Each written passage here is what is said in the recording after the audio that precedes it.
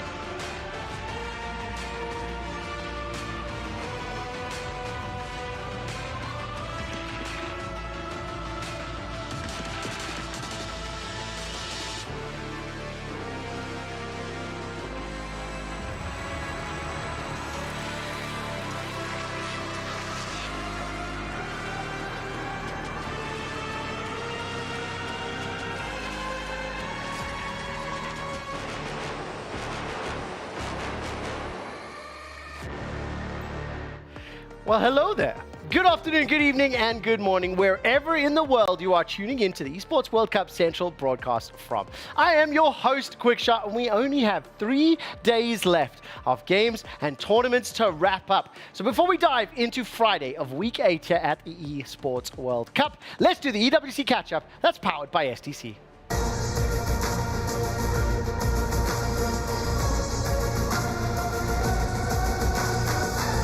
Well, PlayerUnknown's Battlegrounds has completed 2 days of games, and one of the 3 respective groups has completed their allotted matches. Do the teams have enough points to make it into those finals lobbies? Let's find out as we check in on our PUBG update. Welcome to the STC Arena, where day 2 of PUBG at the Esports World Cup has concluded. My name is Bonnie Banks, and I'm your host, and I'm here to break down everything that happened today. In terms of winners, we had Na'Vi claiming the first map of the day on Miramar, followed by Kwandon Freaks, who also claimed a second chicken dinner later in the day, claiming 2 in total. AG Global also claimed a chicken dinner, T1 as well. But then the talk of the town was at the very end of the day. Both FaZe Clan and Cerberus Esports were in the danger zone going into the final map of the day. FaZe managed to claim the victory in that map and managed to secure themselves more or less into the finals. We'll have to see what happens at the end of the day today when Group A comes back into the equation, and also Cerberus managed to claim so many kills in their final map, they could well have got themselves out of the danger zone as well. Now, speaking of points, FaZe Clan are currently on 65, Cerberus are currently on 60 points. So by the end of today, we'll finally have all of our finalists going into the weekend, and it's going to be very, very interesting. We cannot wait to see all of the action, so stick around and find out. Thank you so much, Bonnie Banks. You said danger zone, and this is the highway to it. The full standings after 2 days of games is behind me, and things are getting freaky. 89 points, 55 kills. Kwandon Freaks are pretty much guaranteed to be in that finals lobby. As a reminder, of the 24 teams competing, only up until 16 will qualify you for Saturdays and Sundays matches. I think, as far as the broadcasts are discussing, that kind of sweet spot might be in the area of Cerberus. Around 60 points has historically been considered safe. So will they be oohing their way into finals? We'll have to find out later today. Let's turn our attention over to eslr1. The Drivers' Championship concluded yesterday, and we'll be starting with the team and the driver, the team championship is what I'm saying. Let's hear what happened yesterday in the Drivers' competition.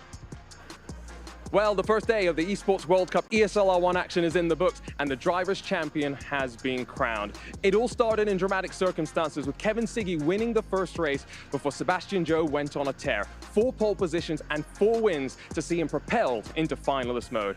Things started to fall backwards, though, slightly for the Redline driver after that. Max Benneker and Kevin Siggy put themselves into finalist mode going into the final race of the day, where it was winner takes all.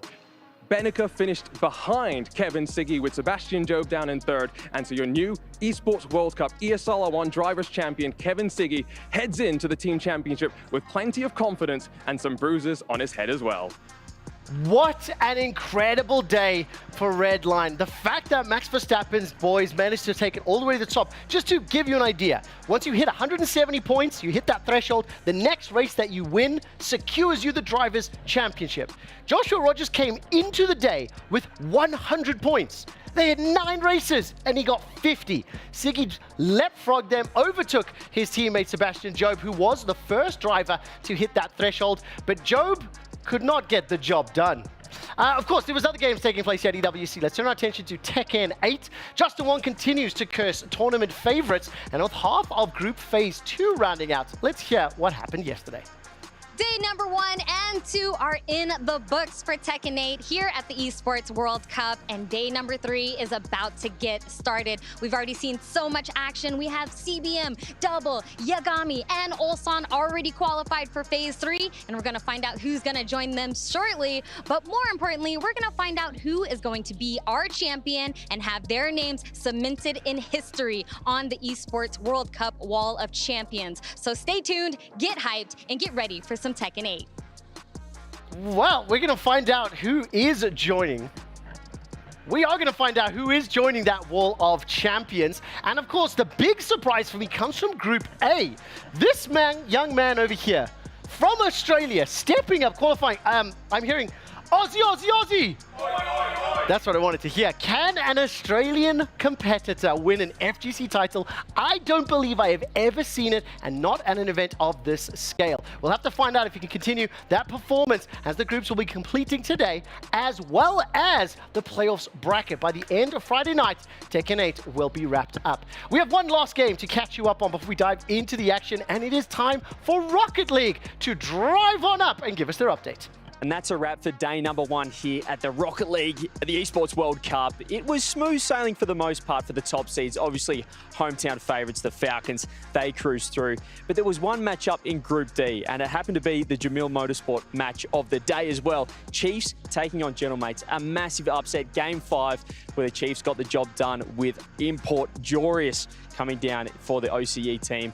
Plenty of action happening in day number 1. The top seeds got through. But tomorrow, we've got some elimination matches coming right up. For all the headphone users out there, I'm not going to do it once more, but Chiefs pulling off one of the biggest, maybe the biggest upset that we have seen, taking down Gentlemates Alpine. They managed to advance. They will be facing off against Space Station Gaming, but the Australian org with a substitute player stepping up big time. Now, of course, we will run through all of the rest of the groups, figure out who gets eliminated and who advances. And a reminder, for Team BDS, they do need to make it to that top 8 if they want to have a chance at the EWC Club Championship. For now, though, that does it in the EWC Catch-Up, powered by SDC.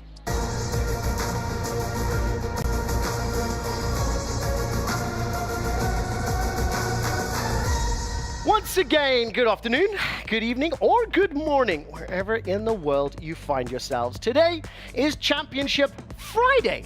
For the first time here, as far as the 8 weeks are concerned, Tekken 8 will be concluding. You can see on your screen the game start at 6 p.m. At 4 p.m, eslr. The team championship will be taking to the tracks. Rocket League is live, with BDS taking on G2, and PUBG will be commencing at the same time as Tekken 8, 6 p.m. later on today. We will have at least an hour of coverage to talk about both of those respective games. I am still your host for these last 3 days of the EWC Central broadcast, and once again, I have the entire gang back together. So let's say our hellos and how we felt about day 1, starting with the man that we can't see, Blank. It's me. I'm not here. Am I here? Who knows? Could I be here? Possibly. But PUBG, on the other hand, great day yesterday. Honestly, some crazy games came through. We saw a 2v4. We saw more Panzer action. If you didn't know what that is, it's a rocket launcher. It looks really cool. It sounds great as well. Just to be really pedantic, a Panzer is actually a tank. A Panzer Faust is a rocket launcher.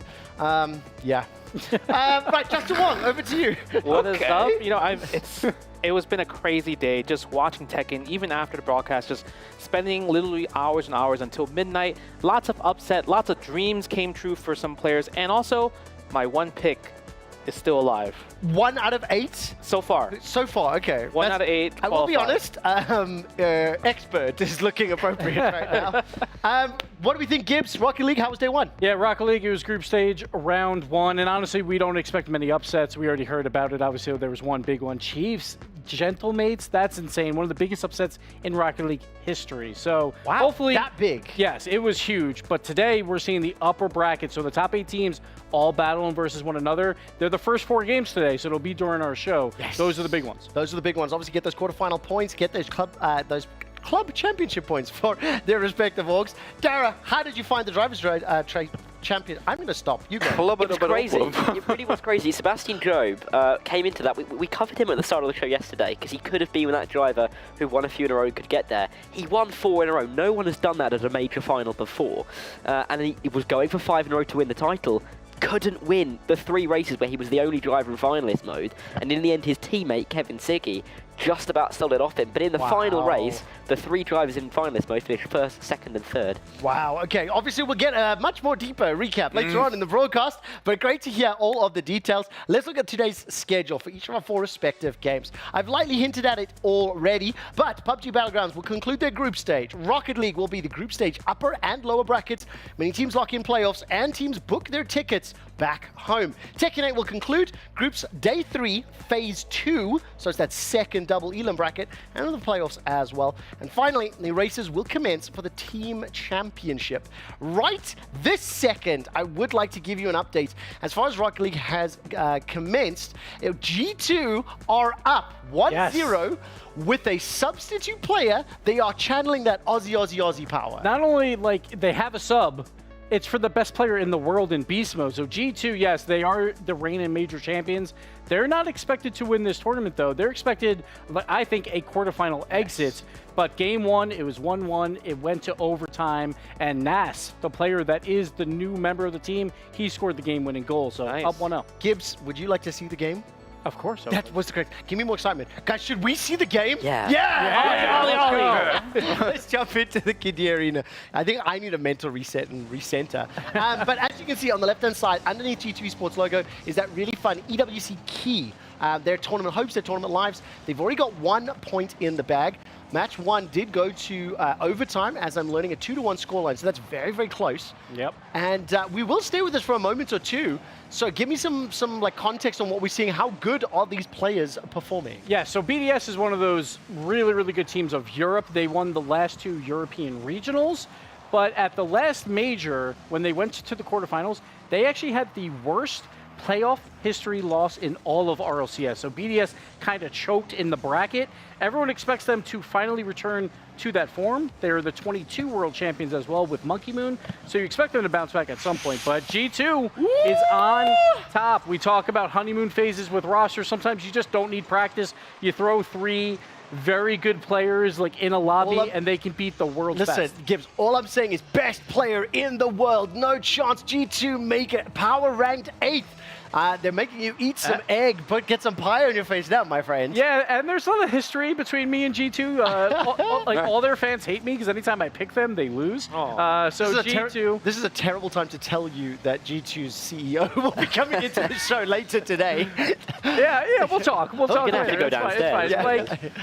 It's a nice rivalry, but G2, all the pressure right now on offense, and that's what G2 does with Beast Mode. They do it again here with Atomic. They pressure, wait till you have no boost. Nas, he actually took the boost through that corner play to continue the offensive pressure. I tell you what, to clean up. Look, I tried to jump a car once. I have a grand total of 60 seconds of experience in this game.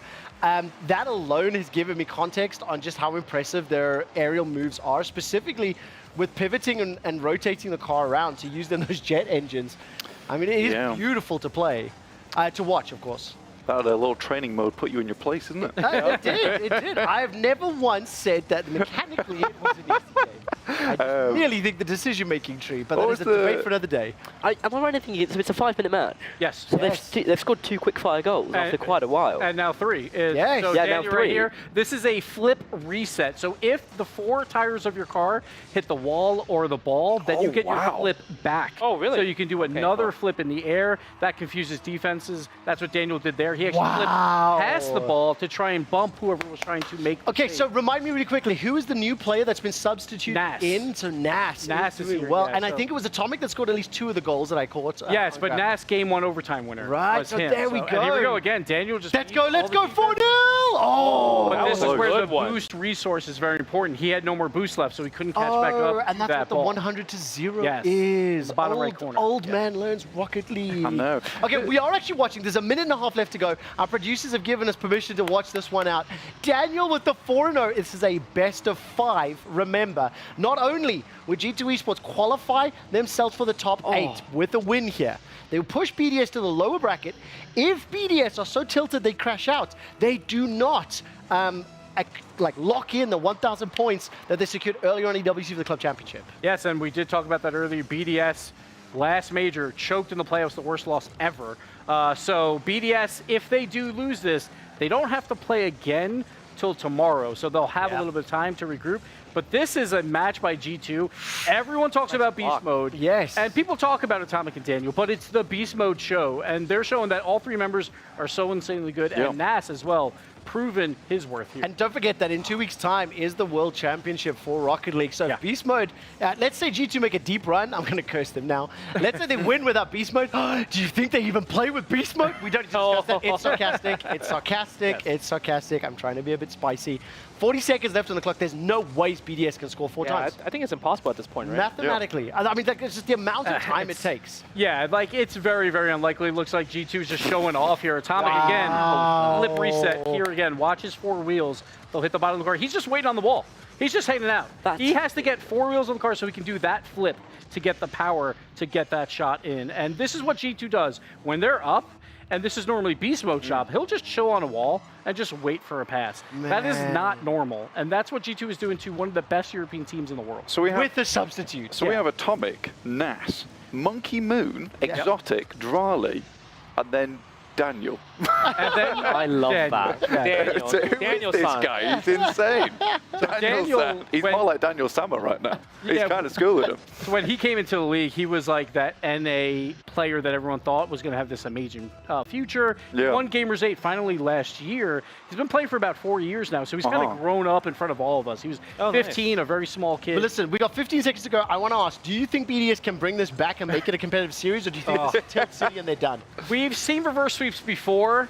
This Can looks BDS like... has played it? I'm not asking. But I think G2's winning this. There we go. That's what I want to okay, check. okay. We, of course, will keep you updated as this round ends. We'll be coming back to Central. But I think crucially for the boys on BDS, do they have the mental fortitude to bounce back from that demolition? That was rough. With the G2 with the sub, we're going to have to find out. Now, of course, because Rocket League has already commenced, and we will be finding our first teams qualifying for the brackets. Yesterday, I had the opportunity to talk to a fellow South African, one of the Rocket League players who frankly got obliterated. So let's hear what Cam had to say from Nkosi Ballers in the ALJ interview.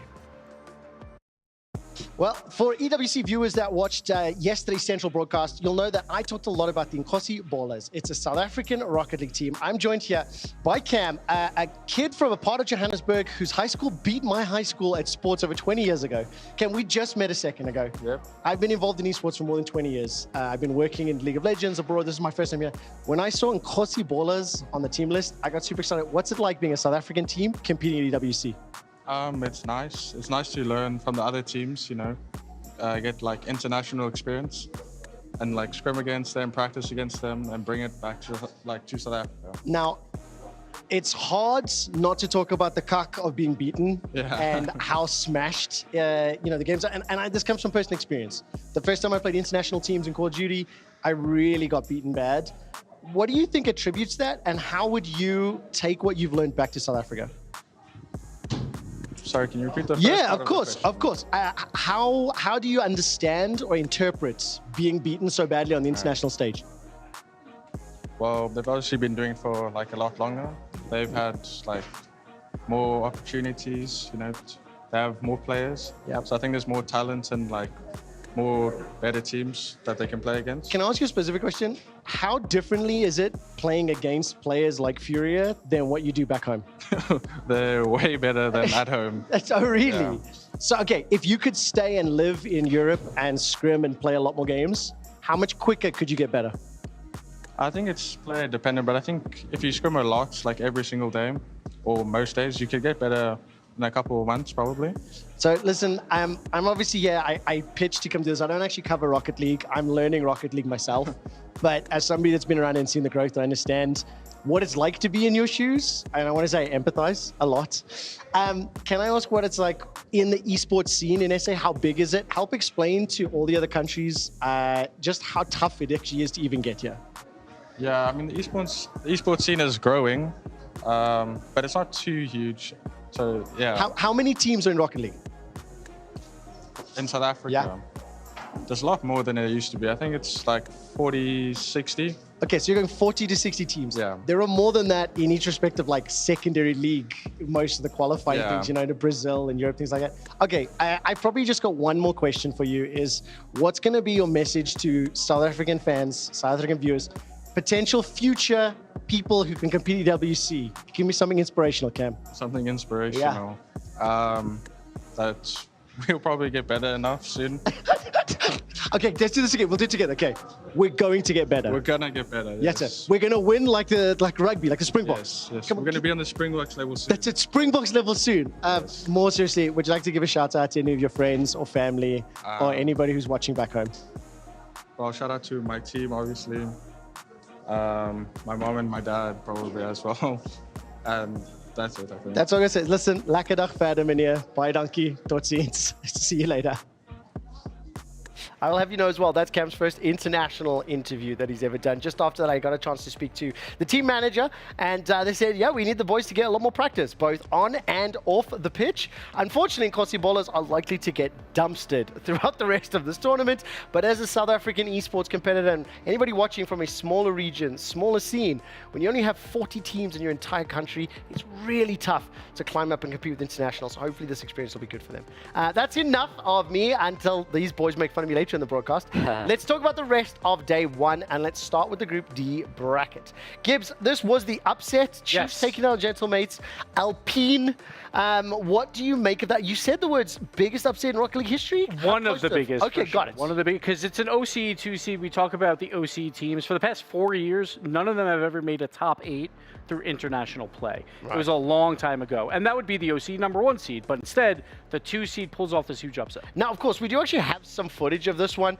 For Chiefs now, obviously they're in the upper bracket. For Gentlemates, assuming they make the run in lowers, it's now going to make it even more challenging, right? But the other two teams, we haven't really mentioned them in the group. So while we're watching this footage for Chiefs, what do you make of the entire group? Yeah, Space Station will go up against Chiefs. I expect this to be a rematch in the lower bracket final to make the playoff bracket. So Gentlemates have to look at this tape like after they get their win to expect this. But Jorius right here, he's the European import. That read was insane off the wall to get the dunk. He is known in both Europe and North America during group play stages. He's unbeatable. It's when he gets the playoffs, he always loses. He comes to an OC team. He said it in his interview. They've had 1 day of practice. Well, listen, wouldn't you want, if you had to bring in a substitute, wouldn't you bring in the guy that dominates groups that guarantee you playoff, top 8, get points for the club championship and the huge prize money? Yeah, so everyone, they saw this happen and they're like, it's not going to matter. It won't matter because the other teams are that good. But the Chiefs, pull it off. Aussie, Aussie, Aussie, oi, oi, oi. Let's turn our attention to Group A, and we'll run through the other two groups after that. G2 versus Team BDS, that is happening live right now, and it looks like G2 might be winning, but let's talk about Limitless and Power as well as their first matches. Yeah, so Limitless and Power are expected to be in that lower bracket. Power put up a bit of a fight versus BDS. BDS didn't look that good yesterday. Maybe that's continuing today versus G2. Limitless, though, is supposed to lose to Power, but you never know. Okay, you never know.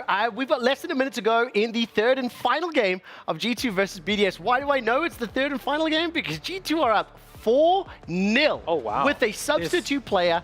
This is all but locked in for G2. This is unbelievable. This does not happen. It's normally a lot of close games between the best of North America, the best of Europe. Again, with that sub. It's just wild that BDS is getting dumpstered this Yes, let's go G2. I mean, okay, let's turn our attention to Group B now and take a quick look at these last two groups before we're all caught up. What do we make of the results here from Group B? Yes, Falcons and Gen G are supposed to meet in this upper final. That should be a good match. Falcons are my favorite to win the entire tournament, but Gen G is my dark horse pick. Got it. It's kind of... Well, listen, I'm going to pick Gen G. You also told me G2 were 8th, Gentlemates were 2nd, and BDS were going to do very well. I'm doing better than Justin, at least. You're going to join me soon, though. That ball was set real low by Justin. Let's go to the final group here from Rocket League. It is Group C, with Fury and Vitality winning their first rounds, and our boys, Nkosi ballers, or at least my boys, taking a big loss here. Yeah, so this is the match everyone wants to watch when these groups came out. Fury versus Team Vitality. They hate each other. Normally in Rocket League, everyone gives handshakes and hugs after. Last time they played at the London Major, they were swearing back and forth. They weren't doing handshakes. They were not happy with one another. They're 2-2 in international play this year, so this is their 5th time playing. Surely that type of behavior, that's definitely not an E for everyone. Exactly.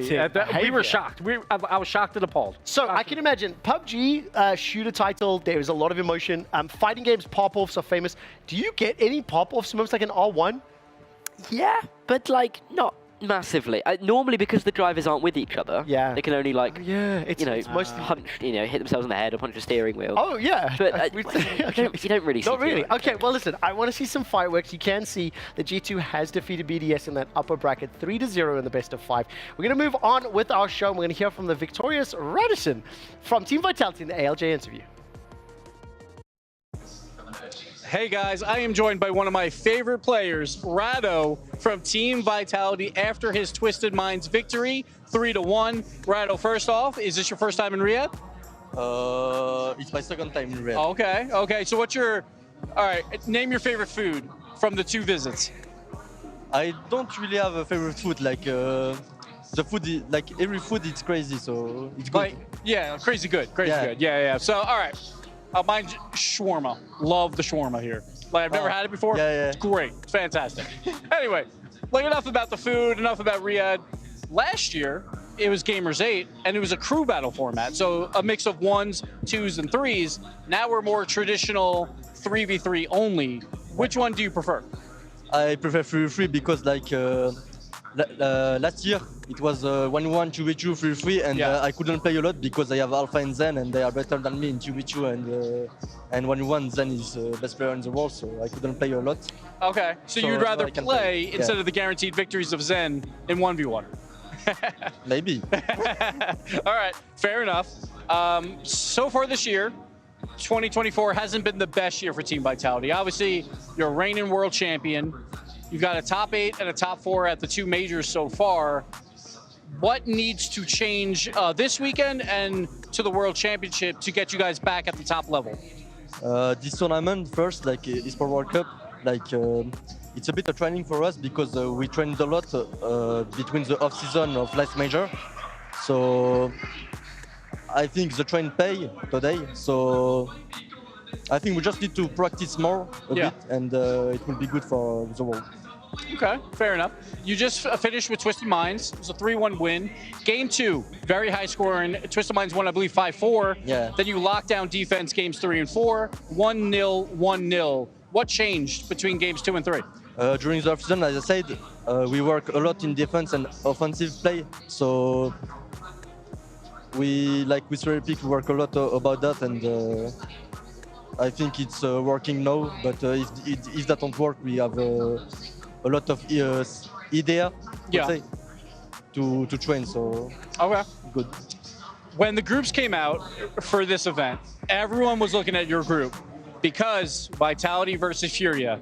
A lot of history this year between you two guys. They're 2-2 in the 2 majors. A lot of bad blood as well. They did knock you out of the last major tournament. Yeah.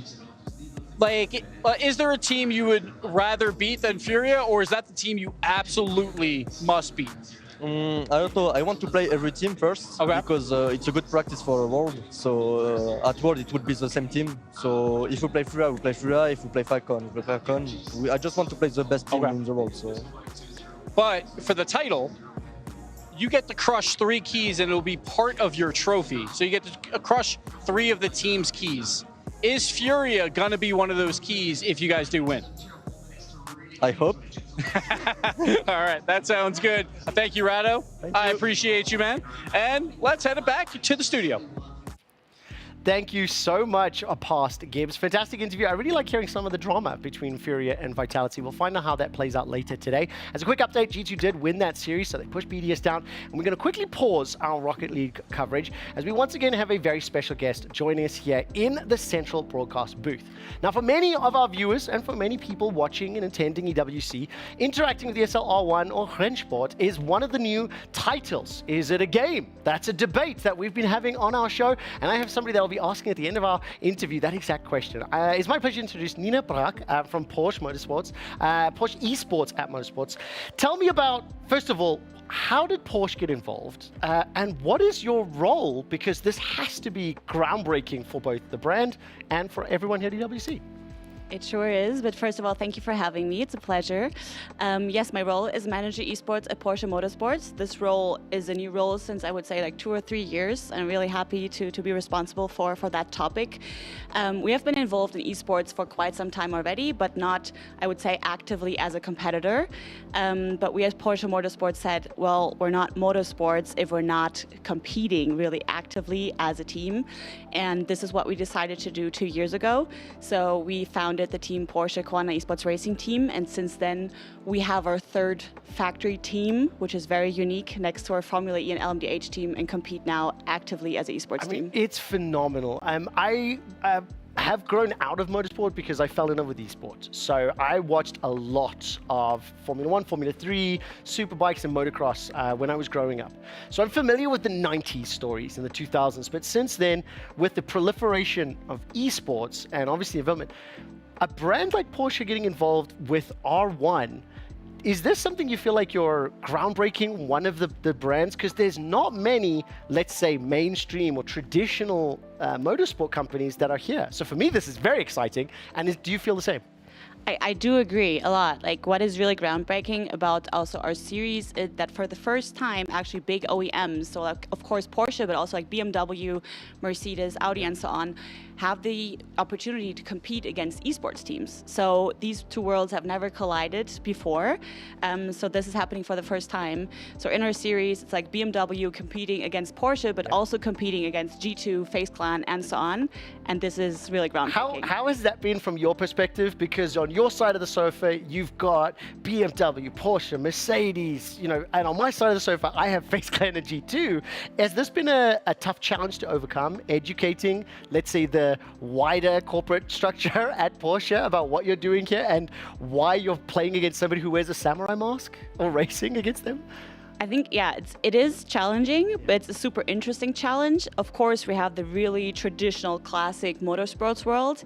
And I would say one of my main tasks is not even like the external communication and explaining what we're doing, but also internal, right? Because we're so used to classic motorsports, but we do see so much potential in esports and also in educating our young drivers, because it's kind of a dual education way that they're now approaching to. So we see a lot of potential, and it's really, really great to see that. And for OEMs, it's just a different kind of motorsports that they can finally do. So they're really thankful for actually esports to be there. I can say this as well, as again, somebody that I'm not an active viewer or participant.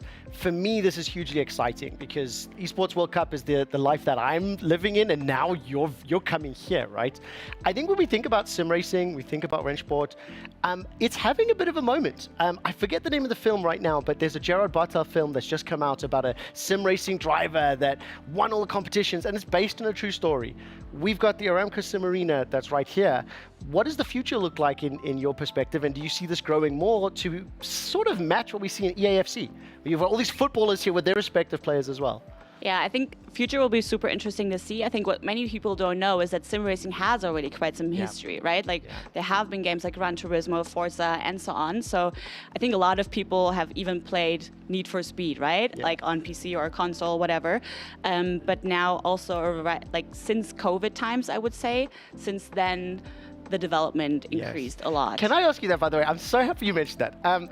One of the gentlemen on my show is an R1 broadcaster, has been involved for several years now, and we had a philosophical debate. I said, Rennsport is a game, and he quite staunchly and vehemently told me, it's simulated racing. They're not a game. Where is your perspective, and does the debate even matter? It is a simulation. Okay. Point. Okay. But I think we have to say it's a simulation because it's a form of motorsports, right? So what I think you have to know is that I'm actually talking to our engineers and I'm getting the data of the cars, and based on that data, the simulation is built up. Yeah. So these cars, if you drive the Mercedes in the game, it's different than you drive a Porsche. Because of course, like the engine is somewhere else, and so on and so on. So we're simulating reality. Because your first the question before was like, how is the future going to look like? I think this is going to be super interesting because are we going to follow the simulation path, or is there going to be more also a game-focused path where it goes away from only simulating the real motorsports world? Yeah, it's a great question. I had a lot of fun with the young man on my show. I will now say he has won the debate. I concede. However, it did make me chuckle a little bit. They were talking about items that you could get in the game of Rennsport. I went, oh. Okay, first of all, thank you so much for being so generous and free to have the conversation. Let's talk now about EWC. Let's talk about Porsche Motorsport. Doing incredibly well last year at Gamers 8. Struggling a little yesterday. Joshua Rogers normally does a lot better. How do you reflect on the tournament from last year to this year, and specifically how the driver did yesterday? Yeah, so we're super happy to be able to come back this year. I think, last year was already a blast. Of course, we did incredibly well winning the team championship, which was a huge achievement for the whole team. Therefore, we were super happy coming back, kind of back on common grounds. Amazing to see how EWC has built up here everything. Like, it's insane. I think it's like double the size of last year. perfectly organized, so we're super happy to be here. It's a great stage also for our drivers. They're always happy to have offline events, right? So seeing all these people again, having the whole industry together. As you said, like sporting-wise, yesterday hasn't been as good as we wanted it to be. We weren't at the pace that we used to have, but we had like little team meeting yesterday, really kind of crossed out last day and are having our full focus on team championship. That's sport, isn't it? I mean, it is, that's what motorsport is. You have good days, you have bad days, and you kind of strive for all of those wins. Out of interest, just as somebody who's now learning anew, how different is it balancing like the Drivers' Championship versus the Team Championship? And obviously it appears and it feels like the Team Championship is really the meat of things. So how do you balance that internally with the respective drivers? So for us, team is always focus. I think this is a general Porsche Motorsport focus that we see team goes always first because it includes so many factors to be successful. So this is really important for us to point out. Of course, in the end, it's the driver that drives the car, no matter if it's sim racing or Formula E or LMDH. But there are so many engineers, so many people working in the background, and this is one of our strengths also in our team, that the team spirit is so well, like all of our drivers live together, they practice every day together. So yeah, this is our strength, so we want to point that out today. I will tell you this is one of the strangest, most like deja vu interviews I've ever had the chance to do, because it feels like I'm speaking to a Formula One team manager, like one of those pit interviews on a qualifying day. Let's zoom out very quickly. Now, when we look at the rest of R1, obviously I think one of the big names that people will be aware of, Redline Racing, Max Verstappen, him being a degenerate gamer and all of that news that comes out. How do you reflect on the rivalries and actually having some of that, publicity being brought to the sport, to the ecosystem, along with EWC? Publicity, I think, is the number one thing that we need for our sports, right? I think esports and gaming is so huge, and I would say sim racing is like the smallest bubble, and there's so much potential. So with every publicity that we can get, we're super happy to have that, and of course, competition is a factor for publicity, right? So we love to have good competitors, we love a good competition, and therefore it's also okay to have some rivalries once in a while. Exactly. I mean, honestly, without rivalries, there's a lot less to get invested in emotionally. You need stories. Exactly. Okay, just before I start to let you go, I do want to ask, have you ever played any games? Did you get involved in any other video games? Because here at EWC, there's a significant amount more, let's say, traditional mainstream video games and esports competitions. So what about you and the rest of the team? You've got a lot of support staff here. Are you gamers yourselves?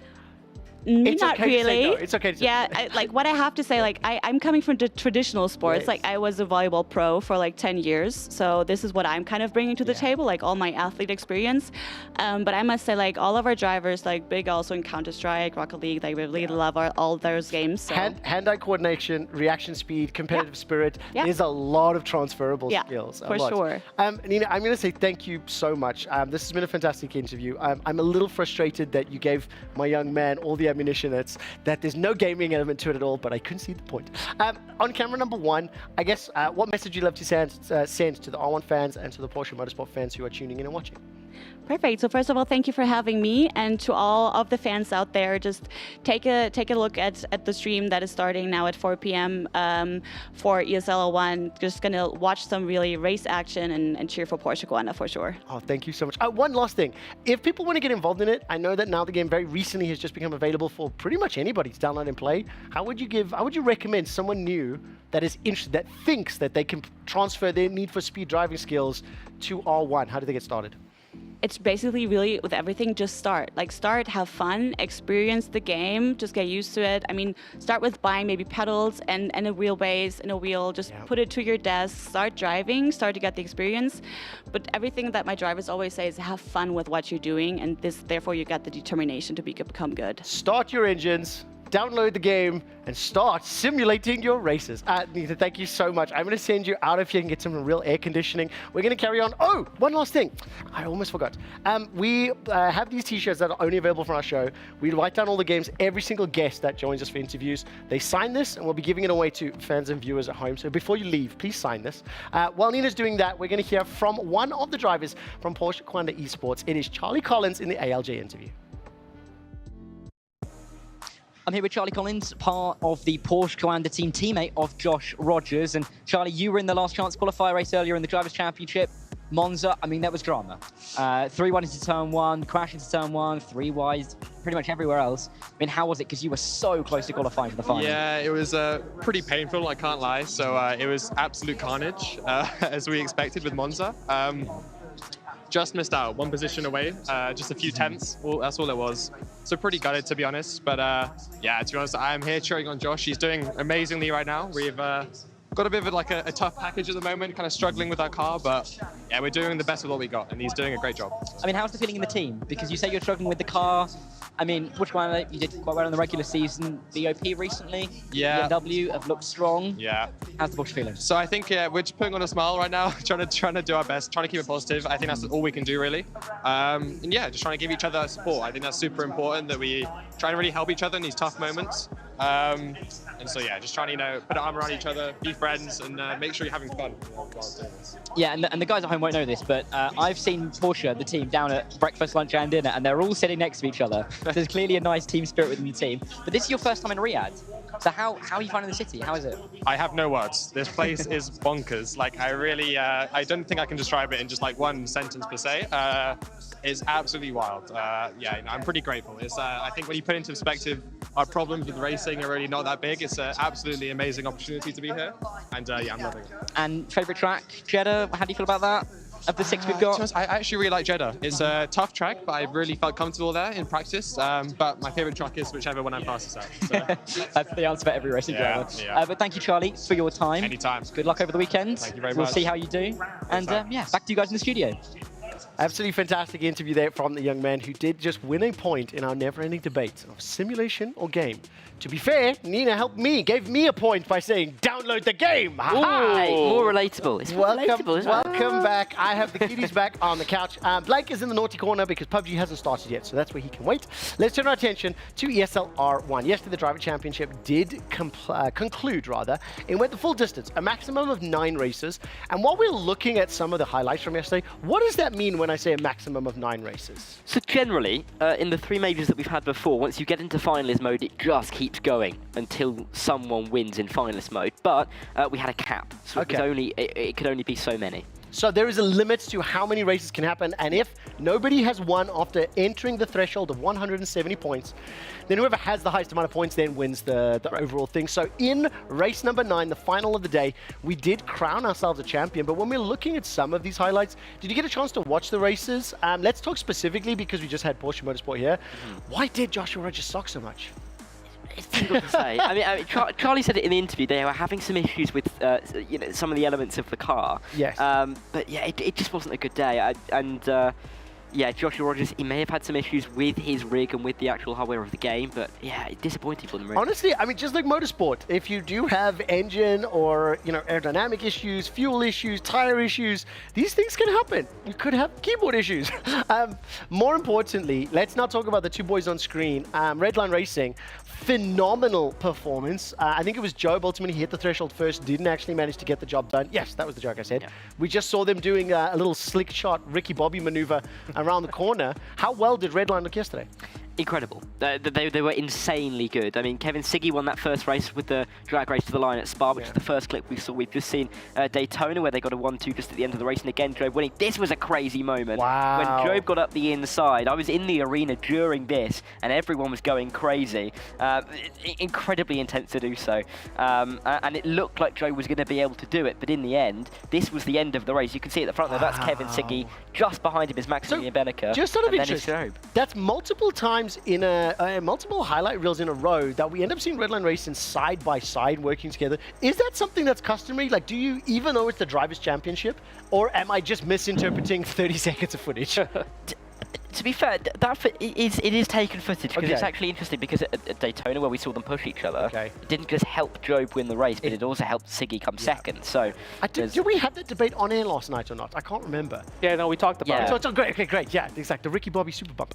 So we've mentioned it already. Kevin Siggy ends up winning the title. He brings home the $25,000 first place prize. Sebastian Job right behind him, despite having lower points. Remind its threshold.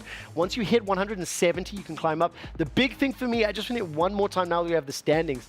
152 points for Joshua Rogers, and he started the day with 100. I mean, a gigantic... What did you tell me? Job got how many on the day? Yeah, so over the course of the day, Joshua Rogers got 52 points in the Yes. 9 races. Job got 172. 3.5 times better. Now, it's not exactly multiplicative in that way, but I think, yes, phenomenal performance. Okay, so great stuff there as far as the Drivers' Championship is concerned. It was a one-day event. Races are concluded, and now all of the respective teams will be taking back to the tracks for the Team Championship. Give me a brief... Actually, we're going to move on. As we transition to the Team Championship, let's hear from Team Redline's Jeffrey Rietveld in the ALG interview. So I'm here with Jeffrey Rietveld, part of Team Redline, of course, was knocked out in the last chance qualifier race, which was such a shame. But Jeffrey, I mean, what kind of things happened in that race? Because we saw some of the highlights and it really was looking quite tense. It was very tense indeed, yeah. What happened is that I only had one practice lap, unfortunately, because we had a little bit of an hardware issue. Yeah, that didn't put me into the best qualifying position. I still managed to get third, so I was kind of relieved, I would say. Then in the race, I just wanted to play it slow and wait for the last laps to make my move. But then everything just kicked off, and I've basically descended into the gravel, I would say. So yeah, not ideal. I would have loved to be driving with the boys right now, but it is what it is. I mean, down at Lesmo 1, you went 3 wide. I mean, that looked very... I mean, how are you feeling in the moment? Because, you know, that was quite a big send. That was quite a big send, yeah. I thought I was going to end up in the gravel, and I did, but then I still managed to get on track safely again, and I was like, okay, this is going to be a tough fight. And then 2 corners after, I was in the gravel again. But unfortunately, stuck this time, so yeah, it is what it is. I mean, the team is looking great for the rest. The boys are doing a great job, so... Yeah, how is the mood in the team? Because, of course, Kevin and Seb doing really, really well coming into the Drivers' Championship. I mean, does that give a boost to the team? Yeah, of course. Like, we've been testing a lot for this event. And you can see how well the boys are doing. We are 4 out of 4 right now, I think, in the in the Driver Championship with wins. So we're doing amazing. The pace is great. The vibe is great. Yeah, I hopefully... one of my teammates will get the driver title, and then hopefully later on in this week we will get the team's title as well. I mean, are you confident for the team's title? Because, I mean, Redline looked very good. I mean, it looks like you're going to be hard to beat. We are very confident, yeah. I mean, it's showing, I think, in our driving and also in the moods. Like, we are I think we have a very strong lineup with us 4. But yeah, I mean, it's LAN, right? So anything can happen.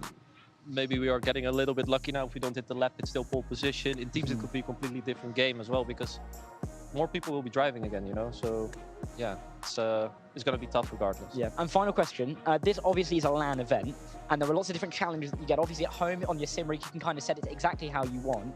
What kind of things do you have to change around? Just for the guys at home who don't really know much about sim racing, what do you have to change at a LAN event that you'd have to worry about at home?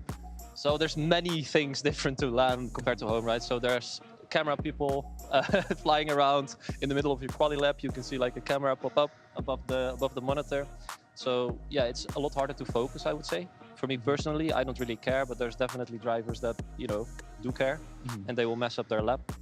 Besides that, we have to swap in between rigs all the time, and every rig, I mean, it's hardware, right? So every rig feels a little bit different always. And considering we only have like 5 minutes of practice every time before we go into a race, you need to be able to adjust really quickly. So if the brake feels a little bit off, you know, like you just have to deal with it, figure it out quickly, like, okay, what's wrong? And then adjust the way you brake, for example, right? Yeah. So it's the same for everyone. And it's something that at home you set it up once and it stays like that, right? So here it's quite difficult. And obviously last year you came 3rd in the Drivers' Championship here in Riyadh at Gamers 8, so hopefully you'll get a little bit more luck in the Teams Championship than you got in the Drivers. But thank you, Jeffrey, for your time. Back to you guys over in the studio. It was really nice to speak to Jeffrey because, of course, he didn't quite get through that last chance, but he was able to just kind of support the rest of the members of his team that were there and kind of pick up the data while he wasn't driving. I mean, listen, Jared, I'm sure you heard it there from Nina, right? On behalf of Porsche, team comes first. That was, it's not an aggressive sentence, but it was very clear where the priorities are, right? Team Championship comes first, and that is now what we're going to dive into. The Team Championship that starts today.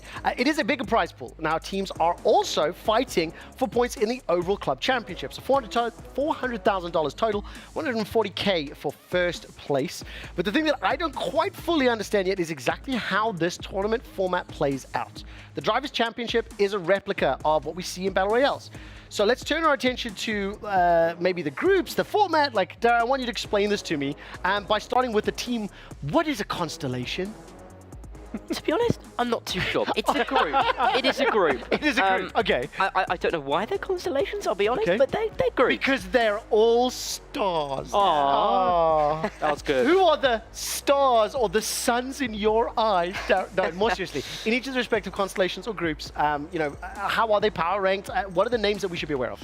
To be fair, this graphic's quite good because it shows left to right, really, who the best teams are. Redline and Vitality, they're likely to be right up there as we go through the weekend. Porsche Coanda, of course, we mentioned it with Unit. They won here last year at Gamers 8, but they haven't looked as strong. Williams Esports could be good. BS Competition, on the further right-hand side, the Blue Zebras, they might be all right. Or Blue Zebras, maybe spelled with proving an a S. little bit of a surprise. Sorry. Yes. Blue Zebras. Zebras. Spelled with an S. No, Zebras with a Z. Ooh. So where does the S I have never just thought told about you that. this. You're British. Oh my word. Also, this is sincere. It's a Z. It's supposed to be a Z. That's my point. But that's an S, not a Z. It's a Z. I don't know what it is. We'll discuss this off air. Z, yeah. Zebra is not spelled with an S. No. Let's turn our attention to the team championship format. Right? We've looked at the groups. We've looked at the participants. I don't understand this graphic. Talk me through it. Well, so we've got 3 days, right? We've got Friday, Saturday, and Sunday. Today we're doing the group stage. You can see on the top left that we're going to have 12 teams. Everyone's competing. All 48 drivers here in Riyadh are going to be racing. In each of the groups and each of the constellations, there will be 2 races per constellation. And over the course of the day, each driver will race 2 times for their respective team. And if I understand this correctly then, so from the group stage, which is today, the top 4 teams advance to the finals. Correct. Okay. Then tomorrow is the second chance groups, where we'll have 6 races, 4 of each. Only 1 from each of the respective groups progresses. So the final race, 6 teams with 12 races. Correct. Okay, right. So then let's actually look. How are we going to rank this? In PUBG, they call it the Eiffel Tower, the skyscraper, whatever the name of that graphic is. This group stage graphic, I'm going to take a guess then. 1, 2, 3, 4, the golds. Those are from the group stage qualified teams. Yeah, if you're red and green, you're in that last chance race to qualify. And then if you're in the grey box, you pack your bags and you fly home, your tournament's done. Yeah, pretty much. What happens then in second chance groups? In the second chance groups, it's going to be interesting, the second chance groups, because there are a lot of teams that are going to be relatively in the mix. A lot of teams that are going to be close. So I think tomorrow's going to be a really interesting day, especially considering that with only 3 teams per group, each driver is going to be racing every single race. And only 1 team advances from each group as well. So very, very brutal.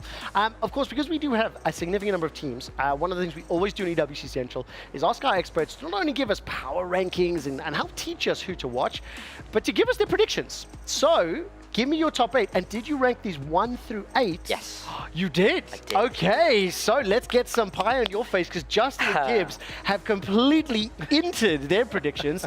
Why have you got these ones? Let's start with some of the names. The Blue Zebras, spelled with an S, Apex, Porsche Coanda, and then we'll finish with Redline. I still don't know if that's meant to be Blue Zebra. I'm going to have to check that later. But yeah, so BS Competition, they're in a BMW. The BMW looks strong at the moment. Okay. So they might be able to prove a little bit of a surprise. I also know the Porsche Coanda, I've put them up in 3rd. Okay. But they did look a little bit shaky further yesterday. back than they were yesterday. So the likes of Mouse, Williams Esports, they may be able to sneak their way into the final straight away today without having to go through the second chance qualifiers. I mean, I find it amazing to think that Vitality and Redline are ranked above Porsche and Williams. For anyone that knows motorsport, that sentence alone is frankly phenomenal. Let's talk about Team Redline. We mentioned it a moment ago, Siggy and Job doing phenomenal in the Drivers' Championship. You can see 213, 230 points. Luke Bennett as well doing respectable. Importantly, they dominated. And then Rietveld, so because he wasn't in the Drivers' Championship, that's why it's 0 points, correct? Yeah, correct. But he's still a very strong driver. It was a surprise that he didn't get through. Yeah. There was a bit of contact down, and he was looking like he was going to make it into the final. And in the end, I mean, we talked about it in the interview, he didn't quite get through, but they have looked so strong. Like I said, Job won 4 in a row. Yes. Siggy ended up winning the championship, and it was just a display of, it was a masterclass pretty much. Now, listen, one of the things that we discussed very lightly, just in preparation for today, the fact that Joshua Rogers did underperform versus expectations, the fact that Redline stepped up. In other titles, you have online heroes, you have LAN heroes, people who thrive in their own comfortable environment or thrive in a certain area, maybe in a small arcade, versus stepping on a big stage at EVO, and all of a sudden you choke. You choke. Yeah. Can you, I know we talked a little bit about obviously adapting to the environment, the Simpsons, but like, I'm being honest, they're all the same rigs. Like, they're all set up in the right way. can you attribute some of this here to individual inexperience? Well, I will say they're meant to be the same rigs. So, Josh Rogers will probably have an opinion about his rig. Of course I have an opinion. I just know how these tournaments are run, and they're the same graphics cards and the same PCs and the same chairs. Oh, absolutely. If you don't configure your chair properly, that's a you issue, Exactly. not a rig issue. But with Josh Rogers, I mean, he's won majors before, not just mainly in the teams. We talked about it last year at Games 8 with Nina. So it wasn't the inexperience, I don't think. I really just think he was having some issues all the way through the day because it really was a surprise to see him so far back so often. And this is one of the things where I'd like to bring some of the gaming side into the simulation racing side because, frankly, you're still playing a digital version of something that's real, right? So is it performance or not? These are debates we'll continue to have. Unfortunately for me, Porsche are helping young Dara.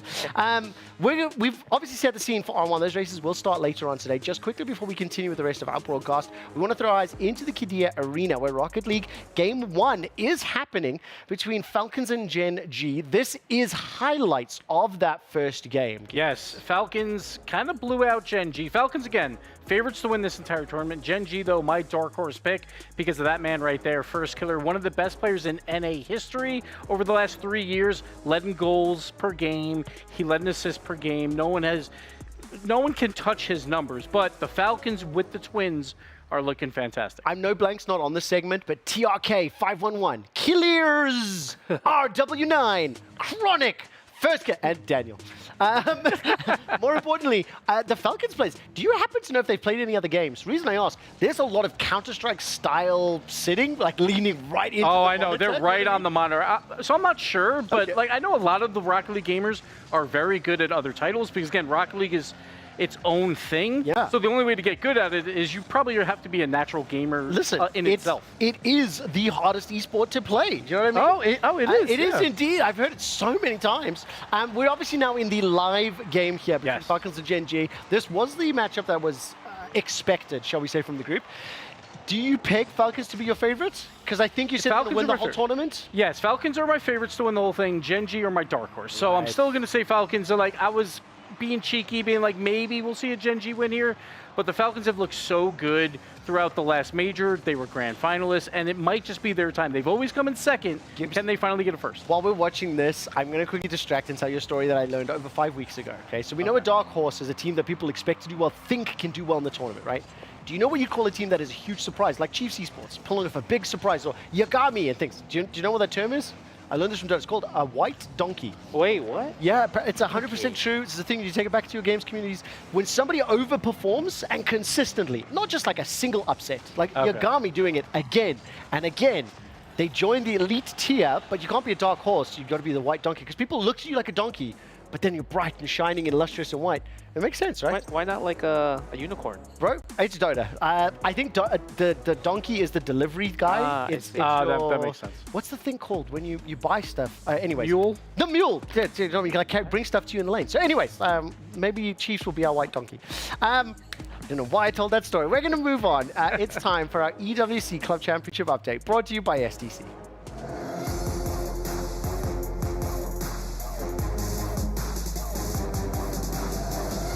Now, as a reminder, $20 million is on the line. The top 16 clubs here at the Esports World Cup will be accruing themselves a significant portion of that prize money. You need to place top 8 in at least 2 events in order to be eligible. And as you can see on the graphic right now, G2 has just jumped up to 935 points after securing quarterfinals in Rocket League. As a reminder, BDS are still grayed out and they have to make the quarterfinals if they want to secure their spot officially and earn a portion of the prize money in the club championship. If you are looking at this graphic, the same is true for Luna, the same is true for Tianba. Obviously, Falcons have secured the title. This is a fight for second place. And a reminder that Team Liquid does not have any teams competing this week. So the benchmark is set, 2,545 points. Can or will anybody overtake them by time Sunday's tournaments conclude? Keep tuning into EWC Central to find out. That does it for the EWC Club Championship update, brought to you by SDC.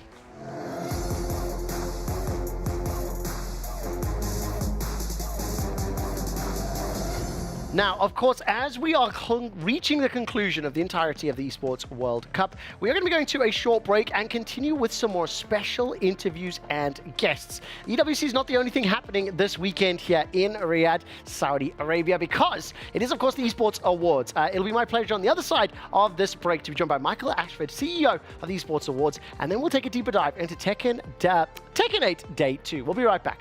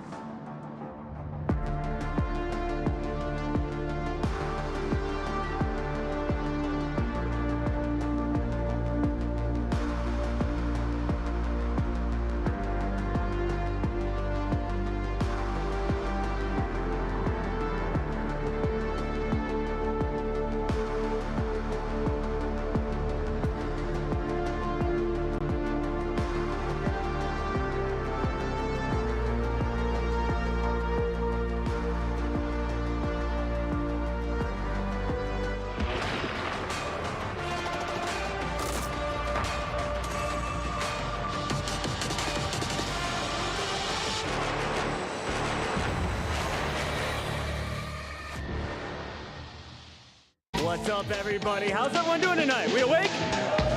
Yeah. And the winner is... Look at all these beautiful people! Thank you guys so much. Yeah, we're having a good time so far. Thank you so much. Daddy's right here. Thank you very much. Thank you. This feels surreal right now. I just want to thank you for your work. And the winner is...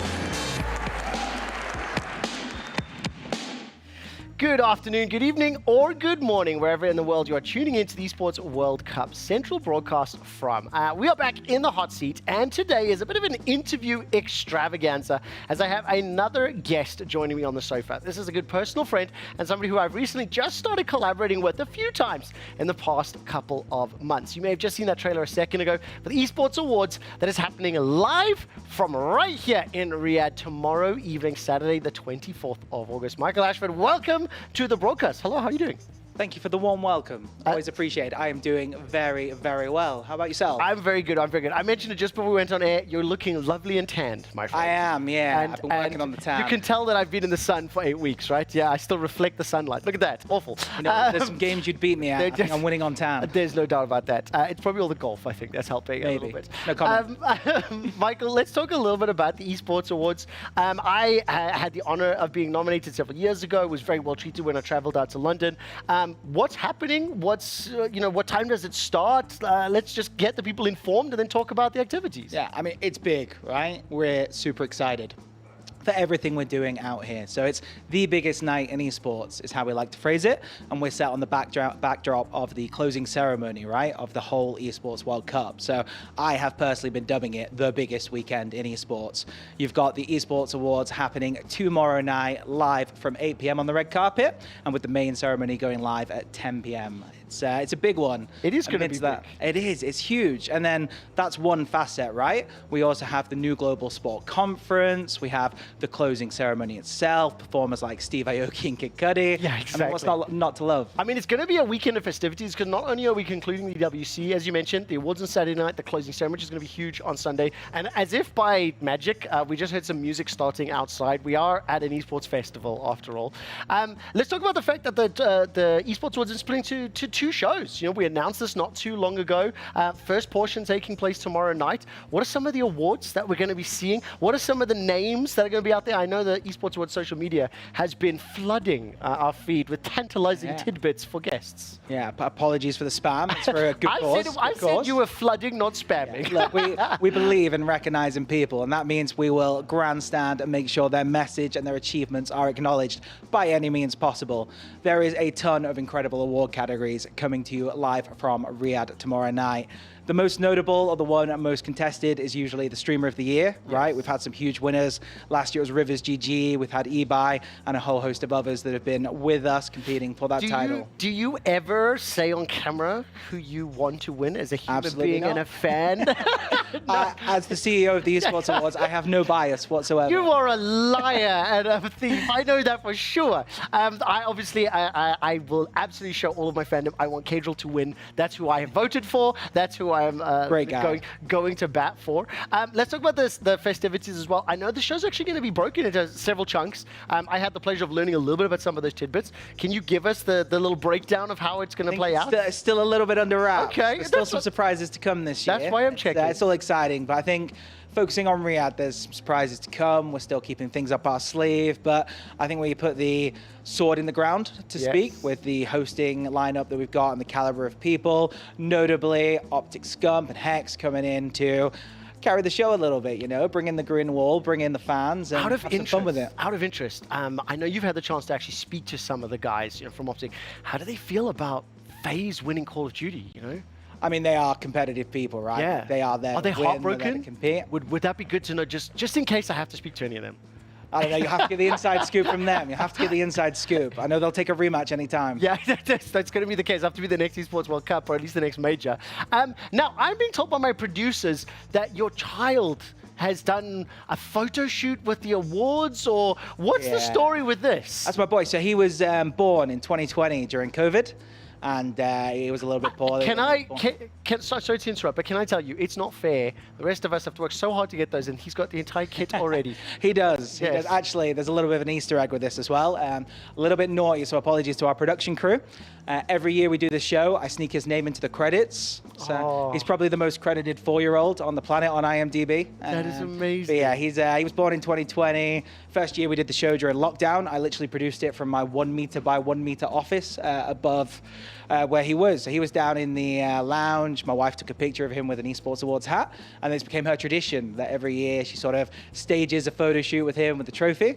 And yeah, he's been growing up on the Esports Awards. So that's amazing. Every year she sort of builds a little montage, and yeah, it's an emotional piece. Have you taken him yet to a live show? When will you do? I know he's still very young, but at what point do you get to bring him out that he can actually give the award over to, I don't know, most wholesome content creator or something like that? Well, I hope at some point he's winning awards. I mean, he's got to be my retirement package. Right? I got to get a controller in his hand. He's got to be playing well. That's the fun. Okay. Well, listen, obviously the show will be kicking off tomorrow night here from EWC. Let's zoom out. I know you and I have spoken a little bit. You've been in and out of Riyadh over the last couple of months. What do you think of the festivities? What do you think of the entire tournament? Being kind of one step removed, I imagine you're not as in depth with the nitty-gritty of the actual event, but it is very special being part of it. It is. I mean, it's huge. And I think I was always a fan first, right? Like, I lucked into esports in a way. I was on an amateur League of Legends team. We weren't doing great. I was basically getting carried by my brother, if I'm very honest. And I didn't know if there was a role for me in the industry. I had a very chance business meeting back in 2016 when I was still attending LANs, paying to go to tournaments, watching the game, when I got the chance to do this, right? So coming out to the first ever dedicated World Cup in esports is surreal. And when we got pitched the idea that we might get to play a small part in it, it was the stuff of dreams, right? Like, it doesn't happen very often, if in lifetimes at all. So the first time I got to come out here, we were shown foundations, and we were told, don't worry, 4 to 6 weeks, these foundations are going to be a stadium. And I said, I'm sure they will. And then we flew back out, and surely 4 to 6 weeks later, they were stadiums. And then every time you come out, you can see there's another part of the experience that's been curated. I mean, that's something that I've heard several times. I've had the pleasure of speaking to club owners very recently as well, like Porsche, Kawanda from eslr, and they talk about the fact that they were here for Gamers 8 and the development. I mean, these sound stages were not here several months ago, right?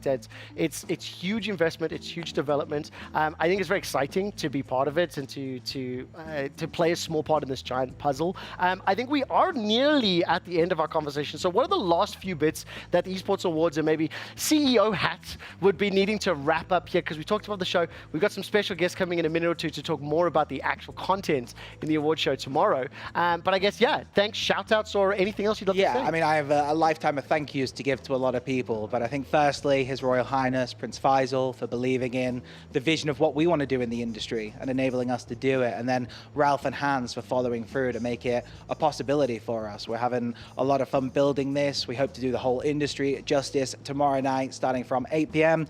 You can catch us on all major platforms, right? Twitch, YouTube, X will be there, and we're just gonna have a lot of fun with it. Now, I know you're not going to give me your personal preferences for who'd win, and you shouldn't, but which category do you think is the most fun to watch and you're not allowed to say streamer of the year? I like them all. I know it's a thing, but like for me, it's always tough, right? Because you have one winner in each category, and you have so many people that don't quite make it, and you see all of their stories. So you're telling me you love the heartbreak? No. I love celebrating the winners, but I'm also the least popular man on awards night, right? Because you have 16 winners tomorrow, and you have everyone that didn't quite make it. So we have our finalist coins, right? I mean, I will tell you this right now, as somebody that's been nominated once and has been nominated again, I also dislike that feeling. However, I totally appreciate it, and I'm hoping we get to do more of these interviews, because I'm going to make it a thing. I'm going to get you to slip up one day and tell me which category you Definitely. I say I'm very excited to see Personality of the Year tomorrow night. I'm very excited to see a few of the game style awards. I think it's been a very good year for esports. So I'm looking forward to having a sold out room and putting on a tux, right? I mean, it's going to be fantastic. I'm unfortunately going to be live on broadcast here until the very moment that you start, so maybe I'll sneak in at the end. I'm expecting some plugs. We'll try. Listen, that's why you're here, my friend. But yes, as soon as we wrap up, I'll make sure sure I send people over to your stream. Michael, thank you so much for taking the time to chat. I wish you the best luck with tomorrow's awards ceremony, and make sure you help Cadril. Right, we're going to move on very quickly. Oh, man, I've been here so long. I always forget this bit. We've got this very exclusive t-shirt that we'll be giving away to our viewers and our followers. We've got the week. We've got all of our guests. So everybody that sits on the sofa that gets interviewed joins the illustrious t-shirt. So on your way out, I'm going to ask you to sign this. Perfect. I was going to say live on broadcast with my handwriting. That's not good. The only person that I think we got to do is Wesley Sneijder, a Dutch footballer. So apparently he's a big I deal. don't play football as well as him, but it's called soccer where I'm from. Anyways, we're going to move on with the show. We're actually going to head over to chat to Dara and a little bit more about what's happening in ESL R1. Yes, so we've just started qualifying in the opening race of the day. You can see at the moment that Luke Bennett has got the fastest time. He's about 0.3 of a second ahead of Joshua Rogers, who's still in second, so he's still got a bit of a chance.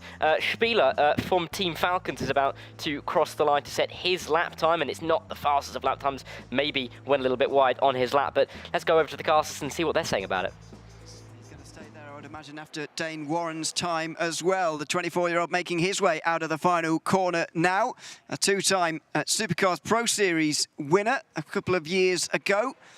It's the middle sector, I think, which is going to just hold him back in a very similar way to Rogers. I think it could be third here for Warren, but I'd be surprised if it's more than that. No, actually, it's fifth place, a 36.4. Bennett's time stacking up very well here. It is at the moment. Dane Warren, who is usually such a strong qualifier, unfortunately not showing his very best. That's a very mid 136 and a long ways off a 135.9 that Luke Bennett set earlier on, and far beyond where Josh Rogers even is. Mikhail Baikov coming up next has not managed to qualify out of the quarterfinals at all in the opening online rounds leading to the Esports World Cup. 26.3 is a little bit off in the first sector, 36.2 definitely off, and unfortunately just goes ahead of, just ahead of his teammate Matti Sipia, 137.710.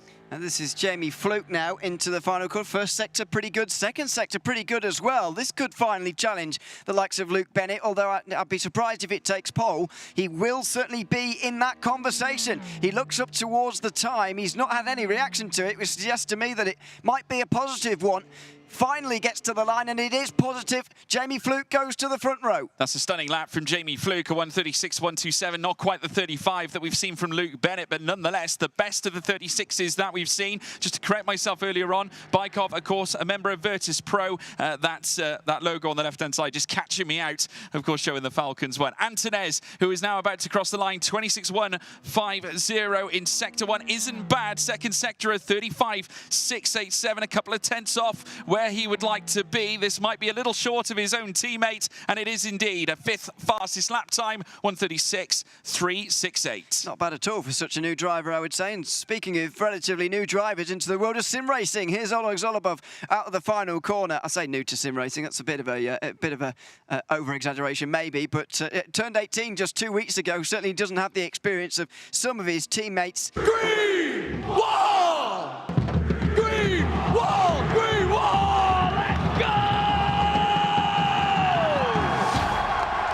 My brother. Yeah. It's unreal. Wait for me. I'm ready to get inside. It's going to be a fun show.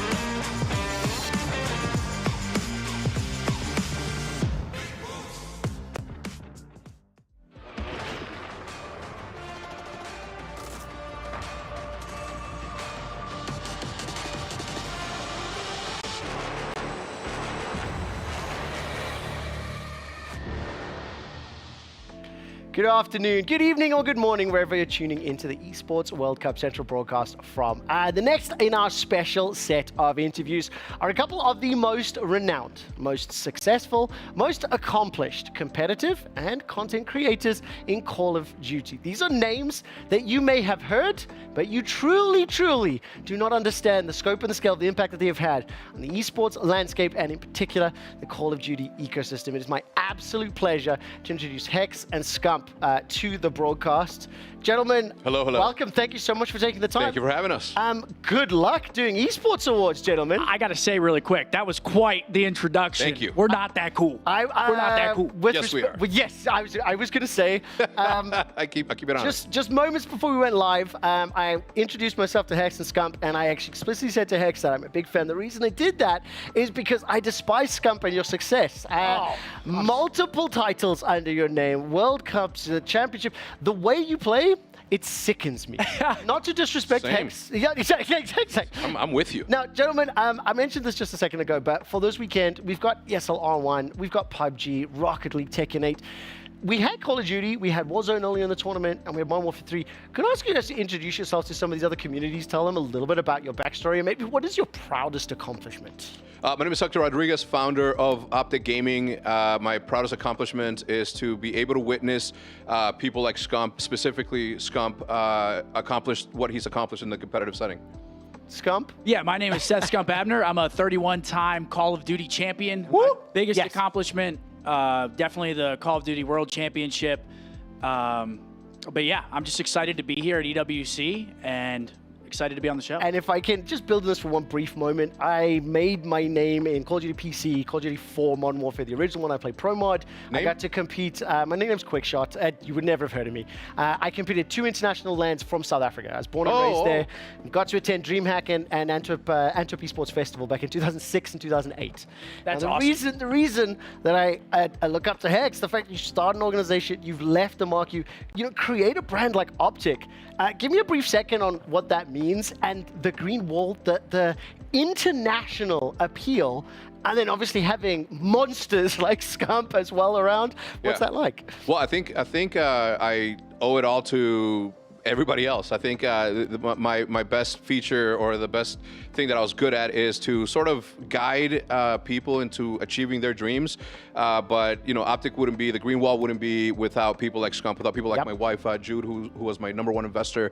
And I think that for me, finding something so late in life, and I mean late because I was already 29 years old, I was working a full-time job, I had a kid, and then this YouTube thing happens, with Call of Duty happens. It's been a blessing every single step of the way.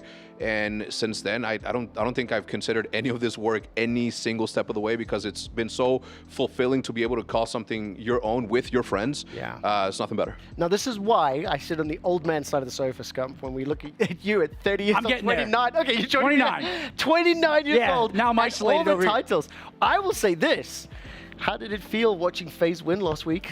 I mean, with a question like that. There we go. Now we're trying to line in the sand. With a Okay. question all right, like so that. we got some softballs to start. Now here come the hard-hitting questions. I get one opportunity to speak to Hex and Scump together. I'm taking my shot. Of course.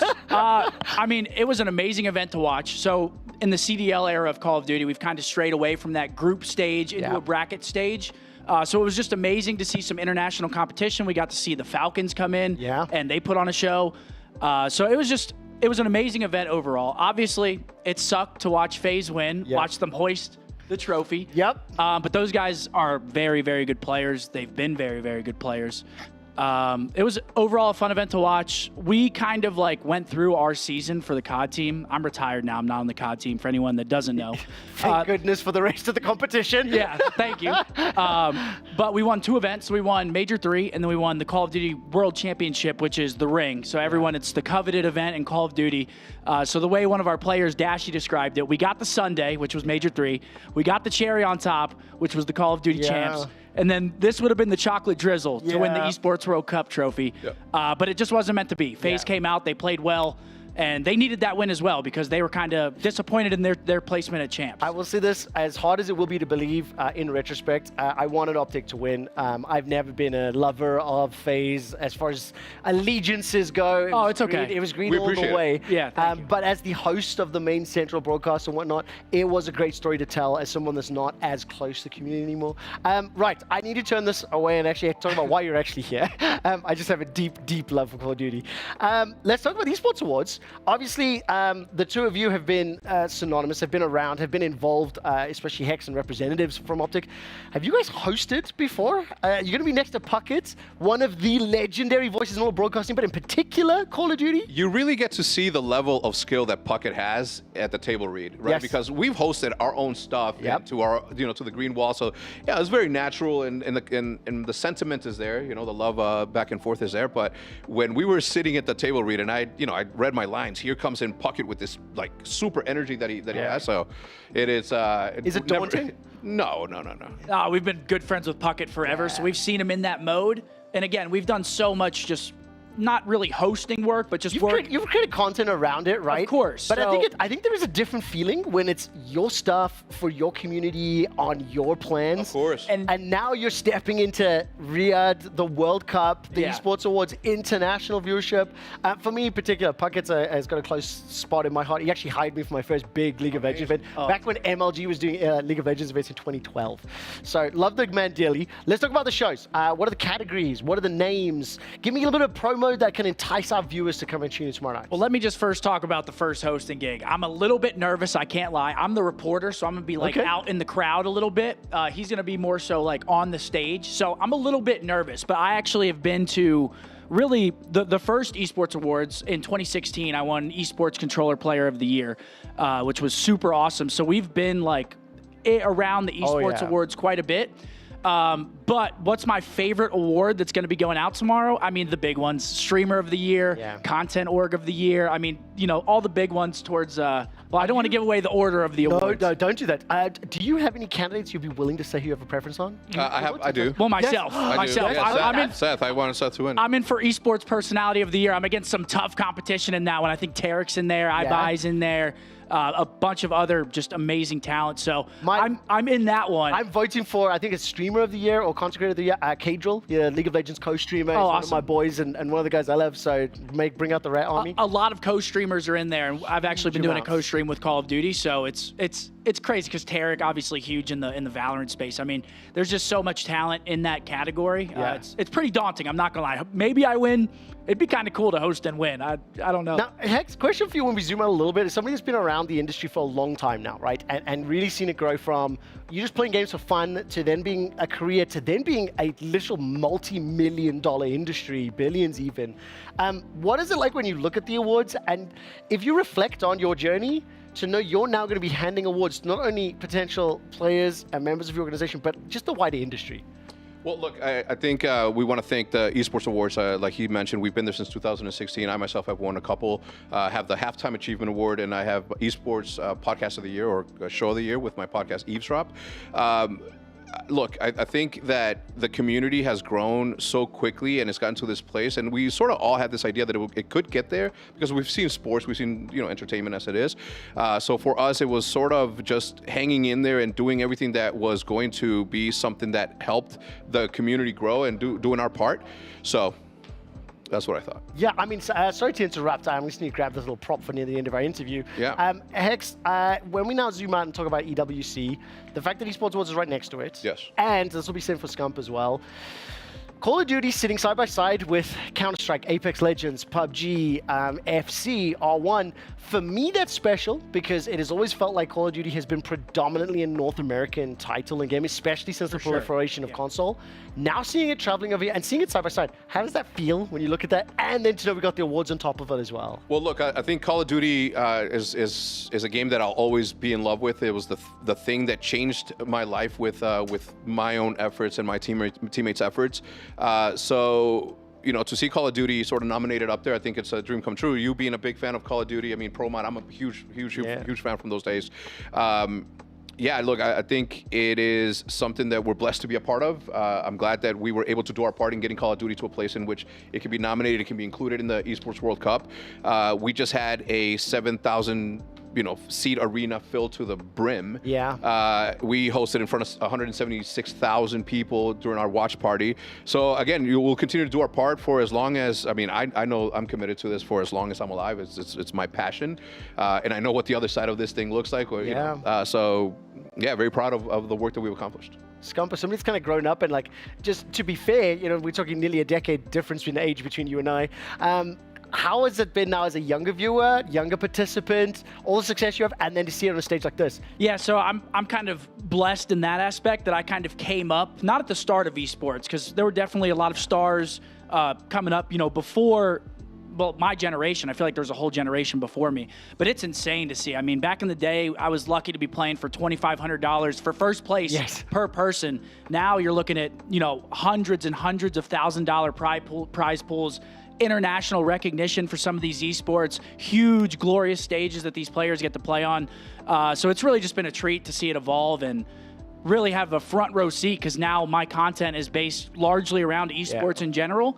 And playing my own games, of course. You know, I'm still all right on the stick. I'm still all right. The reason that I have some animosity to your players, I'm a mouse and keyboard player. Once Call of Duty came console and players like you took over, my old fingers just couldn't keep up, man. Hey, I'm good on Valorant. I'm good on Valorant. CS. Counter-Strike, Salamander, man. Listen, honestly, hand-eye coordination, decision-making, reaction speed. I just have one last quick question.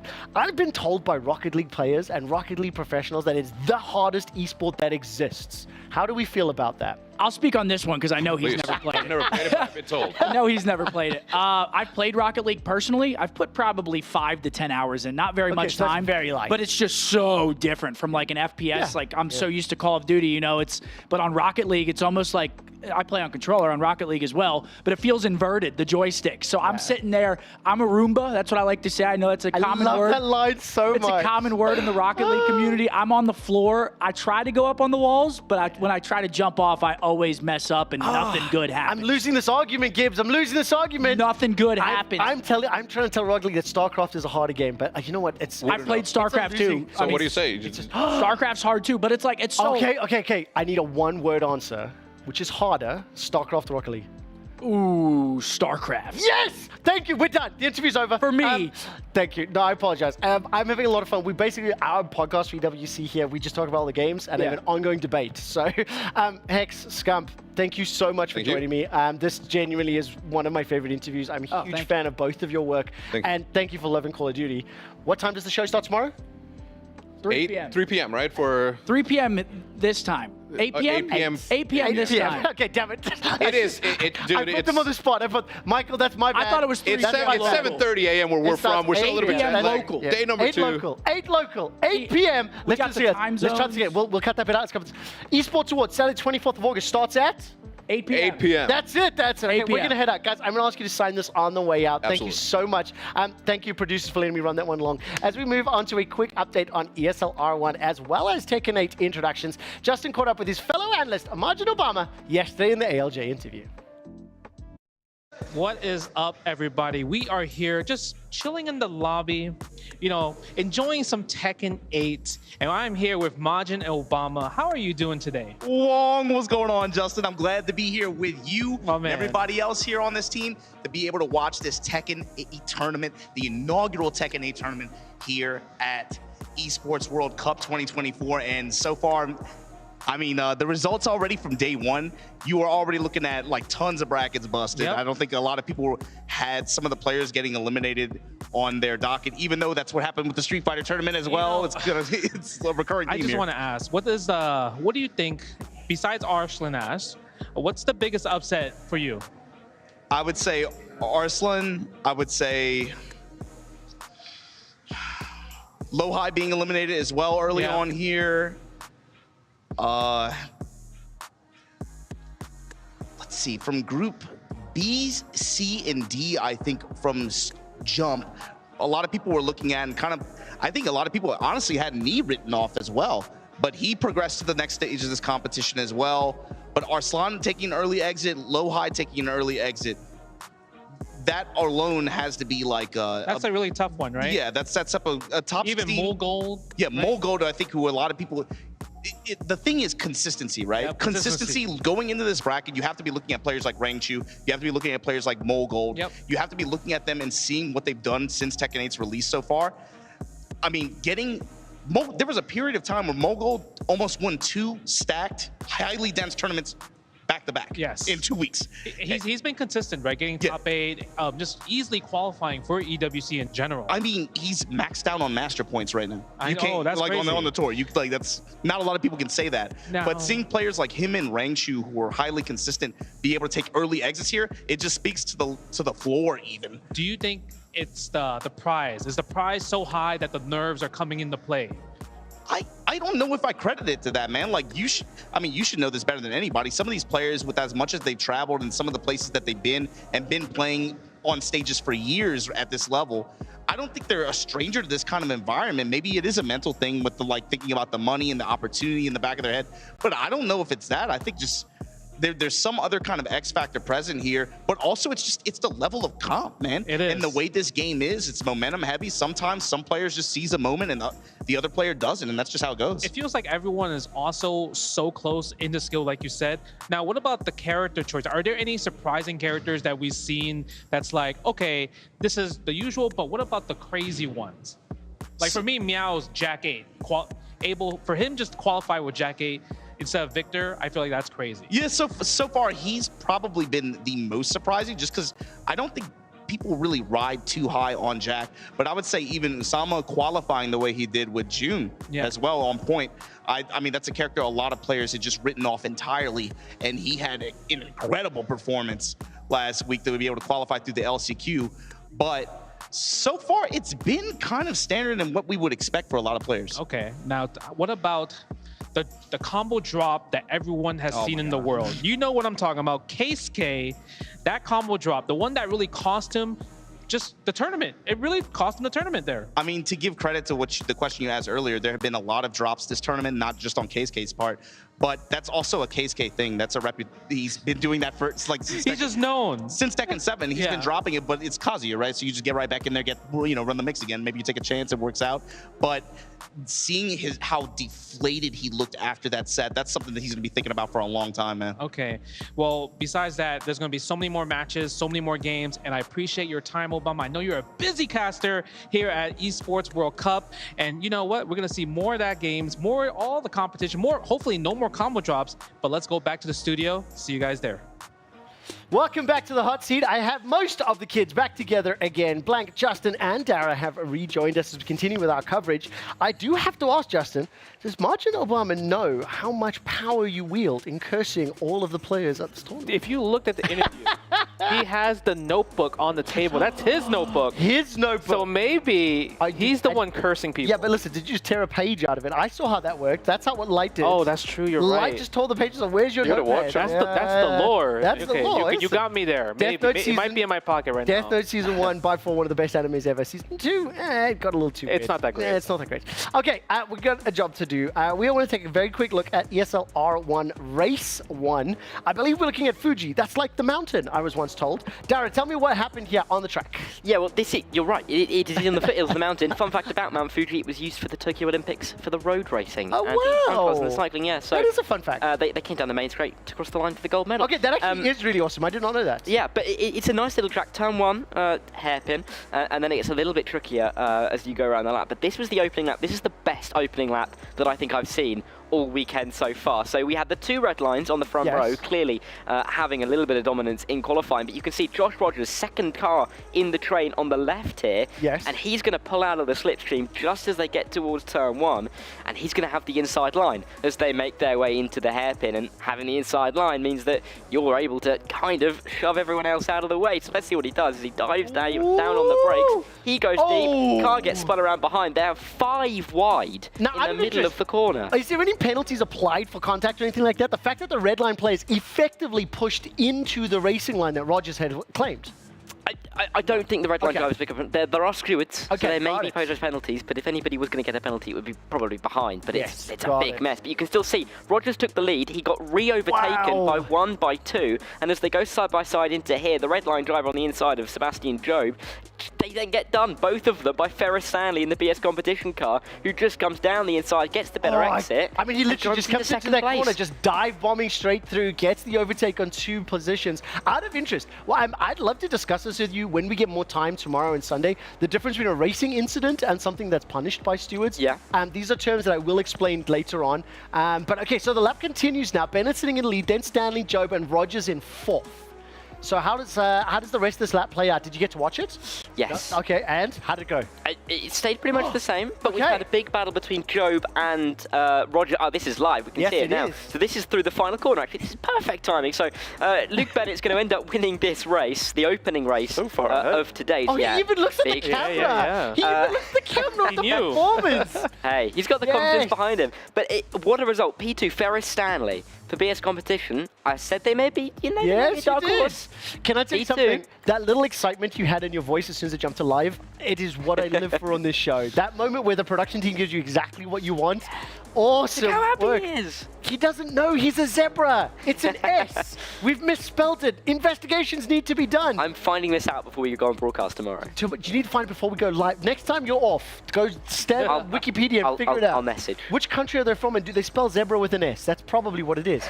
Okay, now we're going to continue on. As we have introduced R1 to all of our viewers, let's turn our attention to Tekken 8. Group Phase 2 did kick off yesterday, and we'll be concluding it today. So let's start by looking at Group A. We'll run through the brackets that have happened, and this one's huge to me. Ao and Atif are in the lower bracket.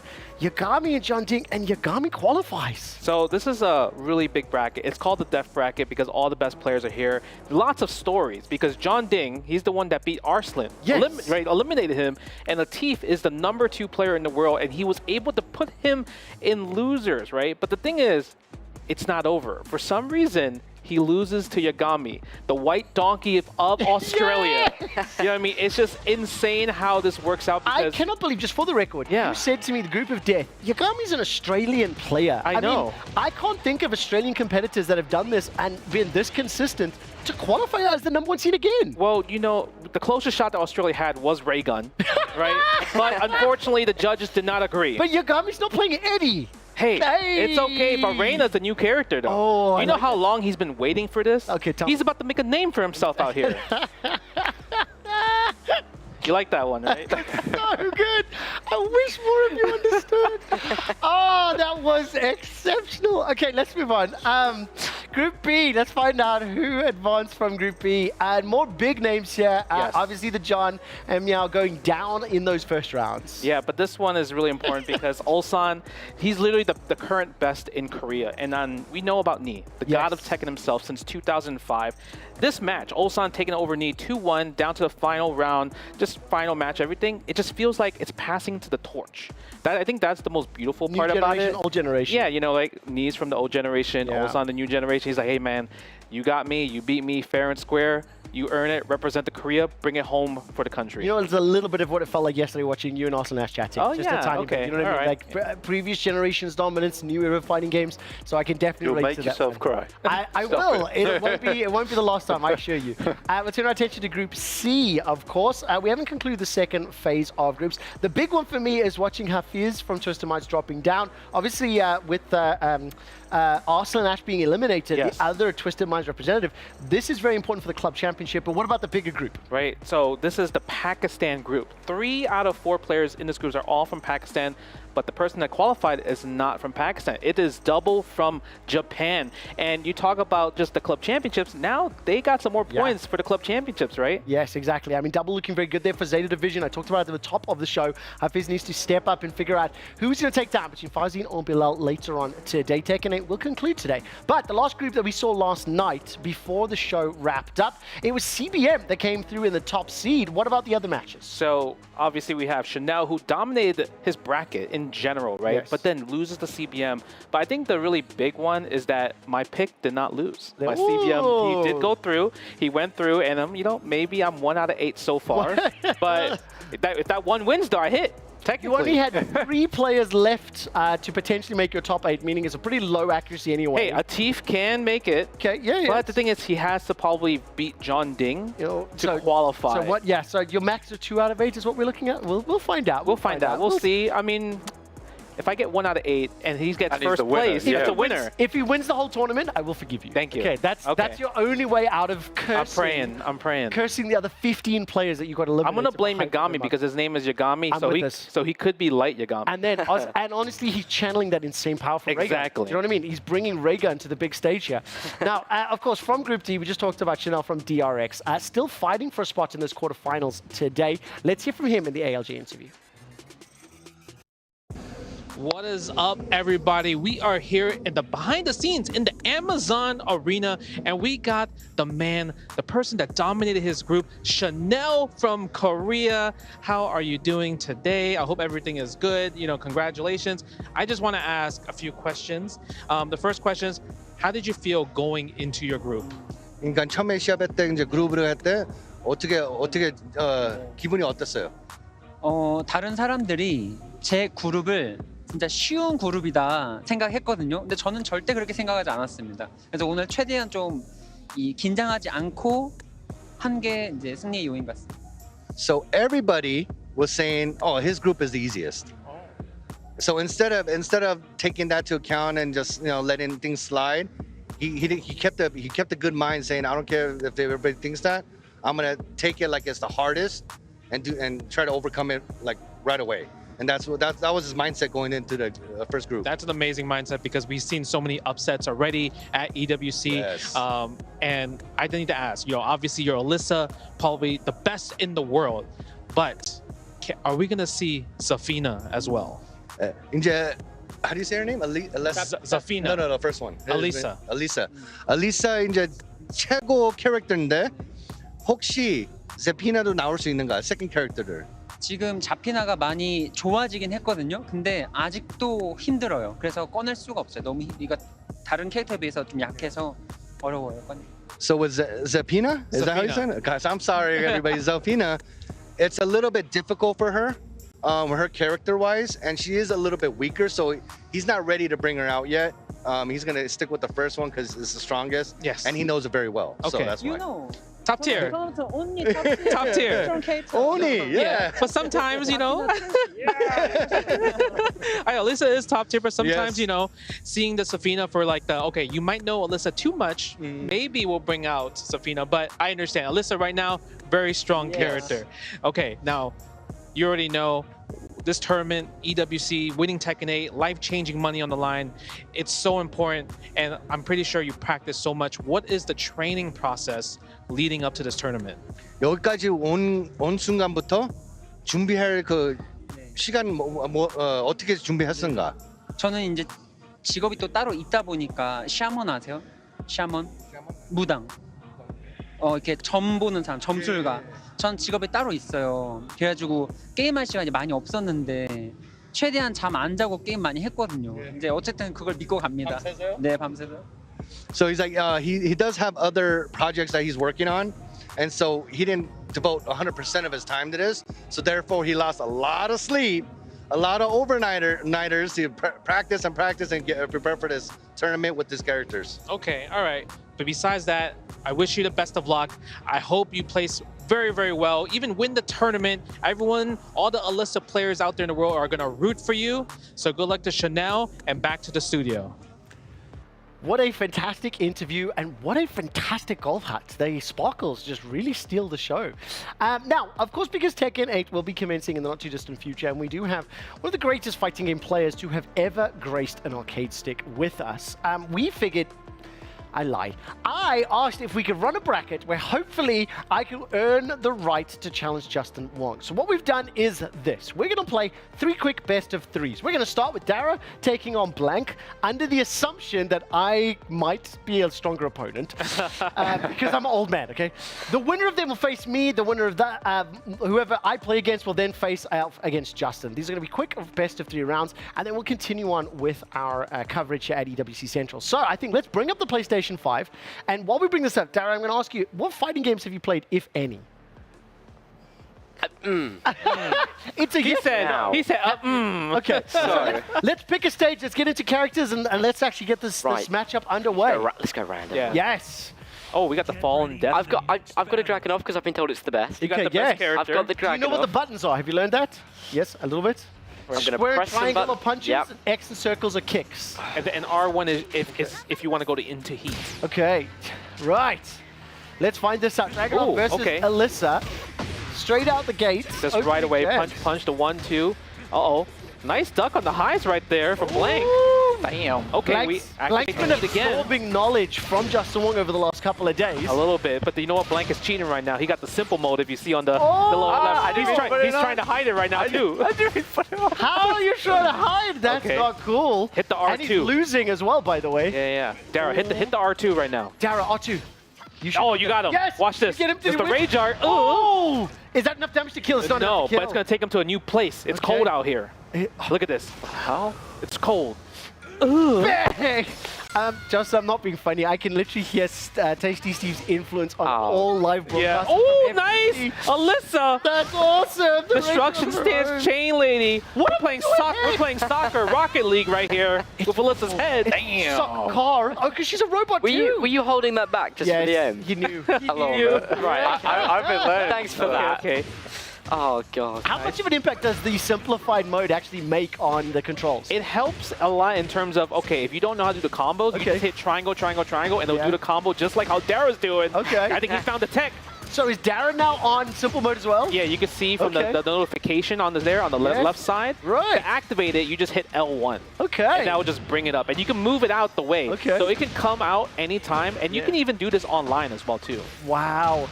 Alyssa with the Nice grab. break on the throw. Nicely done. Oh. Don't forget about the R2, Dara, when you're in red. Yeah. R2. Yeah. Okay. One more round here, and it's going to be Blank versus me. Nice little challenge. Hey. Might be 3 more rounds, you don't know. Okay, that's right.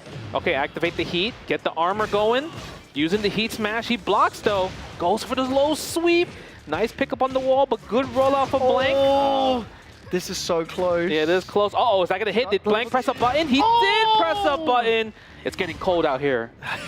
What are we doing? Blank, you still have your heat as well too. You can regain life when you activate it. I don't even know how to activate it. Hit the R1. R1. Yeah, hit the R1. And put Chainsaw Lady in heat. Yep, and then you can press Bang. R1 again to activate your heat smash.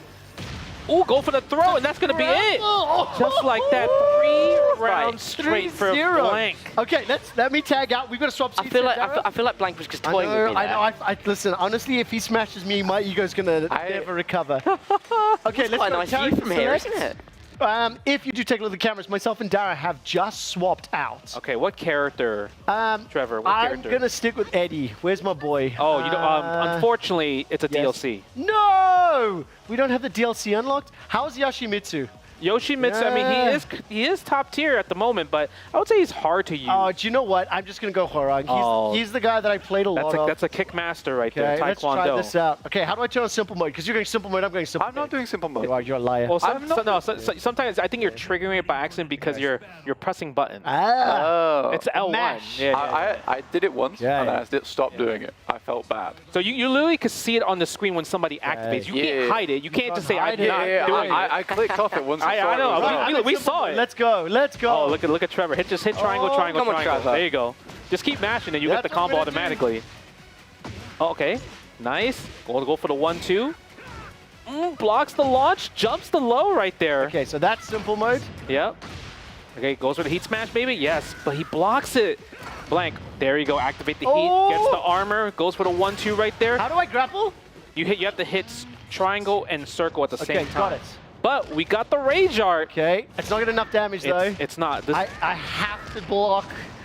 It's looking God of High School right now. This is scary. This is scary. On the wake up, I need to dodge. But look how much damage you take. You did that. Nice. Oh! That was good. Damn. Come on, Trevor. If you got that hit on the wake up, I would have been in trouble. Okay, with a 1-2 right there. You know, Blank, you might have to hit the L1 though. Oh, you got to do it, Blank. Oh, he wants to play straight up. Counter hit throw. Ooh. Unbreakable there. Good damage.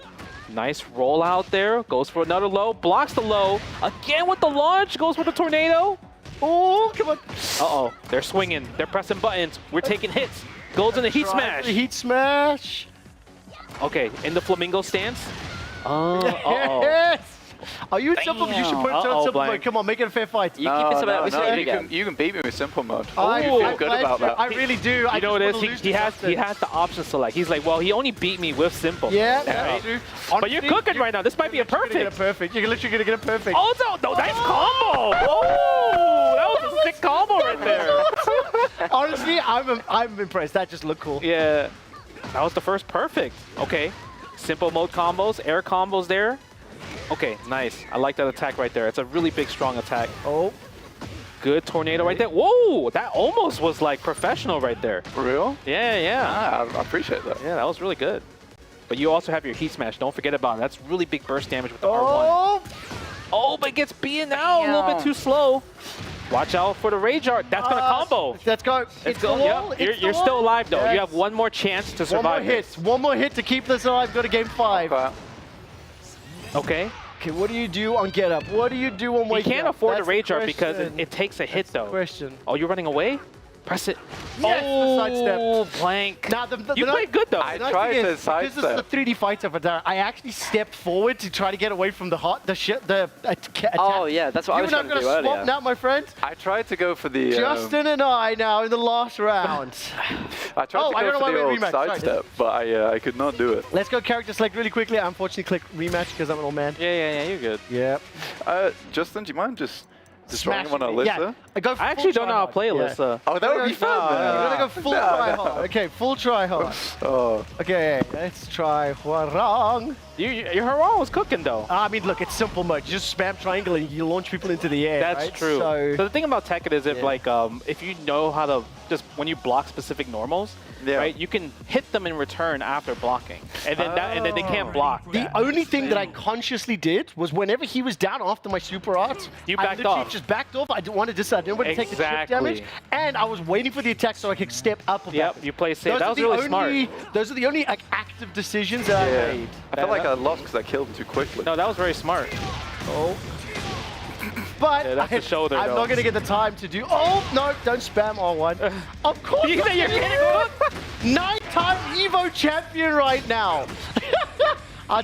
It's not my word. But you got tagged. Also, you know why? I don't think I turned on simple, just for the record. So let's see if I can actually get a hit now. There's also no remorse in Justin's face whatsoever. No.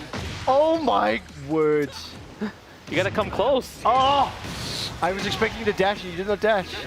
Can you not? Why is he laughing? Producer. The production's just laughing? Yes. I am just getting absolutely railed on by my producers. Nice. Okay. What's your string? Oh, that's a counter hit though. I like it. Oh, that's a little bit too far. Yep, one step away. Yeah, that's a little bit too far. Too far. Trevor, don't mash. Yeah, but I have to. I'm scared. No, don't be scared. There you go. So you block. I'm gonna activate my armor though. That's gonna absorb. Take the hit there. What are you gonna do? Oh, you waste the rage art so fast. That's a punish. Because it uses the full meter. Yeah. I'm gonna try to bring you to the corner if I can. That's awesome. Being laughed at in stereo, real life, and by Oh, why'd you rage art again? Oh man. Dude, that is just honestly. Damn. Trevor, I'm sorry. Please don't apologize. I wanted. It's production's fault because I just hear them laughing and crackling. I will say this. You're a better fighter than Steve. That is a foundational knowledge. There's no doubt about it. Oh my word! That Fang string of just jabs into the wall. But you're supposed to do stuff like that. Oh, you want that? Okay. So I'm gonna go bury my head in the sand.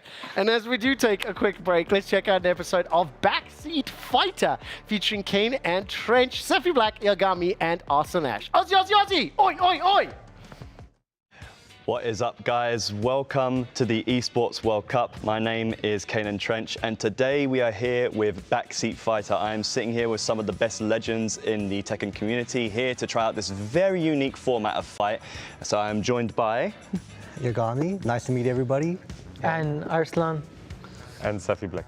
Yagami and Arslan here are going to be engaging in a Tekken match, but it's not just any Tekken match. They are going to be doing it blindfolded. And essentially my job, as well as Sephi Black's job, is to coach our respective players to try and beat the other one while blindfolded. Basically, guys, you can select your characters whenever you're ready, and then once the stage is selected, you can have the blindfolds on, and we can get the action up and running. Yagami is going with Yoshimitsu and Arslan Ash on Jun Kazama. All right, round one. Ready, fight. Yeah, big, back three blocks. Nice, you launched. Combo. Basic combo. Yeah, he launched you. He's doing a combo. Wait a second. Nice flash. Quick. Yeah, okay, now she recovered. Now you can attack it again. Yep, you launched. Nice. Okay, attack. Yeah, that's good. You are. Okay. Keep on pressing. That's good. That's you can. Yep. Duck. Okay. One more poke. You have rage. Yeah, launch. You've been launched before too. Yeah, that looks very good. Perfect. You won. That's round. Yeah. Round the two. last combo hit. Ready, fight. Yeah, launch. By 40. Okay, you're up. Reset. Okay, he rage out. Hold back. Too late. You got it. He rage out you. Okay. So you've got the round. Yeah, it hit. Nice. It's working. I'm dead? Yeah, you're dead. Very much dead. Okay, it's okay. First round 4. What should I start with? Ready to fight. Start. Down 4-2. You're getting nice low parry. Yeah, quick ones. Attack again. Now you can attack again. You can try throwing again to break the floor. Okay, nice. Oh, he throw you now, why is it combo? Yeah, I don't down want to. He wants to break the floor. Yep. Quick one. Nice 3-1. Yep. One Stand more up, poke. attack. Nice. Okay. Final round. Okay. Okay. So final round. Ready. Fight. Attack. Nice. Oh, okay, one more hit. Nice. Lucky. That was a pretty close match, I have to say. All right, guys. Second set. Round 1. Ready. Fight. No, attack. Nice. Okay, Back to 2 heat engaged. Nice sword sweep. It's a combo now. Yeah, oh, that might hit. Oh, it just whiffed. One hits. He hit you. Lucky, unlucky. He had a lot more health than you. Yeah, you won first one. Okay, round very 2. Good. Okay, keep on going. Ready, fight. You can use heat smash here, I think. Nice, you hit. Nice, okay, 1-1 in rounds. Round 3. Ready, fight. Attack. Nice, you hit it again. Back to 2 heat engage. Yep. Attack, yeah, that's nice. Okay, you've been attack more. Nice. Okay, one more hit. One more poke. Yeah, nice. You won. Okay. He's got the round 4. Good. Ready, fight. Nice. Final round again. Final round again, guys. This is going down to wire. Ready, fight. Nice. Okay, just defend, you're getting poked. You got counter hits. Yeah. He did forward 2. I think it's 4-2 a Jun. Yeah. So Arslan takes it 2-0 in Backseat Fighter here. Even when blindfolded, he's still the best. Thank you so much, guys, for being here today, and I'm looking forward to seeing what you guys do in the big-time tournament, Esports World Cup, as well as myself. I hope to entertain you guys as well. So thank you guys for coming here. Yeah, thank you. Thank you. And good luck for the weekend. Best coach.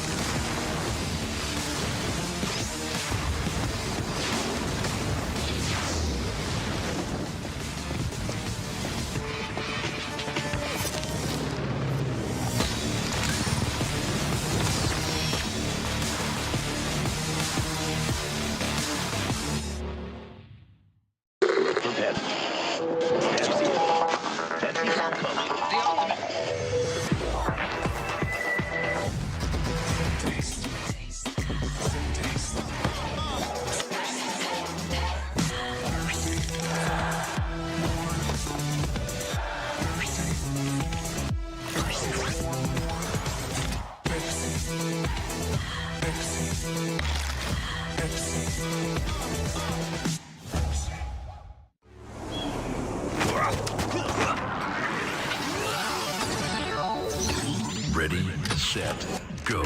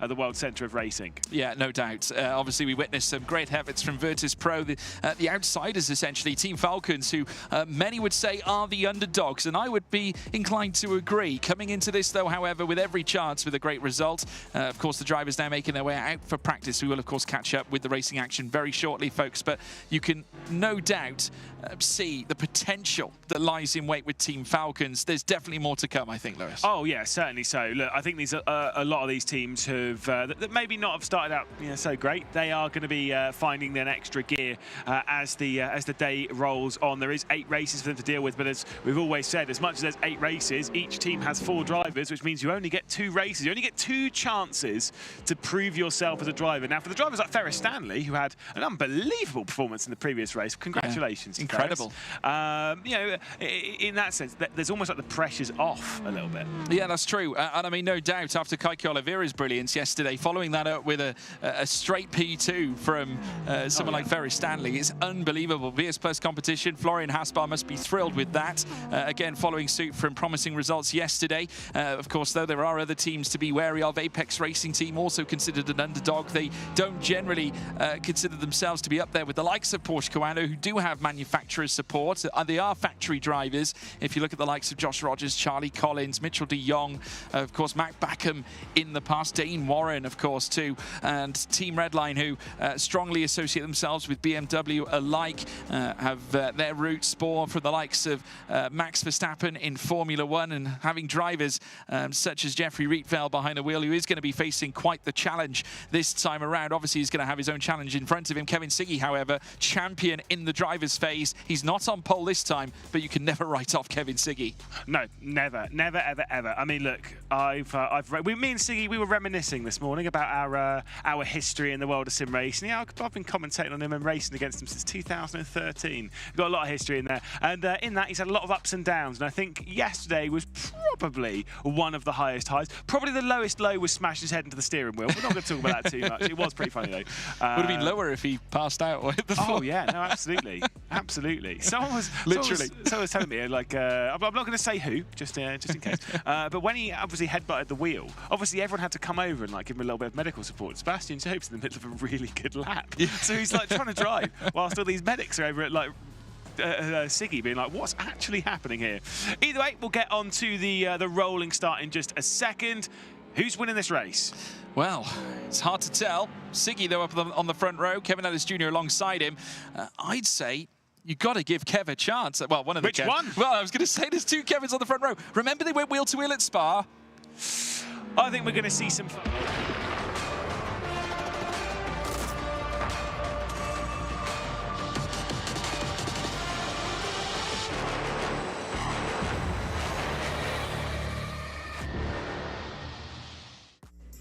Hello, everyone, and welcome to EWC Central. Wait a minute. What? This is my job now, Toby. Oh, right. That's right. Sorry. I'm here with Toby with EWC Central. Toby, tell me about that first game from Na'Vi. Diffx with a 2v4, kind of insane. Yeah, indeed. Phenomenal start for them. Didn't have to move too far in order to go home with this game, but the way they played out of the compound, the way they bring home the win, absolutely insane. Valatai on the west side of that circle did help them quite a bit, but in order to sweep through and bring home the win, they did everything they had to. Like the Thai Bulldogs on the other side of the map. Effectively, they were holding off pretty quite strong. Cool. I think the most interesting thing for me with that was we actually checked in with that game, and I was like, Na'Vi absolutely should win this game. Did you like our casting? From Phase 5?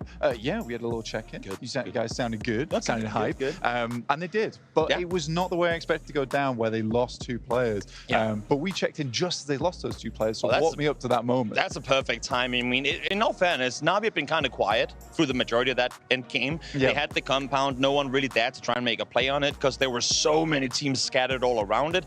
So they were chilling, so to speak, in the compound. But that also means when they have to come out of the compound, it's a long stretch, long run in the open. You're in danger through that entire crossing. So we're down to 3 teams. It's Valatai, it's BB team on the southern side of the ridgeline there, and then Na'Vi coming out of the compound. I think Na'Vi's just sat there waiting for BB team and Valatai to start fighting, but they don't budge. They go, guys, we're not doing anything until Na'Vi comes out of the compound. So finally, Na'Vi makes the run on out. The circles keep closing on in, so they're forced to take the fight eventually.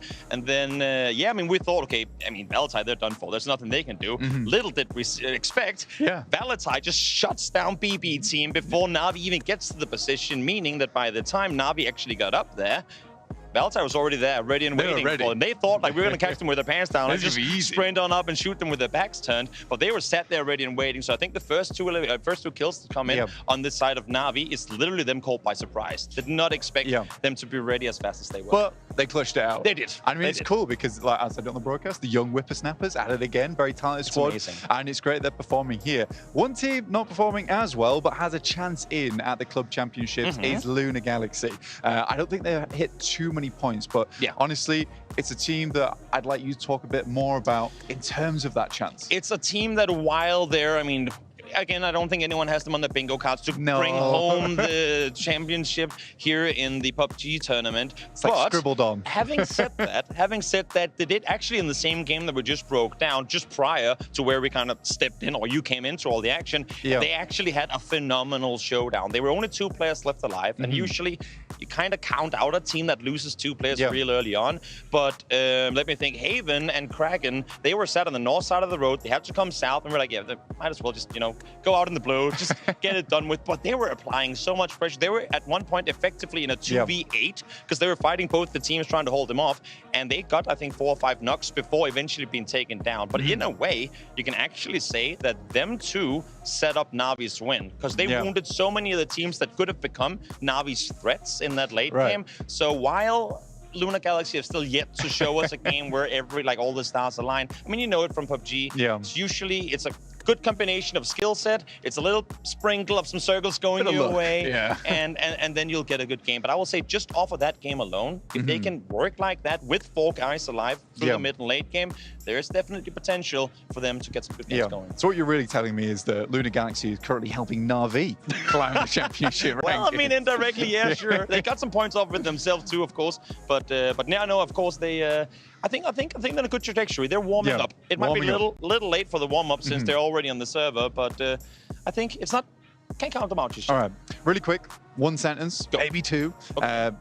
Biggest surprise, and then maybe the thing that you thought was going to happen that has happened. Biggest surprise: Korea stepping up. Yeah. There's been a big turmoil in Korea with how some of the good teams have just broken apart. Everyone going, no, they're not going to be able to reset in time to field these new rosters. They've come off to a pretty solid start in this tournament. I'd say that's definitely a big surprise. Yeah, and the one thing that you thought was going to happen, that has happened from your analytical mind. China has yet to step up. Okay, cool. I mean, the thing is, we're expecting more from them. As I say, that Xiaobei just got a double kill with a Panzerfaust. So now they heard what we said. They're starting to step up now. So that's all we need. That was awesome, 100%. With an explosive finish of the Panzerfaust, we're going to go for an explosive end here. I send this one back over EWC Central with Trevor. Oh, Toby, I miss you and I love you, and you are truly one of the most enthusiastic human beings that I've ever had the pleasure of listening to. But bro, Blank said it clearly, 1 or 2 sentences. Help the brother out, come on. We have said goodbye to Dara because he sucks at Tekken, so I kicked him off the sofa, and we invited Gibbs back to join us. That means we're going to get a quick Rocket League update as we take a look through some of these highlights. I mean, Gibbs, just before we go, you're one of the other men on the sofa, it's a little bit older and whatnot. Toby or Blank, who had the better beard? I mean, Blank can't like, he can't grow a beard. He just can't. But you know what? I feel bad for Blank because PUBG's not on yet, so I want you to go over this highlight package for us. Oh, damn. Well, you see here, you got the boys from Fury absolutely going crazy. We know that these guys are furious, and they're gaming, and they're fast as well. Heading over into this game versus Team Vitality. This is the greatest matchup. And I'll tell you this as well, not only are furious, Vitality sting like hornets. And that's right. In terms of drama, we don't know how that played out. The fact that Vitality win this series, what would they be hypothetically saying in their E for Everyone game to Furia? I feel like Furia was the one that was way angrier about it, so I think Vitality will take the high road for now. Okay. Never mind. Never mind. I didn't get to see it. That was Zen, a person that doesn't do that. There's this whole, so I didn't want to bring it up. I didn't want to bring up the Fortnite L dance. I didn't want to do it. We get the slow-mo. The pop-off? I thought we were past this. Blank, can you say it again? They smoked him. Yes! The smoke machine. And awesome. he copied. It's a dance in Fortnite. With It's Fortnite L dance. I can't remember what it's called. So that's been the thing between them at the last major. Both teams going back at it.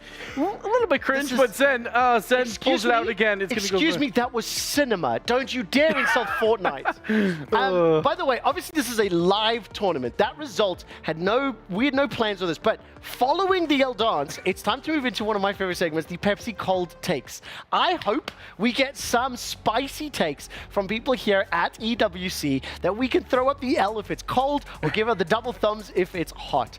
You know how the rule works. We're going to play a little audio clip. It'll be hopefully one from each of the respective games, and then I'm going to get my experts to evaluate on a spicy level whether it is from ice cold or to flaming hot Cheetos. Let's turn our attention to the Pepsi cold take number 1.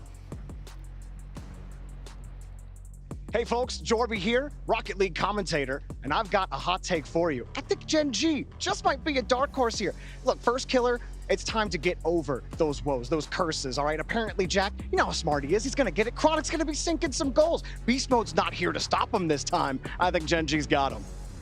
So 24 hours ago, I would have been like, Jorby, this looks great. Gen G, dark horse. They already played Falcons though, and Falcons absolutely dismantled them. So I gotta do it.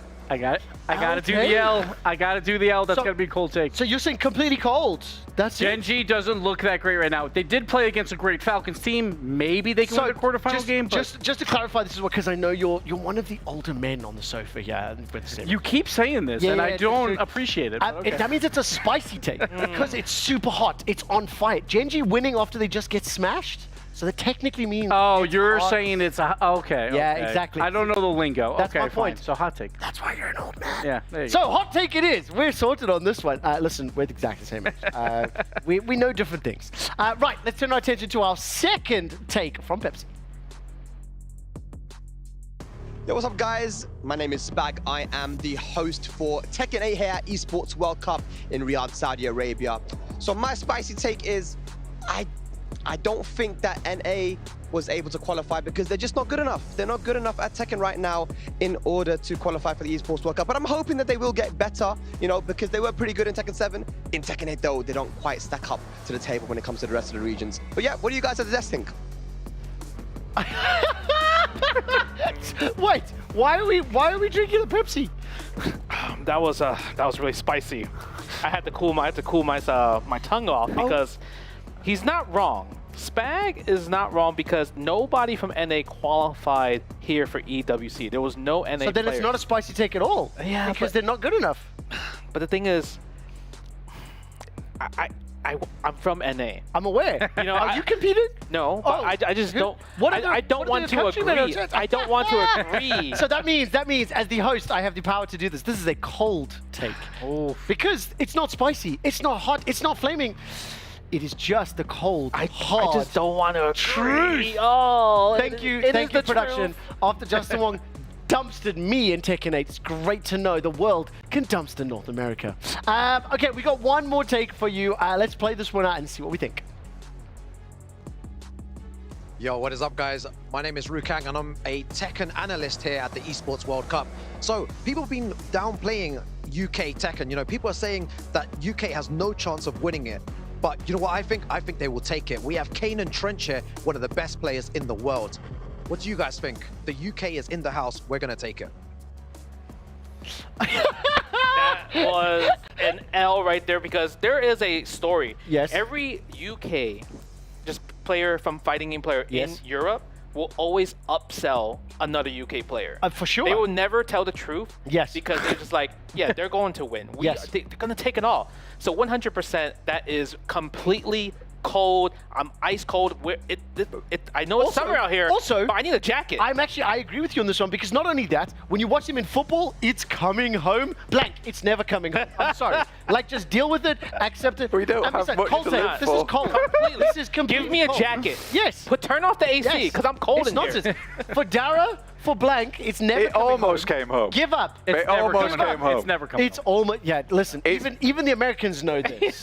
We hate England. We hate England. We always want them to lose. Because I hear it all the time from our cast. We all know that Yagami's going to be winning Tekken 8. That's what's going to be Oh, happening. Australia, let's go. That's what's going to be happening. Now, that is not a spice stick. It's also the truth.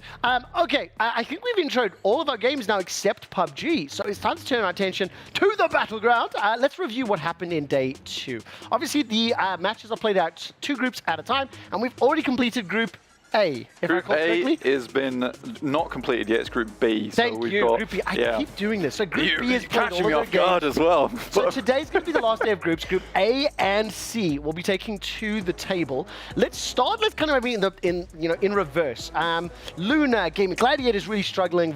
Virtus Pro, as well as Sonic. Sonic's, I think we're expecting a little bit more of. Yeah, Sonic's is actually that's the big weird one, and I think it is a good reason to start from 16th place going downwards, because for you guys at home, it's the top 16 that will go through to the finals. So T1 is right on that borderline at the moment. But for Sonics and VP, I think people would be pretty upset to not see them go through. Yeah. E-Arena actually got through the power rankings. And they were put up quite highly, but there they are, just 9 points, 4 placement points, 5 kills in a day, Trevor. Now, one of the things that's very important to note, out of that total list of 24 teams, I just want to reiterate what Blank said.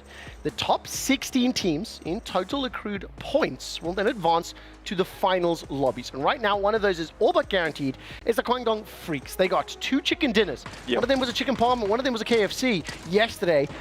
They looked phenomenal, and we got a collection of highlights. Let's start with the Freaks and then talk about some of the other top performers. Yeah, so the Guangdong Freaks are a very, very good team to talk about here, because sometimes you do just go beast mode in these games. Unfortunately, for some of the other squads, you get that momentum burst and you keep going forward. I think it was Salute, though, from the boys on Guangdong Freaks that did really good yesterday, and that sort of allowed the rest of the team to sort of, coalesce around him and really perform to that higher caliber, which is very nice to see. And I think that's what I was most excited to see from that team. Most people didn't have them high on their list. Yeah, big surprise performance. Now, also in this particular lobby, TSM currently sitting at least in the top 3. They just got eliminated. Let's talk about them. A little bit of a surprise performer yesterday in terms of how consistently they were sort of near the top of the table. You brought them up at a great time there in that last circle. I think even the boys on the cast were saying that, how is TSM still up in this game at this moment in time? And I was looking at what Purdy Curdy was putting on Twitter yesterday, and I just told him straight up, I was like, dude, it is insane the resilience you had in those matches, because they were just forcing themselves into the circle despite having bad positioning, and that just led them to 56 points, which again is the exact same vibe Team Falcons had on the first day. Now, of course, the another team that's here that we expected to be in this position, but has not found themselves, Petrichor Road. Pero at the moment, only one player alive. Guangdong Freaks will win this lobby. But if you look on the standings, only 27 points in total by match 4. I think they hit 30-something-ish by the end of the day. Petrichor Road were one of the teams you had in your top 8, if I recall correctly. How are they performing? Yeah, Pero Pay is not having the raccoon dance going on right now in their games. It's sad to say here, unfortunately, Quick Shot. To be honest with you, it's good because Mr.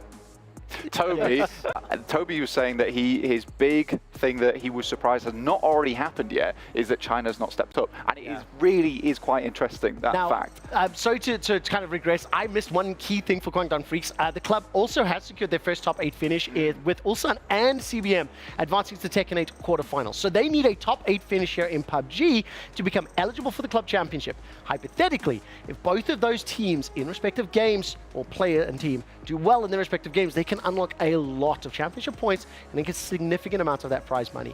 And we got one special highlight. We actually saw this live on here yesterday, but I didn't understand it. So I've asked Blank to try and explain it. This is a setup from Diffx, right? It was from Soset, actually. Soset, okay, got it. The funny thing is, I thought it was Diffx because it all happened so quickly. You see Soset here, that was the unbelievable kill he got there onto the backline. After that, Valatai was doing so good in this match, but that one knock just causes absolute mayhem. Look at this spray transfer from the guy on the right to the player on the left there. It was such a clean game, and on the AKM. I want to reiterate this, Quick Shot. Playing with the AKM, you can barely get too many attachments on it, so the recoil control for that long range shot into the close range was insane. Oh my word. And then, of course, one of my favorite moments is seeing the Panzerfaust, the rocket launcher being used. I feel like every single game has had a Panzerfaust highlight. Yeah, absolutely. It's so good to see. I'm glad to see less mortaring going on and a little bit more Panzerfausting. I will say this, that AK spray control is almost as hard as driving a car in Rocket League. Almost. I have tried, and I will agree. I think, again, for anybody that plays like shooters, like we just had Hex and Scump on earlier on the show, the time to kill in PUBG is very quick in the grand scheme. I mean, even if you've got like fully armored up with your vest and everything, Kevlar and whatnot, like you saw how quickly those players go down. It is very difficult to then have that aim and to be in the position. So it was like really, really great play from Na'Vi. Yeah, in that moment, getting that initial knock into the two extras, like this is almost like a Tekken 8 combo, because you hit the first guy, but then you're looking to hit the second and the third. That's kind of hard. I like the transition right there. That was honestly, good. it makes me so happy. Like the fact that Gibbs is getting blanked across, the fact that you're chiming in here and all of the goals for Rocket League. Oh, I love the show and I love the people on it.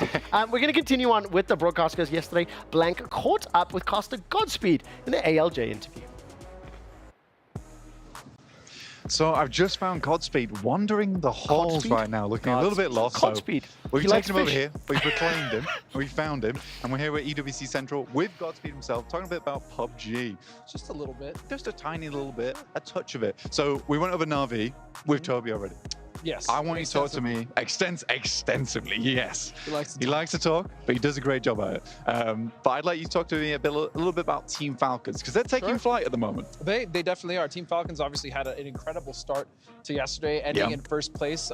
Their play was quite extraordinary. The fact that they won that first game off of a crazy 1v1 at the end, and it was a grenade from Relo that actually sealed the deal for them. Yeah. And realistically, I think their mentality coming into this event has probably been the best it's ever been. I know they've been working with the coach coming here a week early as well. Their prep, obviously their coach, Trevor, and their analyst, Nomi, are two of the best in the business, to be completely honest.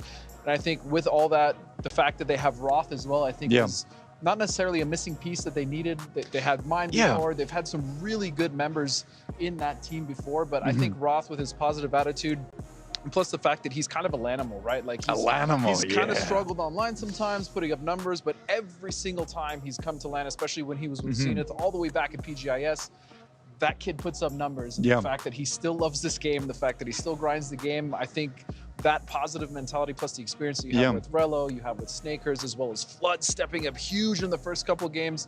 I mean, as you said, Falcons are soaring. They're soaring right now, and it's kind of cool because they're putting out like some educational content on the side, generally just very positive about the game on the socials, which is very, very nice for us. So Team Falcons, I think you summed it up very, very well there. In terms of surprises during this tournament, what are we thinking? Oh, Valley Tie, man. I have to talk about Valley Tie. I heard Toby kind of speak about how, you know, it was in context of Na'Vi. Yeah, you know, the Koreans as well. We kind of expected a lot, especially with so many roster shuffles, right? The fact that they've split up some of their best teams, some championship rosters has been kind of an issue. But really, for me, Valley Tie, we kind of have seen a little bit of them in the past step up a little bit. But at this stage, in this stacked lobby, the fact that they were able to hold off BB Team as well as 4AM and take the fight to Na'Vi at the very end of that first game today was truly special. I mean, it was really a masterclass at occupying space and holding their edge. And so for me, the fact that they're currently in third place and they're still climbing and they're going to go to the grand finals, I just hope that they can keep that level of consistency, because so many times in the past, we've seen a team that we don't expect to do very well make it to a grand finals or make it to a global event and then just completely fall flat. So for me, I just want to see that consistency. They have been a very pleasant surprise. Yeah, massively. It's been really fun watching them. Now, when you were casting, you actually dropped a quick little line that I memorized for this exact moment, is that you were saying on Miramar, it was TSM, very late in the game, BB Team was on their side, and you were saying it's incredible that they're still alive right now. And it does feel like TSM is, although not doing crazy well, getting good kills in those games, but they are just holding on for an obscene amount of time. And they're just having big kill games, even though they didn't win, even though that last clutch by Takon was absolutely bonkers. They're still accruing at least 5, 6, 7, 10, I think 10 kills in the last couple games. And I attribute a lot of that to obviously Kurt's experience. I mean, he's been playing this game since 2017. He's been grinding. He's on so many different teams. SDK / now TSM has been his home for so long. But I really think that Sparking was the injection of new blood and the king. Just it was the juice that they needed, right? It was that fresh new blood and that new perspective and just a mechanical prowess that kid brings to the table. you can tell now when they're at events as well, like he's always ready to go and he's always willing to talk because he just loves the game and he wants to win just as bad as the rest of his members do. And I think now, obviously, with the adjustments they made, PGS3 was kind of a disaster for them. They didn't even make it to the grand finals. PGS4, they readjusted, ended in the top 5, and now coming into this event, starting pretty strong overall. Because remember, this is their first day. They're in Group C. I think moving forward, we will see them in the grand finals. I just hope that they can kind of nail down what they've been doing, which is salvaging the games that they can't really win and continuing to do well with the position that they have, getting those kills, and hopefully getting a win this time in one of these games instead of kind of conceding a second place. 100%. Okay, last question, a little bit of curveball, very, very quickly. Who are you expecting to do really well tomorrow from Group A? And then we'll close this out. I expect Sonics to make a big comeback because they didn't really have a great day one. Let's just call it what it is. And I feel like with the amount of work that they do behind the scenes with their amazing coach Gunnar, that they're going to come out swinging tomorrow. And they need to, because otherwise they're not going to the grand finals. Sonics, they got to go fast. They got to get in tomorrow. Thank you so much for being here. Godspeed. We're going to head back over to Quick Shot on the desk. They got to go fast and they got to go hard. It sounds like we're talking about Rocket League or R1. Fantastic interview. And also a little tidbit that I just learned. Godspeed was a Mortal Kombat pro prior to becoming a PUBG broadcaster. Is that right? Yeah, a pro fighting game player. He also casted for a lot of fighting games. So just seeing him today, like in general, like at the hotel and seeing him in an interview, I didn't know he was part of PUBG. I thought he was staff. That is awesome. It's so cool to see him on broadcast. And obviously it has high expectations for Sonics. We'll come back to PUBG a little bit later on once those games are live and we hit Angel and talk a little bit more about that map. Before we do, though, I hear we have some results and some updates from eslr1. So what are we talking about? Yes, race 2. We were at Daytona. Daytona, an iconic circuit, another iconic circuit. So many of those. It's in America, Daytona Beach in Florida, east side Oh, you can turn right? Yes. Yes, I remember you said this. What do you call it? Just the oval? The roval. The roval. So it can be in NASCAR, in one of the biggest races in NASCAR, they will use the full oval layouts. The bit in the middle, the little white bit, they won't use. Also, because their cars can't turn right. The biggest sim race in the world, the iRacing Daytona 24-hour. At Daytona. Wow. Max Verstappen's Team Redline won that this year. I believe he took part. But it's a very good circuit, and you can see at the end of the lap, it's a very, very long straight. And that's what we're going to see here at the end of the race in race 2, because it really was quite dramatic. We saw something similar yesterday, but Kaiki Oliveira, PS competition again. I'm just saying that I said that they could do well before. He's sitting in P2. By the way, everyone else, Dara, every time he talks about Redline doing well, he's calling out all of your predictions. That's what I'm hearing. He's like, I'm right, you're wrong. Yes, exactly. No, but Kevin Siggy, driver's champion, of course, from yesterday, has been leading this race pretty much from turn 1 all the way to the end, because Kaiki Oliveira hasn't wanted to overtake because of exactly this. The run that you get with the slipstream, you can see, using a bit of the using a bit of the height that you get on the circuit to get a better run off of the corner. Charlie Collins and the Porsche trying to follow him through, and they both get thrown Kevin Siggy. So Kevin Siggy's only 3rd in the end. Charlie Collins, who we interviewed earlier, finished 2nd, and BS competition with a win, they've now got a 1st and a 2nd already. Oh, very nicely done. Does he know he's won at that point as soon as he makes that maneuver? Because it felt like in his face he was like, I've done it. Yeah, Can it's you kind really of know just on that moment? There are times, and I've done it before, where you will sit behind a car and you will wait. You can make him. I've done it before. Of 15 laps, I've just sat behind the car in front because you want to be 2nd on the final lap. Because you're going to get the run to the line. Because remember, it's not a game. It's a simulation. Yes, that's right. Here's the results very quickly, by the way. Man, 0.2 of a second off. That is crazy close. No, 0.02 of a second. Regardless, go. Yeah, no, so the gap for the win, so the gap between was 0.076, so that's about the blink of an eye between the two when they crossed the line. But I mean, you can see the fastest lap times and how close they were. 0.004, 4 thousandths between Kaiki Oliveira's and Charlie Collins' fastest laps. But BS competition, they are on form, and it's good to see because Redline might have to pick up a couple more points. Mitchell de Jong as well for Porsche, he picked up some good points for them as well. Very nice. I didn't see the entire list. Rogers, is he driving today? No. Yes, he drove in the first race. The first race, fantastic. Okay, I want to keep track on him, see how well he is doing. Now, we're going to continue with some of the games that we play at EWC Central, and this one I think is the first time we've done this week, a casting switch. Now, for the gentlemen that are on the sofa, what we do every week with our experts is I will present a clip from one of your games. But I will give it to one of the other experts and ask them to commentate that using their game's terminology. So for Dara, I might give you a PUBG clip and ask you to do an R1. And I'm not going to do that first. The other thing I'm going to do is, because we have two kind of driving, let's say, racing games, and then we've got a fighting and a shooting game. So we've got a driving set, and we've got a violence set. I think we're going to swap those. So we're going to start with ESL R1, which means it has to be Tekken or PUBG.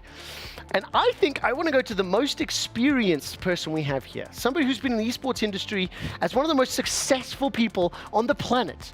So to commentate ESL R1 in the style of Tekken 8, I present to you Justin Wong. Your clip is going live in 3, 2, 1, go! And here you can see, right here, this is looking very interesting, right? As you can see, they're wave dashing through the storm, and oh my god, what a takeaway with the combo. Look at the frame data right here. That must be plus 10. What a plus 10 combo here into Electro Wing Godfist. But you cannot count out these players. Oliver, he definitely has his heat already. He hasn't activated the boost. It could be one of those things where the rage can be activated in the situation. Look at the intensity of him. Like, oh my god, that was insane. The best thing about him mentioning rage there as well is that he did headbutt the steering wheel later on in the day. The read was good. The read was good. That's just instinct. That's just instinct. Okay, so the next one we have is Rocket League. Now, because that's going to be another car driving one, that does leave me with just PUBG. So you have to commentate Rocket League in the style of PUBG. I mean, there's cars in PUBG. There's cars. There's cars. Yeah. So let's see if you're going to get into a US or not. We're going to go Rocket League in solid PUBG in 3, 2, 1, go! Hit it with the Dacia here, trying to get some speed on the ball. And it's quite good right now. They are cooking the nade in this game versus Team Vitality. Looks quite nice to me, but that's a nice airburst in the air. And it continues this one. The recoil is unreal. Almost getting it over towards the other side of the map. Zone at 6 at this point in time. It's so intense right now. And there you have it. The chicken dinner has been claimed. I think that might be one of the best that I've heard. I am not just saying that to glaze you up, but that was incredibly well done. I mean, you might have to hop on to the Rocket League stream. Oh, dude! The grenade. I couldn't. The other side, airburst. Airburst as well for the aerials. Oh, okay, that was awesome. Oh, I love this game so much. Okay, now we're gonna do Tekken 8. Justin, I'm gonna ask you: should this be Rocket League or R1? You know what? I felt like Gibbs hasn't got to play Tekken yet because he didn't get a chance. So we have to give Gibbs a Tekken segment. Tekken 8 in the style of Rocket League featuring Gibbs in 3, 2, 1, go. And here we go. We have a Rule 1 locked head-to-head, but they are breaking right away. We got a demolition right off the start to open up the net. And here we go. Are they going to go for the wall dash or not? No, it looks like he's going to just take the ball on the ground and push forward against the goalie. No defense here at all. There's no blocking involved. This goalie is demoed out, and we got the final seconds of overtime. We'll see if we get the flip reset shot. We do, and they score to take the win. That was good. The Rule 1 head-to-head to start. Honestly, every single one of us. But again, if we didn't know what Rule 1 was, we couldn't have appreciated it. Exactly. Right? Because we're going with the Zoomer version, right? The headbutt thing? Yep, exactly. Yes, I understand. There you go. The incorrect. We're all learning here. The incorrect one. Okay, and now, finally, PUBG in the style of ESL R1. 3, 2, 1, go! And it's the simulation that we've all been looking forward to. He's going to go around the outside of this rock to see if he can maybe make a dive bomb on this team up in front. I mean, he's been winning. They're going to get so many points if they can stay in this position. But look at them, just bobbing up and down, just going down the straight. But, it's looking very good. It's looking very tight. But there's only 3 thousandths between them if you look how close they are behind the rock. But let's see, can they close this one out in the end? I mean, we've only got one more lap of this. That's so good. We've only got one more ring of this lap. No, lap of it. Yeah, whatever. They're going down the road. They're clearly going down the road. There's a petrol station there. Is that the pit box? Who knows? But they might have to make a pit stop if they are losing out on their kills. But there we go, 25 points for the winner. It's 10 technically. Oh my word. Lovely. That was fun. This is fun. I think that might have been the best of the 4. And don't get me wrong, the 4 were great. Well done. You did great. Okay, so listen. We're going to do a very, very, very quick hot drop into the Kidia Arena where we're going to do a bit of a co-stream here for Rocket League. One of my favorite things is because we get to hang out and talk, we will actually be able to watch the final game here between Space Station and Chiefs. The reason I say it's final, I'm assuming Space Station are going to win. Give me the quick heads heads up on what the storyline and stakes are here. All right, so the Chiefs are the white donkey of Rocket League right now. Obviously, the OCE 2-seed, huge upset yesterday. The one upset there was last time around. They're playing with an EU import, Jorius. They've had 1 day of practice, and they beat one of the European best teams. But we see on the other side, Space Station. This is the NA 3-seed, the worst of the North American teams, but they are still top 8 quality for the world. And we see here Space Station gaming with Hoxer, putting that goal in. One player to watch out for here is LJ, one of the best offensive players in the world. He plays for Space Station. He is a hard carry on that team. Now, I do need to get Blank's opinion on this one. Let's rate the names, because this has become one of my favorite mini games of the entire weekend.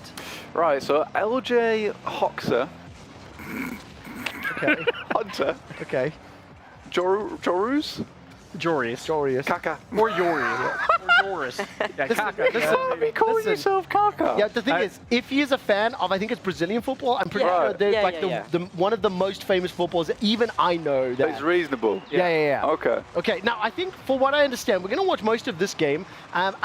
With some luck, Chiefs will actually pick up a game. But considering the state of it, 3 minutes left on the clock, at what point do you kind of call a round? You know what I mean? Like, if it's 2 goals up, 3 goals up with like a minute to go? Like 3 goals up is when, like, if I'm casting like a team stream, I'll say, why don't we talk about something else? Okay. Because usually a 3-goal lead is very, very difficult to come back from. But a 2-goal lead is kind of in the tenuous state. Because if you score, even with like 1 on the clock, when you go for the kickoff next time around, as long as the ball's in the air, then you can score again to tie it. Now, I want to ask a real noob question here, but we got to watch a little bit of the G2 BDS series earlier. It felt to me like the rhythm that G2 were in was more fluid. Again, I'm reading way too much with not enough information. What I'm seeing from the Space Station interaction with the ball movement, it feels a little bit more like staccato. You know, like it's like, was there more rhythm in G2's game? Am I trying to apply too much like bias here? I mean, it's hard to tell from a small clip, but G2 is known for that rhythm, that offensive rhythm. So that will come down to coaching as well when you bring in a new player. They are known to just do a perfect rotation through your 3 players to be on offense at all times. We always say that the best defense in Rocket League is when you have a great offense, when you don't leave the other side of the field, then you don't have to worry about getting scored on. So that's what you have to worry about. For the Chiefs, they're going to play a lot of defense throughout this match. They're going to have to counterattack when they have those opportunities. Right here, we see a shot by Hoxer. That's called a double tap. He almost scores it off the post and crossbar. Another double tap by LJ. Oh my word. He fakes that. Nice so that was a brilliant fake. Save. I thought that was guaranteed in. The whole ball has to cross the line. Can you score an own goal in this game? Yes. Okay, wow. I mean, like, it'll credit to the offense, but we all know. One of the most famous own goals in history is by an OCE player. He's not here, but so we won't bring that up again. But you just did twice. I mean, we always see an OCE own goal at least once a tournament is the joke. Wow. So we'll see if we see it here. Come on, boys, let's go. Give us into the game. This is really fun to watch, actually. Yeah, I like how in-depth Gibbs can go on these matches. It's just so much more going on. Oh, another fake there, and there we go. Kaka to put it at tied, 1:13 on the clock. So this really feels like the next goal could win it. Yeah, so this play here by Jorius, he's going up in the air, not to hit that ball, but to make the defenders not challenge on that pass. So everyone thinks he's going to hit it, and it'll go off the back wall. They got to play back wall defense. But now, instead, it's a wide open shot in the midfield. What happens if we go overtime? Like, what's the time limit after? It's just golden goal. Oh, it goes forever. The longest overtime we've ever had is like 18 minutes. Wow, 18 minutes? And with this fast-paced game, it's constant action. Yeah, There's no breaks, so it's like very difficult. Golden goal. Golden 18 goal. minutes. So you're playing 23 minutes straight. Yeah. That's insane. Yeah. What's the score after 5 minutes? Oh, come on, boys. Oh, all right. By the way, can we need to get alignment here. Are we cheering on Chiefs to win this round at least?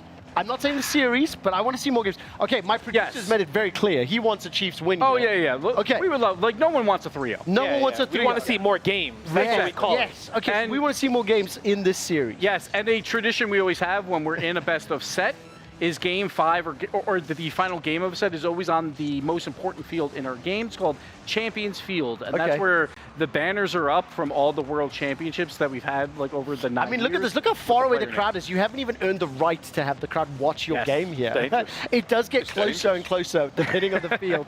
Yes, and in the Rocket League lore, well, first let's get up with the air dribble by Chicago. Oh my God! I don't want space station. Do not score. Do not score. Get the ball back. Come on. All right, so the ball's up in the air, so they can score here. Hawks No. There we go. It's shut down. All right, now we're going to overtime. It's a new kickoff. Okay, tell me, what would an Australian chant be other than Aussie, Aussie, Aussie, oi, oi, oi? Like, did you just go Chiefs, Chiefs, Chiefs? Oh, OCE. So there is OCE. the Icelandic clap, yes. where you go ooh and then go and then ooh and and so that's what we do for OC teams with the crowd. Oh my God! Come on. Here we go. That's decent, but we need to get the ball in the orange goal. So Let's go. scrappy. We're on the right side of the field. Oh, but the block. Yeah, right now. But that midfield defense, that's very important. Now it breaks them out. Now they're on offense. Oh, nice block! That block was crazy. That was awesome. There was a demolition as well. Head on head. Let's go. Oh, come on! Oh, low 50. It goes into a pass though, so this isn't bad. But LJ's up in the air. They've got the block. They've got the block. But this is a double commit with Hoxer and LJ. But it looks like they have enough space. This is so much better than FC. I mean, I agree. That was a message from my production team who had so much fun last week with the EAFC. Okay, now whose territory? We're back at Space Station game side of the map. What do you call it? Field? Field's the right word, right? Yeah, field, pitch, whatever you want to call it. Ooh, so close. Nice. So that's a big clear out, but they're going to clear it right back into a pass here to Jorius. Yes. Broken up. No, that's a good pass. It was an overcook. Oh my word. Oh, now we got LJ off the ceiling. I said he's one of the best offensive players. Oh. Yes. So Hunter actually had to jump early because someone was coming in to demo him as well. So he had to play defense by jumping. Kaka scores with the own goal. The own goal. Chicago own goals in here. Let's go. And here we go. The Chiefs are still alive in the match, and that's what we all wanted. They look happy, don't they? Oh, we're definitely watching this game, right? You're in the struggle bus right now. Okay, now you need to give us context, because as a group, right, with 5 of us, we're all going to vote for one of these teams to actually win the whole series. Okay. Right? But you'll kick us off. There's a tiny bit of backstory on who you're voting for to win and why. Who am I voting for? Because then each of us gets a chance. Well, I want to hear your context. So history in the RLCS is OC gets one upset a tournament, but they never make top 8 because they lose later. Okay. Chiefs are not winning this. So Space Station is clearly the better team here. Space Station wins. So you're going one to Space Station, okay? I hate your optimism for North America. That's fair. And I think it's about time the one upset gets turned into a Yagami-style run. So I want Chiefs to win this series and bounce back from being down. So that's where my vote's going. Dara, where are we going? Chiefs or Space Station? Oh, we've got to go Chiefs to go make it 5. We've got two Chiefs. Blank? It's got to be the Chiefs for me. So we got Chiefs. All right, so if you want the Chiefs to win, Yes. I'm going to say, you know, just because I want you to win, I think Space Station's going to win. Okay. He's a favorite. He's a 9-time This is Evo straight winner. up. He's going to pick the favorite. Listen, as the Commonwealth couch, Dara, you can come sit with me. Screw it. Come join me. Seriously, come over here. This is Commonwealth couch. Here we go. Let's versus the sad North American couch. Okay. All right. So we're Team Orange. It's just for this game. Yeah, okay, we're Team versus Orange. Team Blue, and they're all wearing blue. Or Yes, we are. Well, this is Almost. green, but okay. That's close. You have a I mean, green is part of the blue team in Rocket League. Okay, green is part of the blue team. Yes. Wait, what's blue? Where do I have blue? No, you said we have blue and I've green. No, green is part of Rocket League for blue side. Okay. Like you can paint your cars. Listen, you can't say green is part of blue. It's like the dress. Don't you remember the dress? Yes. Oh, is it blue? Is it blue or gold? Oh, is it gold? Yes. Oh, yeah. It was definitely blue because that's gold. the color of It's a gold Chiefs. dress. It's a gold dress. You can take your orange gold dress and take it home with you. Okay. I will. So let's take a look now. Start of this game. Tell me, what map are we on? What picture? This is Utopia Coliseum Dusk. My favorite map in the game. Is that Daytona? Are they different? No, all maps are the same. They Okay. do have other maps that are weird. I personally like playing on them, but the pros abolish them very So quickly. the competitive maps are then all the same thing. So like in other fighting games, you do get different arenas, like especially in Smash type ones.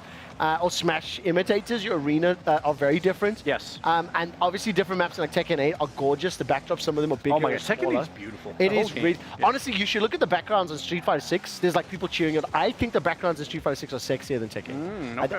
I think so, as a viewer. But I don't dig the graffiti art style of their drive gauge. So it's too weird, much. right? It's too much. Yeah. Like I don't need the graffiti there. Okay, so I didn't get the score. What was the score in game 1? Do you remember at all? I don't know off the top of my head. Game 2 was golden goal. I think it was 3-2. 3-2 in game 1? Yeah. Okay. In the very first game? I am so invested right now. You wouldn't believe. Let's, here we go. There's Jorius. He's that import that is coming in. He's going to make this team better. There we go. Nice. Two members had to make the save. That was good defense. That was there. good defense. I'm leaning forward now. I know, And that was I'm into it as well, dude. So this is LJ. That's a great 50. He's trying to get it back to his teammate. So what did you say? I'm sorry. A 50 is a challenge. Basically, 2 cars going at the ball. Oh. We call it a 50. So it's like 50-50. Oh, yeah, okay. because it's like fighting games. Yeah. I get it. They feel random, but there's players that can obviously do them. The one thing that you called out that I really enjoyed was like, okay, there's people that's trying to get the ball, but they'll demo them on purpose. Yes. When you said that, I was like, wow, that's a crazy strategy. It's also one of the things, like, when you think about it, it's just the mechanic in the game, right? It is 3v3, there's 1 ball to play. So if you presume, when you look at these passes, I don't see very many, like, multiple passes. In FC, it'll be called ticky-tacky, right? When you're going to be passing between multiple strikers. So my instinct is, if 2 players are playing the ball, the third is either running defense or running killer offense. And that's why it's like a risk, because if you go for the demo and miss, then you're at a position, then there could be... Ooh, good defense there by LJ. Oh, but the dunk by Hunter turns into a pass. It just hit like the top of the rim, right? Could take a leap out of that. Yeah, exactly. Come on, that was, dude. Did you hear the own goal? The own goal here from the OS supporters. Please say that again. I said the Incoasty ballers could probably take a leaf out of it. Hey. So there's the Chiefs' OCE own goal for our broadcast. I mean, the Chiefs have been in their side of the Come court for a long time. which is very impressive. Yeah. Very impressive. This might go overtime. Blank, do you watch tennis? Because you said court. Yeah. It's just interesting because I the redirect shot, but is still saved. Okay, come on. Let's get this back. There you go. So this is just a ball for Chiefs, so he's just going to air dribble this out. Is there any... But there's a challenge. Is there any... He's over one. Nice. Oh. But that's good position. Joruas! They took the boost. So whoa, Chiefs that have was a control sick here. 180. That was such a sick 180. Right, are there any stats in this game, like shots? Yes. Oh! It could have made it. So when I'm on desk, keep missing. I'm a big numbers guy, so it's goals per game, shots per game. Whoever just went for those shots did not play Call of Duty because they were not on the hit. All right, come on, boys, let's go. Oh, it's almost the fake! It's almost 4 minutes. It's almost 4 minutes, no score. That's crazy. Chiefs have got the clutch factor. Space Station may have the control. They may have territory. Oh my God. Yeah, I bet a bounce would have helped us. Oh, look at that. 60 seconds on the clock. Oh man. Honestly, I'm committed to this. If the Aussie score, we need to go Aussie, oi, oi, oi. Okay. Oh, obviously. Rub it in. Oh. Come on, fake, give me game or maybe 5 that was now. a miss. That might have been a game 5. Let's go for the reverse sweep. Lukaku's on field. He's trying to make something happen here. Let's see what Hunter can do. It's probably one of the only times that I'll be supporting the Australians. I agreed entirely. Oh my! And honestly, you've got a South African sitting next to 2 Brits. Like, let's. Oh, come on! 30 seconds on the clock. So we're gonna go to golden goal on this. Chiefs are playing well though. It's gonna have to go golden goal. Yeah, I could tell. I mean, I think they're in their heads. I think they're in their heads. Production team, are you guys Team Chiefs or Team Space Station? This is like ultra instinct, right? We're going in there. I wonder if we can get out. These are the nervy games when you're like, you play 5 minutes in a row. Wow! Aussie! Oi! Yes! So look at Hunter. He's going for a demo on the goalie, so he can't jump. He missed. Oh, so he hit him. Yes, he was above him, so Hoxer had to wait to jump, and that split second. 8 seconds. What are the chances right now? None. There's chances. Like, There's what are the chances? You're living Because the the ball, no. As long as the ball's in the air. Yeah, ball's in the air. Oh my God. Game 5. Get on the ground. That's on the ground. There we go. Yes. Oh, the reverse sweep possibility. By the way, I don't think can you guys talk? Wow, that game was so sweaty, right? That's one of the that's one of the hardest games to play Rocket League is because normally a goal is scored, everyone can take a breather for like a split second, like kind of like a rage art. Yeah. You know, you take that breather, but when there's no goals, you're just constant. You're just going. Gibbs. Yeah. It's gonna get serious for a second, okay? Okay. Space Station Gaming won game 1. Yep. And game 2. Yep. We were 1 game away from an Australian second upset in the tournament. Yeah. And another reverse sweep. How often do reverse sweeps happen? Reverse sweeps happen probably like 5% of the time. Like 5%. So it depends. When you get to the match points, like if you are down 2 and then goes to 2, it's about 50-50. It's very, very close. Like you have all the momentum, but usually the other team is good enough. So yeah. I'm going to say this. There's not enough space on my sofa for both of you, but I will offer one and only one member. Justin Wong, would you like to join the winning team of this series? See, the thing is... Because you only voted Space Station to smite me. You have national pride, I get that. But you did it for the wrong reasons. Now I mean, let's put this is the North American couch. Let's put the team story on the line. Are you staying or are you flip-flopping and joining us? USA! USA! USA! USA! And all 3 members are from USA, so there we go. Hey, Let's go, here we go. Just for the Here we go. record, our producer clearly outlined he's a chief supporter and said, you are... LJ, there it is. USA! USA! It's a pity goal. It's a pity goal. So normally on our broadcasts, I am very European biased, actually, because European just plays better Rocket League, and the Americans hate me for it. So, but I will be on the NA side for this. And yet you turn on your favorite. There's a substitute European player in this roster. That's true. And you will not support them. I will not. You are a weak man. You turned on your fandom. To be fair, this will be one of the greatest runs in Rocket League history by the Chiefs if they win this. Just tiny quick story time. In League of Legends, when you get to Game 5... It might be over. Yeah. When you get to Game 5 in League of Legends, before every game, many years ago, there was a song that played a lot. It's called Silver Scrapes. Yep. Okay, so anyways, that song happens now before every Game 5. It's now a cornerstone of the competitive scene. Tell me why this pitch is the cornerstone. So, funny story. This map came out, I think, RLCS Season 3, and they were like, we have to make this Game 1. So I was talking to the devs or the esport director at the time, and I'm like, no, we got to do what League of Legends does and make it the final game. I literally said this, and I'm like, it is our most important field. We have to make it Game 5 or Game 7, depending on the series. The final game of the series. Yeah, so we copied you guys and was like, this is the most important one because there's banners up of former world champions. It's our most important field. Here's where you make your name. It feels in Rocket League. This feels like an esports stadium to me. The previous ones felt like giant trophy up there. Yeah. It's got honestly, it just has the RGB. That's kind of what it boils down to.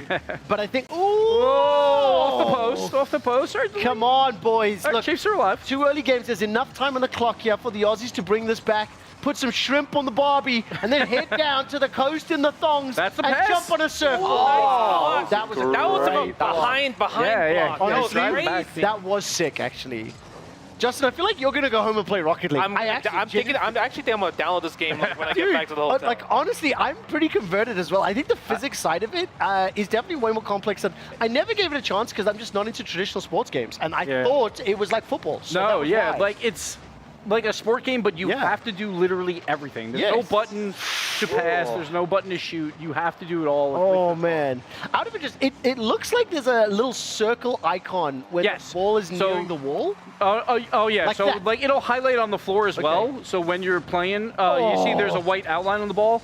So come on! So players will turn off ball cam to see where other players are, but you can see the outline on the floor, so you know where it's coming down. They're panicking. They're panicking. Oh, I think so too. But the thing is, this last minute of play, it was a lot of Chiefs control, and they had 3 or 4 shots on goal. But unfortunately, off the post and the good block. Oh, good demo there, though, by Chiefs to just break up that offense. Jump in down. I was going to say, they've come from 2-0 down in the series. They're 2-0 down now. There we go. We believe. Okay, we've hit the halftime mark. The pitch. 2.5. It's not in. Get it away. Keep dreaming. That was good. Go back home. Oh, no, that's a bad touch, though. Here's the pass. Come on. Doesn't have boost, though, to go for it. There we go. All right, cleared out. Okay.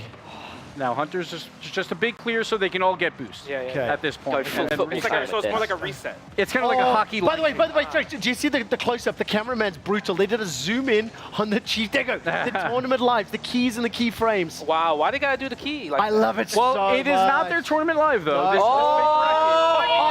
So close. They're both in the upper bracket, so they will have another life, but Gentle Mates are in that lower bracket. So it might be no one wants to be down. Chiefs versus Gentle Mates again. Yeah, it could be. Because, of course, Chiefs with the upset win in the opening of this bracket. 1 minute 45, 2 goals the difference. On the offense once again. It might be over, to be Chiefs honest. are in the right territory, but I just don't think they can get in the net. LJ's up. It's a bad touch, though, so it's a clear out to Jorius, but no boost on Jorius, so he can't do too much. How do you get the boost? By the little orange circles? So there's small pads that are worth 12 boosts, like those triangles. Points, Then the big pellets are worth 100. and they're in the corners of the field, but they come back later. There's Oh, like 10 seconds. okay. So everyone kind of grabs them. So how do you know when it's time? Do you have to count in your head, or? Yeah, you just know by counting in your head, like kind of like old Halo timers. Yeah, when you're playing like Oh, a shooter. Halo timers. Like I used to Come know on. those so well. Oh, Can we go Unreal Tournament and Quake? Okay, that's fair. Oh, yeah! There we go. Come on. We are back on the board. 1 minute to go. Chiefs need to pick up this win. Unfortunately, if this does go to golden goal and extended, I may need to move us on with the broadcast. Okay. I am super sorry about that. We do have planned content coming up, more interviews, more games to cover.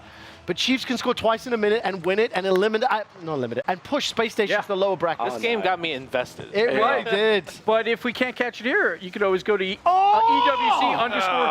I like that. LJ Good plug. Good just plug. flip. Just flip I'm on so him. sorry. Where can we watch the rest We of can watch this on EWC_gold, and we can watch LJ do things like this. He's one of the best offensive players in the world.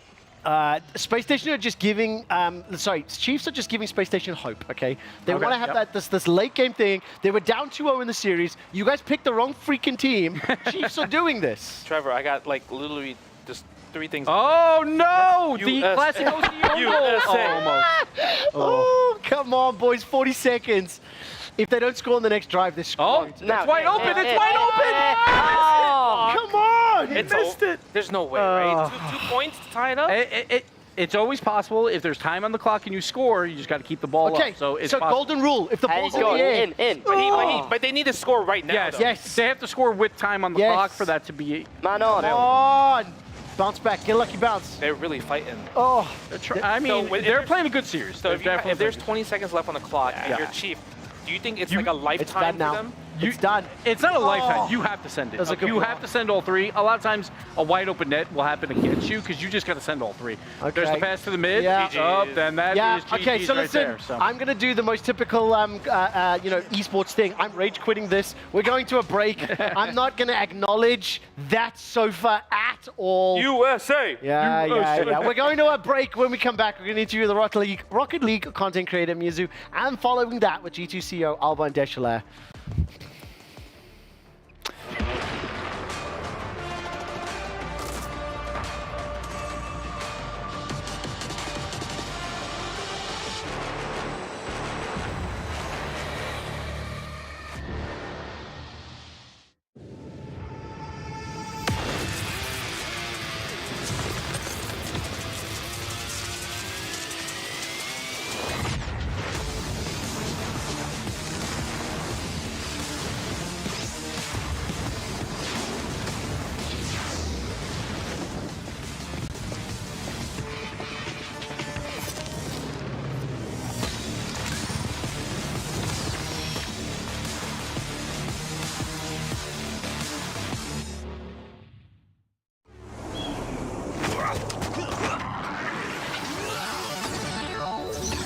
Ready, set, go.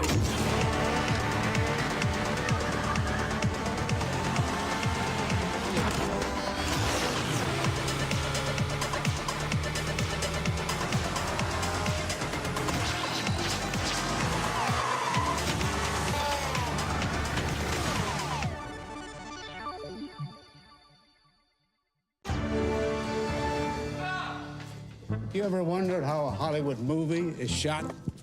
On a Sony. You review it on a Sony. And how do you make that sound epic? You record it on a Sony. Lunch break on a Sony. So why wouldn't you watch it on a Bravia by Sony?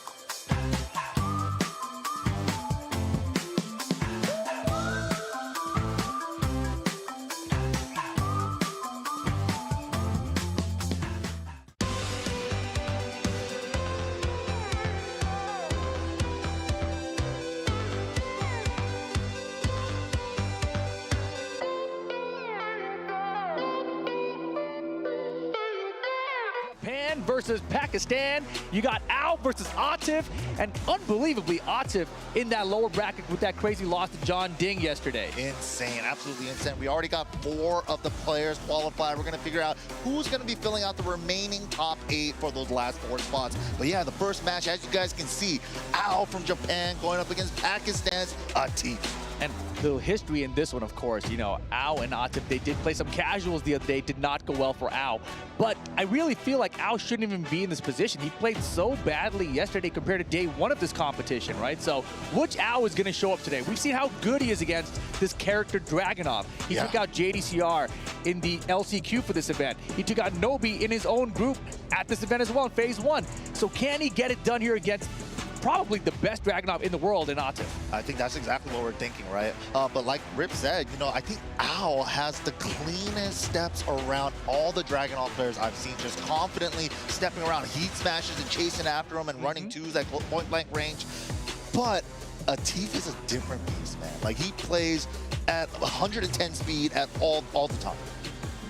But here we go. This is going to be the first match. Special intro, and Coliseum of Faith is going to be the stage, a pretty big stage. Large stage indeed. Let's see what happens. Game 1, round 1. All right, here we go. Starting it off. Small lead already to Atif. Wow, keep out down forward 2, finds its mark. Yeah, this means Al is playing the game, right? Obviously, you know Atif is going to press buttons. He wants to press that offense. But if you can keep him out with some kind of passive offense, passive defense, whatever the hell it's called, you can stop people from attacking you. Yeah, that's keep out. Keep out with buttons. That's classic. Wow, raw down forward 2 gets punished. That's about even. Small lead there with Al. Heat burst is good. Beat out the down 2 in time. And the low heat smash to take the first round. Round 1 to Al, and yeah, he came to play today. This is looking much better than the way he played yesterday. We got a real match on our hands. Steps to down forward 1, gets the jab punish. These guys want to move to the next round for that qualification, and they're both facing elimination, so they don't want to go home. They're so close to the finish line. Yeah, this is nerve-wracking. Obviously, a huge difference in prize payout. As soon as you have that thought, though, it's over, man. Got to play your game. Exactly, 12 to 9 and higher, right? It's crazy, but look at the engager here from Atif. Adding on the chip. They try to walk around the tackle, but got caught. The 1 extension, take away that gray life. Oh, and he tried to swing. He wanted that keep out again, didn't get it. Yeah, and Atif ties it up. Hits the brakes right before that down 2, but finds a counter hit 1+2. I think he counter hitted that down 2 there. Yeah, Vicker, ever since they updated his combos, long extended combos, close to the wall, but the special get up 3 from that position for Dragunov there. Again, out small likely, good duck.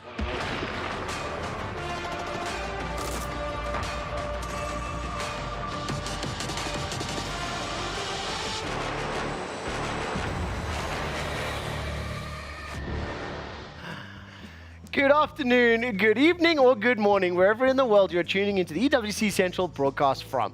I am still Quickshot, your host, and I've kicked off my merry band of kids after the Chiefs lost that game to Space Station. I especially got rid of my North American colleagues. Now, I have replaced them with one, I believe. And what we're about to do is have another special interview, this time with somebody in the Rocket League community, somebody who's a content creator, who's a particularly good player, significantly better than Gibbs, and his name is Mizu. Am I saying that right? Yeah, Mizu. What's going on, man? Mizu, thank you so much for taking the time to join us. I mentioned just before we went live, we've got a bunch of games, we've got experts, our community is a mixture of them all. So could you look at camera number 1 and just introduce yourself and tell our viewers where you're from, what you do? Absolutely. What's going on, guys? I'm Mizu. I'm a content creator. I also play Rocket League like semi-professionally, so I have about 14,000 hours in the game. I'm SSL, I'm top 100, so I would like to say I know ball, and I can have some opinions, I like that. You know? I like that. 100%. Okay. So, well, listen, before we dive into any of the esports stuff, you know, when we have guests on the show, we speak to CEOs, we speak to team representatives, we speak to players,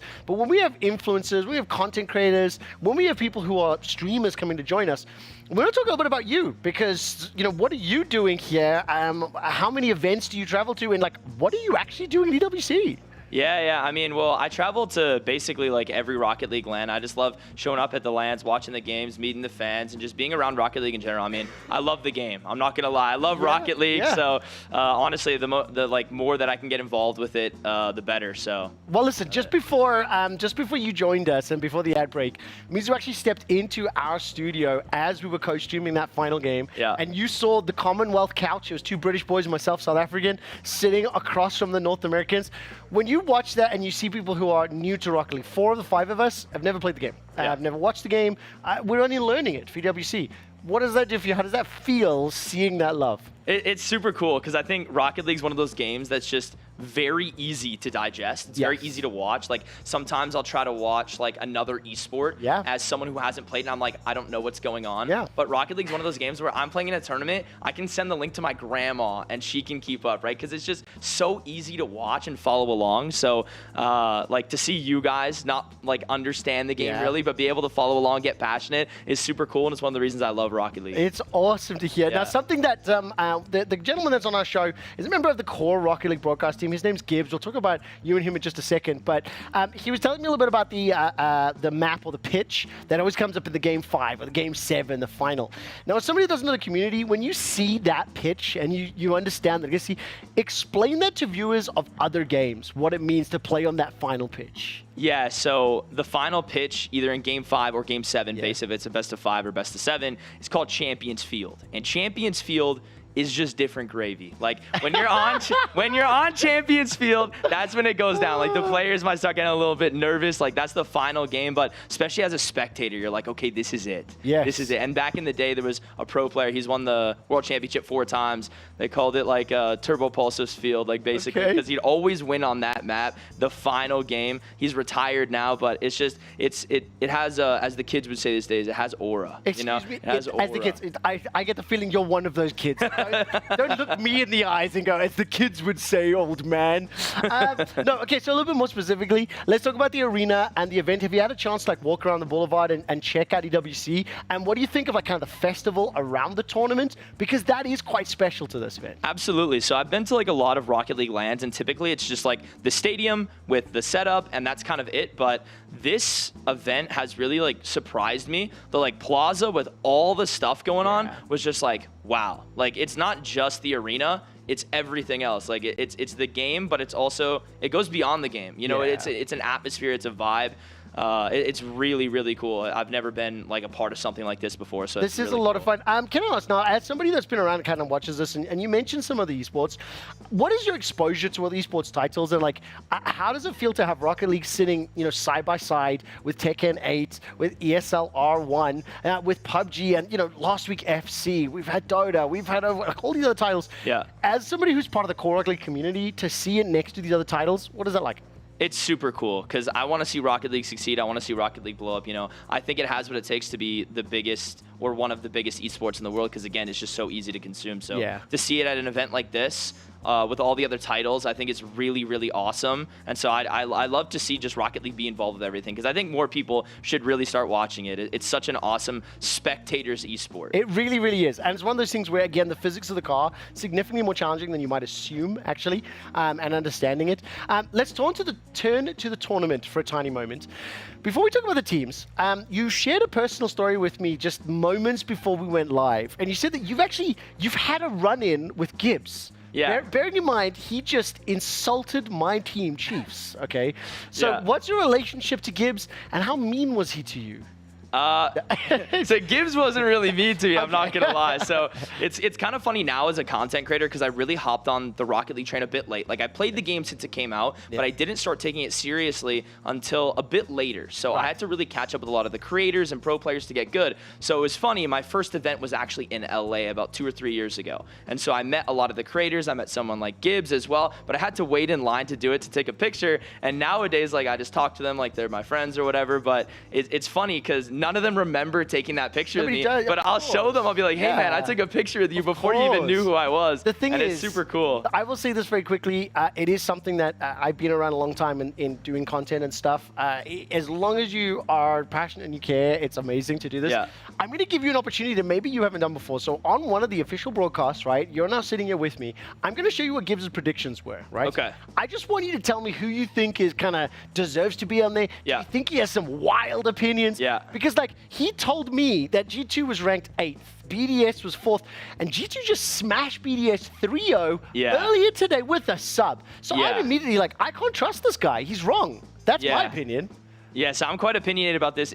Is this top left, like Top 1 left, through 8? 1 through 8, Okay. dude. Yeah. So I can get behind a Team Falcons pick. Like I can respect that. Okay. Vitality being top 4, I can also respect it. Okay. I think Furia is a dark horse team, so I Right. can see why he'd put it top 3. But I'm hearing you already have doubts. You have mistrust. I do. So Okay. if I were to change anything, and again, Yeah. Gentlemates I also agree with, but if I were to change anything, I actually do believe Bearing that in mind, they just got beaten by Aussies. So, so like, you know what I mean? Yes, I do know what you're saying, but I would say, as a player myself, sometimes when you switch up the roster, but you're already a very good team, you'll have like a honeymoon phase. Oh, yeah. And so I really do believe that G2 is going to win this whole event. Even though Gibbs has them at 8, I think G2 is going to win the whole thing. And I'll tell you why. I'll tell you why right now. Because while they might not have beast mode, right, they do have Nas. Okay. And Nas is hungry. Could you call Nas nasty? Yeah, I would say he's nasty. I would say he's nasty. So Nas is a fantastic player. He's super slept on, right? Okay. He's a North American player. I played against him. He's awesome. But he didn't have the best season with his team. So he's coming in on a better team now, and he's very hungry to win. Okay. And I also think they have a little bit of that honeymoon phase where I think they'll win the whole thing. Out of interest, do you know who my next guest is? No. Okay, fantastic. It's not important for you. What I will do is this. I'll say this very quickly. Thank you so much for the interview. Thank you for the conversation. I will say I don't fully trust your review of the teams because it's so clear on the USA hype train. You were defending your boy Gibbs so heavily, I'm going to have to just throw that out, right? Like, I've got quantifiable proof that you both are wrong, and you just let me down. I was trying to sell my boy out here. Nevertheless, this is a piece of merch that we're going to be giving away to our viewers and our streamers. We have the week name, the games. Every guest that's been on here signed. There are some epic names on here. I don't know how much you follow Call of Duty, but Hex and Scump were the last 2 people to sign it. Okay, I know Scump, yeah. You're going to be joining this list as well. I'm going to say thank you. Can you just give us a little shout out to fans, to viewers, to the Rocket League community? Camera number 1, the mic's all yours. What's going on, guys? Thank you guys so much for watching this stream. I appreciate the love that you guys are showing everyone here, especially at the Esports World Cup. It's been a fantastic event. I'm super glad to have been a part of this, and thank you guys for the support that you show me on this interview as well. You guys are awesome. Keep watching. Stay tuned, because it's about to go down this Sunday. I'm excited to see G2 win, because they're going to win. Come back to this moment. You're going to be mad G2's going to win. Do you sincerely not know who my next guest is? No, no idea. G2's going to win, though. Fantastic. Very last one. I need one team name only. Chiefs or Gentlemates? Because the rematch is happening, I believe. I'd say Gentlemates is going to win that for sure. Ah, you're so wrong. Okay, I'm sick of him and these Rocket League USA people. We're going to take a very quick break. Get ready for my next interview and check in on PUBG in the STC arena.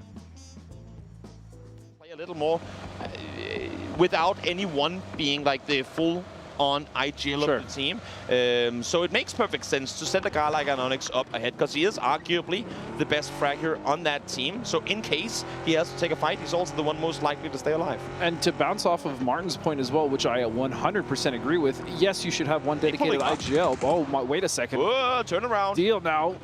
Dangerously close here to Tiamba, and they're just actually going to take this fight. Haven is coming in to say hello as well, hearing the shots here from a distance. Of course, Luna Galaxy were here before, so they're well aware that Tiamba has pulled up, but now also aware, I should say, that Danoa has joined the party. I think for Danoa, I like the idea of what they did here. Leave Ionix, because he hadn't seen them move yet. Leave Ionix with an eye on the door, have Deal drive up close, see if there's any reaction. If no one opens that door, either there's a solo hiding with a shotgun or there's no one in there. They go up, they peek forward, they see movement, they assess very quickly, can we take a fight here or not? They realize it's a bad idea. Now they back off. Now they take maybe not the favorite position, but at least they have somewhere to call home. Yeah, very wise decision. And as you said, maybe not the best position, but it's much better than being in a fight where you're getting third party as well, because Luna was just on the other side of that one as we now move to TSM here, who is in a very comfortable position for now, but this is very open, as you can see. And so once this starts to collapse, once all the other teams are maybe funneled into this area, TSM is going to be in quite a bit of trouble, actually. I was going to say 3 guys behind deployable shields. If that's a comfortable position, then I don't want to know what it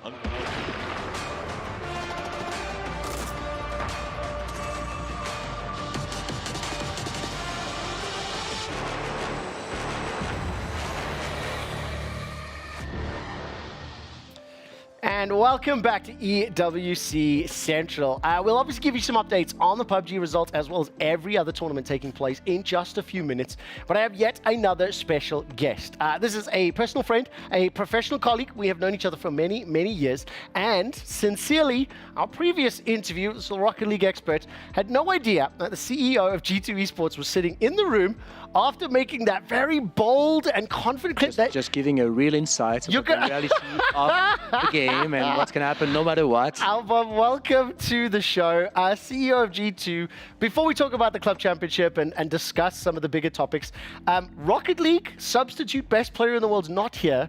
We briefly talked about kind of expectations, and as always, you have this quiet optimism, little bit of nerves just before the games. How do you feel after taking out BDS 3-0? Well, never underestimate the samurai, you know? Look, not gonna lie, this roster is built and managed very respectfully by Safiu.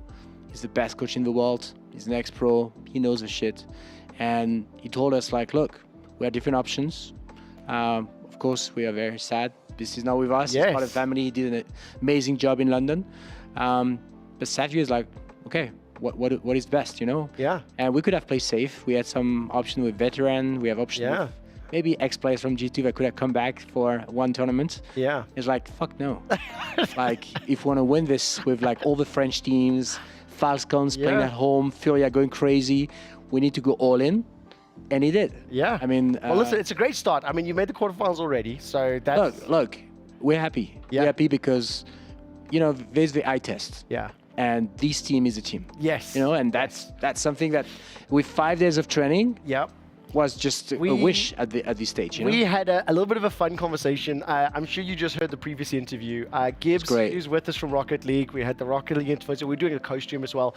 We've been having a fun conversation around what if G2 win after they beat BDS for some reason? I take it. Then what happens? Do you decide not to run Beast Mode at Champs in 2 no. weeks? Oh, I'm not going to ask you to comment. It's a fun debate that we're having, and you know me well enough to know how much fun I'm having with the content on air, Alban. Okay, let's stop. I can wait. You can wait to win the World Cup in Dallas with Beast Mode. Okay, there we go. That was pretty firm. Gibbs, that was for you. Okay, let's zoom out for a little bit. There's a lot happening this week. Just earlier on in our show, we had Michael Ashford from the Esports Awards. I know you'll be in attendance there. There's the new sports conference happening as well. We contested. Like we have like a... Oh, I'm well aware. Like content team, you know? Content team of the year. Tell me what else you're doing here this weekend, Alban. Come on, give me the full itinerary list for what you're I'm just saying, like Esports Awards, we are attending, but we are participating. Oh, there we go. So you're obviously on the nominee list. What are you doing here outside of the business side of things, and what are you enjoying the most? I'm the #1 fan of G2. So I'm basically... Right now, you forced me to do an interview while my boys are playing in sim racing. I did, yes, correct. And I'm also on my phone because there's an LEC game somewhere. Yes, exactly. And then, you know, tomorrow I'm going to go to Rocket League. And look, and sometimes I work, but that's my job. As somebody that's obviously close and a fan, and you know, there would have been Valorant and Counter-Strike, but those things didn't go as well. I have to be fair. I have to show you love and be critical at the same time. Counter-Strike goes in final. Yeah, final. Yeah. Final. Yeah, final here, but not the other one. Okay, let's talk about the club. Since Alban has brought up all the games, obviously G2 Esports have had a number of participations here at EWC. We've got the club championship top 16. I want to show you the scoring. So you can take a look at this for the time being. Currently sitting in 10th place, 935 points to your name. 1,000 is Luna Galaxy with Jafonzo's win from last week. BDS, if they don't make it, they get bumped out. They need to place top 8 or they are not eligible. But crucially, Team Liquid, no teams competing. Only 25-45. T1 are struggling in PUBG. So that kind of is the benchmark. Do you reckon, how high are we going here this week? Well, you know, we had 16 participating. Yep. So we're not invited in theory. Yep. Like there's like the Liquid of the world, the Vitality, the Fnatic coming with like 10, 15, 20 teams. Yeah. We have no chance. So we played quality, we played long term, all rosters have been built for a long time and we capitalize on them. And look, final weekend, 2 more games to go. We have a chance, so we're going to compete. Yeah. I think Rocket League looks solid. It looks really good so far. Looks solid. I heard some experts are thinking we can go far. Yeah. And I mean, sim racing is difficult. Yes. It's a game that is very strong in terms of like rewarding the skills of the drivers, but also sometimes the strengths of the cars. I mean, I'll tell you this as well. I had the opportunity to speak to one of the Porsche Motorsport representatives, the manager for the esports department. We got to watch them. We saw Redline Racing doing incredibly well. What I'll do is I'm going to bring up a graphic on the low third, so it'll show all the games from G2 competing at EWC and the results. 3rd to 4th, League of Legends, 2nd in Counter-Strike. Modern Warfare 3 was, I think, the biggest disappointment, at least in my eyes. Riyadh Masters also a challenge, but like we've had 2 great performances and then 2 disappointments. Let's face it, we have world contesting teams in League of Legends, Counter-Strike and Rocket League. Yes. And we have a challenging team in the other rosters. Yeah. I think the meta, the patch for Dota has been quite damaging for all Chinese teams, not just ours. Super tough, yep. So Call of Duty is a very young game for us. At G2 we have 2 things: we win or we learn. Yeah. This year we learned a lot. Those were content tournaments. No. I mean, because we were not happy with the performance, we actually used the tournament as a tryout. Yeah. So I don't know if you know, but we had 2 players that were not G2 before. They came for this tournament. You know, it's real life test. You know, like if you go on stage, and I heard about the honeymoon period. Oh yes. That didn't happen there. Yeah. That didn't happen there. Yeah. And then now we have 2 more games, and you know, some big organization like Fnatic and Liquid are not competing this weekend. Yeah. So we have an opening. We're gonna try to take it. I mean, it is very true. Number of participants, number of points so far, a very real chance to climb much higher. Okay, let's zoom out, look a little bit ahead. EWC as a whole and the future, you mentioned it, only 6 participants. I've spoken to Vitality, I've spoken to FaZe, haven't spoken to Team Liquid just yet, but a lot more participants, a lot more of a deep dive into the first EWC. Are we gonna see more teams from G2 next year? Yeah, we always consider options. Maybe one of the things that we make a bit differently from some of these teams is that if we commit to one game, it's a long-term play. And right now, I mean, we're born in Europe, we expanded, we've now 4 teams in North America, we have 1 team in China, where we consider to have an additional roster. It's also an opportunity for us to connect with new fans. So we are absolutely looking for options to expand in new games, but likely also in new region. Yeah. And that takes a bit more time. If we do it, we want to do it right. And that's why, when title were announced, we didn't jump on signing people because we don't want to cut them 6 months later. Yeah. If we do something, we want to do it right because they're going to wear a jersey. We're going to introduce them to our fans. And if we do this, it's with a long-term play. Yeah, it makes a lot of sense. And of course, with next year, you and I have had very loose conversations around not only EWC, but also looking ahead to IOC. Titles are going to be on that. Is that something that G2's thinking about? Can we get a scoop on thoughts there? So you mean the Olympics? Oh, yes. Okay, yes. okay. So just disclaimer, I'm a member of a commission that advised the IOC on the Olympic Games. So of course, I know a bit about this topic. That's why I'm asking. I want to dig it out. But that's a very personal commitment. It's not G2. It's just me because of my background. I worked for the Olympics in the past. And so I would say I'm very excited. I think it's a fantastic project. I'm very impressed with the speed with which the IOC have moved to a position where it's not a sport, it's not us, to fully embracing it and trying to create something that never been done before. So it will be what has been announced now publicly will be a very rich portfolio of games with a combination of like sports simulation like EFC and games like that. Virtual sports, so virtual version of existing sport like Swift for cycling, for example. And what we call traditional esports. It's like the game we love. We don't know which game we're going to have at the end, but I hope we're going to get MOBAs like League, we get like fantasy game like Rocket League, so that we can really connect the dots with all the dimension of sport, esports, virtual sports. And with 2 things that make it very special to me, to make it very special to what exists already. 1, national teams. Yes. fuck yeah, we're gonna get the World Cup of national team. Especially because I was in France watching South Africa win the Rugby World Cup. Oh, you mean Rugby Sevens? Oh yeah.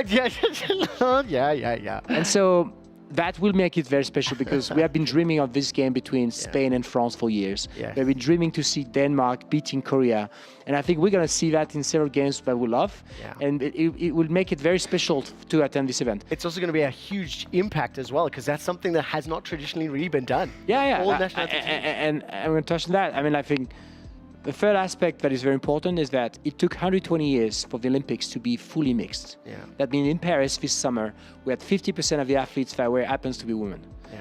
I think we need this in esports right now. We need more stages, more opportunities for the best talent that happen to be women, to be celebrated, to give them a voice, to give a chance to introduce themselves and inspire the next generation of players. Yeah. So this three dimension for me will make this event very special, very unique, very complementary, and I think we need it. Find the Simone Biles of esports. Yeah, this is 20 years that we do this thing called esports.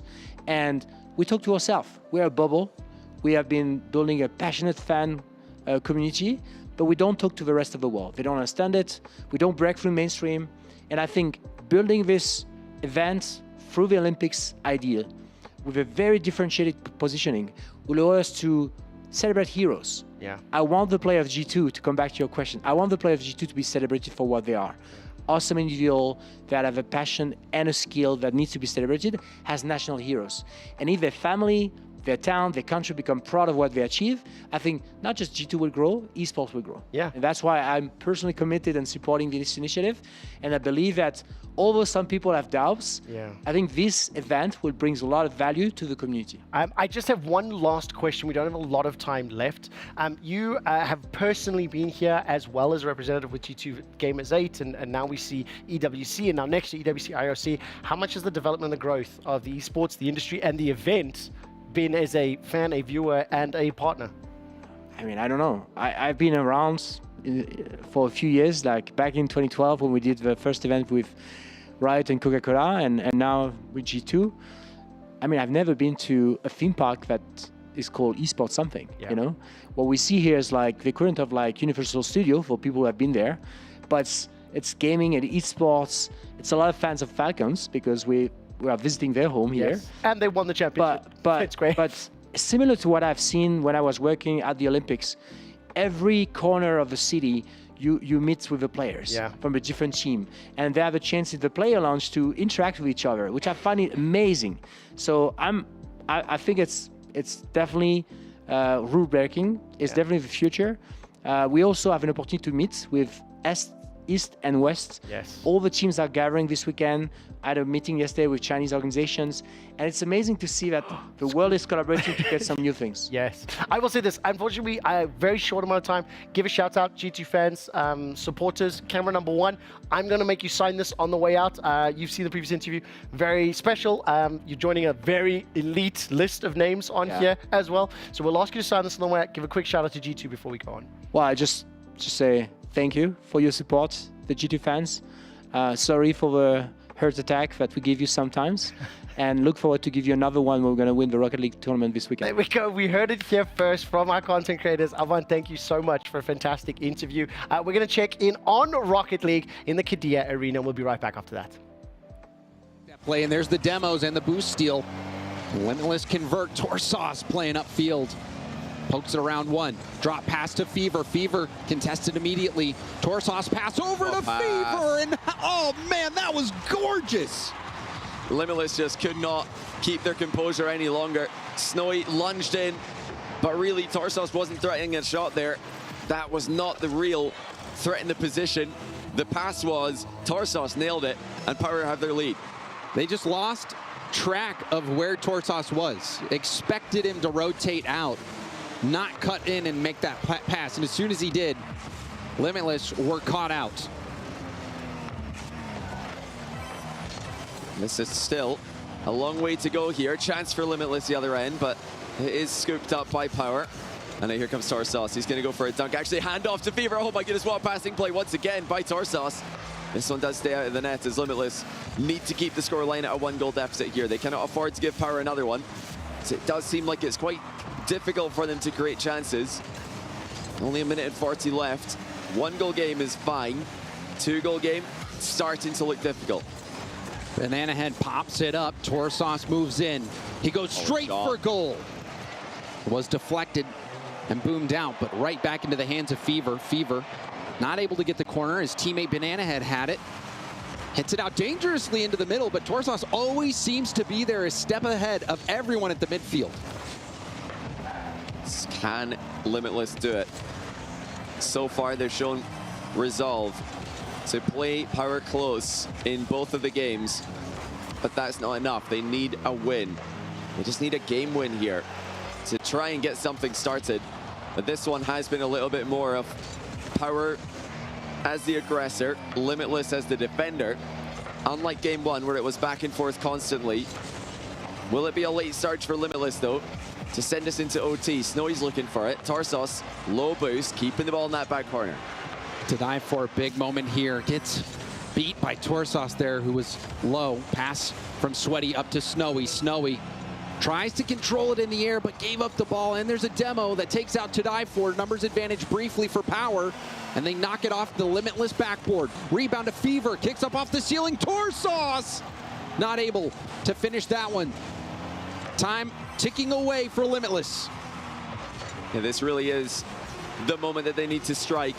But Torsauce has control in defense. He's not going to give it up easily.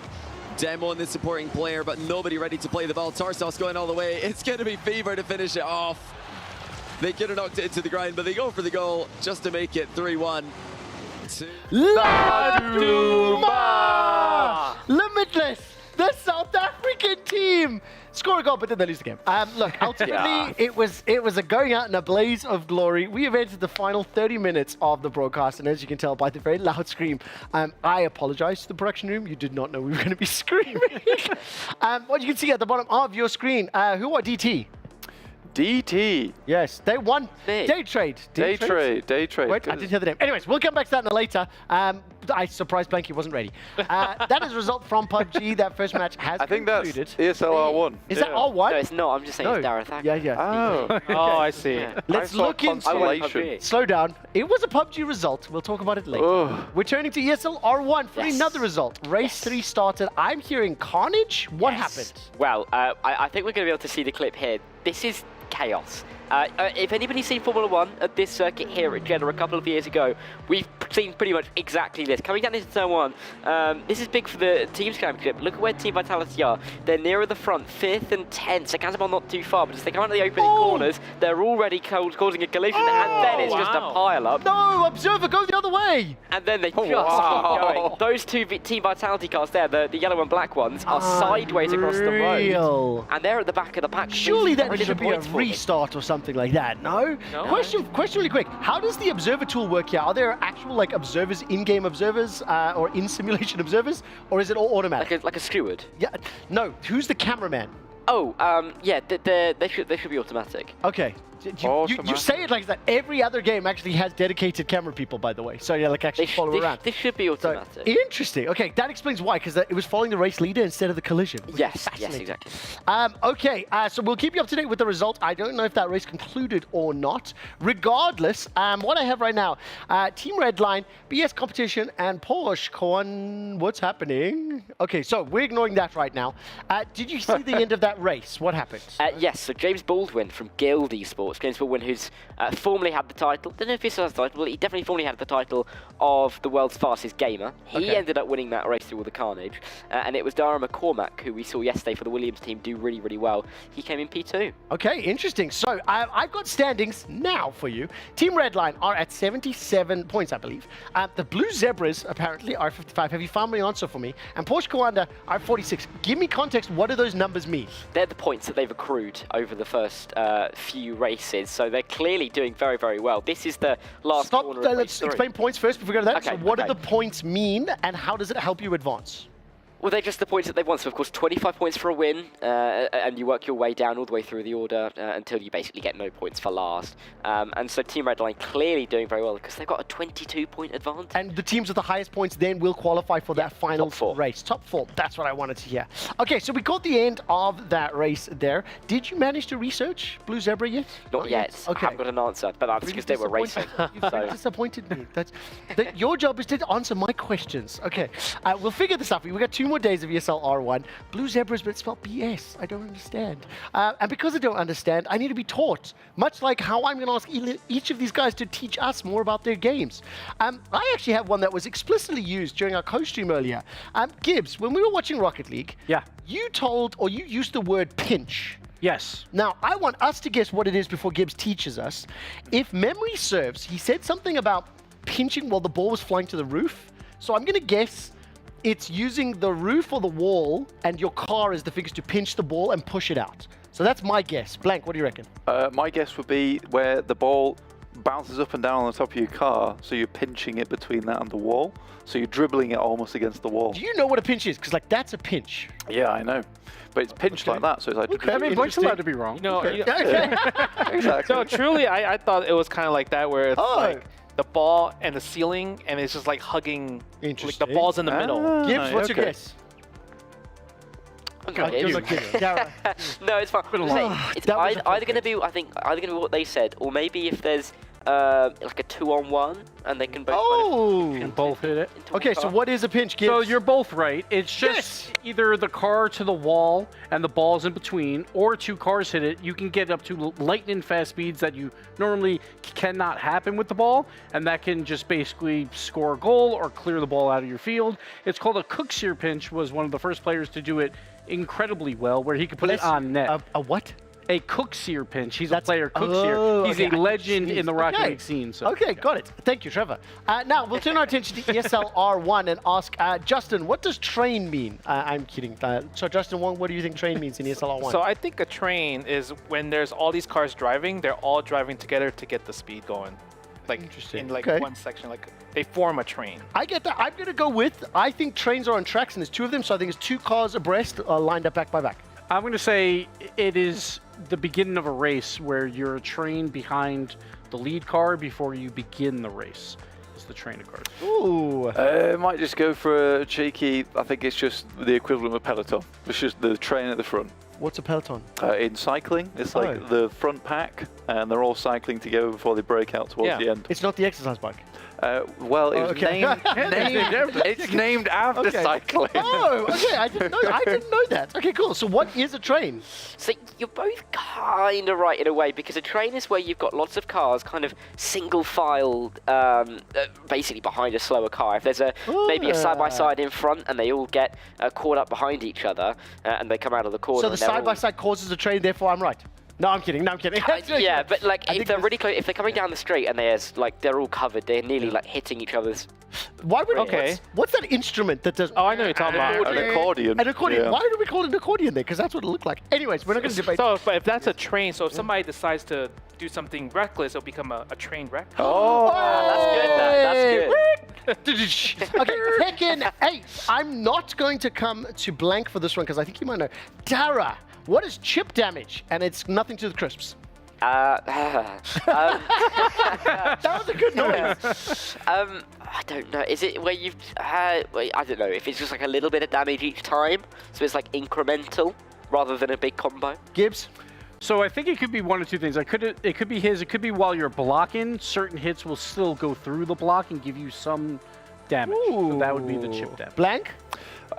Well, chip damage is just where you would slowly chip away an opponent like with a little chisel. You're just taking a little bit of help with them at a time. Interesting. Yeah. I'm voting with those 2 boys. So, okay, I feel like you know the answer, but you know what? Gibbs is completely right. Yes! Yeah, because once you start blocking an attack, you actually take little bits of chip damage. That's what we call it. Yes, that's the correct way to use. And I think if somebody keeps landing away small attacks, you can also say he's chipping away at his HP, but I think the more correct would be... Because because you're blocking most of the guys.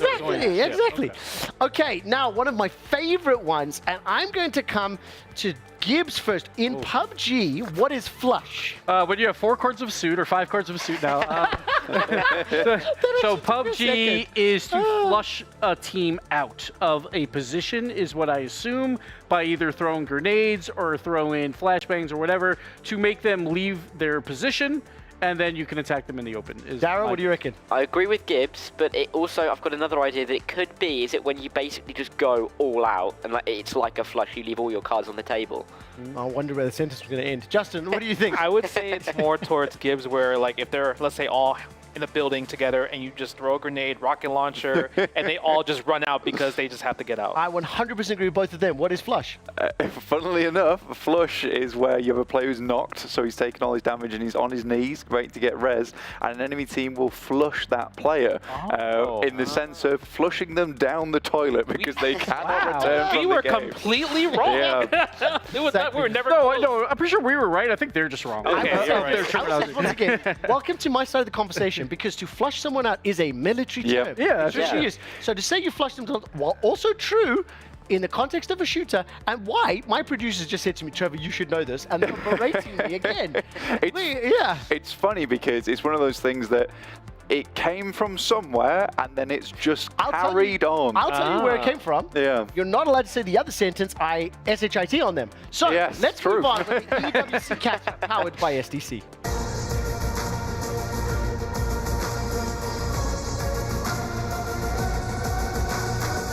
I always love getting catch-ups from our partners that are down on the ground inside the arenas. We're going to start our catch-up by taking a closer look at Rocket League and finding out about the results from how the people are feeling inside the arena.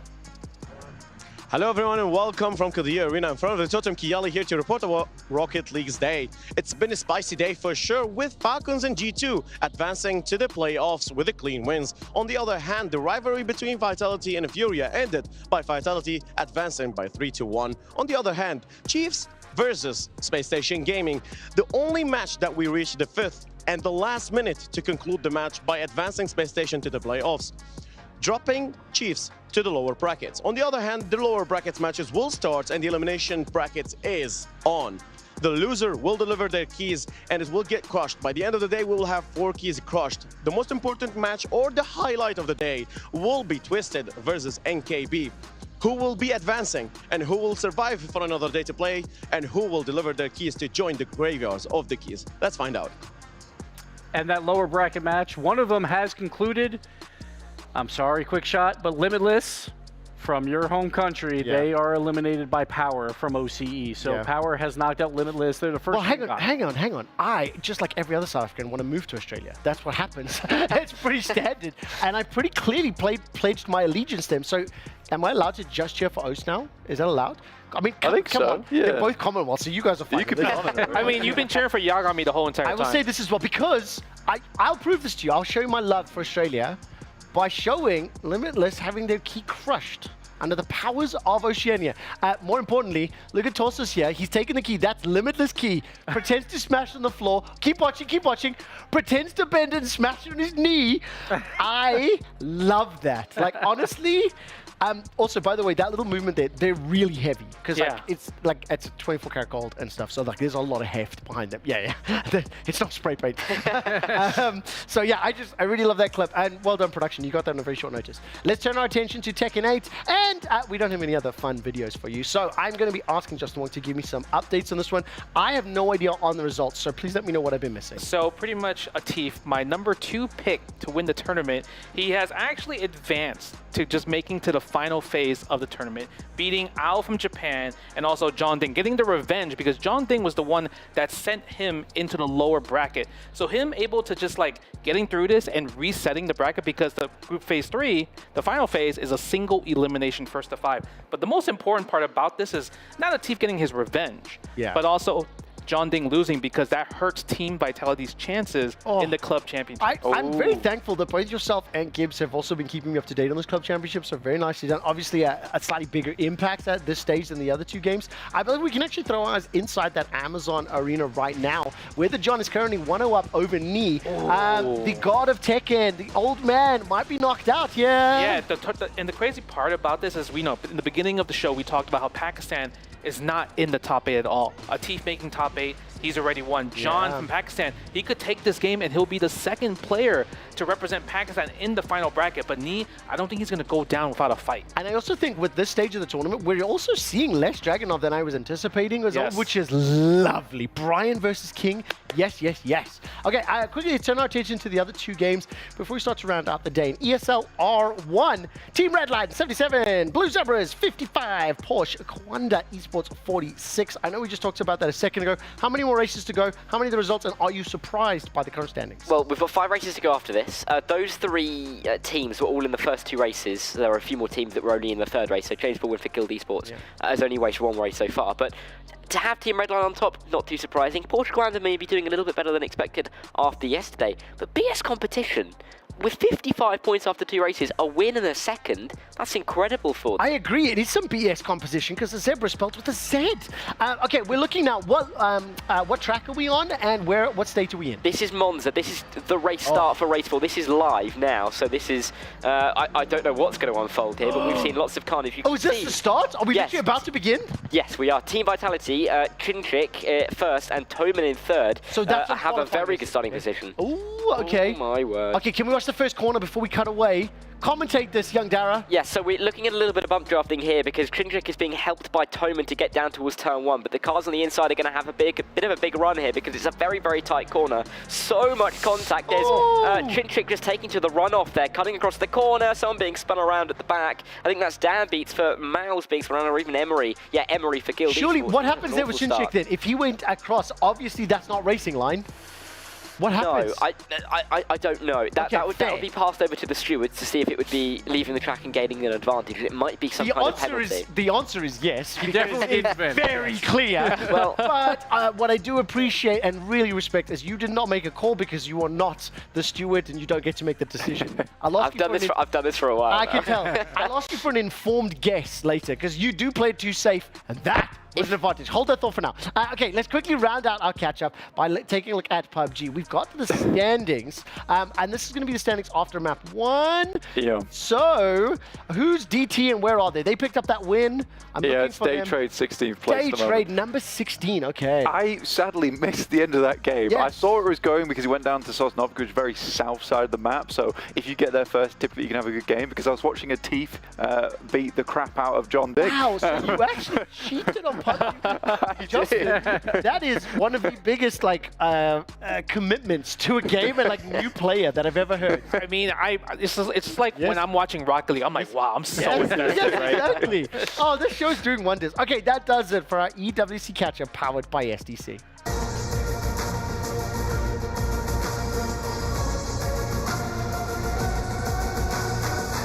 Okay, I have one last commitment to my Australian brethren, my new mates down under that's putting shrimp on the barbie, yeah? The key keep in mind, Australians and South Africans are some of the biggest competitors in the histories of both countries. They compete in cricket, they compete in rugby, they've been the world's best many, many times over.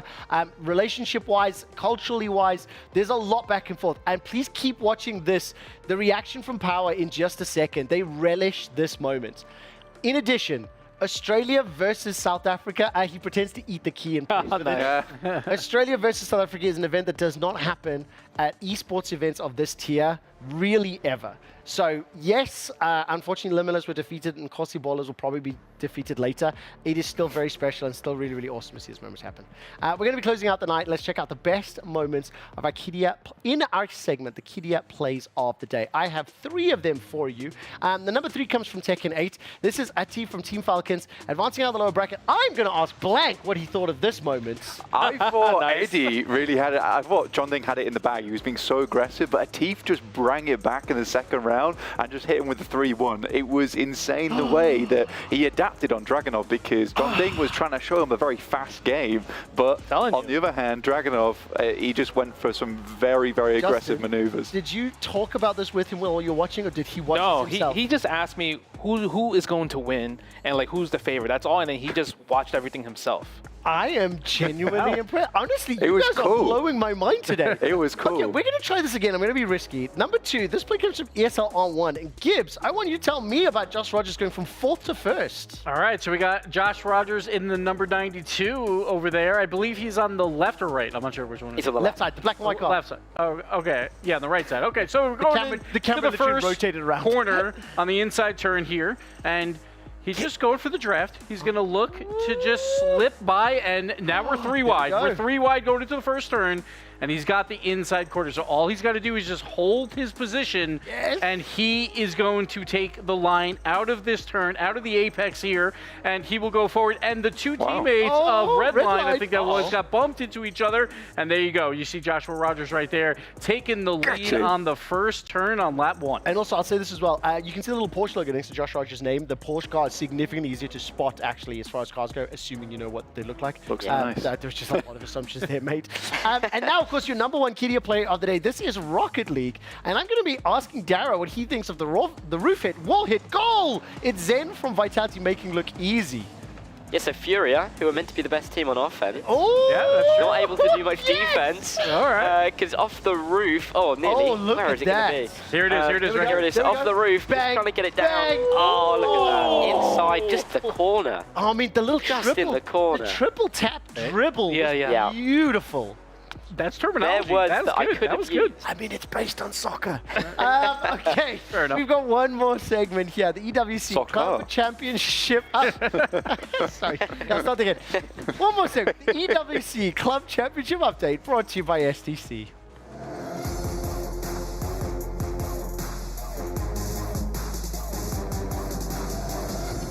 All right, so let's talk about some of the clubs and how they are doing. Falcons, G2, and Team Vitality have all added 60 points to their overall tally after advancing to the Rocket League quarterfinals. G2 Esports sitting there at 935 points. I will say this only because we spoke to the CEO earlier. Only 6 participants here for G2. By contrast, Team Vitality, Fnatic, let me just say they had significantly more, okay? Alban was very excited about that.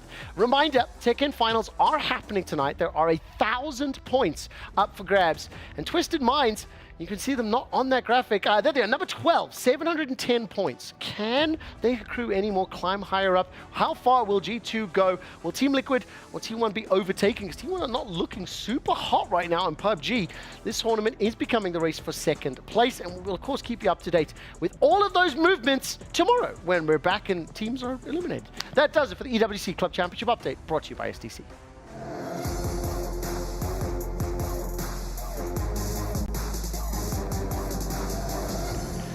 Oh, I tell you something. Another absolutely fun and hilarious day. I will say this, and again, I do mean this sincerely. Out of the 8 weeks of show that I've been here and the different groups that we've had, I think the 4 of you have learned more about one of those games than any previous week. I think having 2 kind of car-related things, but then football on one end, and like, let's be honest, racing is easy to understand. Yeah. I think 2 violent games that just support beating people up. There's just all these natural things. Look, we'll probably do a whirlwind look around and give you some updates on where the games are. But I just want to commend, and I just think it's been really fun. Obviously, Justin, this is the last time that we'll be watching Tekken. The tournament ends today. You're not on our show tomorrow. What have you learned from the respective colleagues this week? I learned that Rocket League is very easy to watch. And I actually just want to go back, download the game, and try it out. Will you do it? Are you saying that because you're on broadcast, or will you sincerely? Oh, no. You know why? Because lately I've been into just like playing with my friends, going on Discord, and just like voice over, right? Yeah. So I think having a communication game like Rocket League, because it's 3v3, I think I'm going to really give it a shot. You know, I might be really bad at first just because it's like, you know, I got to go to training mode. I need to make sure I get my aerials, the goalies, the defense.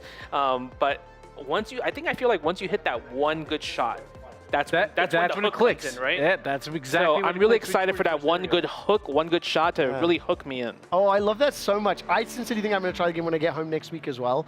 Look, obviously we've only got a few minutes left, so I think we're going to keep just like the fun vibes going. But I'd like to bump in when we look at gameplay. So Derek, give me an update here. We're 5 laps further. Shinshik? Oh, I can't say that. Shinchik. What team? Vitality. Vitality in the lead. Yes. Tell me, where can we watch the stream and what is happening for the rest of the evening? Well, firstly, it's on twitch.tv/EWC_black. Nailed it. The eslr1. There's so many letters in that, isn't Yeah. there? But yeah, we're on lap 5 here at Monza. I have to say, I watched back that opening corner when you asked about the penalty. Yes. I saw it on the replay on one of our screens.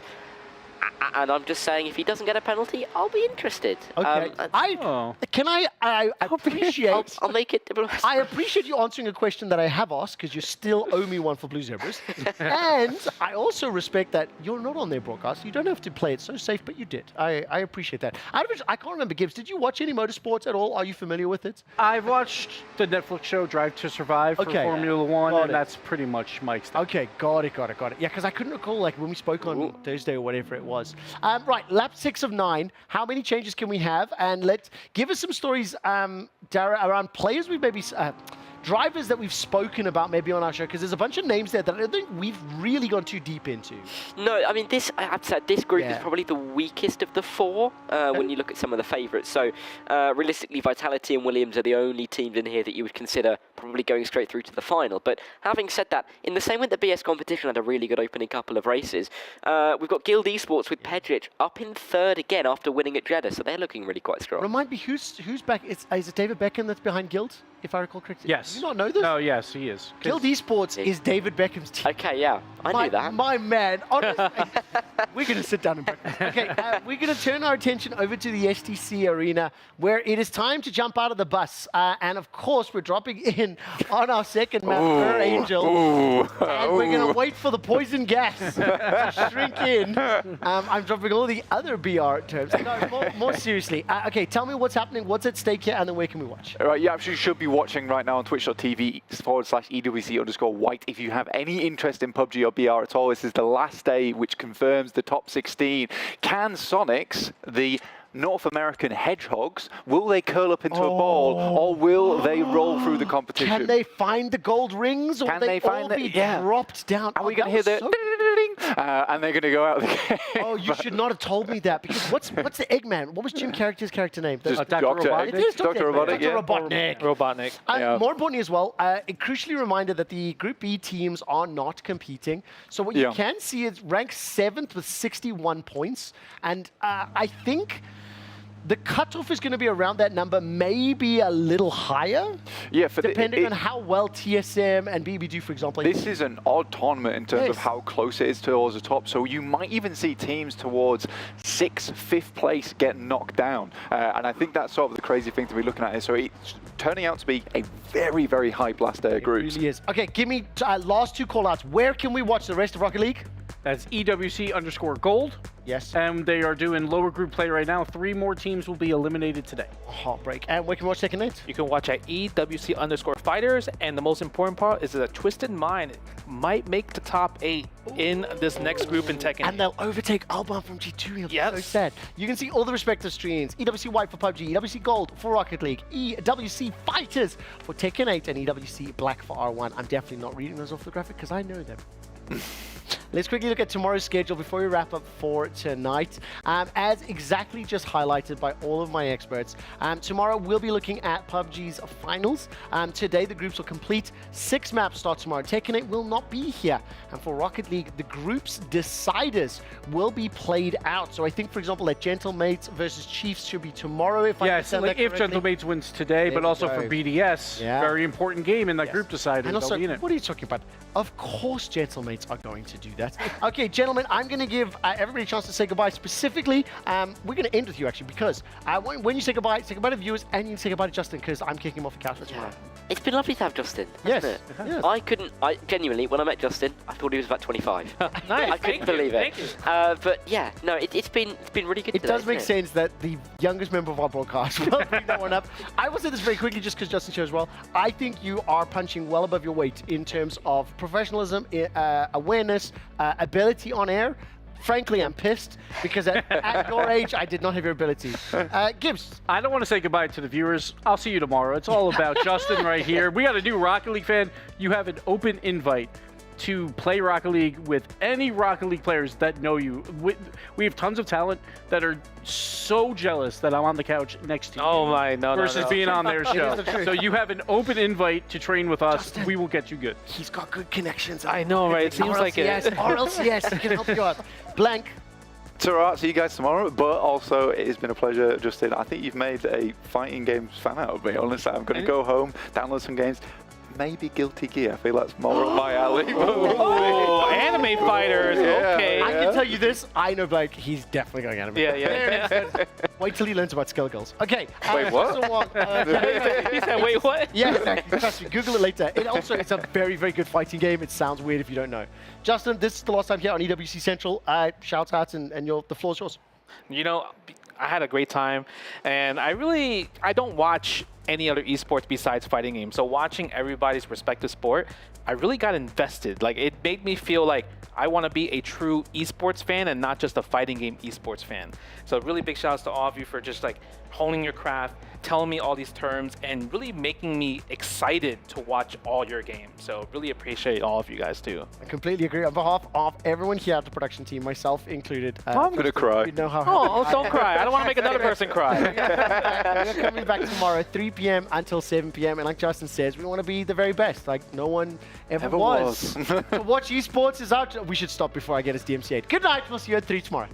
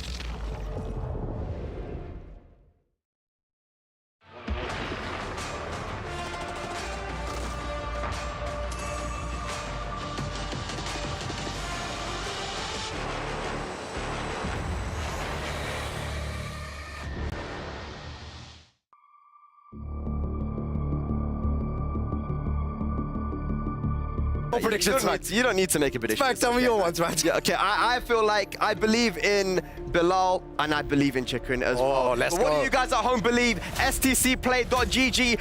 We're about to get to our final groups of the day to determine who is going to be in our top 8. Ladies, lads, here we go. Over to the stage for our final groups. The action continues here as we get into our last 2 groups of Phase 2 of GSL and slide comfortably into that epic top 8 here on the finals day of Esports World Cup. Right, we still have 2 more groups to go through, which means 2 more players will be joining the top 8. Now, like I said before, this doubles your prize winning. You jump from 20 to 45K, so that has to weigh extra on you. But keep in mind, as your day continues here in the grand finals, we got more and more people that are filling up the stands here. So that is an extra bit of pressure, especially with a Falcons player on that stage. And just to get a little bit into the two competitors on your screens right now, Farzine and Bilal. Of course, Farzine defeating Manja in a double Jeopardy episode. And then, of course, Bilal defeating Jod, the lone representative for France, and Lohai from South Korea. An epic tale of the tape. We're going to jump into this one momentarily. The guys are getting set up. The buttons have been checked. The only thing left to do is head over to the casters for this hype train ride. Time to buckle up.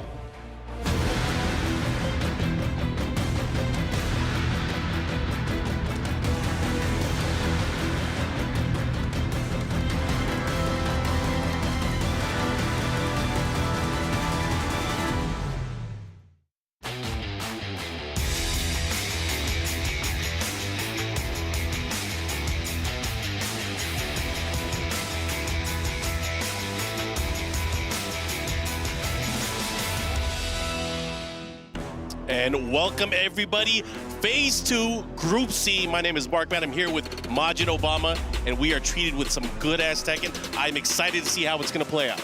Mark, since this game dropped, man, it's been a while, by the way. It's been a while, but we've been watching all these players that we've seen this week so far travel across the world. They've been playing for glory, putting their name on tickets, and it comes down to this.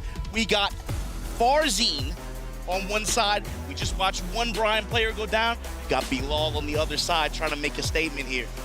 Yeah, Bilal, a veteran from the Pakistani scene, going up against the young gun from Pakistan as well. This is going to be a good one, but again, this is just the first part of Group C. The winner of this will have to move on and face off against another Pakistani player to qualify out of Group C. You said the young gun, Mark. The thing is, like, all the guys in this group are young. Honestly. Yeah. I mean, even Double, the guy who made it out winner's side, the lone JP representative in this group. I mean, he was known as the original JP Wonder Kid for a while, but now you're looking at some of the most, like the next generation of Pakistani players here. Farzine, we were watching him 13 years old doing Akuma combos and stuff like that in those like weird filter videos coming out with him. But these guys, they're playing for a different kind of opportunity, a different kind of moment right here. They talked about it on the analyst desk. These guys don't get the opportunities to go week in, week out, globetrot like that. But when they show up, they show out, and that's the big thing. Of course, the world stage recognized here. We got some of the best players in Pakistan going at it. 3 Pakistani players in Group C, and they are battling to make it out right now. Brian versus Victor. I think in this match, it's like for Farzine, how can he control the pace, especially if Bilal is able to get in at pinpoint range, utilize step, be able to put some stop signs out there, and just utilize good punish damage to be able to create momentum for himself. See him going to good options like that power crush. Haven't really seen any engagers thrown out so far right now, but Bilal keeping it close. Wants to stay in tight, try to limit Farzine's movement as much as possible. There we go, first engager here, running 2 into the the tried and true, that Victor low smash. I like it. So Farzine, man, his character, Victor's going to allow him to play a little bit more liberally here, really take control of the match. His attacks can far overpower that of Brian Fury's. And Bilal, he's going to have to take his shots when he can get them. Take his turns back. Oh, man. He's had good reads on when Bilal wants to press. Power crush has worked out for him really well. Hey, man, I saw this episode before. It was a good one. It was a good one. Looking like carbon copy stuff right here. Back up, back up. Because we are in a potential final round here, the ground glowing pink now. It's going to be break on first hit. Cut the floor up. Yeah, Jin's a freaky dude if this is what's going on in his head. Yeah, this brother need therapy for real, man. Get on them floors like that. And your mom in the bottom? What's going on here, bro? Here we go, the pressure pushing towards the wall. Gets nice chip damage out of it. Goes for the grab, but Bilal trying to stay solid, trying to find an opportunity. He has not had a chance to play yet, and that's not going to help either. How is Bilal going to crack him here? All pressure here, going to keep dash. Crouch jab to defiant crouch jab from Bilal. A cannonball straight. Bilal was relying, he was going to cannonball straight almost the entire round, and it had no effect. Farzine was either scouting it with ducks, or was out of range, or was stepping. Farzine in complete control. Those 3 rounds that we saw, and you know, we saw the first 2 rounds, it was all about poke, poke, poke, get an opportunity for a combo, turn on heat, mix them up, and it worked every single time. Bilal's gonna have to take control. He really has to start putting some risks out there, has to make Farzine respect him. Yeah, I like Bilal, you know, initially, but again, when you have that option that you keep going to over and over again, especially if it's a high, like just a raw high like that, obviously Brian has a lot of range counter hit launching tools and stuff like that, but it's when you can't keep going to that option, especially if someone like Farzine is going to show you he has counterplay to it. And on Farzine's side, I really like that he mixed up his approach. It wasn't just about running the running to that big blue orb all day long with the stance pressure. He was mixing up between just taking the plus frame, then throwing in some stance pressure after as well with the transition that they added. Yeah, he was using a lot of the great pokes, things like down two, going for the lows when he needs to. But again, the name of the game here is he was just controlling the pace. Bilal didn't even have chances to attack. But Bilal now starting to fight, starting to put him into the blender. He has a nice life lead here in this opening round. Some of these high value attacks that Brian has from that range too. You see him able to land some back ones, drop that shoulder on him. One of the things we really haven't seen Bilal representing too much yet or having success with is that quarter circle back one. That is one of Brian's new tools here and can prove very beneficial if he's able to land a hit or counter hit. Look at some of the other engager options as well. There you go, sidestep boa crusher. Could be a good pickup here. Heat active now. All right, he should be able to get the wall here. Goes for the taunt. One more hit can do it, and he goes for the heat smash. Really good heat smash. Instant crush opportunity there, but good stuff to Bilal finally getting on the scoreboard. Yeah, and Bilal post knockdown too, willing to play around with Farzine, give him a couple looks, throws in the taunt feints, tags him low, but here we go. Big opening for Bilal here in the second round. Immediate launch, break the wall down. Missed the follow-up here. Gonna give Farzine an opportunity to play now, but he still has heat. Bilal has a panic button if he wants to. Let's see if he's able to utilize it. He's running out. There's the heat smash. Now has Snake Eyes once again. Oh, he missed the follow-up there. That's unfortunate. Power crush, and there we go. Engage. On Farzine's side, running two, backs off, does nothing. Here we go. I like it. Bilal getting some damage. Not only that, forcing Farzine to be active defensively. Strings. Oh, he caught him. He tried to sidestep or he tried to move or something, but the stance 2 able to get him there. That does a lot of damage chip-wise, but it ended up hitting them in that sequence. Exactly. Farzine and Heat has been giving Bilal a lot of different looks and been willing to go to a lot of different tools, but that geyser blast that Victor has, it just lays on the chip damage like that. You see it just puts a different kind of pressure on Bilal. Nice stuff there from Bilal. Of course, landing that taunt into the back four, that's not easy, but able to pull it off. He is a Brian specialist after all. Standing forward, this time goes for the sword slash. Running to sword pressure. Uh-oh. Parallel to the wall here, resplat. Peel him off, then we spike him. Keep it going. One more wall, one more opportunity. Caught him. And that is going to do it. Farzine, 1 round away from eliminating Bilal. Very clean little 3 interaction round there to put momentum on Farzine's side. Power crush trade. Oh, they shooting. Heat on his John Wick stuff right now. There we go. Comes up with the launch. Bilal in trouble here. Spin, activate. Pushes towards the wall there with that 3-4 series. This is huge. He can end it right here. And Farzine with a huge statement here. 2-0 over Bilal.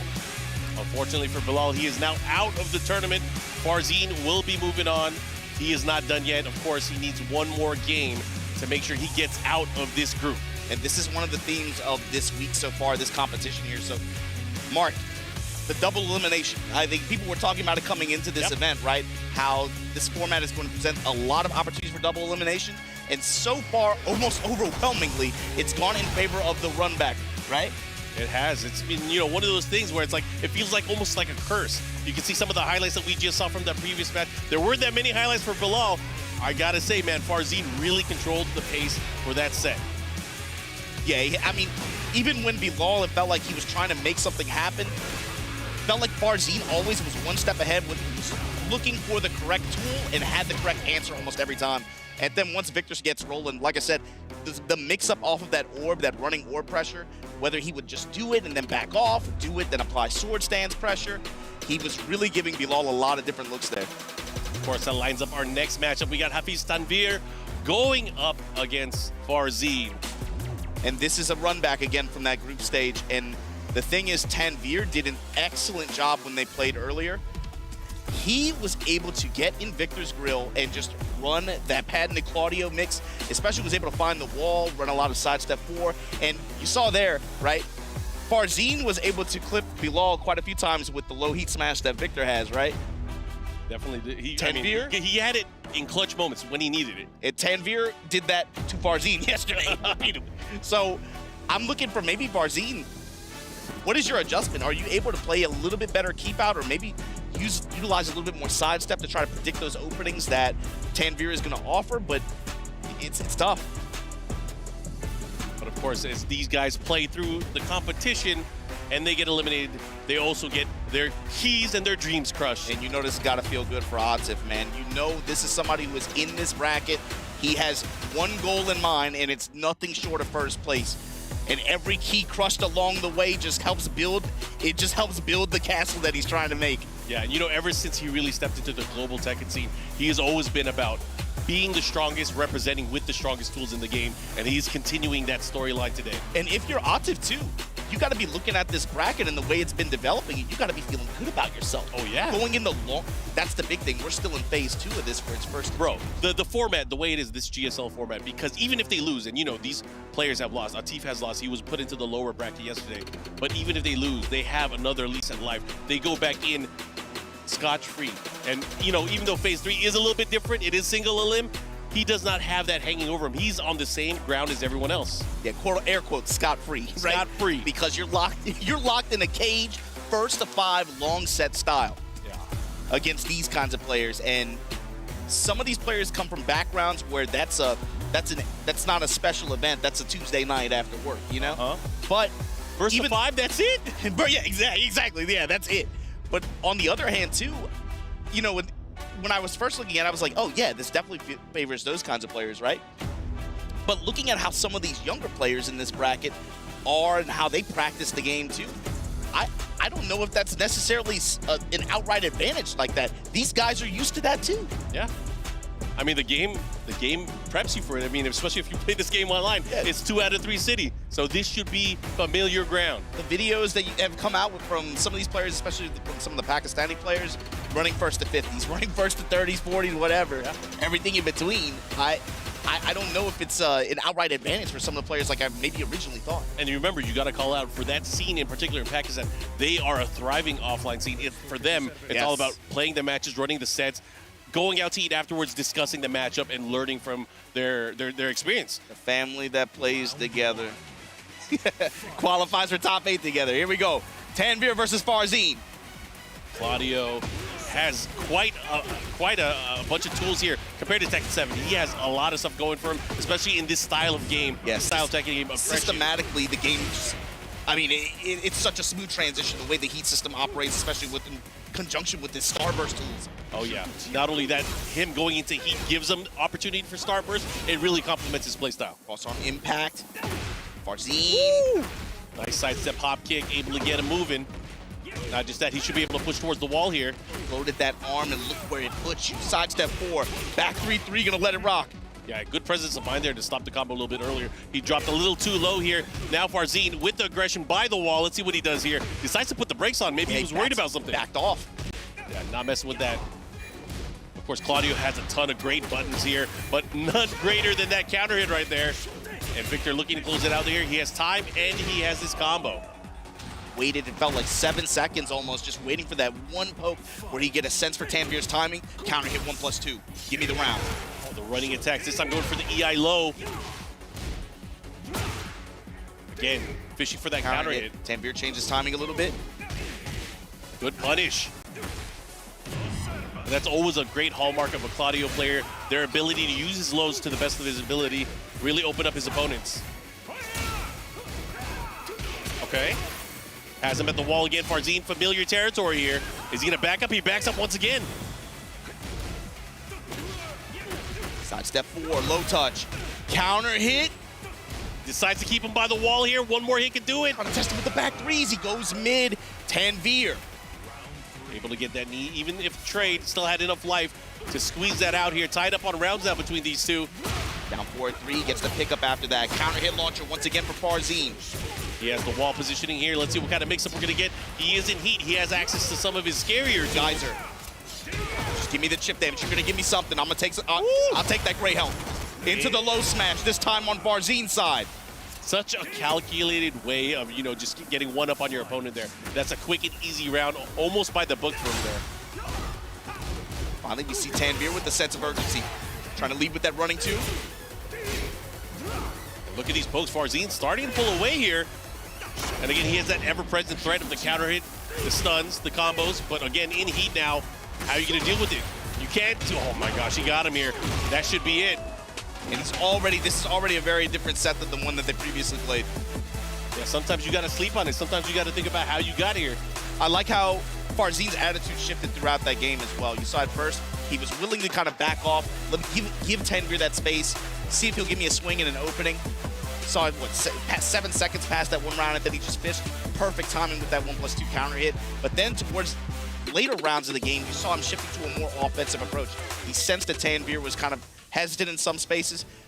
It's tough. This Claudio matchup too, you'll notice a lot of sidestep.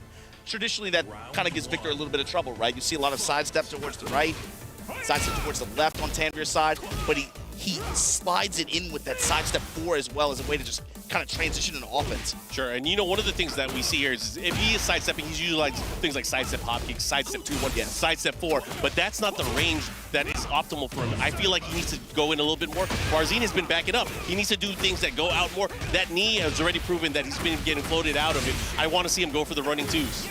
Claudio with the wall damage and then right into a low smash again. Good stuff there. Even with the difference in rounds here, the difference in games. Oh man, Farzine with the great reflexes there.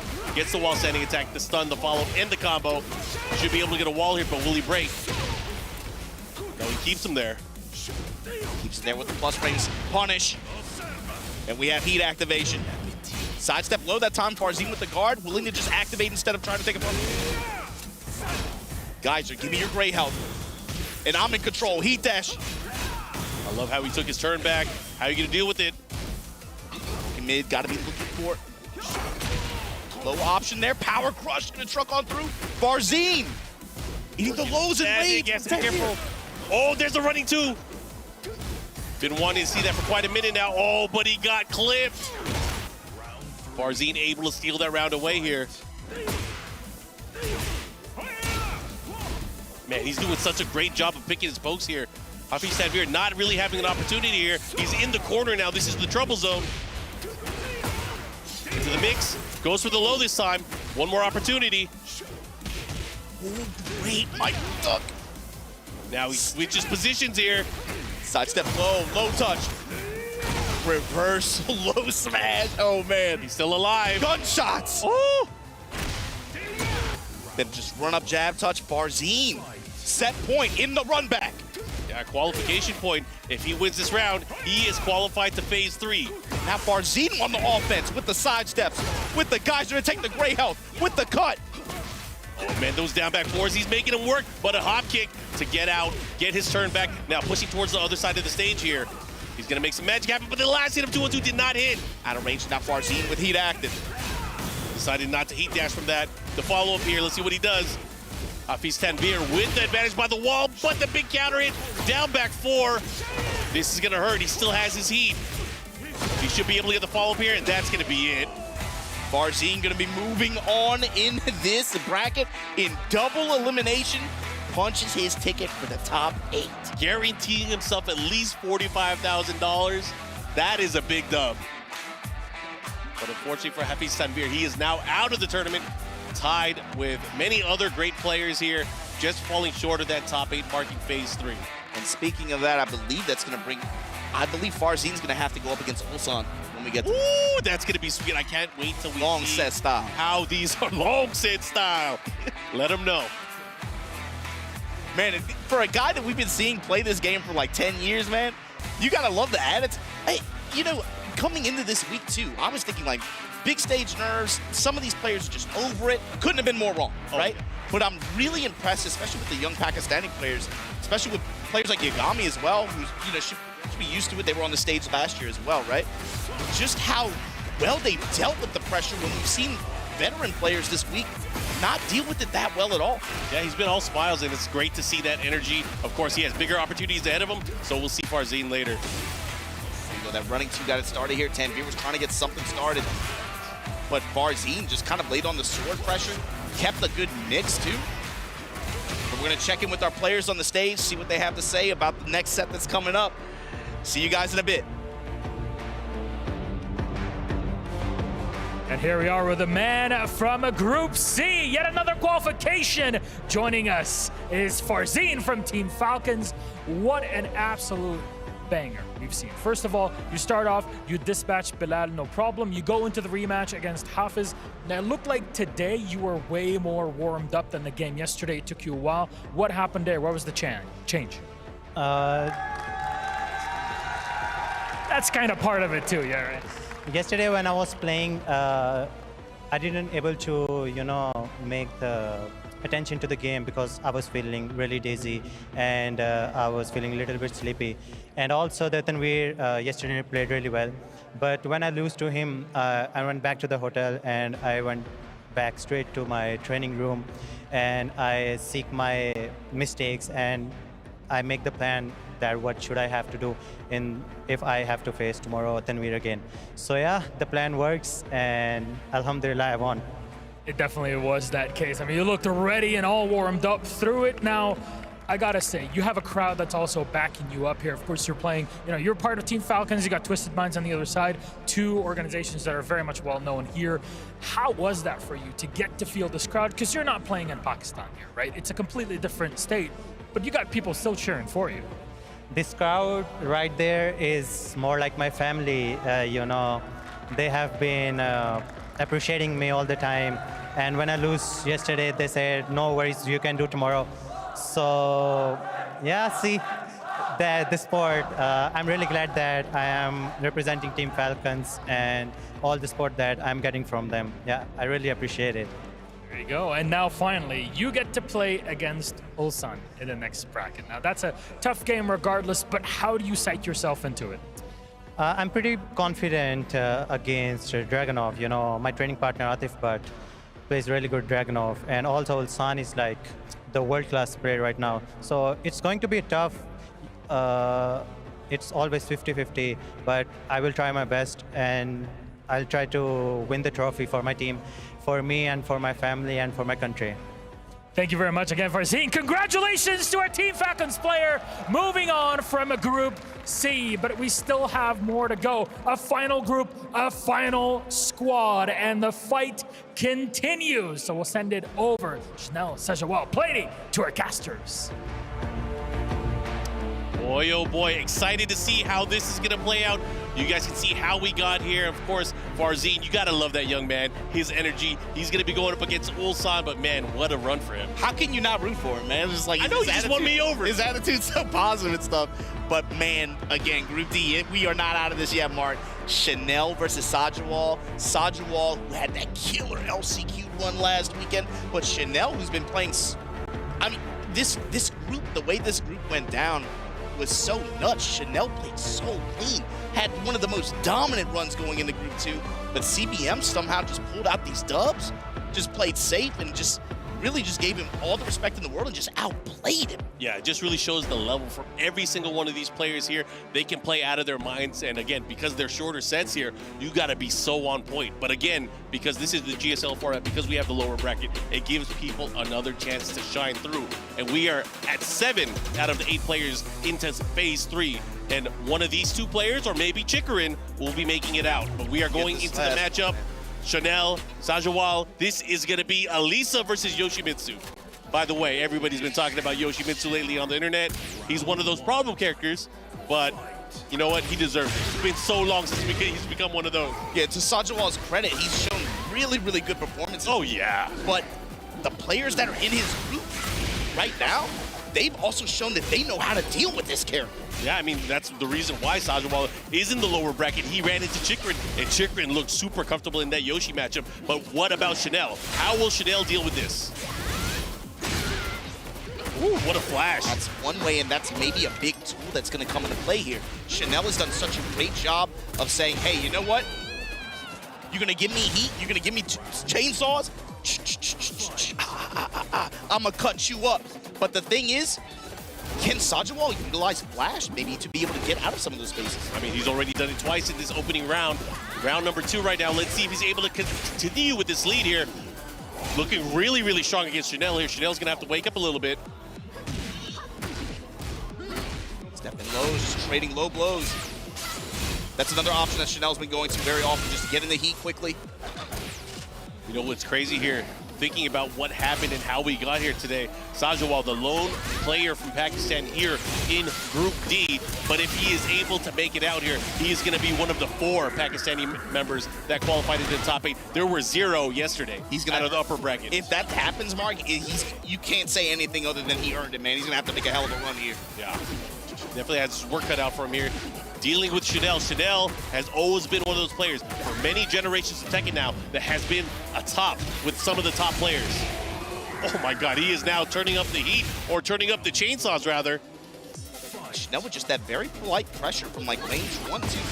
Nice little mix of lows, and of course the lows with the strings behind them as well. Kept his opponent guessing the entire time almost. Yeah, I mean, that's just back-to-back wonderful whip punishes there from Chanel. He now puts himself into a great position. He has heat activated. Sajawal, of course, always has that magic panic button with the flash, but he has to be very careful at how he utilizes it. You have to know that Chanel, at any given instant, will be ready to attack. Immediate hop kick here, gonna get a spin. That does so much damage, man. The way that it pops him in the air and the follow-up does so much damage as well. Just wants to smash. Just like that, Chanel on the low takes that first game. Yeah.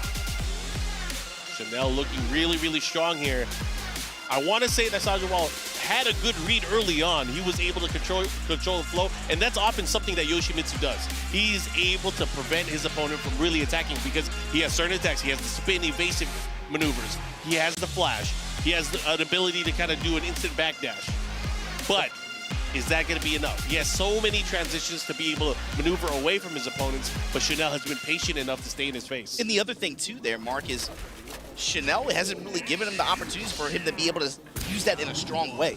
He's gotten the health leads and said, okay, fine, you want to run away? I'm cool with that too. Yeah, the way that Chanel has been fighting, it's been very reactive. He's been getting the whiff punishes. He has not given him an opportunity. He hasn't been using big enough moves to really put himself at risk. Oh, but a great, oh man, what a way to get in.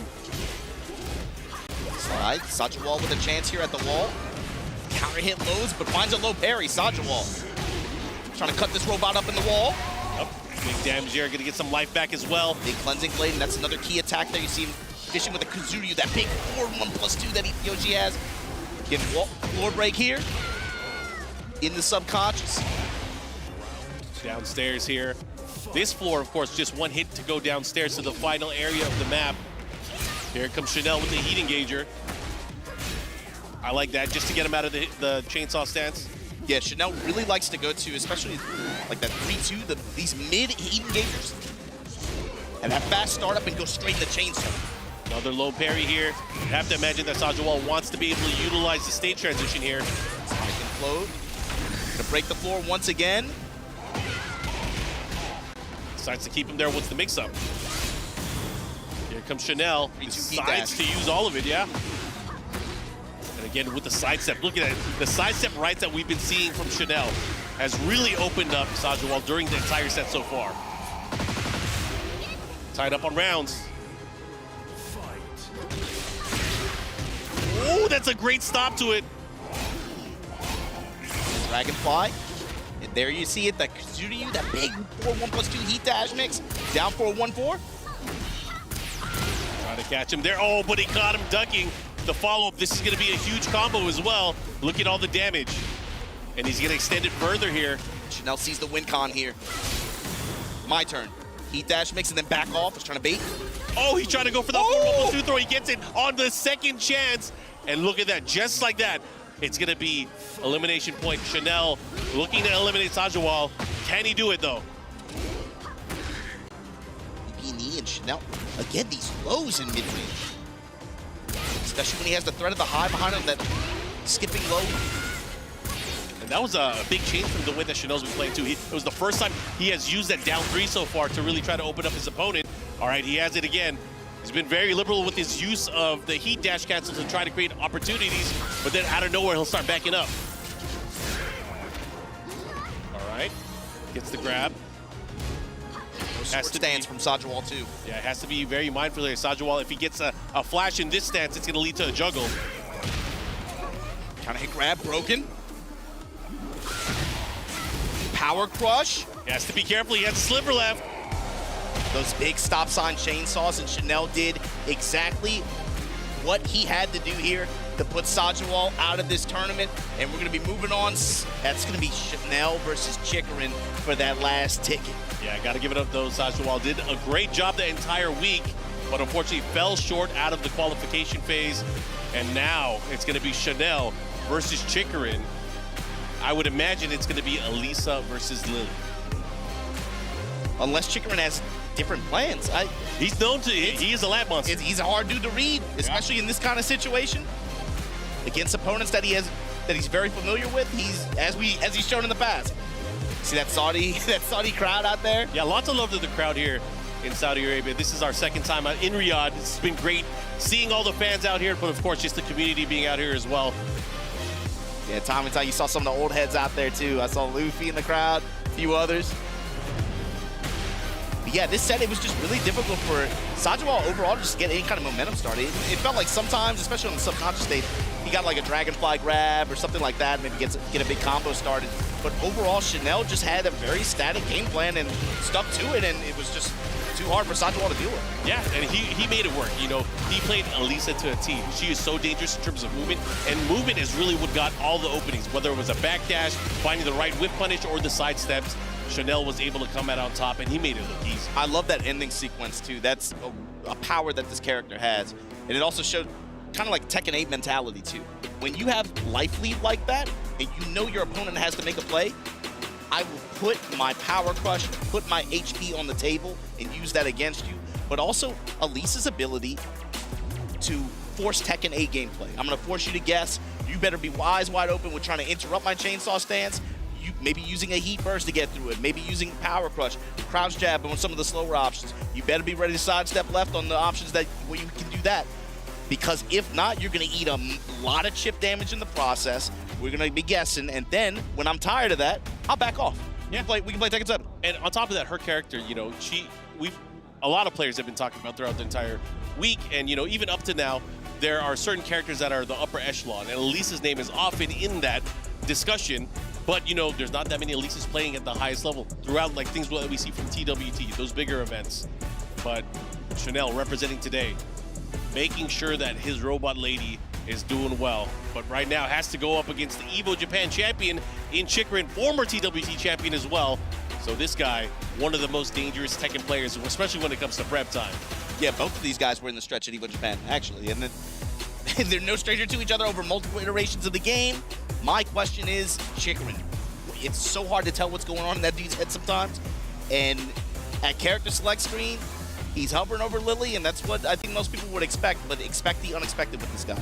Yeah, I think him and the way he started off with Tekken 8, it surprised the most people. You know, a lot of people would probably think he would go in with Jin or maybe even a Dragunov, the strong characters. He's usually one of those guys that picks the strong character meta, but he created that for Lily. He is the guy that really put her on the map there. Not only that, he switched to pad. This is crazy. He's been doing a lot of things differently, exploring not only his playstyle, but the options that the game has and outside of the game as well. I mean, he went full heel turn. Full heel turn is the nice way of saying it, but man, all right, let's go.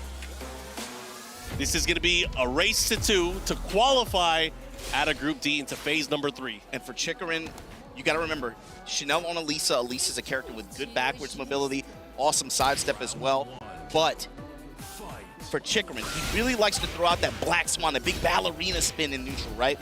But can Chanel kind of put it in his head, I'm scouting that, I'm looking for that. If he creates enough space and he's able to punish Chikarin for it really, really hard one time, I wonder how the neutral and how the pressure on both sides kind of changes as a result. You remember, you're not only fighting Chanel, you are fighting the entire DRX squad. True. He has such a great group where it's Low High and Nii and of course himself, and they challenge the world and they learn off of each other. And of course, there's going to be an expertise. I saw Nii was playing a lot of Lily, so there's definitely some prep here in terms of Chanel. And look at that, taking that first round. And that's a win con that Chanel will go to often. When heat is expiring on his side, he'll go with that heat string just to build up the chip damage, heat dash mix up, guess for game. Oh yeah, and he's not shy about going low either. That's the thing, he's not afraid of opening up his opponent, even if it's just a small poke. He wants to be able to instill that fear into their mentality. Here we go, Chanel with a big combo at the wall. He's gonna go for a mix-up with the low chainsaws. This up, oh, not giving him a chance to play. Chanel looking really strong here. He's gonna have 2 rounds on his side. The spin kick, and I bet that was a read too. He knows that Chanel back to the wall, will go to wall jump attack, will go to up 3+4 as well with that big spinning op kick. I don't blame him. He was trying to get out. He was trying to find a way out, but unfortunately Chanel was ready for it. Here comes Chikrin, finally getting a big launch, being able to push towards the wall here. He should be able to push pretty far, and he's gonna go to a Feisty Rabbit mix-up right after this hit. No, he opts not to do it. Step in low with a homing attack from Chanel. Grab broken, but parallel to the wall here. There's the heat dash cancel, but a great step. Chanel knowing the options here, creating opportunities for himself, and just like that, he is back into control here. He does have range, and he does have heat. The Ducks on point 2, and right now, well, these players just poking each other mid-range, fishing for mids. Activate on Chanel's side. Oh, that was great use there, but the Root of Evil, the follow-up, a great block, but not a big enough punish. House Jab just gave him the offensive opportunity there. Another big, oh my, that jab. There's no time left here. Got to do something. He gets a grab. I can't believe he got the rocket punch grab. Chikrin not breaking the throw, and he's usually one of those guys that's able to break them and find his way. But man, Chanel took that first game. Other than that last round that was very close, it was very convincing. Yeah, this is about what I expected when these two sit down against one another. It's going to be that kind of fight. But Chanel so far able to impose his will on his opponents today. Ultimately, the one who's been able to, again, he just found some really good opportunity. And again, that read too. That's not the first time that someone has called out Chikrin for that habit in this tournament. It has cost him. CBM had a clutch play yesterday as well. They scouted that. If you guys haven't seen how these players got here, there's a lot of Tekken to watch from this entire week. Chikrin, will he have what it takes to make some adjustments here? You know, he hasn't been using the ballerina spin. He hasn't been using any of that. He has been playing a lot smaller Tekken than usual because he knows Chanel's ability to move. That's the first time that Chanel knows when to duck. Yeah, that's a sign of respect to Chanel, I think. Yeah. Maybe he's respecting him too much. I feel like he needs to go in. You don't even really see him there. You saw it for the first time. Back one, he's trying to go into with a little bit of do glide, but Chanel ready in the worst way possible. Heat engager and then chainsaw time, heat dash pickup. Chanel looking very good right now. And again, Chikrin trying to create an opportunity at the start, going for the heat engager. Not able to do it, but there's a power crush from the back turn stance. Here comes Chanel with a huge life lead. Just like that, his life bar has evaporated and now puts Chikrin into a very bad sequence here. Yo, your do glides are not gliding today, my friend. And it's the way Chanel's been using heat, too. Good duck, but didn't get the launch there. That's unfortunate. Jab strings with the sidestep there. Looking for a whip punish. Low parry from Chikrin. Where are we going with it?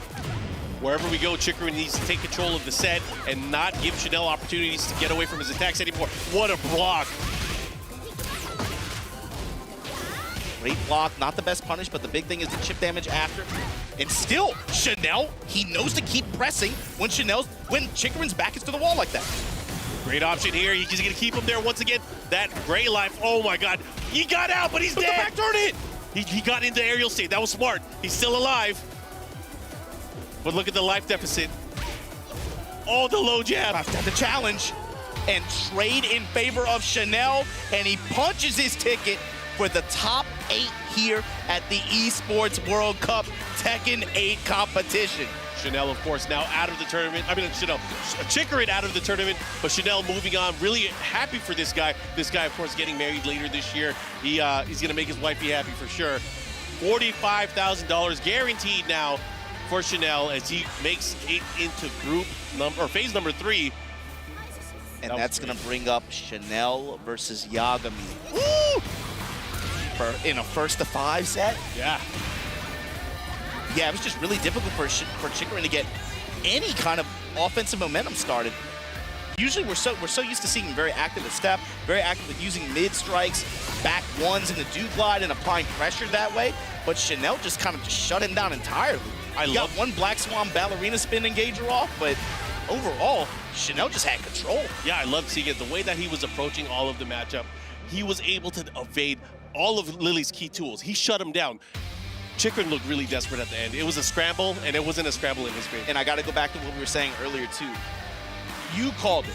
You said these players have been watching Chikrin's footage. They know to scout when he likes to go to that wall jump attack or that up or that hopping kick like that. And man, we're gonna check in and see how Chanel feels about it on the stage.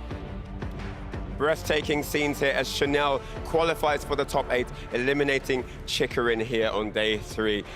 I'm going to switch to Korean briefly. 안녕하세요, 라이언입니다.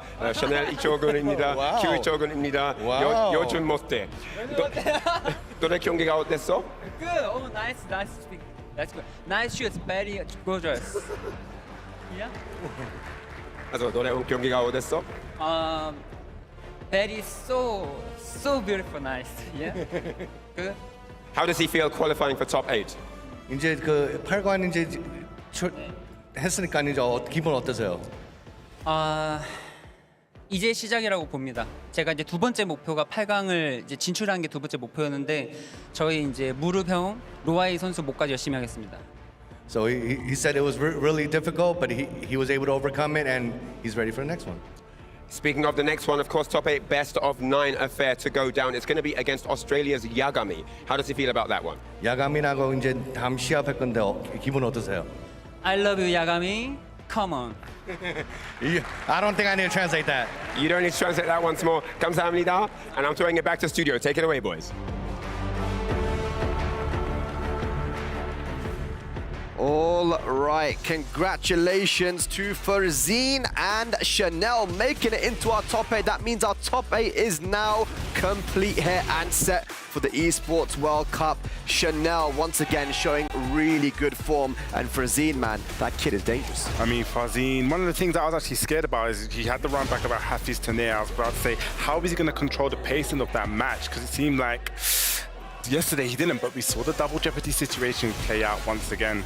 Yeah, and also we saw some great play from DRX Chanel there, utilizing a lot of Alyssa's, chainsaws. We were speaking, we were seeing, Chanel, how he was playing, and, it was really, really good stuff, utilizing the power crush and all of Alyssa's strong moves. Unfortunately, we do have to say goodbye to Chikarin and Sajawal. As you can see there, Chanel managed to take it over Sajawal. Didn't really have much for him there, Sajawal, against the Elisa of Chanel. But again, Chanel really, yesterday as well, put on a really good performance.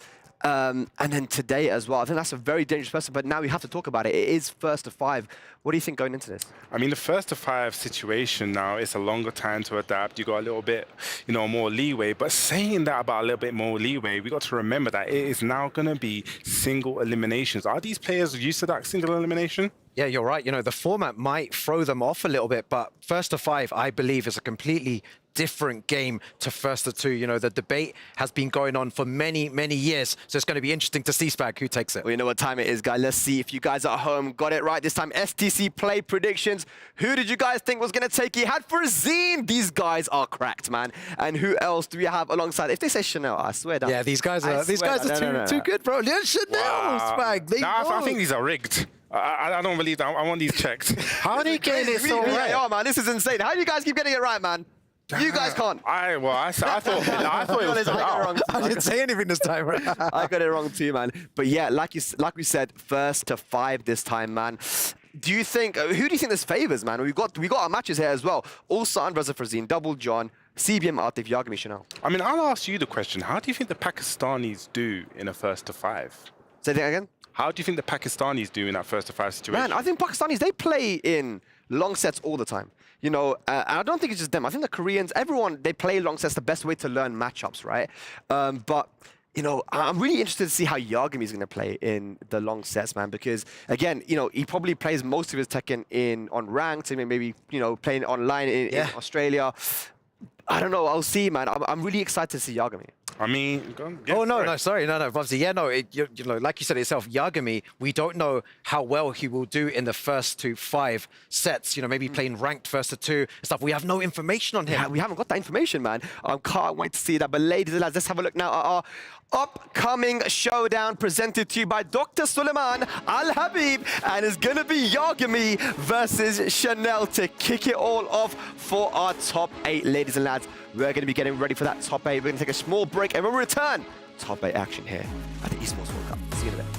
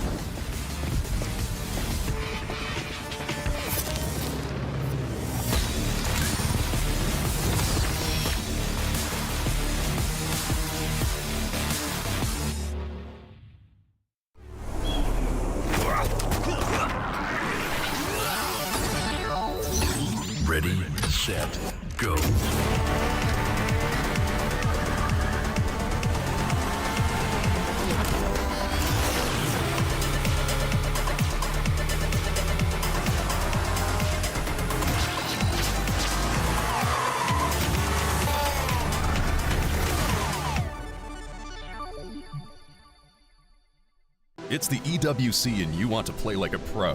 Well, we've got a lesson for you. Axe on. You're fresh, ready to fight and grind those long hours. It's how it should be. Axe off. You're slow, unfocused, and lagging. Do you get it? Let's go again. To unleash your best game, you must freshen up first. Get your axe on. Spray, play, repeat. Axe and Esports World Cup.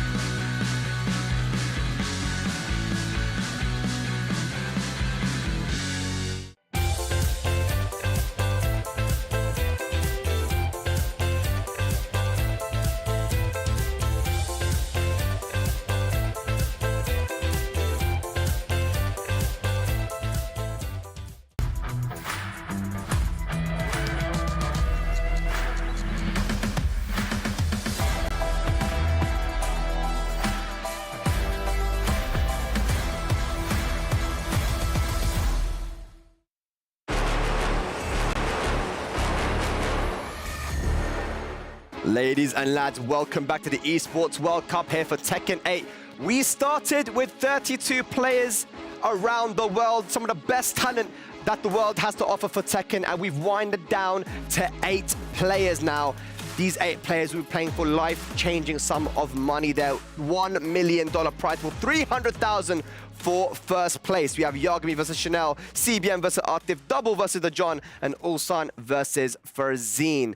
But Bubsy, Rukang, I think, before we get into that, there is something that we need to talk about. There is a story that has made the Tekken community light up recently, And that story is Pakistan versus Korea. Let's talk about that a little bit, guys. I mean, 2019 was, from a lot of people's opinion, the golden year of Tekken 7. And a big reason for that was because Pakistan coming onto the scene.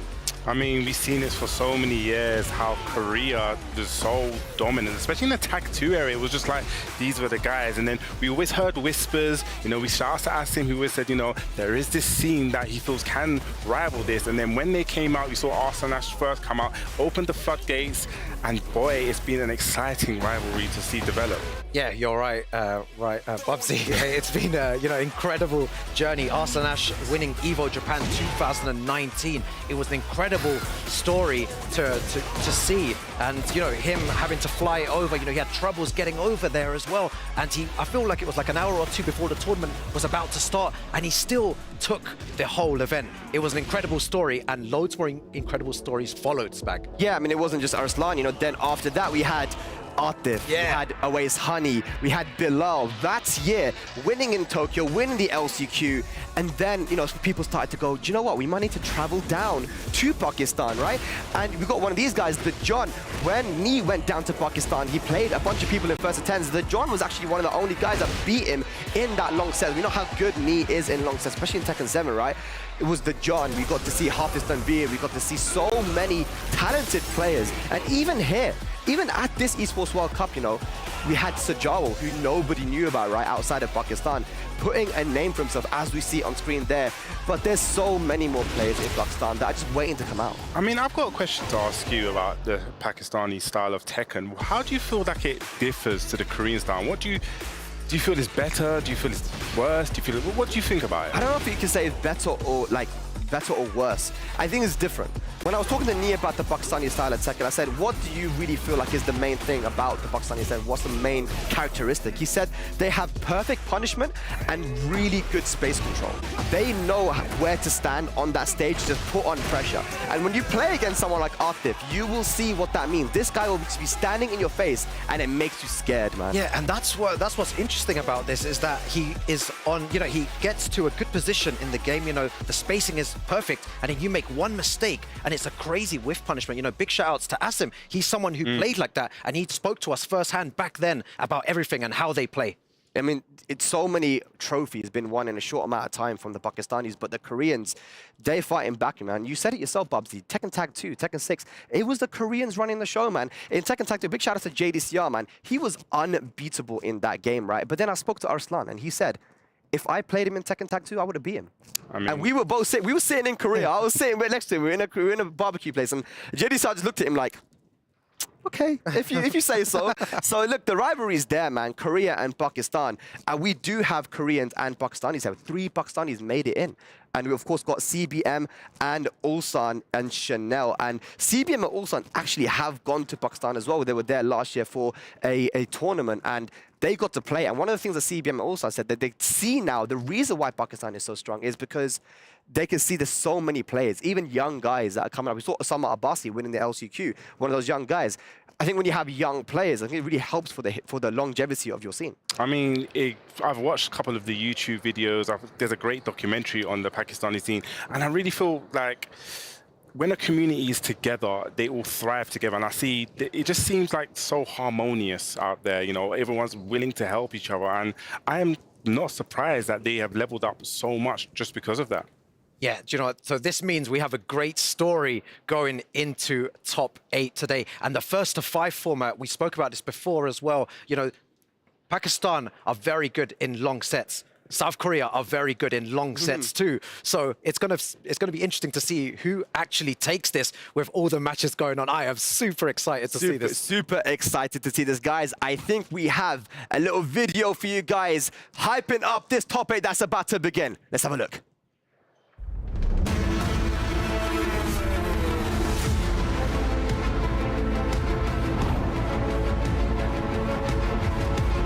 Ladies and lads, we started with 32 players here in Riyadh for the EWC, and now we're only down to 8. We are going to find out today who is the winner of the Esports World Cup 2024 inaugural Tekken 8 competition.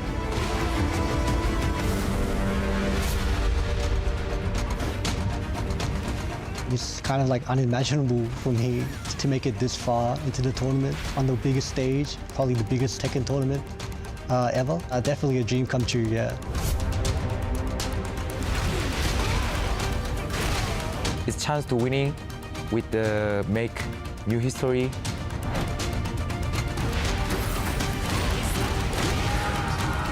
It's life-changing tournament. I would be crying. ちゃんと相手を洞察して長い勝負なので最後まで諦めずに戦えば全然いけると思います。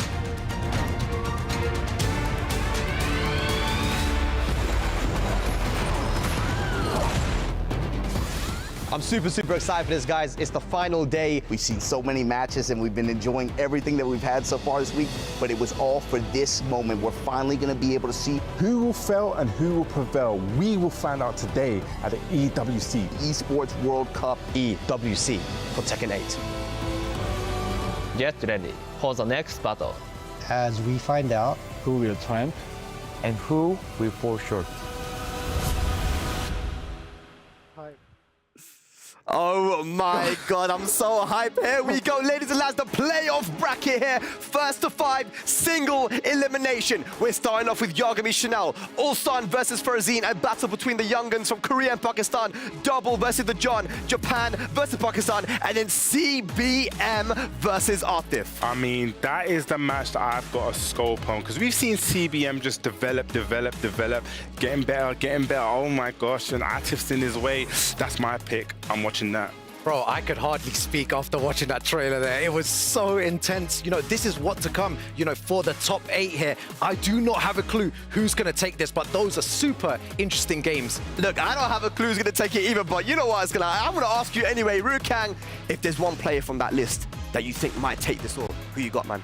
I think this time I have to go with CBM. I feel like if he takes Atif out, then he goes the whole way. And like he said, he's going to get emotional and cry on stage when he lifts that championship. I think he took your pick, did he? Yes, he did. You always take each other's pick. I got to pick someone else. Yeah. You know what? I'm going to go for Yagami. I feel like I have to give this guy the confidence boost. He needs it. I'm here for you, Australia. Don't worry. We spoke about Pakistan and Korea, but, you know, Double and Yagami are in there as well. Ladies and lads at home, you know what time it is. STC Play Predictions. STC Play topplay.gg. Put your votes in for who you guys think is going to take it all. But Rukang, Bubsy, it's been 3 days of amazing Tekken action. We've wound it down. Are you guys ready for this, man? I am so ready. Oh my God, I can't believe we're here, top 8, man. I don't know what to say. I'm kind of speechless in a minute. Yeah, me too. I think it was that trailer that just got us all. I know, yeah. I wasn't. The thing is, I wasn't ready for that trailer. I was in the like, trailer, bro. Oh, yeah. I was like, that was so good. And I love how CBM was like, look, I'm gonna cry. I'm not giving up. I'm just gonna cry. It's the emotion. We've seen the pop-offs, guys. We've seen how much it means to them. We've seen the guys who lost early and how much it meant to them as well. You know, they were so upset. But here we go, ladies and lads. We're winding it down. Top 8 time. Someone's gonna be walking away with a life-changing amount of money. Let's go over to the stage for the start of our top 8. Hello everyone, Amazon Arena, let me hear it. Woo! Glad to hear that you guys are having a brilliant time. I know I'm having an absolute blast of a day so far. With top 8 looming in the horizon, we've got a little bit more before we get there, but man, all the action to come and more. I can't wait. But before that, a brief announcement. The Tekken project team have teamed up with Japan's iconic rock band, The Last Rockstars, to release an electrifying collaboration trailer in order to celebrate Tekken's 30th anniversary. This special trailer marks the opening of the Esports World Cup final phase for Tekken 8. Check it out.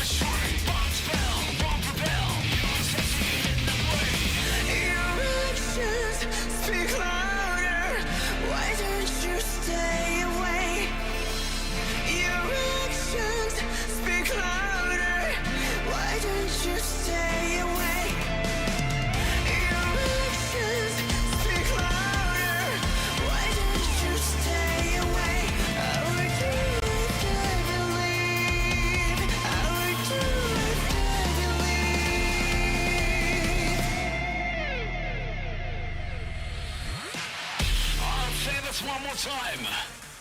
Why not just give it up? This is getting quite insane. You will succeed in that way. You will succeed in that way. You will follow the road. This is what all the critics say. What is wrong? You're gonna stray. What is wrong? You're gonna stray. But spell won't prevail. You will succeed in that way.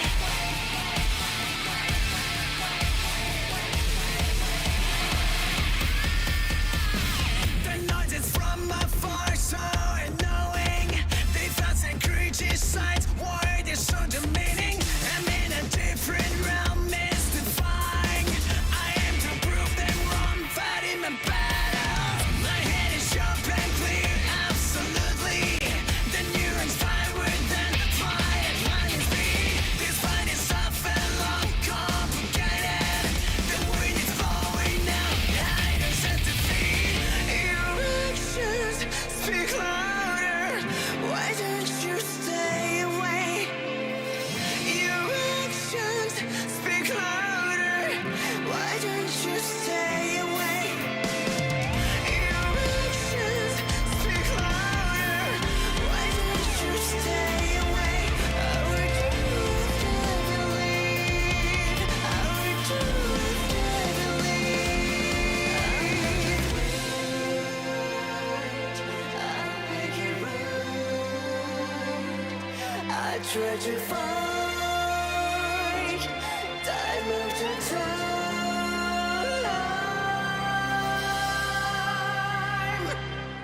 They know who you're dealing with. Your actions speak louder. Why don't you stay away? Your actions speak louder. Why don't you stay away?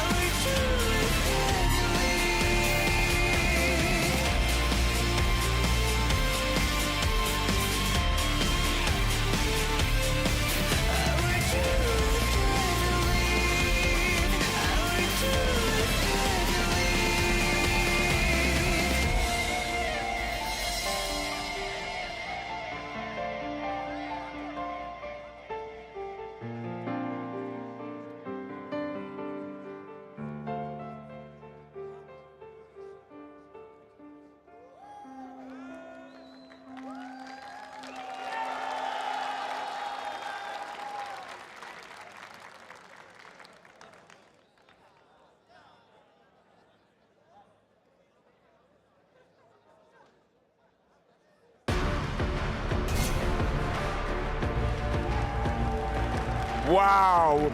What did you think of that, guys? What did you think of that amazing trailer? Yeah, absolutely incredible. I'm joined with Milos because we're going to take you through some of the changes that are going to commence. Now we're going into that elimination top 8. First change indeed. It's now not first to 2, it's first to 5. Single elimination. What else is different? Talk to the people, Milos. Yeah, you go up to best of 9s. As you said, you go up from 45K to 75K in earnings for every game. And since you hit top 8, you're already in the EWC Club Champs. But also, from now on, Ryan, it's pretty clear. A straight line directly to the grand finals single elimination. Oh my gosh, it doesn't get any better than that. And with that said, it's time to bring out our 2 players for the next bout. Let's get them on stage. All right, so here they are, Chanel versus Yagami. Mr. Yagami cannot go without being talked about. There's a little fist bump.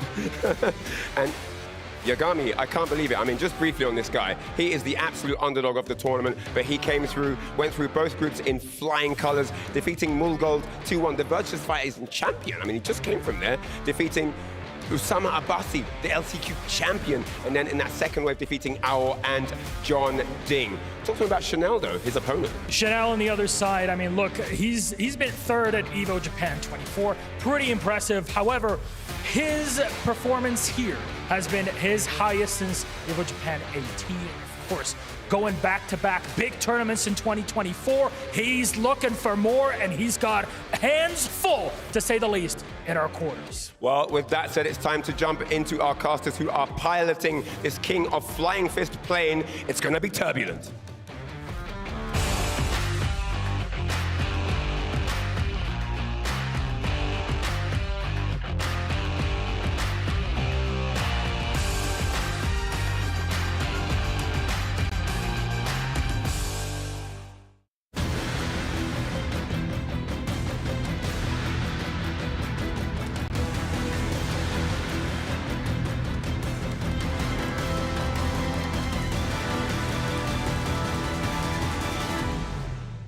We are officially here. We made it to the top 8, and this is going to be a crazy format. First to 5 is going to be it. Single elimination, like Ryan and Milosh said. I'm MYK. Joining me on this segment is going to be Rip. Boom! It's going to be crazy. Single elimination, first to 5, a format we do not see in the fighting game community pretty much ever.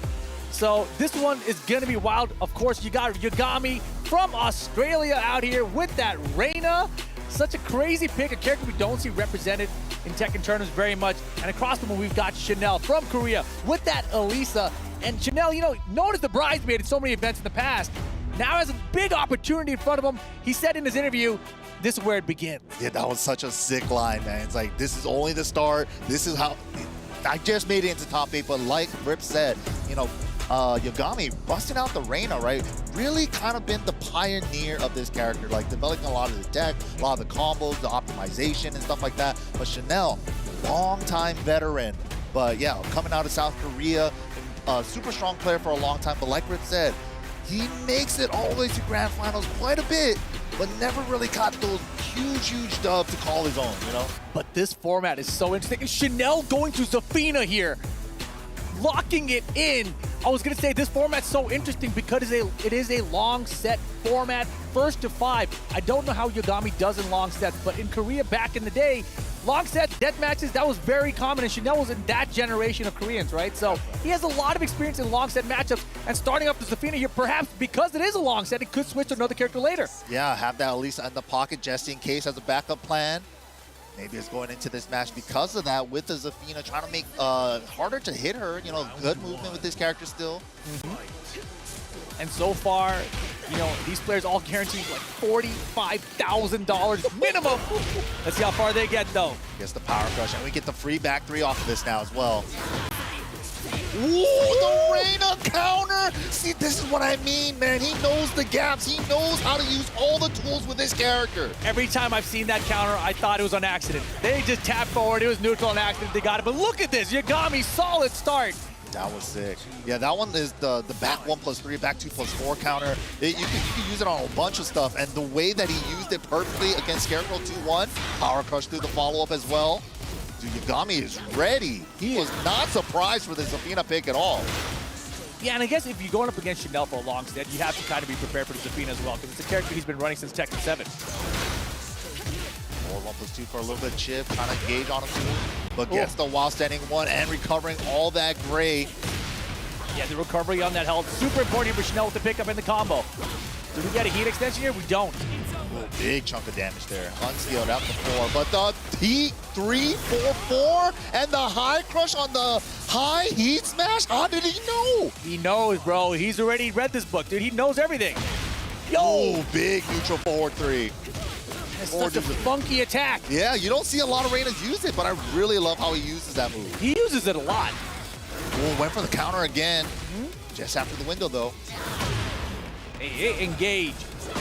Chanel running 3. Going for a lot of counters now. Woo! This is Zafina with one of the fastest heat smashes in the game at 12 frames. First hit is high there. Damn.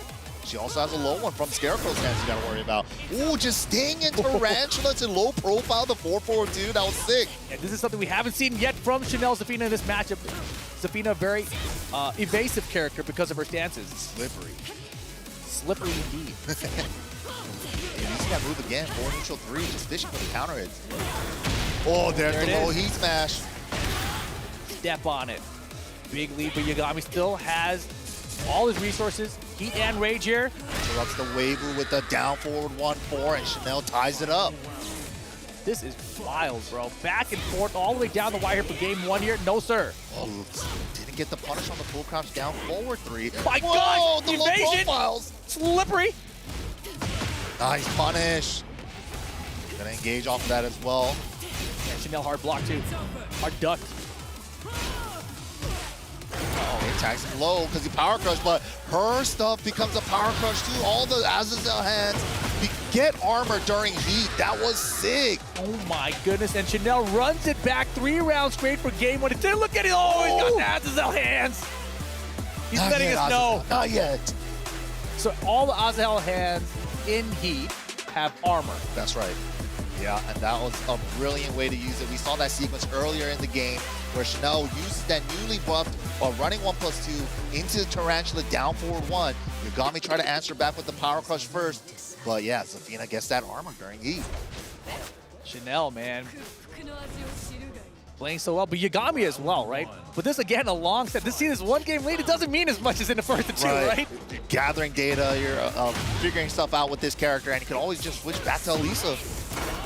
Now some Pepsi starting to come out, but again, man, he's using a lot of counters and evasion in general, or armor in general. And getting that free back 3 now in this game is such a good chunk of damage. And Zafina's not a character that people talk about very fondly. Yeah, they kind of wrote her off in this game early off. Like, she's not as strong as she was in 7, but she has some new strengths as well. Ooh, the waist and counters. Yo, with the low parry to rage art. That was so sick. And on this should both kill, sides. right? Low health here for Chanel. Healing is really good. Yeah. Low parry straight into rage art should be enough, and there it is with the great. Beautiful, beautiful comeback. And you got him in a sick counter right before, straight to low parry from Chanel. That was such a sick last 3 seconds on that round. I love Yagami's back to usage. Scarecrow mid this time. Scarecrow 3. I mean, Tarantula 3. Hey. Ooh. Nice side roll away from the Oki. Wow. That is crazy. That hits so low. It's a full combo. Wall splat here. Wow. Just like that, the Zafina pick is doing work. Yeah, this was a nice surprise from Chanel. I mean, it was a rough start for it, but obviously he was using a lot of Elisa prior to that, right?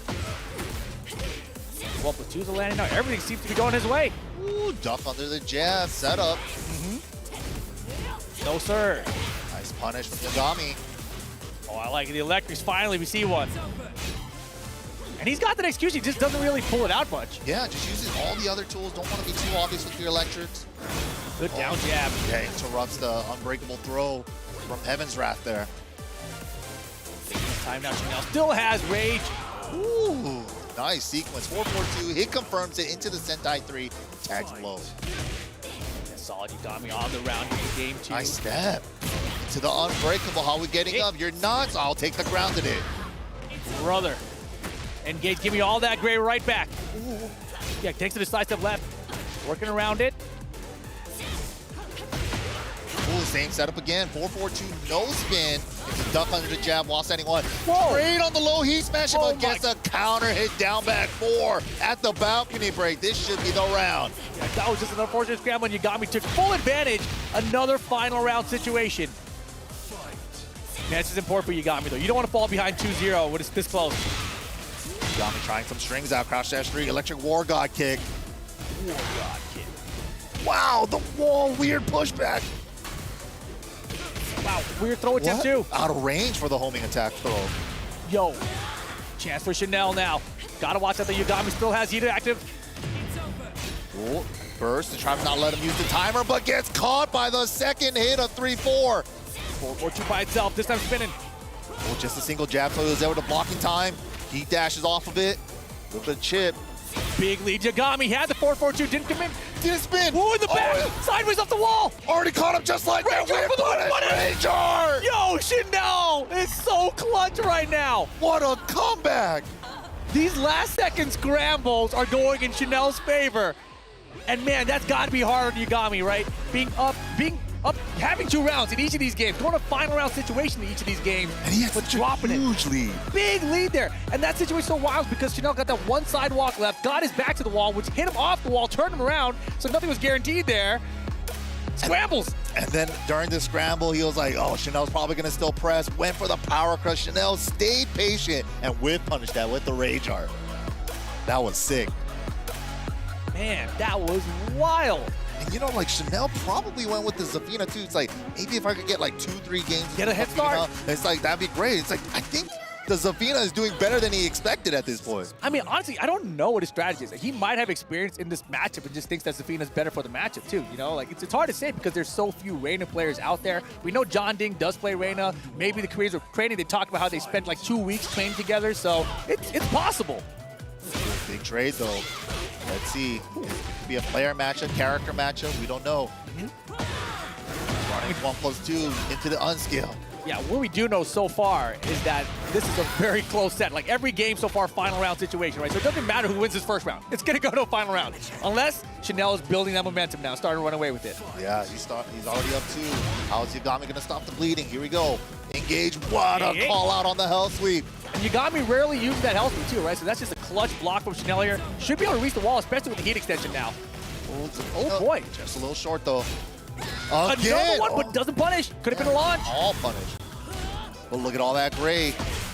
Stuck in stance after the low. Ooh, Wow. with the wall standing 3+4. Oh, nice dunk. With the walls right here. Oh, did the spike instead of the tornado? Counter throw, no break. Do we have Oki here? Oh, the low parry, Yagami. Okay, cashes out with the rage art. Did add a couple of hits beforehand. It's gonna be close actually, because he also hit the wall. It's gonna be not dead. Not Here enough. We go. Oh my gosh, and he closes it out, thank goodness. Yagami keeps doing 4-4-2 no spin, and Chanel keeps trying to retaliate it, expecting him to go into Sentai with the jab. Ooh, can't power cut the low. Brother, down for 1-2, here we go, Yagami. Ooh, out of the air though. Still gonna be able to recover from this. Not gonna get that free back 3. Wow, the 4-4-3-1 for the wall splat. Big lead, Chanel. Heat timer at the mid. Ay, ay, ay, Yagami, come on, man. You got to pull it together. Looking rough. Find these 4-4-2s, and he really, it seems like he's just slightly out of range. And I guess this might be a good reason to use Zafina in the match, although at least that's a pretty good backdash as well. Right. And they did change the tracking on the 4-4-2 as well, right? It's easier to sidestep now. Yep. Yagami's been like kind of compensating for that with a lot of that back 2 move, but right now it's looking all Chanel. E-dash combo. Should be enough for the tornado here. Oh, perfect. Oh my God. Look at his swing at the end. Like I knew it was going to land right there. Combo video, Chanel. 3-0 already in the set. Now Yagami's got to switch something up here. Yeah, I feel like, you know, as I mentioned, we don't really run a lot of 1st to 5 formats. And I feel like we need a timeout situation. You're like, oh, timeout, bro. Right? Yeah. This is getting out of hand. So I need a second. already. I need a second. You're just kind of smoking me right now. Technical break right now. Chanel feeling it, keeping himself amped Even up. his forearms, bro. Also buffed now, man. He's super buffed now, dude. Chanel is. Have you seen his profile picture on Instagram? He's a beast. He is, dude. And that's his button hand. It's not even his lever hand. True. Oh my goodness. But all right, Yagami taking a little breather here. Yeah, good idea. You need to do it. You definitely. can't just keep running back to the matchup and just instant rematching. You have to take a second to figure things out, especially when you're behind 3-0 in a 1st-to-5 situation. Yeah, definitely. And of course, this format's a little bit different now. Single elimination. Yes, exactly. This only has one life. This 1st-to-5 is everything for him. Switch to the Fang. I like it. You know, he tried the Reina, 3 games, right? You only got 2 left that you could possibly lose. Let's see if the Fang Wei can get it done. That's more than fair. Oh, no whip punch on the 4-4-4. Wow, low profiles, the backswing blow. Oh, boy. Threading the needle on the jabs. Beautiful, nice lead now for Chanel, too. Oh, and also switching over to the Fang, you got to consider that Chanel probably has a lot of experience fighting against me. So you kind of have to bring something different to the table with the Fang against Chanel. Exactly what I was going to say. I mean, it's a ballsy pick, but honestly, Fang Wei is such a strong character. You just got to play well with him, and here it is. Yagami, huge lead, round 2. Wow, caught him on the second hit, counter hit. Teal! Oh, nice punish there. Okay, Yagami's kind of freezing up. Back tempo though, smart choice to counter the burst. Yeah, he had a couple of small opportunities in that sequence where he could have whiff punished, but just held on. And he is warming up with Fang now, right? Obviously, he's playing most of the tournament with Reina, if not all of the tournament with Reina. Right. I didn't even know he was going to bust out the Fang. Had no idea. Nice block and punish here, though. Okay, the folks are adding up. Oh, without a doubt. Yeah, huge lead. He's pretty calm with the Fang, right? It's not like this hyper-aggressive style that we see out of a lot of players. Yeah, I like the mid-range kind of play that he's trying to do, but right there, Tarantula down 4-1, catches him, and he swings into the Scarecrow 2-1. Chanel seemingly unfazed by this Fang switch up now. Nice sidewalk at the start of the round 2. Almost was dangerous. That could have been way worse.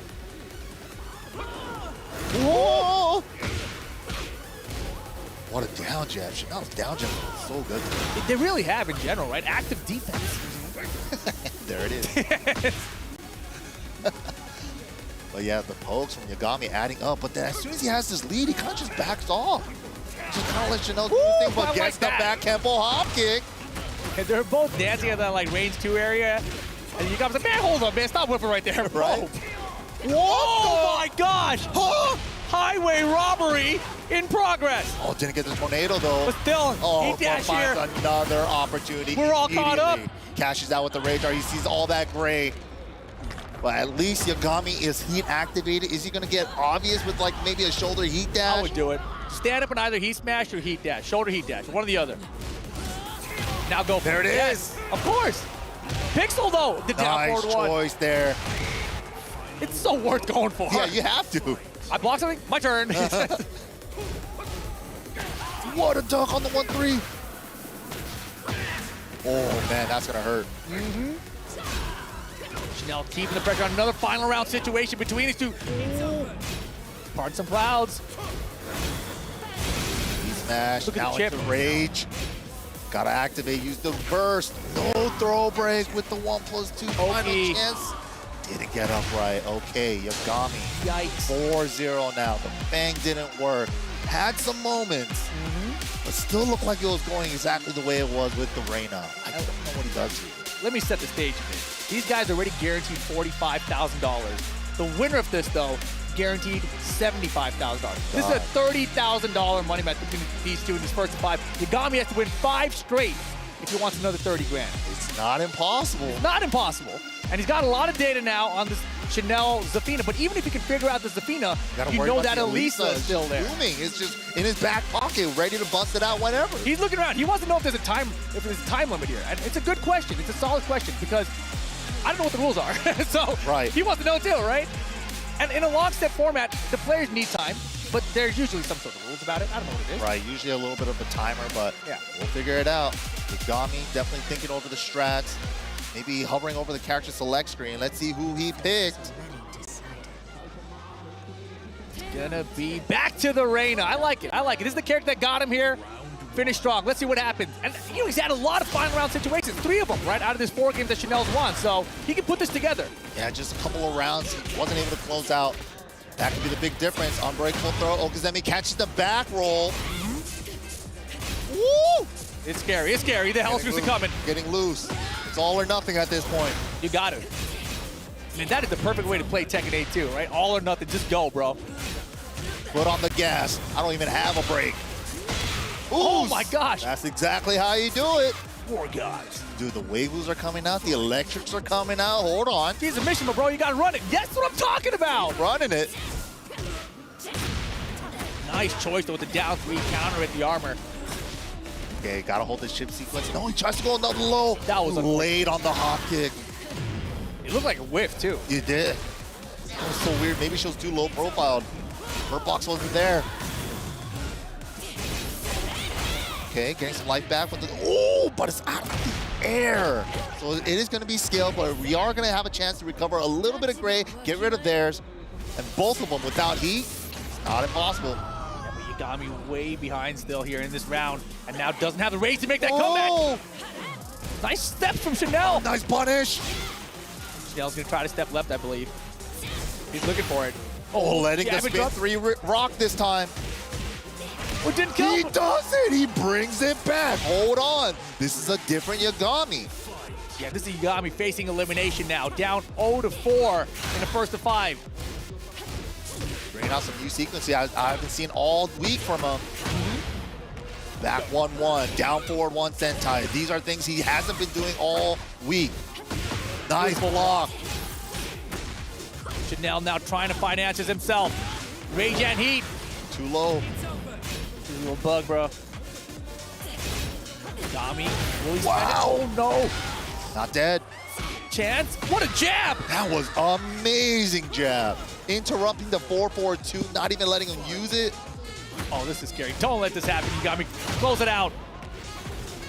Step 3 again. Ooh, the roll into running 4. Last punch pressure, hell sweep time. Chanel have the step, but gets heat dash. Yagami might be on the board. Big block. Nice punish, sidewall in play. Oh, it fixes the combo as well. That was beautiful. Scarecrow mix, so scary. She has that low heat smash from there. Didn't heat dash it, no punish though. Chanel's got a con. Just dashes up, spends the heat smash. Beautiful. Confirms, throws that 4-4-2 out there. Chanel was approaching. That was a great place to place it. And this will not be 5-0. Yagami on the board. We ain't done yet. 4-1. That was sick. Something clicked, man. He just turned it up in that game. Is this just the start? Is it? Is this the beginning of the full run back? Momentum is so crazy in this game. It could be.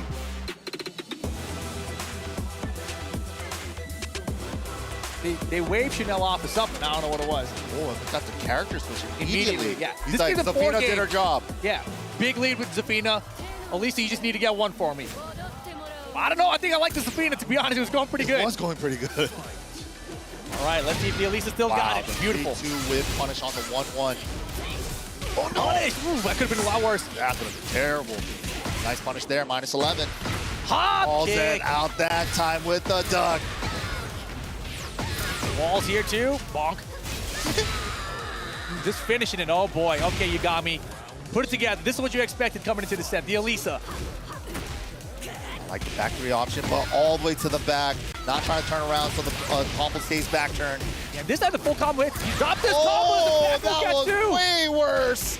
Oh my goodness, but it's okay. He's got a wall splat. Yagami can make some health here. Not a lot of gray to recover though. Still has heat. Heartbreak. Oh boy. Didn't hit the wall though. That could have been way bigger for him. Breaks it with the power crush from Sentai. That was sick. He still got the heat smash too. Heat smash still available though. Trying not to let him use the heat smash. That was smart. He knew exactly what was on Chanel's mind. Chanel should have forced the heat dash in that situation. That the heat smash got very predictable. Reina calling it all out. Yagami closing this out. What a sick comeback there. You saw him stuffing it like 2 or 3 times. And he's like, you're not going to stop doing this, You didn't hesitate, man. Yup. Tekken 8, don't hesitate. Yup. Hesitation is defeat. Yagami, though. Something's different here. He knows what he's got to do, man. Woo! Out of the air, though. Floater. And you see Chanel still utilizing that sidewalk left. Okay, sidewalk this. He knew it, yeah. He's got to do that. Back to homing attack. Ooh. Stop it. Heaven's Wrath 2, engage. Power Crush out of there. Chainsaws are out. Uh-oh. That was a chunk of damage. Now Dash again, are the chainsaws coming back? No, they didn't. Oh, that was such a push down jab. Dash, get a little bit of chip. Boy. There's the And smash. Fly mix. Went mid. Just, wow, that was clean. Yo, Yagami's not going down without a fight. That was sick. What a confident step into a whip punish electric there. Oh, man. And I feel like in this kind of situation, oh, what? Power Crush from Sentai again. Hold on. Bro. He's cashing out on some reads. I feel like if you're in Chanel's position here, it's so easy to feel too comfortable and have things slip away and then feel the pressure building up behind you. Yeah, you definitely gotta stop the bleeding right now. Yagami, so much momentum. Power Crush is good. Engage, 4-4-3, wall splat, this is it. Tekken 8, don't wait, no hesitate. Yagami brings it back again, and now it's 4-2. Hold up. Right when it was looking rough for Yagami, back against the wall. I'm gonna say right now, having multiple characters, it helps you in these sets. But sometimes it starts putting some doubts in your mind. And in this instance here, when you switch to Elisa, it started off okay, but did the Zafina look better or worse than that? At least it's hard to say, right? Now you gotta play another game with the Elisa. Yeah, just to test it out. And then if it's 4-3 after that, what do you do? That's the scary position, right? Let's see. Chanel sticks it out with the Elisa. Yeah. One more game, right? And then do we switch? I don't know. Uh-oh. Look for that back to, Wow. oh my gosh. That's a big launch. Gonna reach the wall with this as well. No, sir. Got the grounded hit at the wall. Not quite a full wall combo there. But a big lead here for Chanel. Finds the heat engager as well. Trying to chill in this round. And he's gonna heal. Uh-oh. Uh-oh. Oh, no dub. That was his chance. That was a huge chance. Chanel with the heat dash here. Trying to keep it simple. Oh, boy, What beautiful. a great interrupt. 1 and 2 Wow. though. No, he Whoa. misses the follow-up. Hold on. Oh, went for the gold. I like it. I like the attempt from Yagami there. Chanel blew it. Gave an opportunity to Yagami. Yagami tried, but Chanel hangs on. Whoa. Nice. I love the back to usage. Woo, wait. No. No combo and sidewalk to the back. Are we, no Wait. combo either. Double drop. Oh, it's getting crazy out here. $30,000 on the line, Mike. An extra 30K. So scary. Confirmed. Nice. Hellsip is good. And Chanel just back dashes out. Armors through the follow-ups. Just challenge immediately. Range art throws it enough. Wow, it's gonna do enough. Heaven's Wrath 2 is chunky as hell. Bro. Chanel thought he had made the right decision. Yagami enough damage though to prevent the Rage Art from starting up. Rage Arts do reduce damage too. That was just enough life. The calculations from Yagami. Oh boy. And here's the moneymaker, the chainsaws. This time it works. Stop jabbing after my 4-4-2, please. Uh-oh. Uh-oh. Stay on the ground. Stay on the ground. Oh my God. Heat dash now. Pressure at the wall. Can't stay down, but can't get up. Chanel's got a lot of great. Not gonna get a chance to get it. Oh. I Wait, love who's that it sound coming? effect, man. Yo, Yagami, 2-1 up here in the round count. Game number 7. Oh, the low crush with the 3+4-4. Caught him with the Sentai mid as well. No punish. No. Okay, okay. But look at Yagami, he's running away with it. It's about to be 4-3 with a perfect. Oh my goodness, what is going on? Will Chanel stick it out with Elisa? This is so hard. I can't even. This is the hardest part about playing multiple characters, like Rip said, man. Yeah. That second guess, you gotta believe in the right character. Like, what do you believe in for him right now? I think he should go back. I'm unsure. I feel like the Zafina was doing fine, but the Elisa's kind of doing okay too. But I feel like the Zafina was doing better. Yeah, I think the Zafina might be. It's the Zafina. It is. It is the Zafina. He does go for the switch. All right, let's see. Can Chanel close out, or is Yagami gonna tie it up? Oh my goodness, what a way to start the top 8. Oh, I had the 4-4-2. Yeah, nothing though. Already committed to not spinning. Oh, just the immediate counter the counter. And that got him a lot of mileage in those first few games. But let's not forget, those first few games are a lot of final round situations too, right? If they just go Yagami's way, it's done for Chanel here. Ooh. Talk about even. Real patient game right now. Step to first. Yes! Oh my goodness, Yagami bringing it back. Still has heat here too.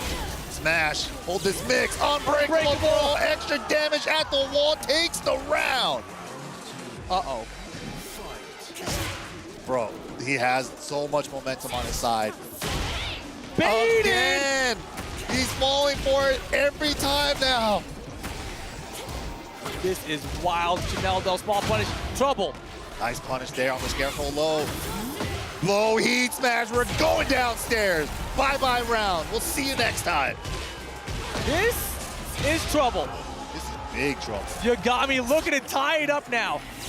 Chanel's giving a nod. He's like, all right, I got to focus in. Straight down back two there. Counter hit. Gets the knockdown and the follow-up. Armor. Crush through that. Burst cancel. No punish. The 1-2-3 is working as well. Low heat smash. Again, another floor. Bro, this is a crazy turn of events. Takes the spike into the unbreakable throw. Gets the Pepsi. Oh my God. All tied up 4 apiece after being down 4-0. And now Chanel has one last chance to decide what character he's going to put his tournament on. Will it be Elisa? Will it be Zafina? They're going to play one game to see who gets an extra $30,000. First to one $30,000 game? First to one, $30,000 extra on the line. I can't even imagine what these guys are feeling right now. That is absolutely insane. We're going to the beach, and Chanel went back to the Elisa, putting it all on the line with this character. Gosh. And it's so back and forth, so indecisive at the moment. And Yagami just sticking focused with his main right now. Great choice to come back to her. Yeah, the Fang tried it out one game. Oh, the bait! Chanel can't stop putting his hand in the cookie jar. I want them cookies, bro. Give me the cookies. Stop. Look at the life. It's just a tiny cookie, the jab, bro. Right? Not allowed. Uh-oh. And the chainsaws are out. He dash here for the pressure at the wall, though. Every time, down back 4-1+2 wall spike. Got the delay. We got a guess. Cancel the Heaven's Wrath. Gets the wall standing 4-4 and the mid. Chanel is in trouble. Yagami's got the lead in the set. Yagami with the head nods. He can smell it right now. Oh, yeah, without a doubt. He feels it. Chanel is playing off the back. Nice, Doug. No 3-2 for you. Bro, this is wild. The momentum is completely shifted. Everything is swung right now. Spike. Oh, and he goes God. for the Elisa special getup. That's why he went for the 4-4 multiple times last time. Oh, boy. Scary situation there. Could have been a guard break situation. Went for chip. A lot of chip. Oh, power pushes the burst. Chanel's got to get away from the wall. He does it. Now down jab to retaliate after 4-4-2.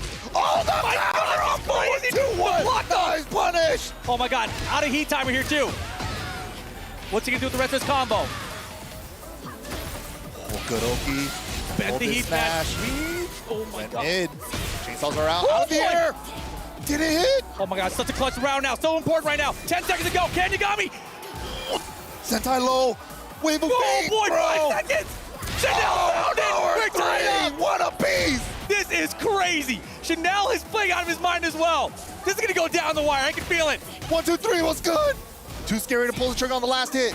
4-4-2, just a block. Oh my God, this is so tense. Yeah, Chanel's back in it now. Has to be. Oh, what a step. In the back, he's had so much success. Do we get the combo, though? No combo. He's been dropping a bunch for him, so I understand why he stopped the combo there intentionally. Whoa. Activates heat. Oh, now the chainsaws. 3 to the mid. The money maker, the chainsaws, and now again it's set point for Chanel. We've seen Yagami in this position before. Oh my goodness, dude, this is too much. Punish that. Burst right away. So clutch. Stop those chainsaws. Burst to the burst. Oh, double heat active now. Optic, I don't think so. Nice punish. Heat timer running down. Nice whip buddy from Chanel. Oh! Out of the air, doesn't spin, so can't convert. Running 3-4 for the mix. Got him ducking. But there's no more heat there. Oh my God, out of the air again. Gets the conversion. It's not enough damage though, right? It's still not. Wait, with the wall, it might be. Double Luigi! Final round. kidding me? The King's off the round early. He's going low. Go high. Oh, interrupt with the boot forward one. Half a life bar lead. Big Down back low. forward. He's betting it all right now. He wants to shut this down. Heat activation first. Nice punish this time on the mid. Oh my gosh, counter burst. Bends the heat smash. The low. The rage guard. Gonna be good. Yagami gonna recover a little bit of health. And he's Chanel's still gonna heat lose a bunch. activated. That's terrifying. Anyone's game. Who's gonna stay in this top 8? Oh my good. Hell sweep. Now the mix. He broke the order. It's over. Break trap. Are you kidding me? Yagami. 5-0 comeback from a 4-0 deficit. Yagami eliminates Chanel.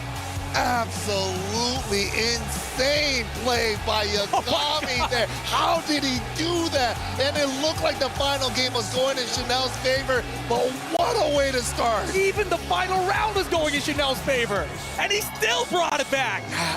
It all started in that final round with the clutch rage art, right? Still had heat active, turned it all around, and Yagami stays in. Single elimination format now. Yagami into the top 5. Chanel out of the tournament. That might be one of the greatest Tekken 8 sets I've ever seen. Holy Unbelievable. moly. And now you gotta wonder, did Chanel make a mistake by switching away from Zafina? Yeah, right? I don't know. Elisa just, I can't even blame him in that. No, you can't, right? because he has such a lead. And he's like, main. I just need one game. I can get one game with my main.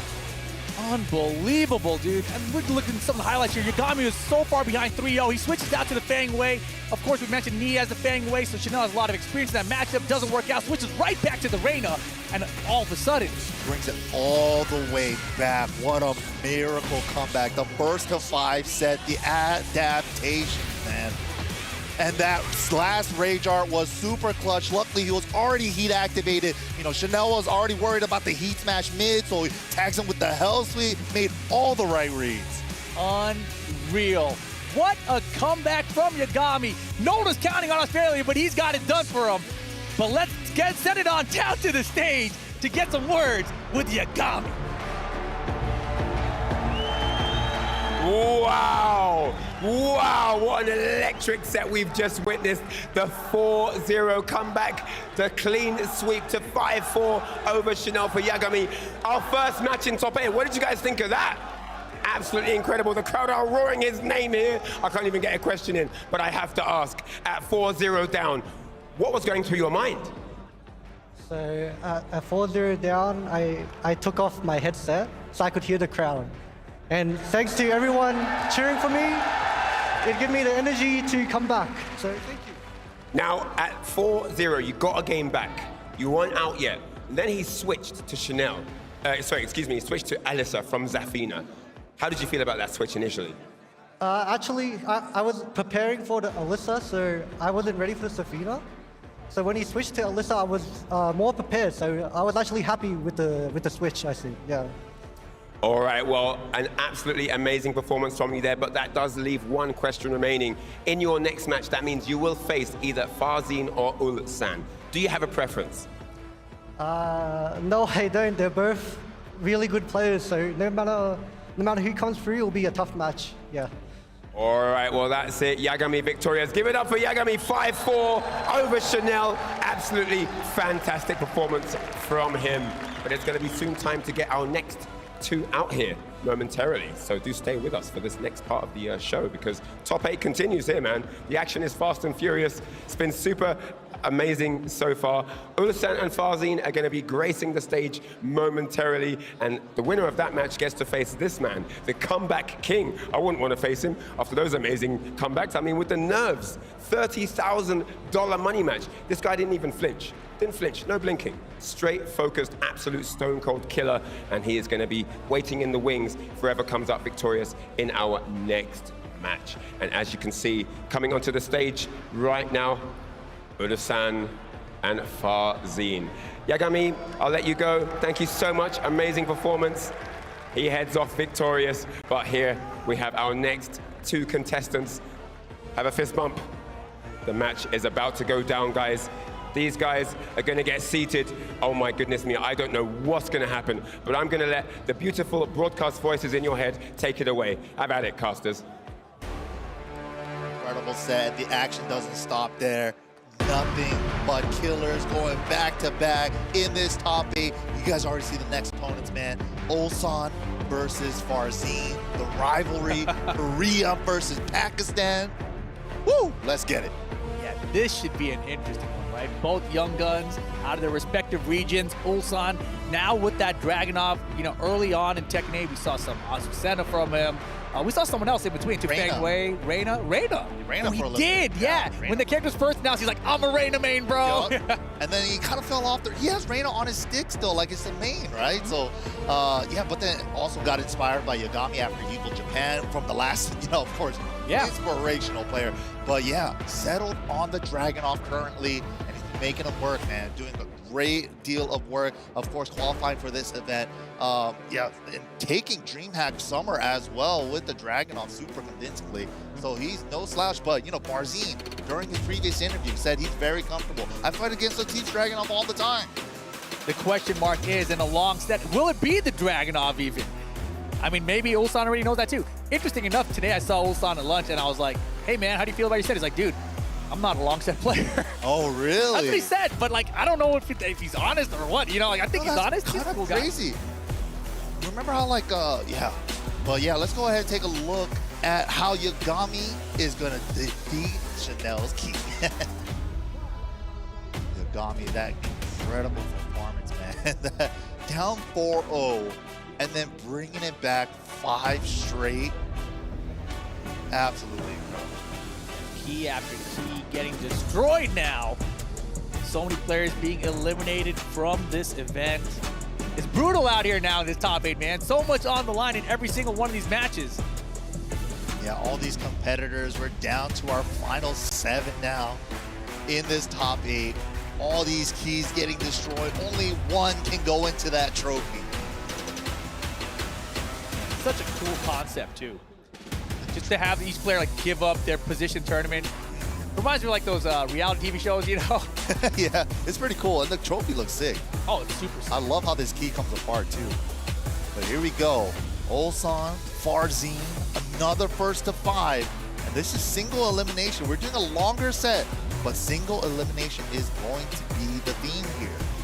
You only got one shot. If you don't win against this, your opponent, it's over for you. But it is going to be a long set, and it's going to be a Dragunov mirror match, Mike. What? Farzin's like, yo, I know about that Dragunov. In fact, I'll show you my Dragunov. Is Farzin going to use Law for me in a long set? That would be so sick, too. That'd be sick. I'll show you yours if you show me mine. Oh, gross. Here we go. Ulsan, Farzin, first to 5, top 8. The Dragunov, here we go. 1-2-1, engage. Farzin in the blue here, Ulsan in that green. Wow, wow, the side switch with the QCF 3+4.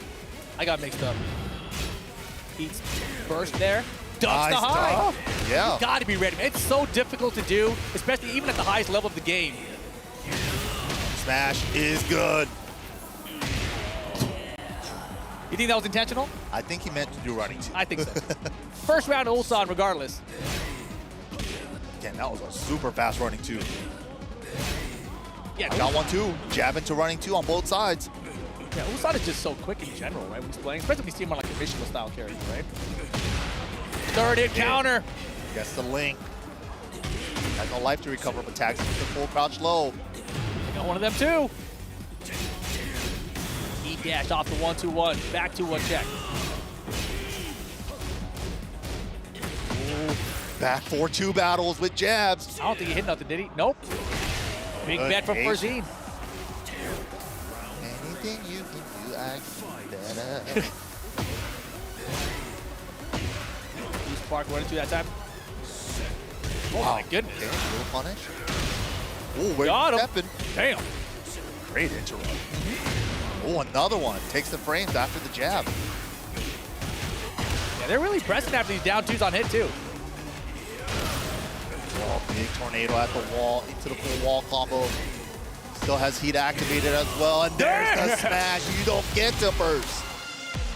I think Farzin tried to sidestep right there. And he's like, nope, I got you still. I'm still coming. Ulsan, game number 1 in this first to 5. Look at the beautiful crowd out here in Saudi Arabia. Yeah, the seats are packed. Everybody's here for the top 8 action. Who's going to be the champion here at Esports World Cup for the first Tekken 8 tournament here? Yeah, it's wild. Seats were sold out for this event as well. Oversold out, in fact. Everyone wants to see some good-ass Tekken. Especially after that last set. Everyone who wasn't here is like, oh, we got to get there now, bro. We got to get Yagami's there. still in. Man, I'm sure Oceana is so proud of their boy. Of course, how could you not be? That's so sick. Spag busy wondering about NA and EU meanwhile. Yeah, Australia. Dang. All right. Looks like gotta be a character swap here, right? The Dragunov not a character you see a lot about it for Zine. Yeah, I thought his secondary wasn't Law, so I was like maybe expecting the Law, try it out for a game or two, but all right, tried out Dragunov first game, now back to the victory. That was an interesting choice to try to run the mirror against him. Right? I mean, because everyone is familiar with Dragunov at this point, right? So you got to believe that your Dragunov is a notch above to really try to compete at that level. Especially if you're in the top 8 now, right? But all right, combat victor in play. Wow, that was well timed down by P4. He was trying to go for the perfumer punch parry, but man, stacking him up. Yeah, these down by P4s are adding up. Down by 4, no counter it though. Step. Yeah, he knew he couldn't save him. He was screwed either way there. I love that he tried it though, right? Because he recognized like, I'm getting stepped. I better try something to throw him off. And also, you know, he didn't go for launch. Like backward three's all I need here. Yeah, just in case. Yeah, faster, right? Ooh, I like that. What an up forward one. That was sick. You tell me he can dodge bullets? When he's ready, he won't have to. Armors through the 1 and 2. Had flashed up, but got a stand jab instead of while standing 1. Yeah, so I mean, so fast. You got to try to react fast. Nice ED1 here. Out of nowhere. Wall's right there too. And a sliver of heat. Doesn't even need it. Dude, that wall combo does too much damage, bro. Still does too much. Ooh, 1+2 throw. How are we getting up after this? Get it right here. Ooh, take the chip. Another one. This time it hits. Engage. He's going for ground hit. Found the engager. Had the chip. Beautiful. So almost does everything. Yeah. One move 3 times. Okay. Oh. Break down forward 2 from Barzine, but interrupts the gunshot follow-up when he goes into stance with the running 2. Oh, adding up the chip with the stance down 2. No burst for you. Unbelievable. Look at the amount of grade, but doesn't even matter. Oh, nice big step. Doesn't hit the wall. He Low blocked smash. it. Great block, great punish. Ulsan looking so ready. Yeah, in that situation, right, he had no grade recovery even though he had the heat engager. So unfortunate situation for Zine there. Yeah. So even though he found that he didn't have any health, he decided to go for a big bet. Made it a little bit more obvious he's going to go for the heat smash in that situation. But with Ulsan's back to the wall, he could have tried for the mix-up with a running 2 or something, right? Right, yeah. He went for the low immediately, maybe thinking that, you know, Ulsan's thinking his back's against the wall. He's most likely not to duck. Cash out on the low heat smash right away, but wasn't the right read. Ulsan had it scouted. I feel like in those kind of situations, you're like hyper aware. You're like, he might heat smash. Oh, I'll look for the heat smash. There it is, you know? All right, slightly bigger stage here. I don't think that matters much for Dragunov, does it? And Victor has pretty decent wall carry now too, right? Yeah, his routes were really torn out. Hey. All the mid checks. And then the back 4-3 for the heat engager. Wow. Beautiful. Clean sidestep right. Down 4-2 behind it for this launch here. Activates the heat. Look at this wall! Oh my that did a gosh! chomp. That was so wild. He's still heat activated. And he's getting the heat smash off the sidestep. Oh, interesting choice. He went for 4, 1+2 twice. I wonder what that's for. Right, that's what I'm wondering too. I wonder if it's like a timing thing. Yeah, or maybe it's like a range thing. Interesting. Both? Yeah. Wow, look at the duck and the homing attack there. Sidestep right duck. Cover more than one option. Yeah, that's a great call. Okay, he dashes the performance. Gamer 3. Check with the maze. Throw breaks good from Barzine here. Down back 4, no counter. Throw breaks good from Ulsan. Get off of me. What a challenge. No fear. Hammering through here. Ulsan's been really good at finding either the back 4-3s or the heat smashes. Let's see if he can find another heat smash to secure another round. And since he was enraged, that heat smash killed and it did enough damage. Yeah, that's wild too, right? The fact that heat smash can get rage bonuses. Yeah. Ooh, the power crush is good. Just tags up with the down 3. Great interrupt. Counter hit, EMP blast. Ooh, down 2, heat dash. Full launch time. Should be enough damage here. Even if it's not, I think he could reach the wall. There it is. Unskilled, Nice. grounded wall hit. Beautiful combo from Farzine, though, gets him on the board here in game 3. 1+2, no sir. A lot of sidestep rights from Farzine. Yeah, that's the way you're supposed to step the running 2 and then step duck, beat the power crush, right? So it beats the axe kick as well. Okay. Run for homing attack throw. Good luck trying to step down 2 and counter it on the down back 4. Finally, he's been trying to find that counter so much in the set. That's the first one, it feels like. Oh, look at Victor wall carry. Yeah, it's a wild combo here. The side roll though. Trying to get himself off the wall just in case. Oh my Counter hit NCC and the smash again. He's like almost 100% on the smash, it feels like. Yeah, Farzine's like, how am I getting hit by all these damn heat smashes, bro? And the best thing about that, Ulsan, he was back 4-2-1. He counter confirmed that. He's like, oh, that's counter, boom, boom. And I was like, wow, that's really clean. That's the really nice part about backboard too. The fact that the 1 is all natural if it's counter hit on the first hit. You just kind of see like if you stuffed an animation on that first hit. Right. Still got to be sharp to do it. Ulsan staying sharp right now and up 3-0. And as you know, anytime someone's up 3-0, impossible to lose. Never seen it done. Never, it's not possible. But of course, we're just kidding around. It's definitely possible. Just got to see the adjustment. Sanctum is going to be the stage. I'm still thinking about that Yagami set, bro. It's still on my mind. How could it not be at this point, really? Low parry started the round from Ulsan. Wow, great wall carry there. Off of a low parry combo, round start.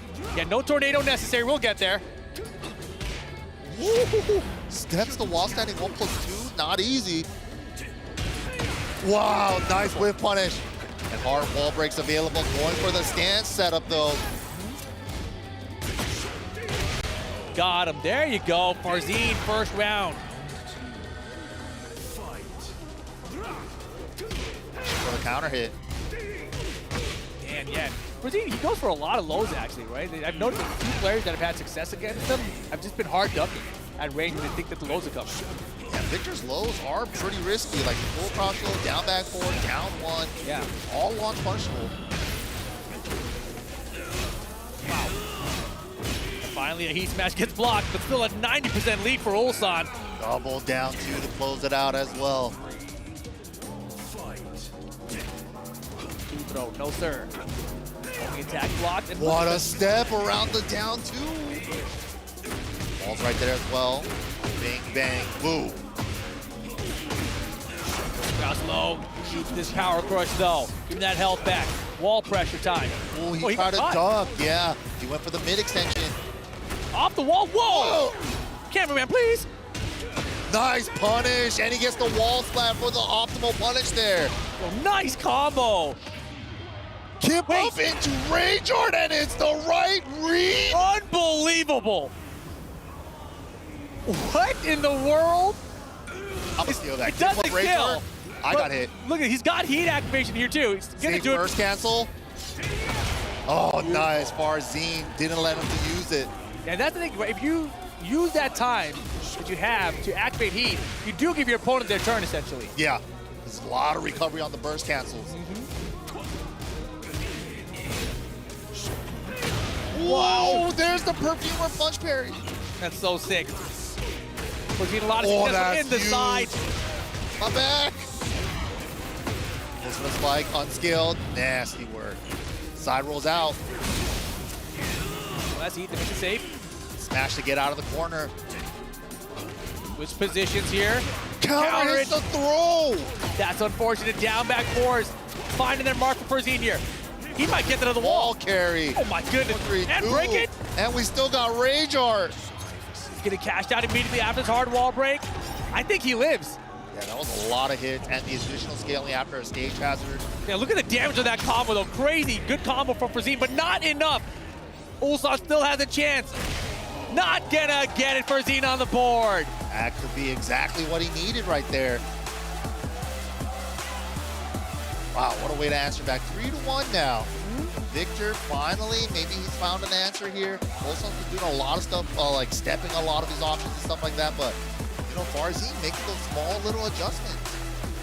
You got to take it one game at a time in these sort of sets. Can't get too phased by being behind. And Frazine doing a great job of that so far.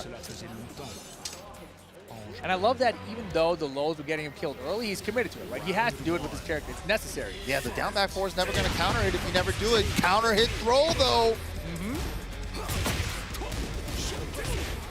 Wow, the float on Perfumer 3. Hey. Oh, right high there. splat conversion. Didn't get it, though. He tried for it. Oh, the wall pressure. Help. Help. Oh, yeah. Teleport. Don't throw a play somehow. Oh, that heat smash is so much more for Ulsan. Oh, big damage. That's a lot of damage. Like 25-30%. Down for one checks all day. Holds his down back four, though. Okay, tornado early because the wall is close by. Sidewall possibly in play. Nice, safe combo. Got a lot of damage out of that, too. Oh, heat yeah. smash. I was just going to say, the way he times his down back fours have been so good because he's rarely blocked. Yeah. And then the heat smash fours, another big low comes out. One round apiece here, game number 5. Good armor. That was a good sequence. Yeah, push him back, make him think they can attack, armor right after. Oh, and then, of course, Dragon Ball players, as soon as you give them a little bit of space, they want to run it too. Just like that. Uh-huh. Frazine putting it together right now. Pushing him towards the wall, though. Oh, boy. Too scary to duck. 1+2 throw. Did he? I don't think he pressed. Didn't No, press. sir. Dash block to bait out the Rage Art. Good stuff there to Farzine.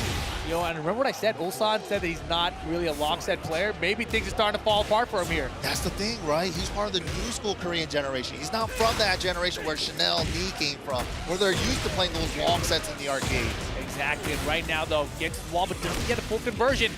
And every time he's got the wall pressure, he's gone for down back to equal score first. Hey. Oh, big splat. Peels him off the side to get more damage. Oh, doesn't get the knee. And the 1-2-1 engagement, only a small bit of great, but what do we do here? Back over to the mix. Into heat smash, blocked by Frazine here. Oh, Get it out of here. Fix the unbreakable tackle. Great stuff there by Farzine. He was ready for it. He's seen these Dragunov before. Very nicely done, and now the score is 3-2. Frazine still in it.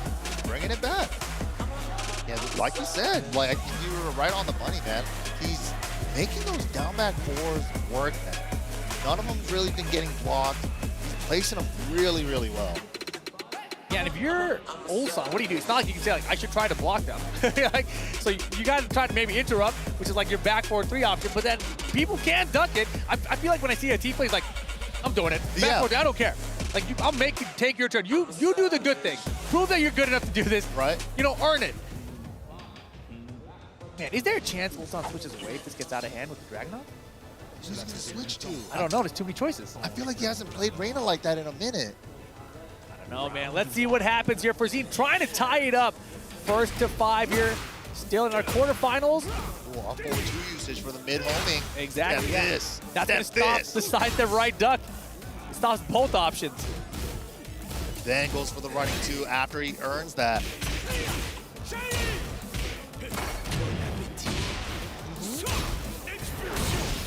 No, big step. Gets a little bit of gray light. Not a counter hit there. Ulsan recognized it. Down by 4, no blocks. Ooh, so tense. He'd activated. Where's the smash? Are we going to get a chance to use the smash?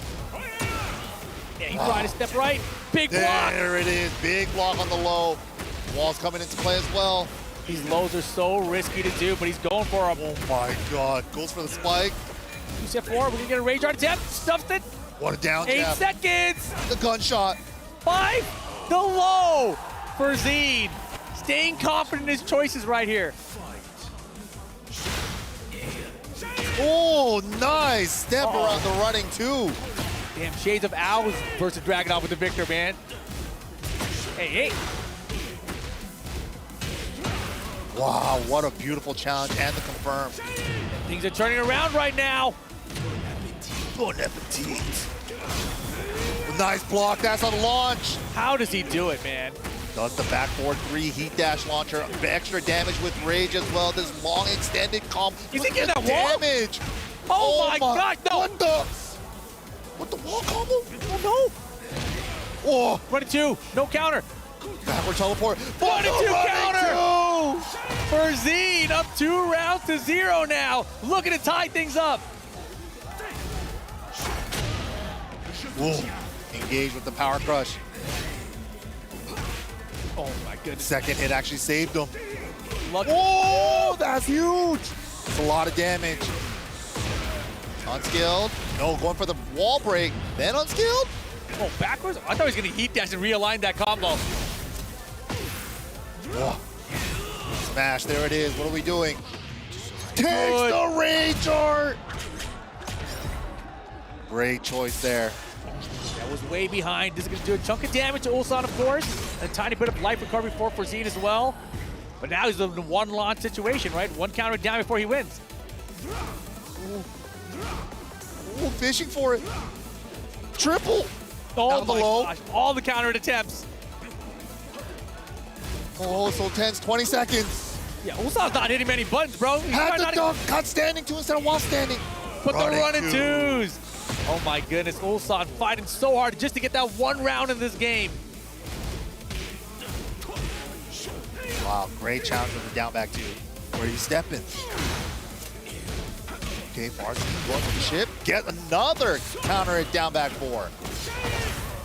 This wall is not there. Try to reach that one. Was so close too. Ow! Big lead. Farzine's gonna tie it up. 3 games apiece now. Wow. Is Ulsan really sticking to this Dragunov? I don't know if he has another character ready. But he had so many others before. Azucena, you know, she got a slap on the wrist. Reina, he kind of went back and forth with her. It's not like Tekken 7 days, man. He doesn't have the pop. He doesn't have the Kazumi. I don't know who he goes to here. Arya with the KDF flag. And he's sticking with it, man. It's going to be Dragunov all the way. It's got to be. I think so. And Farzine, he's found the answer he needs. Not finding many counters, but when he finds them, they pay off. As long as the down back 4s aren't getting blocked, who cares, right? Oh my goodness. So well.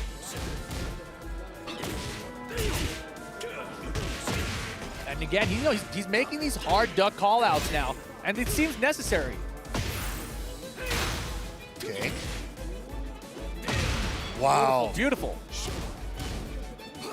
Close it out with the mid. Can't get countered either. Nice there. Had to stay standing. And that's the, if you make these hard ducks, the mids are going to start coming out, right? Exactly, right. Farzine tried to read the situation correctly. Ulsan, though, solid defense. Yeah, he's trying to pester with those down back 4s. He's like, okay, you want to block one of these? Sure. What did he say? I'm sorry. It's something. Calls out another high. And of course, he was actually looking for a low probably, but the high came for him there. Works And out. next thing you know, we're on this wall. Uh-huh. Big damage. Activate first. Goes for the spike. It's full crouch Nyx. Good What a block. And the heat smash for the punish. Doesn't get the hard wall break here, so it's still going to be in effect for the next rounds. All right, all right. Ulsan looking strong this game. Oh yeah, much cleaner. Put the down forward too. Actively defending is Farzine. I love these sequences from Farzine, using the down 1+2 EMP blast, a little bit of pushback after it, and challenge right after. Has a second layer to it. Wow, look at the life and all of that gray on the side of Ulsan, and he's going to use the heat burst. You're not looking for a heat engager, and every attack that gets blocked is going to get him some life back. Slowly chipping him too. It's a great option if you're not going to go for heat engager. Nice armor though. Heat. Oh, I thought he was going to heat smash it. Didn't get to use it. Got a lot of chip on his side though. Let's see, one attempt. Good block. What a jab check. Great breaks good. Yeah, he's still locked in right now. 12 seconds. Oh Counter, boy. down forward one. Anyone's round. Ulsan trying to get the game back. Down jab to survive. Nice Beautiful. duck on the forward 4-1. Recognized the string, saw the high move was coming, stayed ducking there at the end in that clutch moment as time was winding down. And Ulsan has regained the lead 4-3 now. Farzin looking stressed out after that one. Can you blame him? You all right? He tried so hard for that third round there, and Ulsan just didn't allow it. I mean, allow it, fam. Allow it. Think about it, though. He was down 3-0, brought it back 3 straight, thought he was going to regain the lead, and Ulsan's like, no, the lead is still mine, kid. 4-3 now. Ulsan hanging on just enough. Woo, scary, man. Who's going to move on, though? Arena is the stage. Oh, man, this stage has been crazy today, too. Big swings here. Let's see what happens. Can Ulsan close out and eliminate Farzin? The throw on the armor. Power crush. That was smart stuff. And not something we've seen a lot of. Ooh. Yeah, everything is landing right now, but finally Farzin finding some lows. Well, Ulsan just has his wavelength right now. He knows exactly what he's thinking on everything. Offense and defense, dude, everything hit. He blocked everything of his. That was insane. It's like he took his playbook, turned it upside down, and hit all the buttons in reverse. There we go. Strategy's perfect.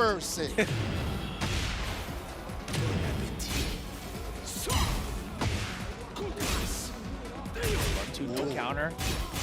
Getting great blows. Do it early. Catch him off guard. One, get rid of the great possibility. Didn't even have any of those. Oh my gosh! Lands right at the end of his heat timer. His timing on this explosive has been so crazy too. But Ulsan still in this round. Farzin's got to be careful. Got to close out here. Cannot let Ulsan get this round. Rage. There you go. I love the different timing throw off there from Farzin. And he recognized he couldn't just go on autopilot there. Right. If he went at his immediate timing, I think Ulsan would have had it scouted. Oh, for sure. And Ulsan's pokes are really working out finally. Big block on the down back 4. Something he has not got a lot of in this entire set. Looking for the mid. Farzin's defense holding up sidewalk. The heat smash chases him down. Falls off the side. Sidestep again after the tornado so he doesn't splat into the sidewall. This is crazy. Wall to wall to wall combos. Such good optimization. Doesn't splat. Farzin still has heat available. He dashes it now. Trying to confirm that up forward 1. That's an important round for Farzin, trying to get the lead. Oh, big catch it. Both players have raised the QCF4. Now Ulsan on set point to move on. Crazy. Crowd getting louder in the arena. I can hear from here. Ulsan going for maybe the trip charge. 1-2-1 interrupt. And the down 2 follow-up. Pressure now on Farzin, way behind. Stacking up the chip and the low pokes. Ooh, power crush. Give me that gray. Oh, over the heat smash. Oh, big whip.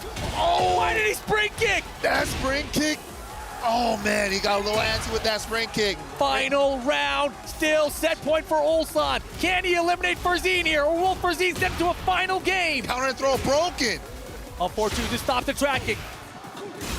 Oh, running 2, up 4-2. I got 1-2. Oh, nice step attempt. Ulsan with the stone. He Little late throws the power crush. And a huge lead. Farzin, you need a crazy comeback. You've got heat, you've got range. Here comes the activation. Can Farzin do this? Stuffed out of the explosion. Away. He dashes it away. Oh my gosh, he needs something so crazy right now. He's going for it. Gotta watch out for the get him kick here. Staying grounded. My gosh. Had the step, didn't pull the trigger. He didn't pull the trigger to cost him. Ulsan, though, gonna take the set. Ulsan stays in the tournament and eliminates Farzin.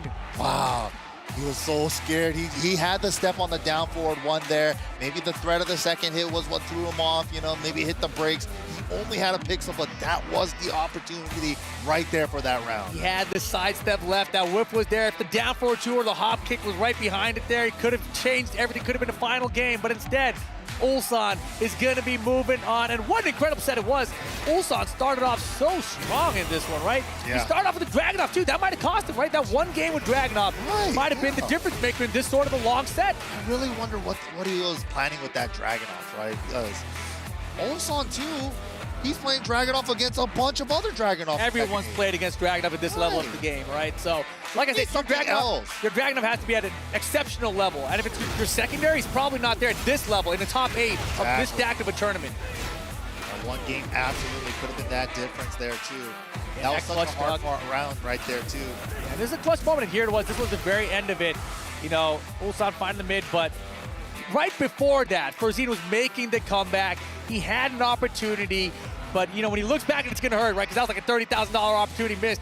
But Ulsan stays in the tournament, and he's moving on to the top 5. Single elimination format here, first to 5 is crazy. It's not something that we're used to, and these players, they're figuring it out as they go along. Ulsan, not a long set player, but making it work. Yeah, absolutely, but man, let's hear what Ulsan has to say after that incredible match against Farzin. Ryan, take it away.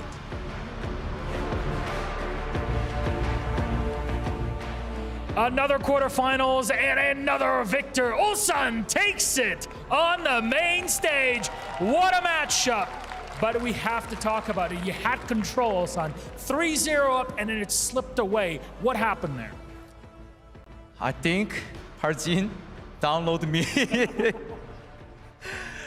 It was really tough that after the match score like 3-3, I thought I have some problem, so I change. I just think again what I do. Sorry, I so. Don't worry about it. Don't worry about it. So I just thought after 3-3, I just tried to change my play style again because the good point is poking. So I just changed to the favorite style, poking style, and then Farzin. I can feel it, Farzin, nervous again, and down two.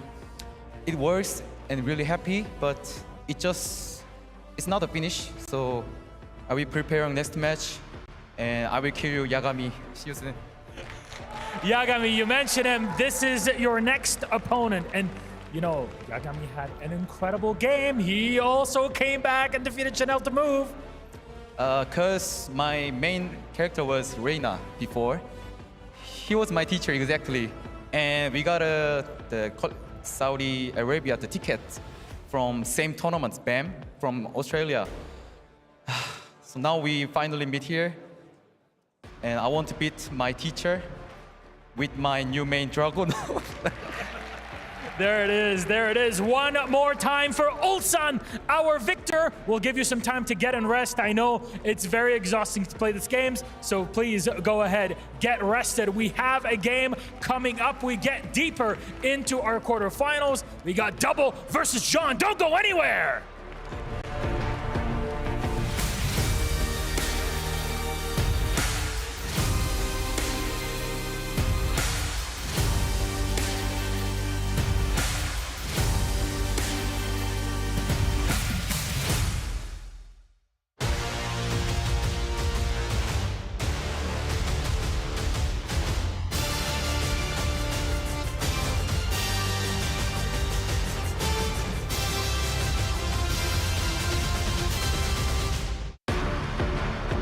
Hello, yes, it's time to introduce our third top 8 match of the day. And I must say, it's another absolute banger. First, coming out to the stage, the remaining contender from the land of the rising sun, Japan. It's gonna be the DreamHack champion himself, Double. And his opponent joining us here on stage, the John from Pakistan.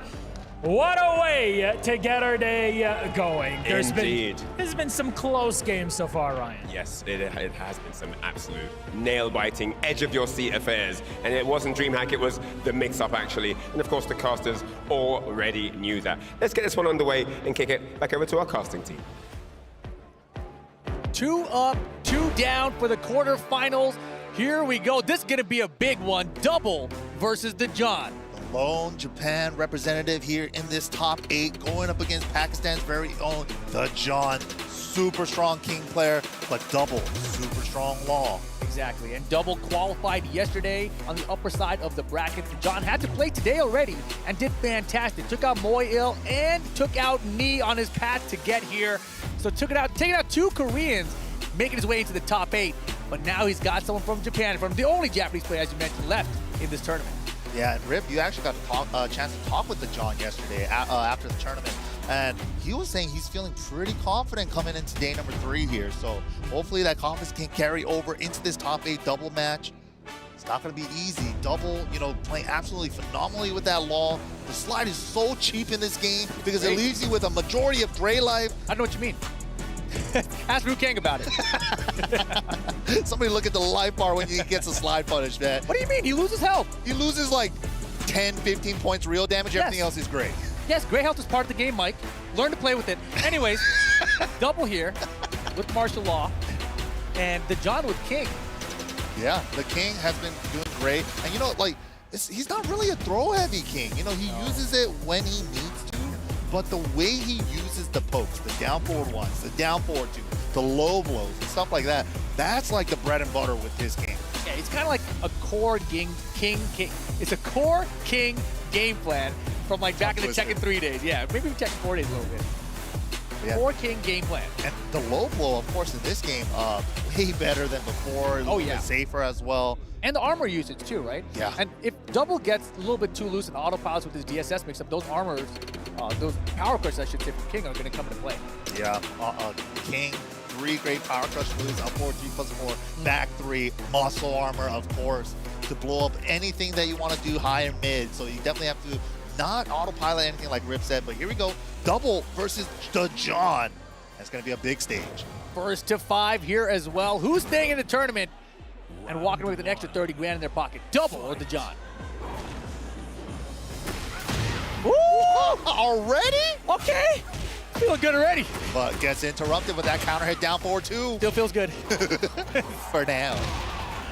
Big chunk of damage, 40% already. Gets the Oki as well with the down 3. He dashing off the up 4-3 early here. Wow, out of range with the jab punish. Ooh. That's the armor rock. A little poke. Okay, let it rip. We've seen that early from the John. Double, recognizing it. Oh, kicks the low blow. Get out of here. Gotta do it. Is this enough damage? It is. Double first round. Round 2. Fight. It's patient round start here. Just kind of going for movement options at the beginning. Double going in, muscle armor. It wasn't good. Man, the forward 3-1 usage too. Such an unorthodox move from martial law. Yeah, I still don't know how to use that. I don't think anyone does. I think you just kind of use it and see what happens.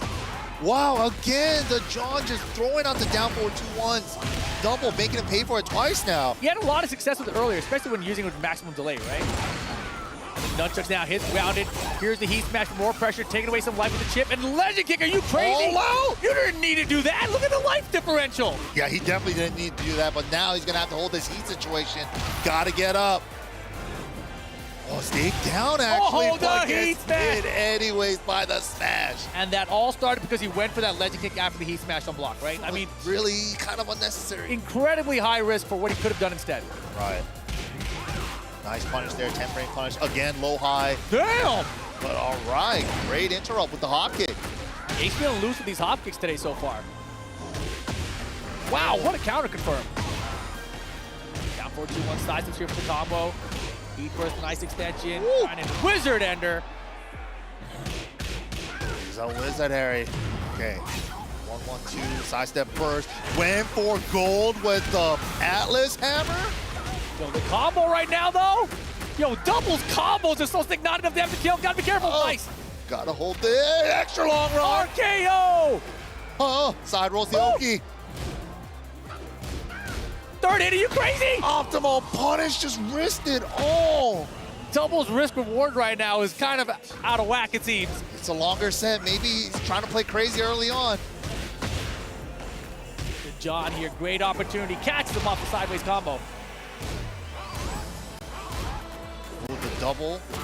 Dragon hammer doesn't work out. Side step op kick is good. Hey. Big lead for the John. Rage and heat now. Get it out of here. Giant breaks it. Wow. And the 1-2-3. That beautiful steps the DSS. Nicely done, the John. 1-0 here. Solid first game. But Double took some unnecessary risks that cost him big time. Yeah, he had a huge lead that one round. Then he went for heat smash into the legend kick. That was an interesting choice. Like, he could have just done any safe mid. And even the back 1-2-2, it's kind of a string you kind of commit to unnecessarily in that situation. Yeah, those were some interesting decisions there. The John definitely made him pay for it. That was rough, but the John gets the first one now in this race to 5 to see who moves on and who stays alive in this tournament. Right, single elimination, longer set, first to 5. Catches him with the down forward 2 on the incoming. Saves the tornado for the wall. Not like that. That was something that Double was not doing in prior tournaments, so cool to see him still advancing his combo game. 1-1-1 wall splat, and now the wall ender. Nice beautiful optimization there. He knows what he's doing. He's professional. Ooh, round star slide. Wow, stuffing all the armor. Nice punish. Ooh. Man, I see what he's doing that 4-3-1 now. It's a range thing. Woo. Yo. Extends it and has to hold this heat scenario. Toe kick to get up with punish off of the side step. Blocks Fricks that I like the nunchuck there. Not dead. Down jab into smash. Interrupted. Calls out the RKO, ducks it. And I think the John has a reputation of going for the mid a lot out of that Jaguar sprint. So I think Double's like, all right, I think he's thinking I'm going to go for throws now. He's like mixing himself up. Yeah, exactly. Balls in play, takes it. Oh, deep spring kick block. Man, stretches back out. Do we got some more? Back roll catch. Where are you going? Perfect. The John. Wow, fishing for that wild standing forward counter it confirmed. Whoa. No, sir. It's time to play the game. Time to play the game.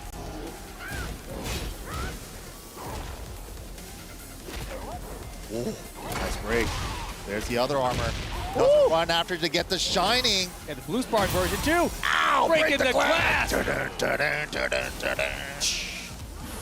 And look at this, back to a final round situation. Double was up 2-0 to start.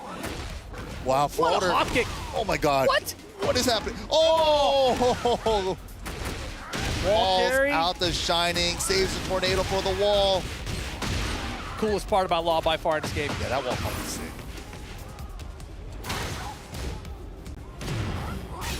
First big lead now. But Double, I feel like this is a situation where he's been losing, but there you go. 4-3 heat dash. Keeps it simple. Nicely done. Double ties it up here. Yeah, that little mix-up, man. So scary, too, especially when Law's in heat. Just because he can heat dash off that up forward 3 to make it a launcher. Great option there. Man. Back and forth. And I feel like Double has really settled down a bit. I think game 1 is a little bit scrambly, like he's a little bit antsy, the hop kicks, the legend kicks, etc. But that game, a little bit more standard gameplay from Double. Saw some slides out of him too in that game. The first game we didn't really see that too much. It might be important establishing a longer set too, right? Yeah. But I think the good thing about Double in general in his playstyle is that you talk about the mental stack and how many moves you're making your opponent think about. I think he does a great job of constantly mixing up his options. Yeah. So you never really know what's coming next from him. Ooh.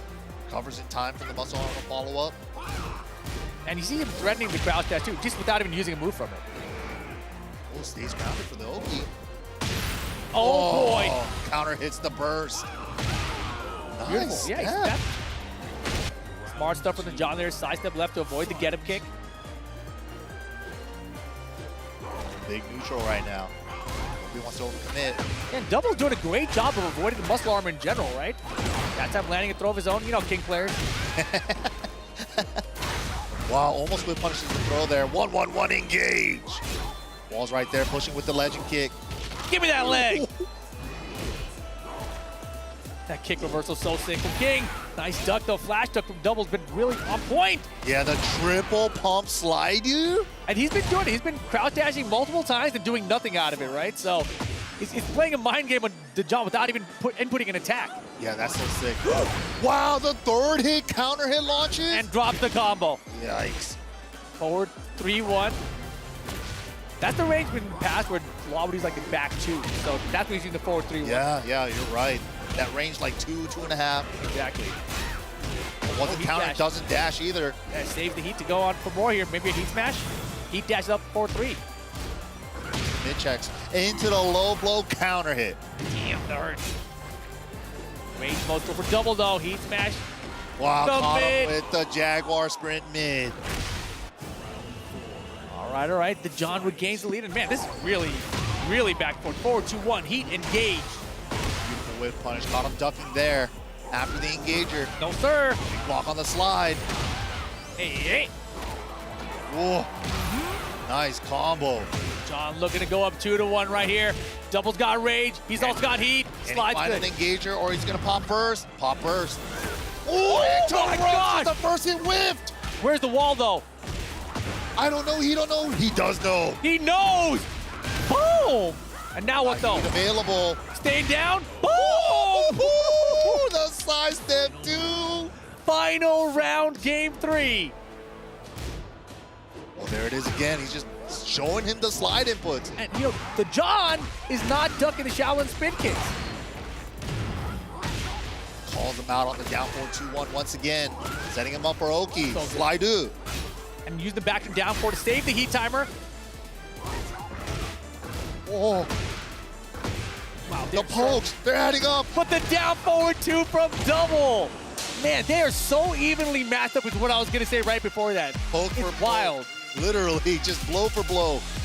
Man, but double somehow getting that game. It looked like it slipped away from him, but he had that sick wall carry. And he knew exactly where the wall was. The 3-4 for the wall carry. Used the dragon cannon, and then sidestep 2. Yeah, that was sick. For the Oki. Yeah, that was brilliant stuff. Double taking the lead in this set now, 2-1. I feel like that's one of those moves where with the camera and the angle, sometimes you can make it a tech roll catch, and it looked like trying to play like a camera trick with it there. I don't even know. The camera cross up. Yeah. But you know what's really interesting? The way that Double's playing this neutral with a lot of counter and gunshot there. But yeah, a lot of those crouch dashes in his face just to get like John hesitant on sticking to the king throw game. That's a good point, yeah. And now the wall pressure, Double's feeling it right now. It's huge lead, working on it perfect.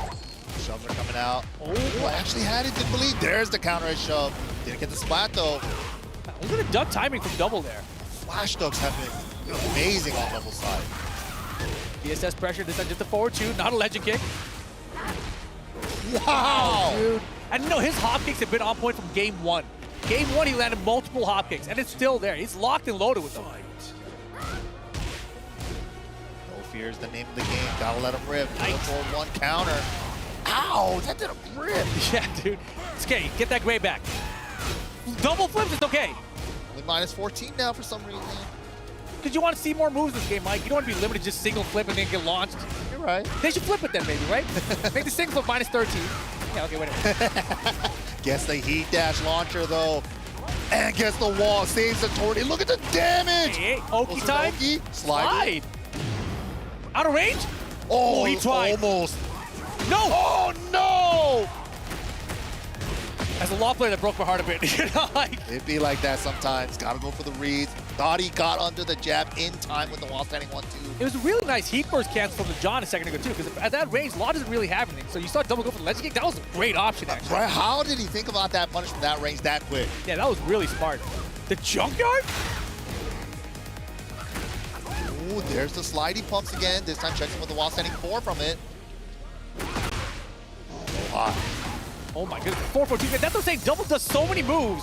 Like, why? Breaking the glass, though. The John, heat activated. Ooh, counter burst on the shove. Wow, that's the way you counter 1-1. Gotta duck the second in and launch him. Very doable.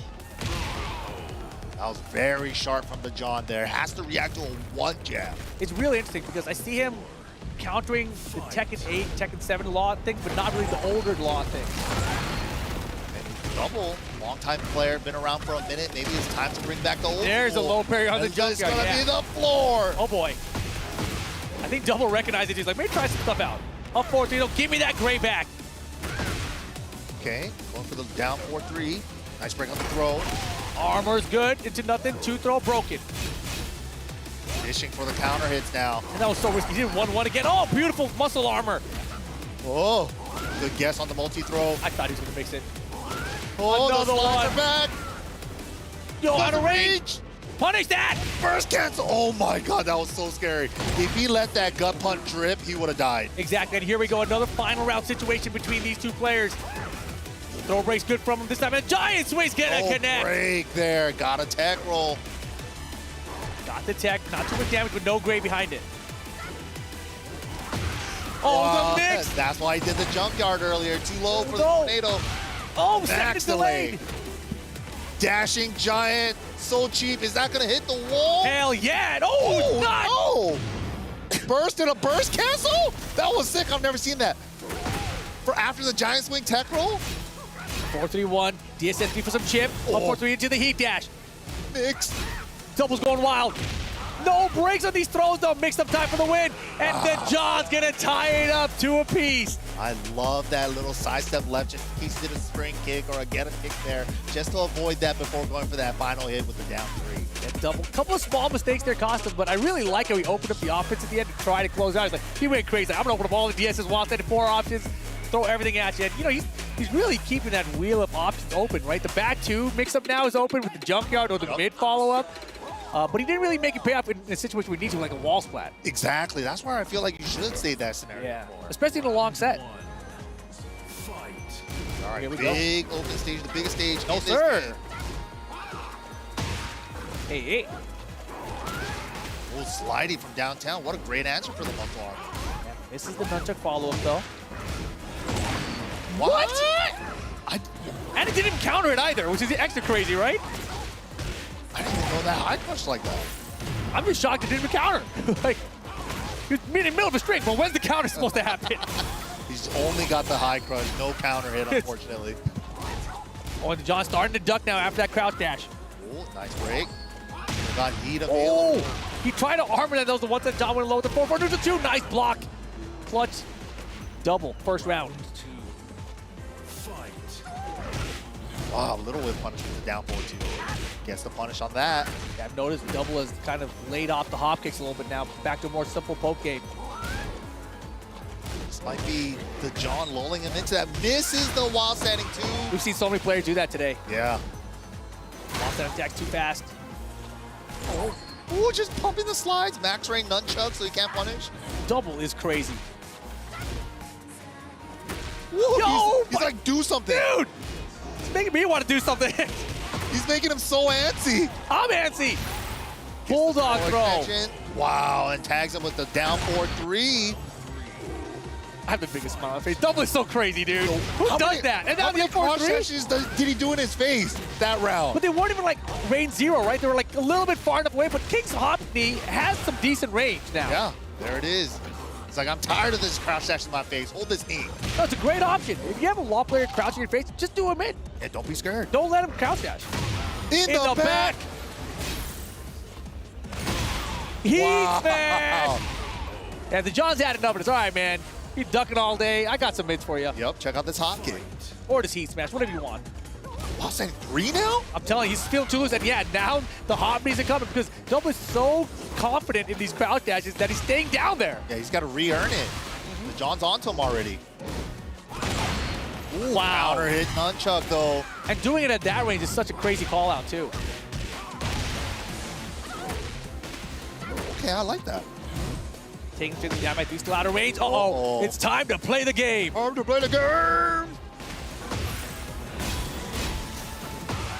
Oh, man. got him with the Jaguar sprint mid again. Final round again. Who's taking the lead in the set? Oh, side step right slide, shades of rip. Woo! I thought he was gonna do another one. He's playing around with new options. 2-2, dash Giant 2. And really, the throws have been worked for the John. Giant swing, shining wizard, they're all connecting. You just gotta watch it for the hop kicks. Duck it! Oh my gosh! Didn't get the launch But he again. gets it down 4-2 anyway, Mike. Gonna activate with the burst to extend. Okay, setting himself for Oki. Nice choice there. Solid side roll, gets the grounded in, punishes the backward Jaguar step with the long range heat smash. And this is something I saw the John do earlier in the tournament as well. He goes for that backward Jaguar step as a kind of getaway from tool, but it's an unnecessary getaway from tool. You can just do a backdash, and it costs you sometimes, right? Because if somebody does a low, you look like a genius. But when it doesn't work out in situations like that, you just get whip punish and it's over. And especially with like wall heat activated, long range, 14 frame heat smash, you know, made it really simple for Double there. But yeah, just like you said, just a regular Tekken movement would have been a lot safer. But here we go, Double now. hanging on to that lead just a little bit, 3-2. Like I said, these guys are incredibly evenly matched. Yeah, this is such a good final every time. Look at him ducking, bro. Dude. Oh my God. He just did like 7 crowd. There it is that time. He looks like a genius. And the Oki ground throw as well. Keeping that arm. Ow! Damn, 4-4 hit so low now. Double simple poke him with this crouch dash and while standing forward, these down 4-3s. They're really adding up. Nunchucks too far, but the back 1-2 reaches where the nunchucks don't. Oh, then that's going to be good. He's going to survive it. Yeah, we have seen some clutch rage arts today. Yep. Now John's in rage, and he's heat activated. Down jabs the crouch dash. Hold this. Good nice block. What do you do here? What do you do here? Alley-oop's too far! That wasn't even natural combo! He ducked for Junkyard! He could have done back 2-2. That would have been natural. He did the T7 back 2-1. That was wild. Anyways, double surviving. Wow, nice. get out of my face. I've had enough. I like that a lot. If any of these crouch dash pick, Law, Lee, Shaheen, if any of them would crouch dash in your face a lot, throw out Hopkins, throw out Miz. Just keep them out. Make them scared of doing that in your face. They have to earn it. Whoa, jumping one. Definitely a simple.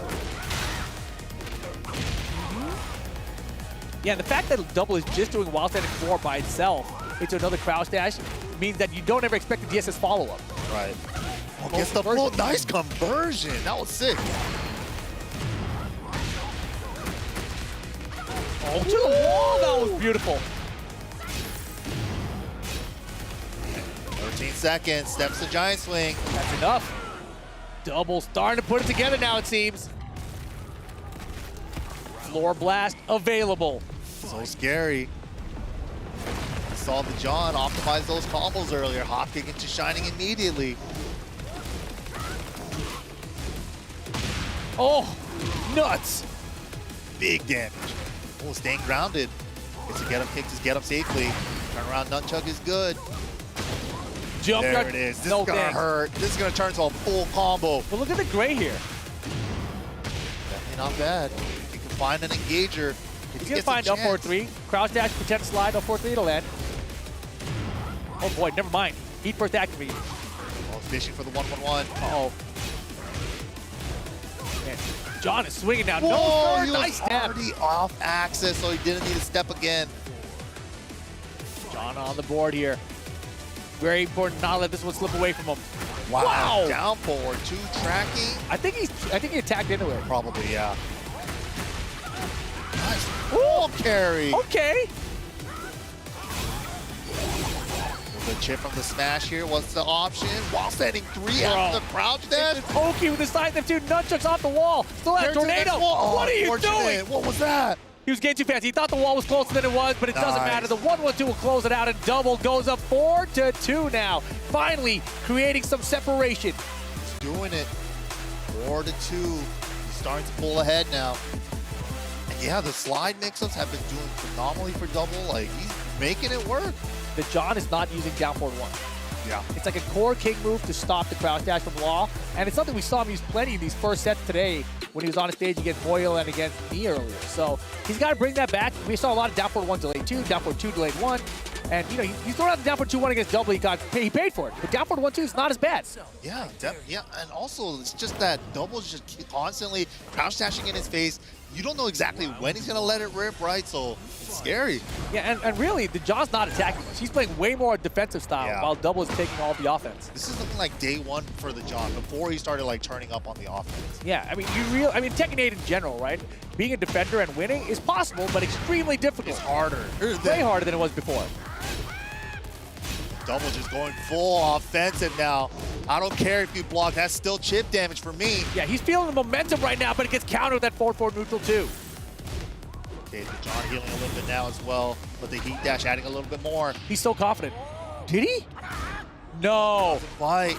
Yeah, I mean, and this is double. I think this is like a long set mentality. Yeah, and he's like, I'm up 2 rounds, why not? I'm willing to bet it for a round here. Exactly. And you start off that with wild standing 3, ledge kick, wild standing 3, ledge kick, which are 4 high moves in a row, right?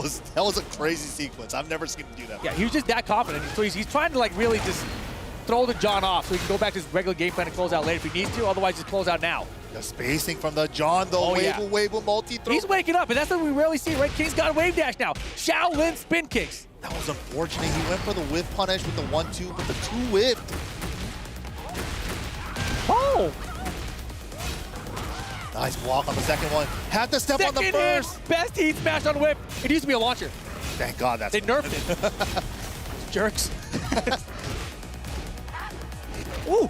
Oh, muscle buster broken. 1+2 broken. Shining Wizard not broken. Now the mix.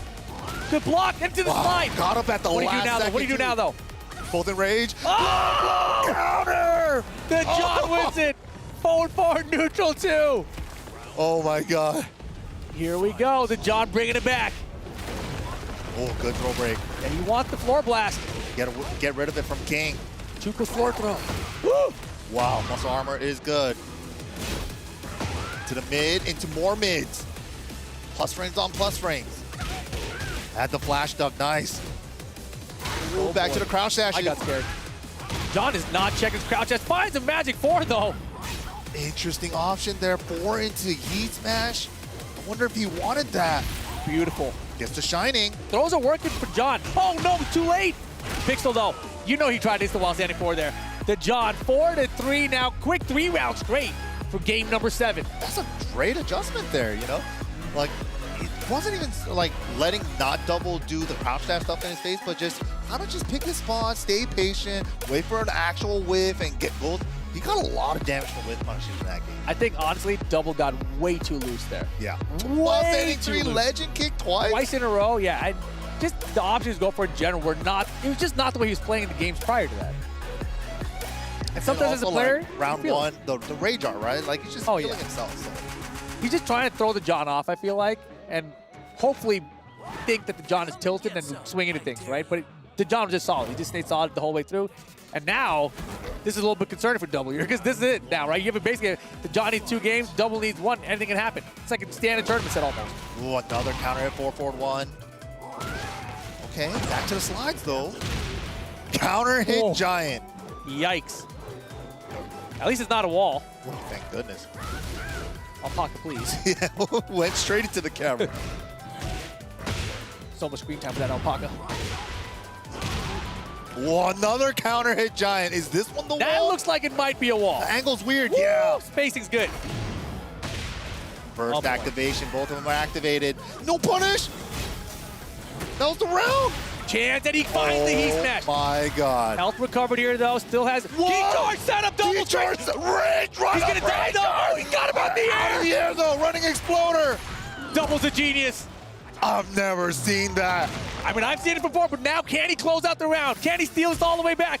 The Mitchell! Oh, the low parry! Double's a genius. First round needs 2 more to close out the set. That was so sick. Run a mile into rage art? Brother, 200 IQ play. Oh man, and now the wall standing 4 to the down 4 is coming out. Hoppy, get him out of here. Stop that crouch dash. I'm tired of it. Misses the shining ender. Oh my goodness. That's crazy. We could have punished that with the slide there. But Double keeping the pressure going here. Oh, back to the wall standing 4s. We're looping up. Good block on the slide. The first block in the whole set maybe on a slide. But since he's heat activated, everything's gray on this one. Perfect. Up 4-3. Double 4-3 combo. Where's the wall? Where's the wall? Is it there? It's not there. Didn't know where the wall was. Smash. Oh no! Rage heat smash. 13 seconds. Gotta go. Somebody's gotta go. No, plenty of time. Plenty of time. Shining broken. The blue one's broken. Punish that. No punish. Counter it. Two. The John gets the round back. 1 apiece with 3 seconds on the clock. Oh my gosh. It checks immediately. There's the down 4-1-2s now. They're too evenly matched. The Hoppy. All the mids are landing now. Double cannot rely on the crouch dash mix-up at this point. Oof. Oh, muscle. Busted. Wow, the high extension because he went for the punish on the first low. And a perfect for the John. And now look at it tied up 4 apiece here. Oh, where are we going with this? The 2 follow-up. Give me that hand. Part's free if you don't break the second. Gamer fingers? Oh boy. Wow, another counter down 4-2. This is what he should have been doing. Off the side? Do we heat dash? No. Counter hit. Can't count double out here. Oh, he's testing him. Like a just range James sequence. Now what though? Now what? Oh, that was counter too. Down forward too. The wall's right there. What the combo? The wall came in way closer than he Counter hit, expected. run up grab, and it's tournament. Oh, not tournament. It's set point for double. I got ahead of myself. My dreams were coming true for a second. Law and top 8, huh? He's like, finally. No, he's win the whole tournament. But here we go. The John trying to stay alive right now. Needs this round. Oh, plus frames. And Chip as well. Gets the punish on the third. New options here. 4-4-2 mix-ups. Armors through the hop knee. Not out of the air, though. Slide is good. Uh-oh, this is dangerous. But John, very dangerous. How do we get up? We're on the wall, too. Beautiful patience. Nice armor through the 4-4-2. Gotta watch out. Does He smash. smashed. He tried to back Out of the air, though. step It's out of the again. air. So it's not going to wall splat. That actually kind of saved though. Staying grounded, though. The John has one chance left. He's smashing a mix. The Miz not gonna work out. Dragon Hammer's gonna do it. And double eliminates the John and stays in the Esports World Cup. That was amazing. You know, like I really like that backward Jaguar there because it kind of saved him from the heat smash, but double, recognizing the John, really patiently staying on the ground there, just kept hitting him. The Oki game call out was phenomenal. Incredible stuff. So evenly matched between those two. I feel like if that went to a 1st to 7, I feel like the John might have got it actually. Right. He really did a great job of stopping the crouch dash later in the set, but early set, man, you know, the slides were just free. Yeah.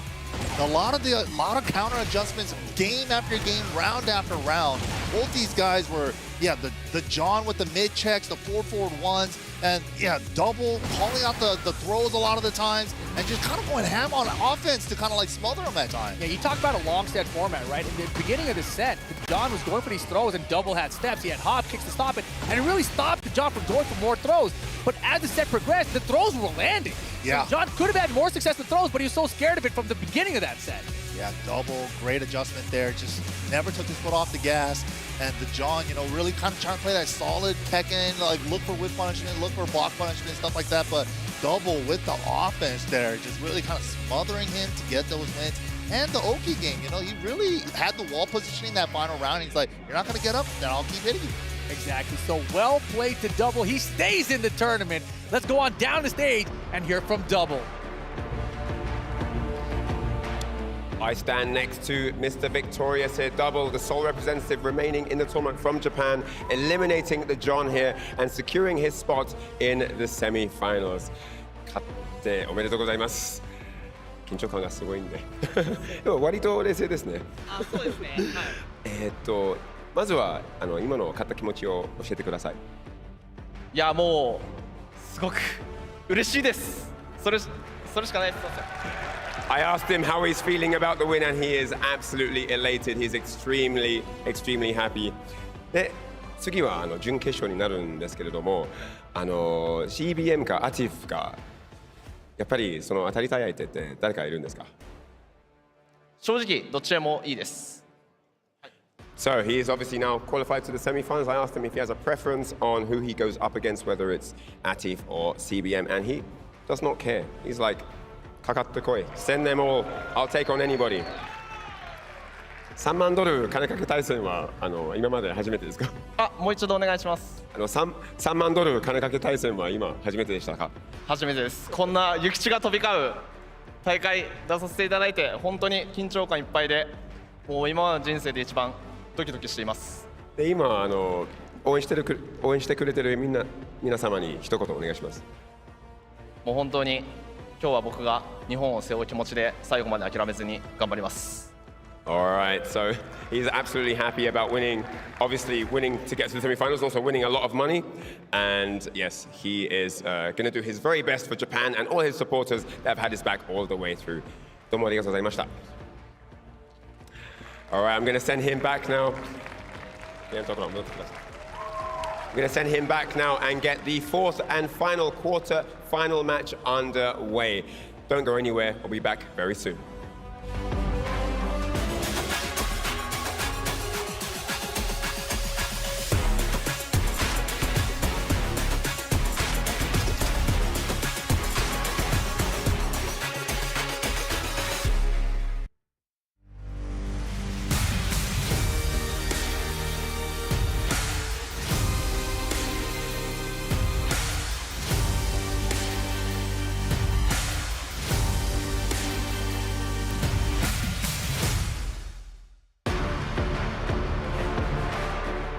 it's time to find out who will be our final semi-final competitor, and it's going to all be decided in the last of the quarterfinals, best of 9. It's going to be CBM taking on Pakistan's Atif. And CBM is definitely no stranger to the main stage.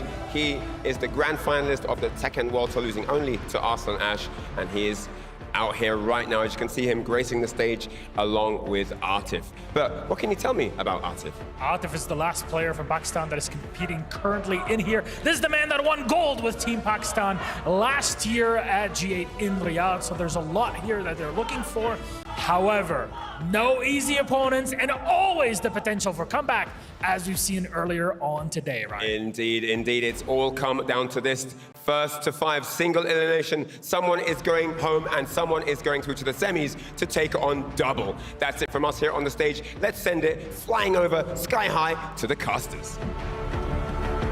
All right, man. First round matches for top 8 is underway. This is the last one of first round. CBM versus Atif. This one is wild, and I cannot believe that Atif is the last Pakistan player. When Ryan said it, I was like, wait, what? It's like, huh? real? It's like, yeah, that is right. Yeah, Farzin didn't make it. The John didn't make it. The final chance for Pakistan is Atif. And it's a great final chance. Of course, he's definitely my pick here for this whole tournament. But CBM been playing so well this whole week. Is he going to be able to do it though? First to 5, this is a long set against Atif. Yeah, CBM had a great day yesterday, right? Fantastic adjustments made after losing his first game and first set, and then he's like, all right, cool, time to play. And he played great. Can he keep that momentum riding into this set though? Because he's going to need to if he wants a chance at beating Atif. Because Atif is a monster. Everyone knows this guy is probably the best player in the world with Dragunov, and he's a long set monster. Yep. So people were talking about when this got down to the top 8 in a long set situation, basically no one can beat Atif. That's kind of what everyone's been thinking. And Atif qualified here, it seemed like maybe it's over, right? Maybe Atif is going to be the winner free. But it's never free. It's never like how we expected, right? The tournaments, people on that day turn up as well. CBM has his work cut out for him, but it's not impossible. One of the strongest gym players in the world, really sticking out with his character for a really long time. But this is the interesting part, like you brought up. Atif used to be a former gym main, too. Not just that, this matchup used to be bad for Dragunov because you could parry and can the running 2s. I don't know if that's still possible in 8. I haven't seen it ever done. It is still possible, yeah. Okay, so I'm very curious if that's what we're going to see here ever in the set, but let's get it. Atif versus CBM, top 8. Winner gets an extra $30,000. Let's go. Woo. He also buffed up a lot of gym punishes in this game as well, so his 13 frame while standing is going to hurt if he blocks those down. Woo. But good luck. Ouch. Oh my God, where does life go? He got hit twice. Oops, all mids. Man, and now the pressure at the wall. And he tried to parry there, but that was a heat smash. Can't parry the heat smash. Wow, down to denies the heat burst from CBM side there. Atif with the first round. Whip punish. Okay, I thought he was going to launch it. That was so sick. Oh my gosh, and the hop kicks to CBM. And CBM has been really clutch with the step hop kicks. But that double back that started the round from Atif just shows how clean his movement is. Yeah, getting out of range of back 2-1 from Jin. Crazy. Here we go, combo extension, recovering some of that gray health simultaneously. Big damage. Steps though, full crouch low, heals him off the side. One for unskilled. Oh, nice side roll awareness there from Atif. Man, the tackle extension, get off me.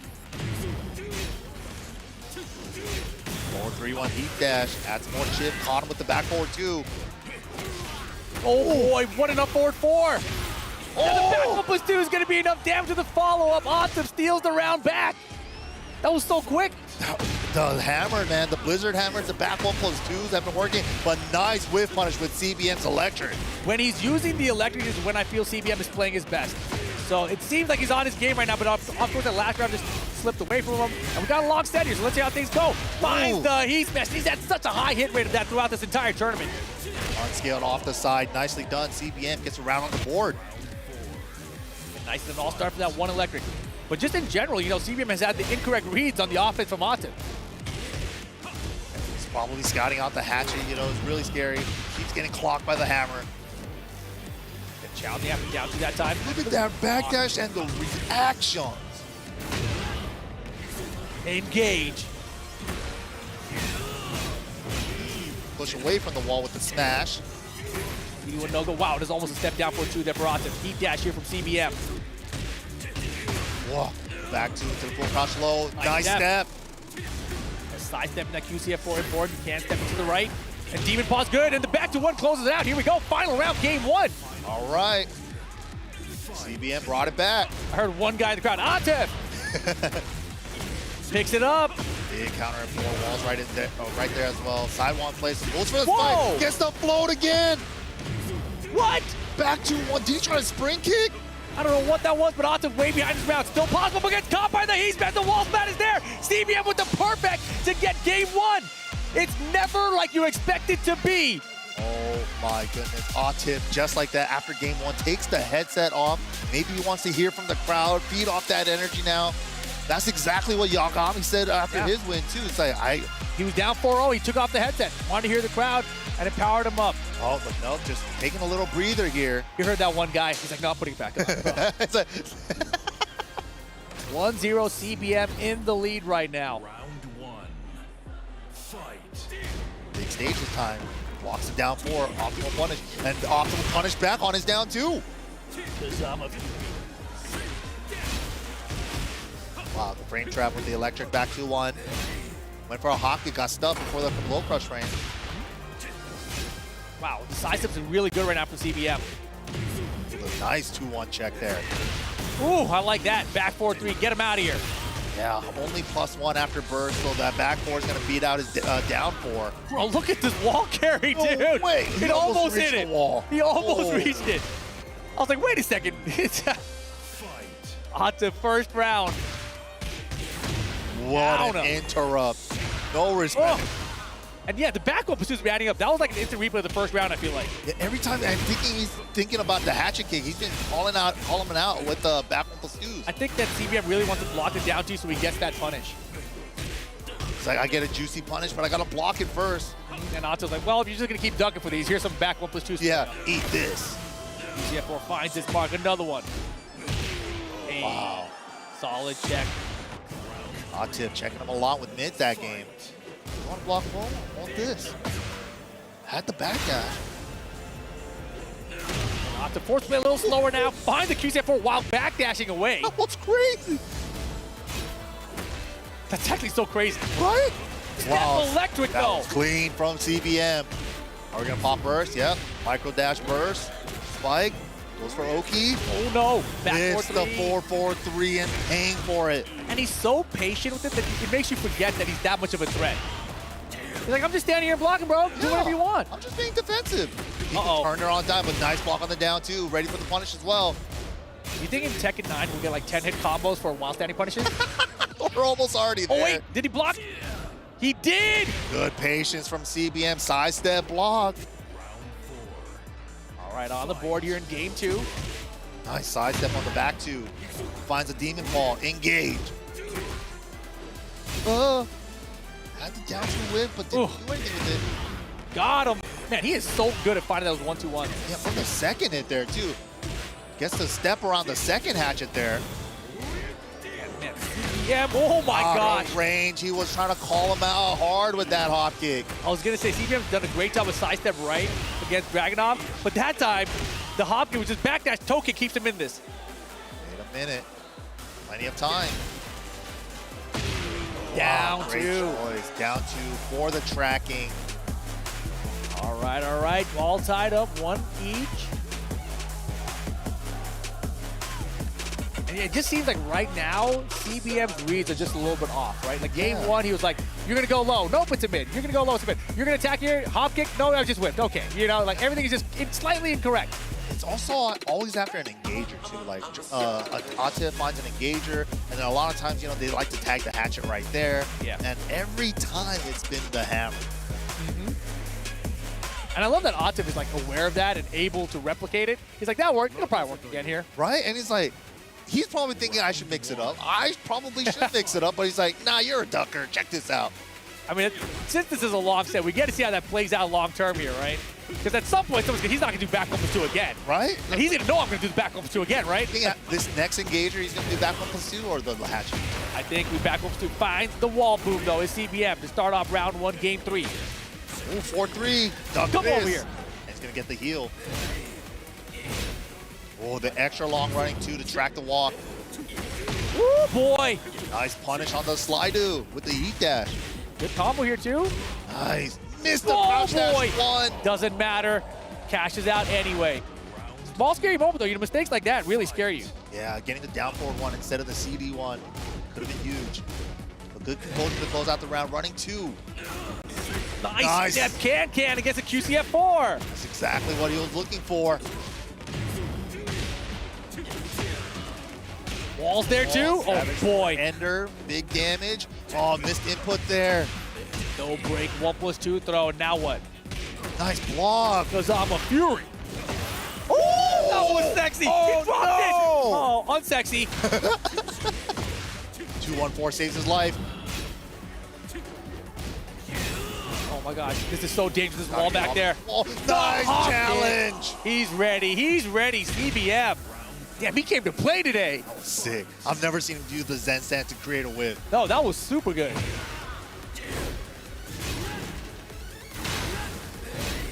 Oh, both of them just going for their running twos and 4-4-2s, adding chip. Yo, had the step. He's doing too much now. 1-2-1. Back 1+2. No, there's the hatchet. Give me another 1-2-1. I said, get back up on this wall though. You are dead. Oh my goodness. Hella dead. Perfect. 7 golden letters. Damn. I like that just for the tracking. Crowd chanting, let's go Optic right now. So tense, man. CBM's playing so good. I mean, this is so tense for both of them. Oh, down 2. Need to burst. He almost has a step. Wants his turn going. Oh, the chip's adding up. Oh boy, no ball doesn't. Give me that leg. Interesting option. Went for the unbreakable tackle again after the smash. Even though last time that happened, he hop kicked it. No fear from Optic. All tied up. Final round situation. Game 3 here. CBM feeling confident though. Dashing in Optic's face. 2-throw broken. Nice break. Taking his turn back at that 2-1. Check for the down forward ones. Oh. Folks are adding up high. Beats him to the punch with the counter hit down 2.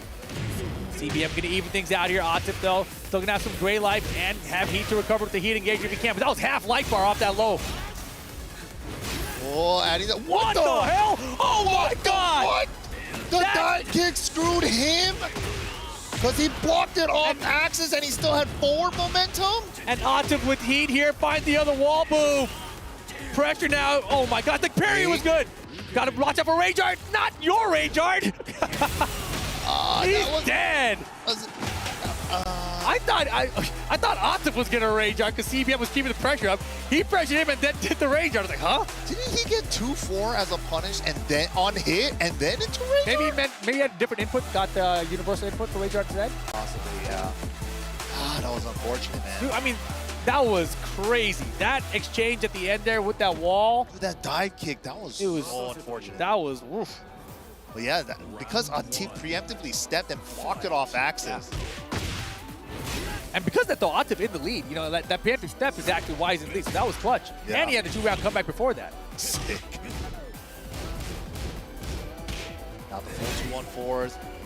Running 2s in his face, a couple down 1s, down 1s, 1-2-1 engage. How does he do it every time? So often, it's crazy. I swear his 1-2-1s are normal hit. I think CBM found the Rage Art button. It's working. You don't have to hit it anymore. Yeah, definitely. That was okay. He's getting a little antsy with the Rage Arts. All right, running 2 pressure now. Oh, just CD1. run straight into it. Got the tornado as well. Oh, time for chip. Nice step, but just a 1-2. Good duck in the high. Wall's in the way. Off the wall. Wow. Oh. It's okay. Still has the heat activation here. A lot of chip. The life bars are ping-ponging back and forth. Good step. 2-4, not quite to the axis and close up to the wall. He smashed. Dude, his hit rate is so high today. He smash is hella good. It's very good too. That helps. Nice approach and block. Man, their timing is so close actually. Right? It's like tailor-made for their opponents right now. Good block. Nice. Dude, he is clutch with those blocks. Counter it, forward, no pickup. That was a tip range dive kick, so it was more plus. Interesting. Down forward, 1-4 for the check. Step, not there. Beat dash, one more poke, low Get it parry. out. And you see how early he was low parrying that? Yeah, I think CBM's fine with that, though. He's willing to take the low parry. He has such a huge lead, but he's got to get off this wall safely. Hell no, I'm not okay with giving Dragunov anything, bro. Oh, You're dead. no. This is what happens. You give him 1 inch, he goes 2 miles, bro. Hella dead. Yeah, you gave one low parry, which is like, okay, fine, it's only a low parry in Tekken 8, but then you're back to wall against Dragunov, and he's got rage. I'm like, all right, good. Couldn't safely get off that wall, was forced into that full crouch mix-up, guessed wrong, and then with the heat dash into the rage art, that's a wrap. Nice attempt at the sidewalk here from CBM for these running 2-3 in a row. Extra long running twos for the track, new to Tekken 8 because you can run in their face now. But he's got a parry, can attempt, no go. Out And of it's the air, airborne. bound. Oh no. So Spike. This mix, what are we doing with it? Just backs off. Yeah, Casey rage arts. He probably thought CBM was going to rage art again, right? It's like, yeah, hit the button. But look at this, Optic running away with it now 3-1. And it all started with that dive kick on the Evil Arena. Yeah, that. Hopefully that doesn't destroy CBM's mental. He's still very much in this set. He needs to recompose for sure. I'm positive that that round kind of threw him off, and into the next game, that first round, he went for the rage art at the end again. It's like he just had given up on that round. He wasn't playing solid anymore. Or he wasn't playing as focused anymore, I should say. Settled in towards the end of the game, but then that low parry probably killed his momentum as well, right? So Optic running away with it now. Okay. It's a good lead, 3-1. Oof. Cross dash 4 though. Our favorite. Okay, the movement is there. CBM's still awake. Interesting. Woo! Good team Gets a ball. heal. Optic making it so hard to step against this Dragunov. Oh, good interrupt. Standing 4, dude. No, didn't get the wall standing 2. It's been happening to everybody. Gets it this time on the high string. Gotta do it. Gotta do it. All right, I think he's back in it now. Don't use the dive kick again. You never know what'll happen. Oh boy. Oh, boy. Had the step.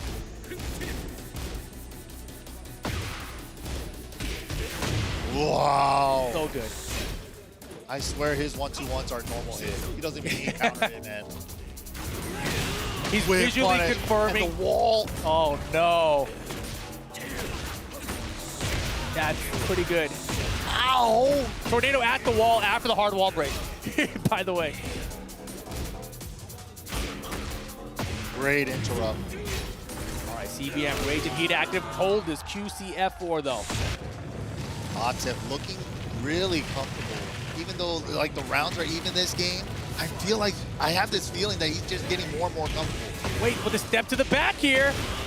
I feel like CBM is not out of it one bit. Yeah, if he can win this game, it's okay. But if he loses this one, it might be done. Back against the wall after an engagement. So scary. He's panicking. There's the Oh parry. boy. That's going to play a huge factor now. That's something he has to go to. I mean, like, if you were saving it for any tournament ever, it's this one, right here, right now. Right now. Launching the QCF4, launching the running 2. Good interrupt, and the 1-3 tags him with the low. Oh boy, all right. CBM 2 rounds to 1 here. High crushes the 4. The little shimmy in his face. Boom! Electric, you gotta do it. You gotta stay confident with your electric, your execution as a Mishima main. Yeah, can never waver on your execution as a Mishima. Oh, he tried to duck for the high. And Atif knew that's why he finished the whole string. Oh boy, trouble though, and look at this. CBM still in it, 3-2 now. Dude, the call-outs from both sides have been so good because back 4-2-1, the mid into the high is NC, and he knew he was gonna duck. Oh, I love it. He looks focused in right now. Oh my God. Everyone thought, this is gonna be free for Optic, right? Once we get to long sets. But CBM keeping it close right now. Yeah, 3-2. Another one on the board. Man, Jin Kazama, bro. Ready to duck the third hit there. Much slower pace now. Yeah, counter it down 2 though. Since it was counter, he gets a free running 2 attempt. Yeah, the fact that no one did anything for 5 seconds, I was like, whoa. We just transformed back to Tekken 7 for a moment. That was wild. Wait for it, wait for it. Yeah. Gotta let it build up. Whoa, Almost. the forward momentum though. Wow, dude. Yeah. That was pretty good. That 180 sidestep so confidently. After CBM 180 sidestepped. Right? But like, if you sidestep his running 2 and you're not going to reach with the can, what's Jin's option? Like 4-4-2. Okay. Like 4-4 maybe. Yeah, 4-4 I think maybe, but like it might be back 4 depending on the camera. Yeah, depends on if the camera keeps up or not. True. Okay, opportunity here. The ship is building. The Zen up 1 for the low crush. Cashes out with the Rager, and that should be good. Great adjustment for that weird angle at the wall that he got the launch at. That was a crazy adjustment, and it's enough damage. CBM getting round 1 here. Give me that. My feather. Wow, so crazy. Taking their time now. QCF4 engage. Going in now. CBM getting his gray life back just from the 2-1s. Look at this huge life lead for Optic in this round. Heat smash spent early. Back 4-2. The hop kick anyway. Get off of him. He's getting off the wall with. Oh, that's part of that drop. I don't know, but he still got rage and heat here. Finds the heat engagement. No great to recover. Okay, Ben's heat smash back. immediate. Yeah. Tap the wall. Oh boy. Oh, he was Whoa. able to step. Wait Well, a minute. Good attempt, but you know, Optic's ready for that. It's the first time he's done it too, and Optic was ready. Oh, of course. I mean, that situation, though, you saw how it was. Like, Jim Brand's going to go for it, yeah. Full crowd situation, he might do it. That crowd getting loud again for Optic. Back and forth round here. CBM needs this one. A nice low parry from Optic. We're going to extend with the burst or a little bit extra more wall carry. Oh, my goodness. Oh, big counter into running 2. Russian assault. Hey, he dashes to close it out, too. Very nice. Sheesh. Oh, boy. Floor's lava. Game on. Oh, my God. Just running in his face. Doesn't break the throw, and that's going to be a launcher. That throw does a little bit more damage now. Still got Tornado. Oh, he's trying to get a little bit more. He wanted the farther wall to get more damage. Yeah, but a half life bar lead. CBM activating the heat here. Gets caught. Uh-oh. He dashes it to make it a launcher, and this should be enough damage. Yes, it is, and a perfect for Optic here. Puts him up 4-2. 1 game away from moving into that top 4 and eliminating CBM. A lot of the time, there's 2 games now where the dive kick betrayed him. Yes. It's something you got to look at. If it's betraying you, you got to reconsider it, right? Yeah. And it's one of those situations where you're like, all right, if this is not working out, I got to go for something else. But here we go. CBM needs to win 3 straight against Optic. Not impossible. We've seen that first set of this top 8. I mean, you said not impossible, but against Optic, winning 3 straight, I don't know that I've seen anyone do that. Dude, I want a normal hit counter at 1-2-1. Why is this normal hit, man? Look at this, the life lead, and Optic. Is that going to go under?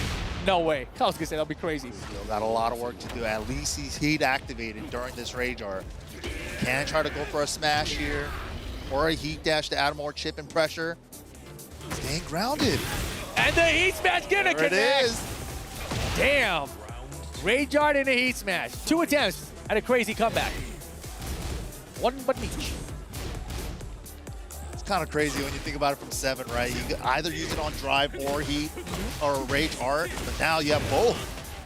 Balcony available here. What, does it keep it or does it go downstairs? This is it. We're going downstairs. What is that combo? This is it. Ah, I see. Run it 2. Oh, no duck. Oh, it's a counter hit electric. I love it. Dash burst. I kind of wish you would do it more. Oh, didn't quite hit the wall the way he wanted. That could be trouble here. Nice step, but doesn't get anything. Go! That sucks. Bro! The forward momentum saved him. Dude, you got to be goldfish right now. You got to forget that ever happened.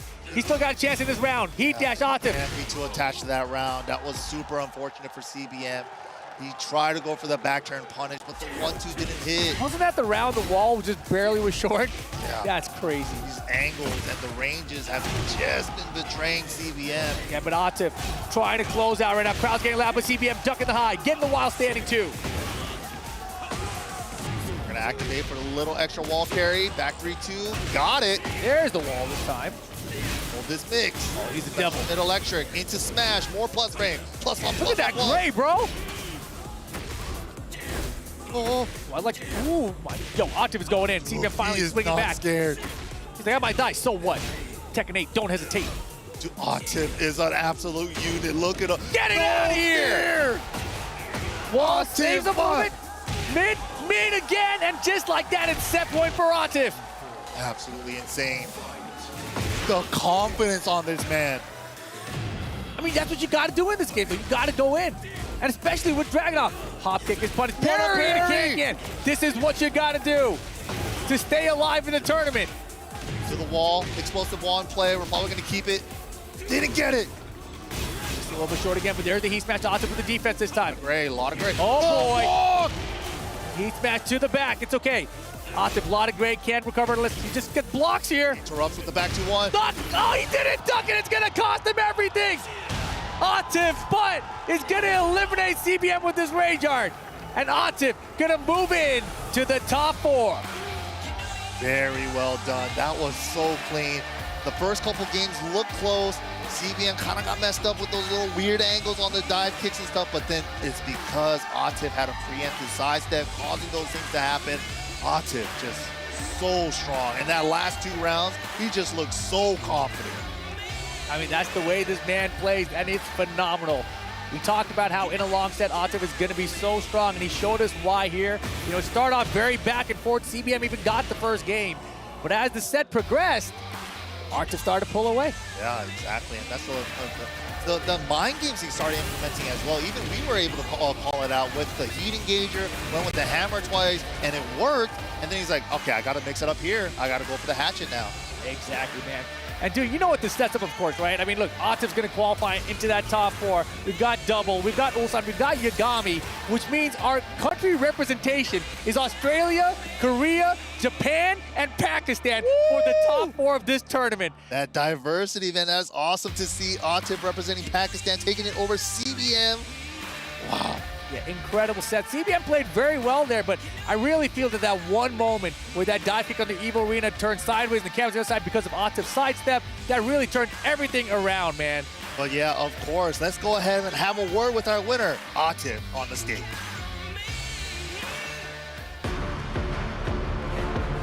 And here it is, our 4th and final semifinalist has been confirmed. Optic from Team Falcons! What a matchup it was, but I gotta say that crowd was split between you and CBM. You're in the game, you're in control the whole time. How does it feel to take him down and make it into semis? वो कह रहा crowd था ना वो आधा CPM का था आधा तुम्हारा था लेकिन कैसा महसूस हो रहा था मैं ये जीत लेके उससे जो लोग मुझे सपोर्ट कर रहे हैं मैं तो काफ़ी खुश हूँ उनके लिए उन्होंने मुझे काफ़ी प्यार दे रहे हैं और सपोर्ट कर रहे हैं स्पेशली पाकिस्तानी और बस अच्छा लगा मुझे काफ़ी जो कि लोग मुझे सपोर्ट करते हैं Yeah, I love the people who supported me, especially the Pakistanis, and I really appreciate their support. Well, there's quite a few of them here that are watching because now, if you're a final Pakistani in the tournament, does that scare you? Does it motivate you? How do you feel about that? कह रहा है कि तू आखिरी पाकिस्तानी रह गया इस मुकाबले में तो तुझे कैसे फील हो रहा है तू नर्वस है या तुझे मोटिवेशन मिल रही है उससे ऐसा होता है अगर सब पाकिस्तानी आउट हो जाए तो एक पाकिस्तानी रह जाए तो फीलिंग ही ऐसी आती है कि मैं कोशिश करूँगा अपना 100% दूंगा और पाकिस्तान को ये टाइटल दिलाऊंगा इंशाल्लाह So it happens in tournaments, you know, sometimes you'll have one left, but it makes me motivated to win the tournament, and it happens, so I'm going to give it all my best. All right, well, you played double in just a bit, so what are your thoughts about that game? How do you think it's going to go? तुम double के खिलाफ मुकाबला कर रहा है तो तुम्हारा क्या ख्याल है कैसे जाएगी वो गेम मैं कुछ भी नहीं कह सकता 50-50 है सब लोग तैयारी करके आए हैं ये चीज़ मैं देख रहा हूँ और इंशाल्लाह मैं अपनी पूरी कोशिश करूंगा और सबसे जीत के फिर मैं ये गोल पूरा करूंगा. I can't really say what's going to happen in that game because everyone came prepared, and I've been seeing that on stage. So I'm just going to hope and pray that I win. We'll see about that. Remember, Atif will be playing double, but give it up one more time, Riyadh, our fourth and final quarterfinalist, Atif from Team Falcons. But with this done, we are moving deeper into our bracket. 2 semifinals coming up just in a moment, but first, back to our studio. The scene is set, ladies and lads. Australia, Korea, Japan, and Pakistan remain with Yagami versus Ulsan and Double versus Atif. Oh my God, those matches were insane. And I believe that Yagami match versus Chanel might have been the best set of Tekken 8 we've ever seen I so mean, far. we were sitting here screaming, you know, Chanel threw the curveball. We didn't expect the Zafina, and when he went to 4-0, we was just like, well, GG's, but what a, I don't even know what a comeback. Yeah, do you know what? I ran to the crowd at the end, you know, for the final thing, and it was incredible. Even I felt super emotional seeing that because it was an incredible comeback that Yagami made. Yagami made the comeback. The point is, though, that Chanel started off really strong, going for the Zafina, and that might have been a thing, like you said, Babs, we were talking about it, right? It's a first to 5 now, so you get the opportunity to have a bit of a cushion, pick a character, see if it goes right, and it went really right for him. That was 4 wins in a row, right? Then as soon as he lost, switching to Elite, and I think that might have been his downfall. As Yagami said in the interview, I really liked him going to that Elisa because that's what I was preparing for. I mean, he went to the Elisa, then he even went back to the Zafina, man. Talking about having a cushion, he had the pillow on the bed. That was a 4-0 lead. Yeah. I mean, what happened? But God, Yagami just played out of his mind. I don't have any words for it. Yeah, and also, I mean, Ulsan taking it over for Azine, really good adaptation there. It was kind of back and forth, right? But then for Azine, getting a little bit nervous, as Ulsan said. Ulsan smelled the blood in the water, started going for those down twos, those lows, and managed to take it. Yeah, as you said there, you know, super correct. The way that he was playing before, Ulsan was very slow-paced. You know, he said before in his interviews that he plays very safe aggression, but then towards the end, down twos and attacking the legs, and he makes it through into the semi-finals. Then, of course, the John as well, right? The John versus, I believe it was Double. As you can see here, guys, he lost that one 5-3. Then CBM and Atif 5-2. Atif overwhelming CBM. We do say goodbye to Frazine, the John, Chanel, and CBM. Very well played. But as you can see, guys, the semi-finals, Yagami versus Ulsan and Double versus Atif. I mean, when you look at those matches, you know, like you said, pure diversity. Is Yagami going to be that guy that's just going to take it? I don't know. We haven't seen much representation from the Oceania region, but they are standing up strong. I mean, they outplaced NA and EU, man. They're the new ones to look at. I heard Rip saying that, so... He's right, man. But you know what? When it comes to this matchup, Yagami and Ulsan, they've played twice. They played at EVO Japan and they played at BAM, and Yagami has the 2-0 lead over him. You saw what Ulsan said as well. He said, that's my teacher. As soon as we saw the way that he was able to play at EVO Japan, Yagami, I think that inspired Ulsan to try and pick Reina. It didn't really work out for him. He went back to the Dragunov, but that is a matchup that Ulsan's trying to win. I mean, Yagami is the favorite there. Yeah, he is for sure, and that's going to be an incredible match as well, but the crowd will be on Yagami's side. You know, they all really want him to go forward. I think the people at home as well really want to see him win the whole of the Esports World Cup. Double and Atif, though, what do we think about that? That's going to be a tricky one. We saw Double, but let's just go back to the match previously. You saw him doing a lot of the crouch dash mix-ups there. I don't think that's going to work against Atif. Atif, I don't think is going to let that happen. You know, the John played a bit too passive. Yes. And you know how Atif plays That's aggressive. the thing, yeah, Double, I mean, the John was on defense the whole time, yes. Right? Trying to shut down the slide mix-up. And I feel like if you're playing too much on defense to stop your opponent from what they're doing, you're not focusing on your own offense, right, Rukang? I mean, that's kind of the reason why he lost in the end. It's hard to play defense. Yeah, it's very difficult in this game especially to play in a defensive way, and Double, we were talking about this a second ago, he was just full crouch in his face every single time. And, you know, so many 50-50s can be very overwhelming, and we saw that happen. The John just didn't change his style at all. Carried on playing defensive all the way to the end. We saw 1 or 2 hop kicks, but it wasn't enough to win. And that's kind of what we saw as well with Atif versus CBM. I mean, a great performance there by CBM. Unfortunately, we do have to say goodbye to him, but Atif, overwhelming offense. I think that's the name of the game when it comes to Atif, right? It is definitely overwhelming offense, and he got a little bit of luck. I saw you know, Seaman got a bit unfortunate with a few of the dive kicks at the wall and the angle. It just didn't work out for him. Even he done some good stepping, and just, you know, with the Dragon of 4 and momentum, was not able to get a whiff punish there. So it was a bit of, you know, luck, but in the end, Atif took it cleanly. Absolutely. Well, ladies and lads, let's have a look now at our upcoming showdown presented by Dr. Suleiman Al Habib. You already know the deal. It's going to be the run back. Yagami versus Ulsan. Will Ulsan finally be able to get that win? We'll see you guys after the break. What's up, guys? Persia here, and I'm with Yagami. Chanel's key has been crushed. Here you go. How do you feel about how this has started and to have that key in your hand? Yeah, it still doesn't feel real to me. Like, obviously being down 4-0, everyone, including myself, thought it was like pretty much over. So to make such a big comeback, it feels amazing. Yeah. Yep. As we always say in the FGC, never give up because it's never over until it's over. Congratulations and good luck in the rest of top 8. We're gonna go ahead and send it back to the studio.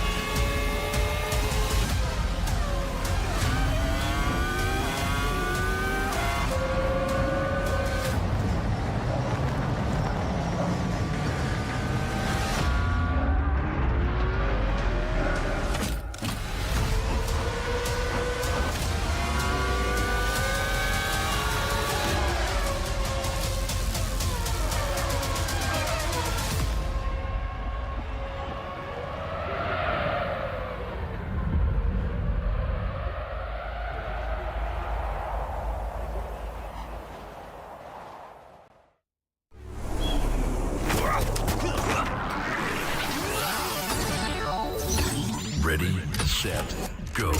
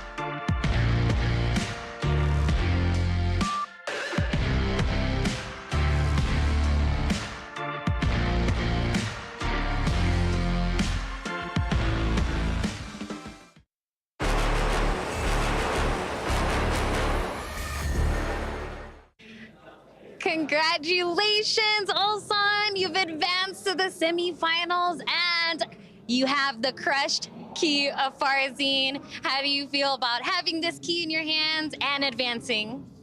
You know, I'm on the top 4 now, but this is first time I crash. Oh, okay. Yeah. Wow, it feels weird. Wow. All right, well, congratulations. Don't want to keep you too long. I know you're trying to stay focused, but happy to have your first key crushed in your hands. Good luck out there. Let's go ahead and send it back to the studio. Thank you very much, Persia. And yeah, Ulsan looking a little bit like confused. Like, what do I do with this, man? What's going on here? But yeah, gets that key crush off Farzin. Of course, he won that one very convincingly after making that crazy adaptation at the end. But now let's talk about Babsy and Rukang. We have Yagami versus Ulsan and Double versus Artif. 4 nations, 4 players. I mean, let's just go into the one that, you know, Dr. Solomon Habib's won, the Yagami versus Ulsan. And we said it before, it's the master versus the teacher. I wonder if Yagami held a little bit of tricks back. There's some things that I've seen over the weekend, which I've never seen Arena use, you know, the full neutral 3 to get the counter hit. It's that weird kick. We saw it pre-release, that weird kick to the air. I've never seen someone who actually get hit with it, but he does it well at the wall, gets the confirm, ball splat. So let's see what's going to happen. Yeah, you know, we were speaking beforehand about Yagami and his performance, taking out Chanel here as well, and now it's a different type of monster in Ulsan. It's going to be a difficult one to predict, but Ulsan, you know, the amount of experience this guy has had, I reckon it's going to be very difficult for Yagami, but he does have momentum on his side. Ulsan are the type of player to lose once or even twice and, you know, not do the research, right? So I think he will be prepared, but Double versus Artif, as you can see right here in our beautiful studio. What do we think about this one? I said it before, and I probably have to regurgitate this one again, is that I don't think Double is going to be able to start that crouch dash mix-up. Artif, I would bet money on it that he is just going to be aggressive. No, you're not going to crouch in my face here. He's going to put out all those mids. Dragunov's got some scary mids, so he's going to have to work around a different gameplay.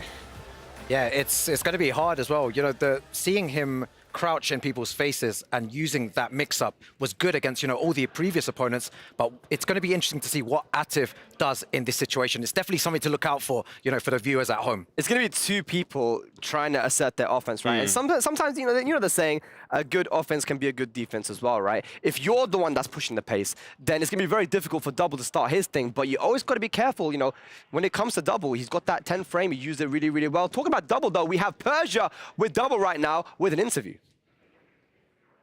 Congratulations, Double. You now have the crushed key of the John. How do you feel? でジョンの壊されたキーは持ってますけれども、どのような気持ちでしょうか。そうですね、やっぱりすごく日本がパキスタン人にやられて、パキスタン鉄拳プレイヤーにやられて、結構悔しい思いをしてきたのをいっぱい見てきたので、もうそのリベンジというか、それを果たせてすごく嬉しいです。So yeah, a lot of Japanese players got beaten by the Pakistani players, so to finally get our revenge, and for me to be the Pakistani player, I feel like very, very happy about that. Well, amazing. Congratulations again. We don't want to keep you too long. Got to stay focused, so we're going to send it right back to the studio. Double has really impressed me, man. You know, this guy was winning tournament. He won tournaments in international already, winning the mix-up master event, Tekken World Tour, but also winning dojos in Japan. You know, he has been one of the most successful players in Japan, and I think to some people, it may not be a surprise that he's made it here. Definitely not, and I think after his CEO performance is when he's actually started to pick up the pace and get those victories. And I always feel that sometimes, you know, when you get that first big victory, it just skyrockets your confidence here. And he's looking like a really confident player. You just saw it, just crouch dashing in the John's face, saying, you know what, you're not going to do anything, cool. Let me assert my mix-up. You're not going to change your game plan, cool. I'm going to keep doing it until you stop it.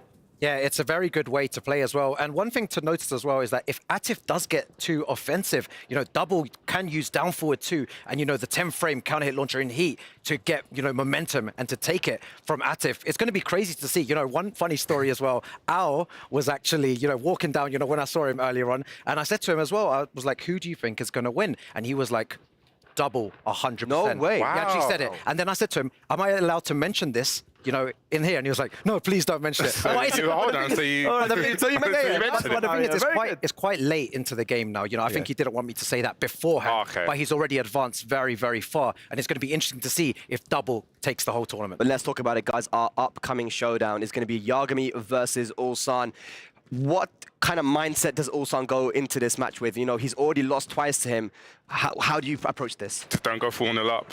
Just don't do it. Nah, but in all seriousness, like we've seen it before, these guys are coming prepared. You know, he has to have watched those losses. He knows that Yagami was in the top 8, so I'm sure he's going to come prepared. I'm sure he's going to come with a game plan. I think he's going to go with the Dragunov Eye. Well, maybe will we see a mirror? Yeah, who knows? I mean, do you think he'll go for the Reina? I think it's going to be Dragunov. I think he might start off with Dragunov, but again, it's a first to 5 situation, so he could change it a little bit. You know, he has a bit more time to work with in the first to 5. So we actually don't know what is going through their minds right now. They could bring anything to the table. One thing I really liked about what Yagami did, he switched to Feng actually for one game. Yeah. And what that does is sometimes it makes your opponent forget about the main character, right? You focus on the Feng, you get that, and then all of a sudden it's a reset. And I feel like that really kind of helped Yagami then, even though he lost that game. So having multiple characters, I think it really helps here. I wonder, do you reckon Ulsan's going to switch from the Dragunov to another character, maybe just for a game? I mean, probably just to test the waters. We saw that with Farzine, but also it's a bit of a double-edged sword because Farzine did go with the Dragunov, and it could have actually tended to be his downfall because he could have had that one game with the Victor, and then things could have all changed. So let's see what's going to happen. Yeah, do you know what? I feel like in the past, you know, the time of character loyalists are actually over now. You know, it's very important, especially in Tekken 8, to have multiple characters. All the best players in the world, you know, like Arslan Ash and Atif, they all have multiple characters that they can use. And I think going forward, that's going to be the way. Who's making it to the grand finals? I'm going to stick with Yagami, my pick last round. I feel like this time round, Atif is going to make it. All right, well, ladies and lads, here we go. We're going onto the stage now to find out who are going to be our grand finalists here at the Esports World Cup for Tekken 8. History in the making. Take it away.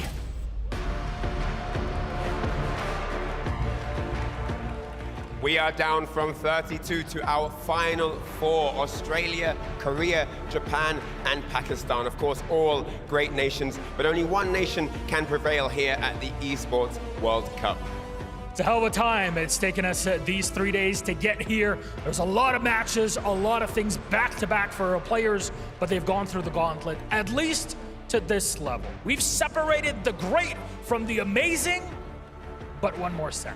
There is indeed one more set, and it is none other than Australia's Yagami versus Korea's Ulsan in the first to 5. And I don't know who is going to be our first entrant into the grand finals, but let's get the boys on stage right now and see as they get set up on stage. It's going to be Yagami coming out. First up, here he is on my right, the man who has a real shot at making some history here today. Never before has it been seen that someone from Australia, the Oceania region, topples Korea, Japan, and Pakistan in one tournament. But there, he has done it today. But his opponent. Let's bring him up. His opponent representing the Kwangdong Freaks, it's Ulsan! Of course, Ulsan himself has had to go through the fire and flames and almost caused a reverse sweep back. But that's exactly what his opponent was able to do. How do they fare in a 1-to-1, best of 9, first to 5, no holds barred? It's going to go down, but before we get into the action, they have to do a rock, paper, scissors challenge to decide who gets to pick their favorite side to do battle. And before we get into that, we're going to kick it back to the casters to call this fairy tale of a match. Baby, Esports World Cup 2024 Tekken 8 action. And Majid Obama here with the boss, Mark, man. Mark, how you feeling looking at these two standing on stage? I'm feeling good, man. Just looking at the Final Four that we have here, different countries representing. Of course, this one is one to watch. I feel like the momentum that Yagami has going into this is the biggest and best and most impressive that we've seen all week. I do not want to be Ulsan right now. Sitting against an opponent that just did what Yagami did. And you got to talk about it, man. The 4 great nations of Tekken. Pakistan, Japan, Korea, and Australia. Did not see that coming. I don't think a lot of people did, except for the guys out there in Australia. They've been talking up Yagami for over a year, well over a year. But to see him come back here in Riyadh, because he was, of course, a competitor on the stage last year as well, to see him come back and perform the way he has in this game, taking that momentum that he's had on the road on the Tekken World Tour this year, and being able to deliver the performance that he has on this stage in high-stakes, high-pressure sets like this. And look, at this point, Mark, you know, we've been talking about the pressure, the money all week long. $65,000 money match right here. This is a lot on the line, but I want to go just back to the previous set that we were just talking about, the most impressive thing that we've seen this weekend. Sometimes it takes people a while to make adjustments and to download and to be able to overcome what they need to do in a match. It took Yagami a long time to get there, but once he got it, he had it. It took him 4 games and like 3 rounds. Most people don't get that chance, but because of this very unique format, it was able to happen. Man, Ulsan, so let's talk about it. Ulsan mentioned it earlier that Yagami is his teacher.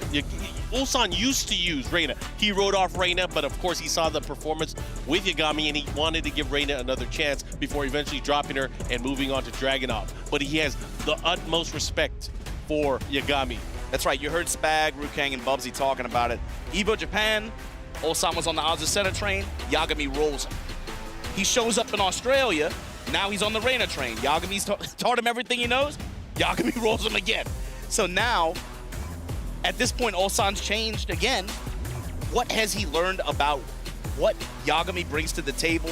What does he see something in terms of his decision making? But here's the beauty of it, because we have this long set here, right? I mean, just because of the way Tekken works, we're going to get to see the full option wheel rotation.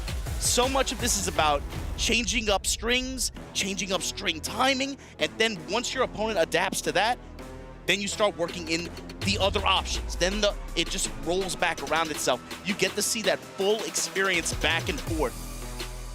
It's going to be fun because, again, I'm pretty sure Yagami's only going to stick to Reina.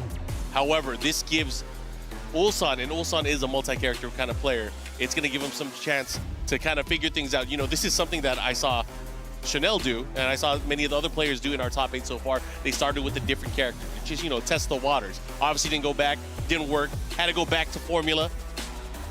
But we'll see what happens here, because again, there is a little bit of wiggle room at the very start. But the way things have been going, I think you got to go out guns blazing. I don't know, Mark. I think they're both going to lock in with this. I could see it just playing out just like this. And here we go, without further ado. Ulsan versus Yagami. First to 5 semifinals here at Esports World Cup. Let's go. All right, starting things off. Salvo, heat engage, off the whip. Electric from Yagami, but now wall pressure on Ulsan's side. Nice peel out, gonna break this balcony as a result. Not done yet, gonna heat dash and be able to get the other wall just short of it. And look at that, a huge life lead here. And that's one of the things that Yagami brings to the table. His expertise and knowledge of the fights against other characters, knowing how to utilize the entire arsenal from Reina. Especially parries, and this character actually has way more tools than you give her credit for, and Yagami is excellent being able to just put all of those on the table. Here we go. And unbreakable grab at the wall. And because we don't see that many Reinas in top tournament play, it's one of those things that you have to think about is what moves can I use? What am I safe using against her? You have to have that extra level of awareness like, oh, I can't get away with doing this move. Exactly. You saw Ulsan there eating the axe kick and then confirming the down forward 1. Unbreakable grab, gets the fall. Try to catch him on the roll back there with the forward 2. She has so many options, so many mix-ups, and if Yagami gets the right read, it could spell disaster for Ulsan. But right now, disaster is in his court. Let's see what he got. Should be able to go downstairs. Never mind. Keeps him there for the damage and the pressure at the wall. Crouch mix. Power crush. Punish. Oh, this is going to hurt. He does have rage as well. He also has heat. So let's see if he expends it. Yes, he does. We're going downstairs. Is he going to go for the rage art? No, he decides to keep him there. Bet it on this mix here. Oh, the first hit whiff too. Unfortunate, no throw break there. The Oki's gonna be nasty, and there it is. Instant running 2 from Ulsan, 2 rounds to 1. Side step right immediately from Yagami, able to get the wall standing 1. Goes into send 3. Heat now active, up against the wall, get blown up by the ghosts. Oh yeah, and he's gonna go back all the way to the other side. Wall to wall. Down 4-1, we pull the trigger. And the back 2 able to seal Ulsan's step. Just goes mid at the very end. And the mastery from both of these players with their characters, knowing the best options to get to the wall and deal out some damage. Right now, Yagami working on a nice combo, has the wall here, has an option. Let's see what he does with it. Just out there, able to get pretty good return at this wall. Back 4-3 though, Ulsan's turn. Plus frame, big whiff. Oh, that was a big chance here. Could have got a launch. They're about even on life, but he has to watch out for that heat smash. Might come into play at any moment. The block punishment has been very good for Yagami as well. Axe kick low after the delay. They trade blows. Nice hit there from Ulsan. Ulsan's favor, looking for it, gets the blue spark assault. That was a nice counter hit, able to get the follow-up there. Ulsan taking that first game, and man, that was too close for comfort. Could have gone either way at the very end. I love the Ulsan interview before then. Here's this key. How does this feel? Feels weird. I learned two things. I learned that Ulsan's a comedian. I also learned you can't trust Rukang with any information. Can't trust him. Anyways, we're going back into this. You know what? I hate to say it, but you know, Ulsan getting that first win, I feel like Yagami powers up when he loses. Yeah, at this point, after seeing what we just saw, yeah, bro, you could be up 4 rounds, 4 games in 2 rounds, and you still got to play lights out against this guy. You could be in a car and Yagami could be walking, and he will still be at a disadvantage. You don't want none of that. Anyways, going back into this game number 2, Ulsan with that 1 lead right now. And working the lead jab a lot here. Now finally going to the Tundra string, that back 4. Working some of the options off of that. Ooh, I like that snake dash. Okay, and look at this. Ulsan looking very, very strong here. But the heat engager, the follow-up here into the hell sweep. Yo, he has not gotten that hell sweep blocked that much the entire week. He is on point with it, and look at that, what a comeback. Everything added together. Down 4-1, then bang your head and just hold forward. Heat dash. Ooh, he uses that so well. Creating opportunity, creating space, uses it for sidestep, backdash. Lots of setups there on frames. Look at that, testing his opponent now. Ulsan not wanting any of it. Down 2, Ulsan now kind of poking him out. Another successful parry. I like the follow-up there too. Trying to go for a heat burst, or was that a power crush? Oh, big whip. But just the natural awareness from Ulsan, knowing the way to step. Typically against Mishima characters, but Reina is not the same Mishima that you're used to. That's a lot of pressure out of her step. Oh, I thought she was gonna step it. Great patience there. Could go either way again. Both players no longer having heat. The swipe and the, wow, 2 rounds straight for Yagami. Like I said, the more behind he is, the more dangerous he can get. One reason why that back 2 button that she has is so important. Traditionally, one of the areas this character struggles at is being able to seal steps like that. Yeah, and once he stops Ulsan from sidestepping, that opens him up for a world of hurt. Things like the hell sweep, things like the stutter step. Be able to force the more linear mix-up that she has. Yeah. Again, making great use of that mid-check kick. Counter hit down 2 here. Back 4 trade in Ulsan's favor. Oh, the follow-up again. The pressure. He's changing up his timing too. Yeah. Oh, he had the hit there. Didn't believe the follow-up here. 2. Oh, and the swipe once again. That was a clean 3 rounds straight. It is not easy to brawl with Dragunov like that, but he made it work with that Reina. And look, that we're tied up now 1 game apiece.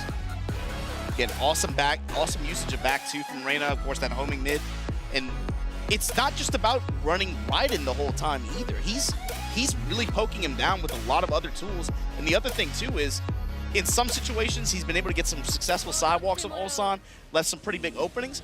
But with the way Reina's game plan is, a 1-1-2 into a mix-up is fine if you're Yagami. He's willing to he'll just take that. Yeah. And that's the thing. It lets him gather more intel as the match goes on. Here we go. What are you going to do? Goes for the grab this time.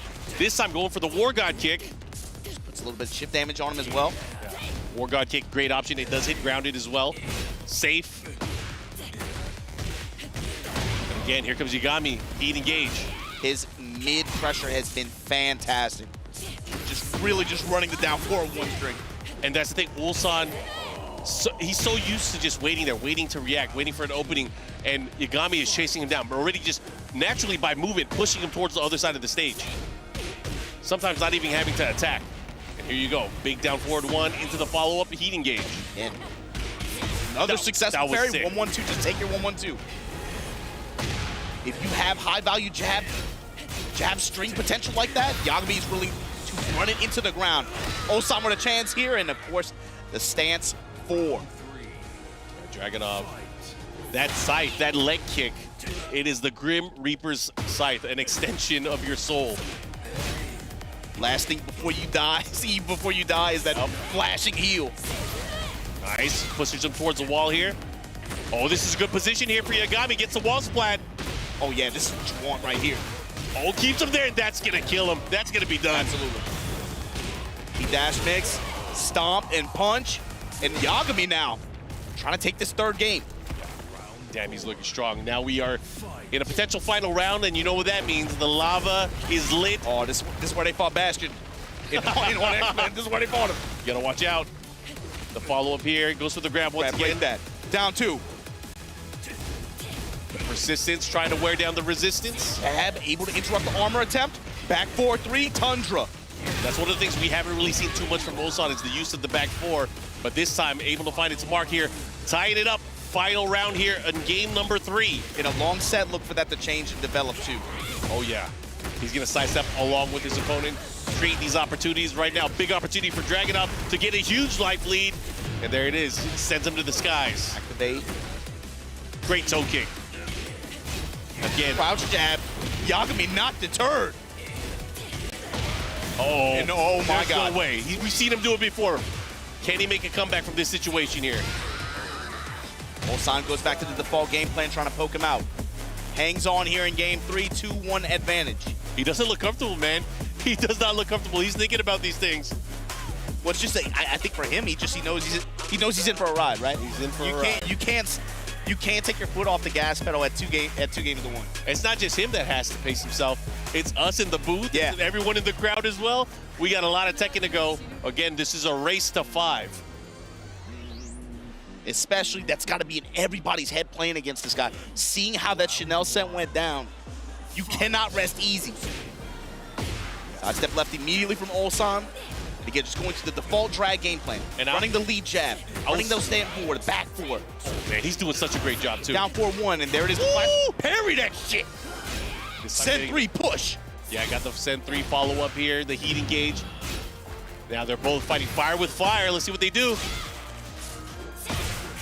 Oh, he did not dash out of it. This time he does. Looking to close it out, one more hit. The long leg of the law. Down forward kick. Wise Man once said he had those dancer's legs, especially getting the down forward 4, those quick, especially quick mids like that. They'll space you out and poke you. You'll stomp. Lows adding up now. Yagami. Trying to make something happen, force the sweep. Ulsan wide awake. Block punishment on deck, and again, activate. Heat dash for the finish. And Ulsan looking really strong here, threatening to go up 3-1 here in this race to 5. Big punish. Ooh, try to catch him. Acrobatic maneuvers here, trying to mix them up, trying to create more space. That's the first time he's going in the back 4-2 series. 4-4-2 push up the heat, back up, look for something, raw activate from Ulsan. This time he's showing fishing. Back 4, showing him down 2. Yeah, he was fishing with that back 4 there. Just trying to let him know you're not gonna get away with it. Oh, the follow up there, that's gonna hurt big time. Stands up into the high extension. Yeah, not gonna kill, but he's gonna have a nice mix up here. Let's see what he does with it. Probably guess for game scenario. Next touch. Ooh, blue spark assault and Ulsan, 3-1 advantage. That was pretty convincing though. Ulsan is starting to run away with it, but again, this is where it gets scary. Yagami's in that thinking pose. He's trying to figure out how to overcome his opponent here, and you know he has the intel. He's already shown that when cornered, it's not over. He will scratch, and I like that. Even in the games where he's losing like this, he's still rotating options and giving Ulsan a lot of different looks. It's still really hard, especially whenever there's mix-up opportunities for Yagami's side. He's really messing with his own time. Yeah, it's so hard to lock him down because he changes his dynamics and how he plays and how he approaches his opponent so much in between sets. And now, look at this. He is rushing his shit down. This is the kind of round he needed. Perfect, and just rain of wall pressure. Maybe this is by design. Maybe Yagami just waiting for these right opportunities. Like, oh, I think he's running low. Time to go in. Another successful parry. Goes in the right in there as well. Clean walk around from Ulsan right now. Yo, he is the flash shield, the flash shield. Good pressure, activate from Yagami. Back to the bomb wall. Yeah, just be careful. Step off of it. Ooh. Side step right. Big hop kick, straight into screw, the follow-up here. And he's gonna get the wall. Side wall though, unfortunately not able to get any more damage. But this time expending the heat. Just runs the extension. Lead jab from Ulsan. Watch out, good low jab. The follow-up here, looking to close things out. Ooh, and the second hit insurance of the 1-2.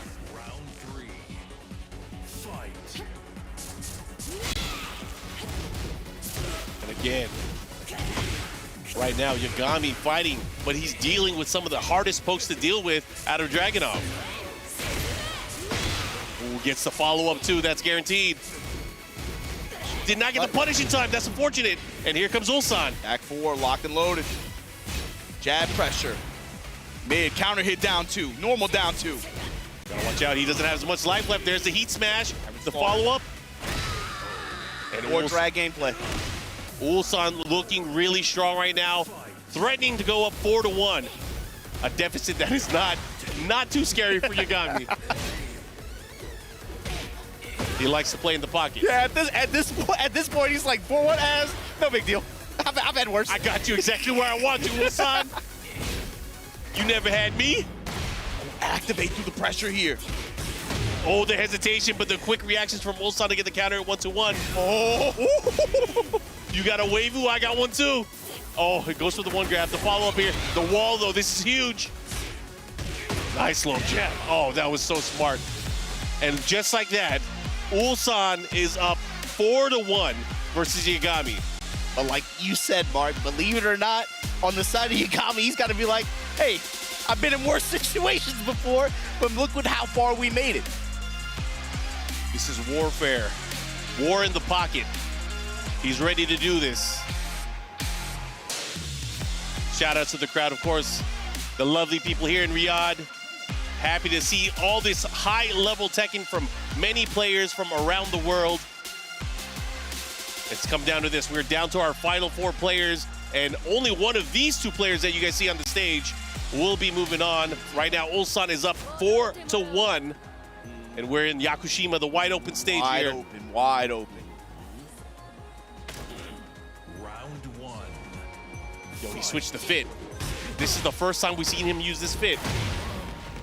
Down 4-1 series again, going back to it. Had good success with it early on, Yagami. Ulsan giving up the mid strikes. Trying to challenge here. The heel drop. Running low on heat. Let's see what he does with it. Trying to chase down. Gets the follow-up there. Decent damage. And look at this. One more hit can do it. Yo, he got greedy. Ulsan was swinging from deficits there for sure. Yeah, swinging for the fences there. Let's see what he does here. Ulsan, again, just very content with the jabs and the down forward one. Quick mid-check. Sentai stance into 3, and we're going to get a heat engager here. Yagami throwing feints his way. Jab to interrupt. Good step from Ulsan. Still with the life lead, he's going to have to be careful. Yagami, such a great way of using his heat is to create opportunities for his character to get in. Take his turn back. Or just bang on that down forward 1 series and just run a heat dash. Yeah, that's not a bad idea. 13 frame, quick mid. Make it happen. Right now, Yagami with the life lead here, but Ulsan in rage, and he does have heat still. Big low, big risk. Trying to judo chop his neck, but a big launch there with the down forward too. Here comes Ulsan. The time is expiring too. He's gonna activate. Range art maybe? Heat dash mix up just to burn more time. Oh, I like it. You had to try, right? You had to try. That was excellent use of time against Yagami from Ulsan there. Extended the combo as much as possible just to set up a scenario like that. Too good. Yeah, didn't even give him an opportunity. Nice fight back there from Ulsan with that wall standing 3. That was unexpected. Obviously, Yagami got hit by it. Oh, the movement from Ulsan. He's moving. So we go for the spike here. Let's see what he does. Nice. He's trying to catch him with a huge life lead here right now. Ulsan looking really good. Mid and tyrant slot. Oh my god. Okay, we've seen this before. We've seen this before. Can Yagami make it out? Set point. Yagami. Back to the wall here. Oh, nice step down forward 2. Big launch. It's gonna put Ulsan into the lead. And of course, Yagami with the heat already expiring. Great crouch jab to set up the full crouch mix. Uh-oh, big follow-up. I like it. What's the mix? There's the low. Well, activate from Ulsan. What you got? Back up. Good, got his turn back, looks the mix, goes for the tackle. Yagami with the break. Jab into nothing. Oh my God. He's just waiting. He's waiting, the time's expiring. He has the life lead though, Yagami.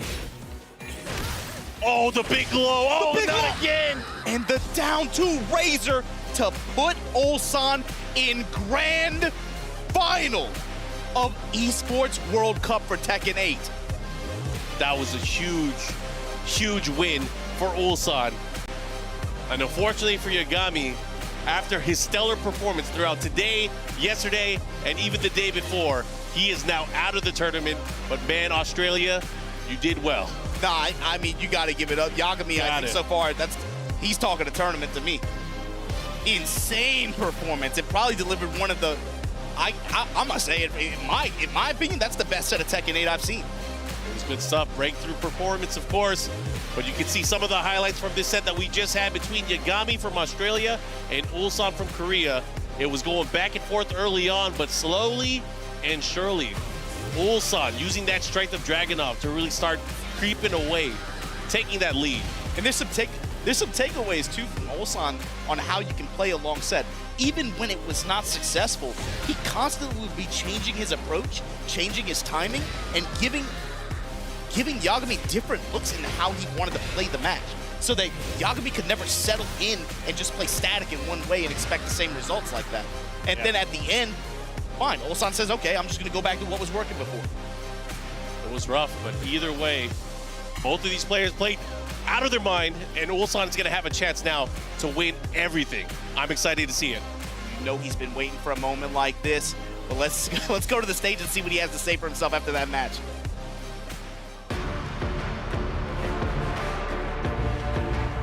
Commiserations to Australia's Yagami, a valiant effort nonetheless, but the dream, unfortunately for Oceania, ends here as Ulsan eliminates him from the tournament in absolute dominant fashion, which is what I want to get into just briefly. I mean, you know, Yagami and Ulsan, they do have some history. Yagami was actually successful in defeating him at Evo Japan and at BAM, and that looked like a complete sweep. I mean, how was he able to turn the tide like that? What has he understood about Yagami's game?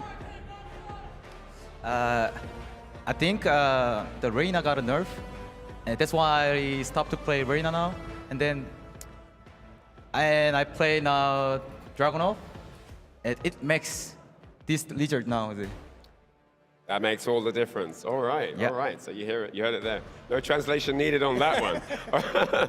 So this does mean that you are in the grand finals, and you're going to be facing either Double or his opponent.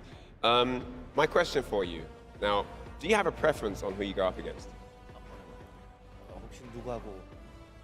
You have a preference for what? Does he have a preference on who he faces out of Double or at Atif?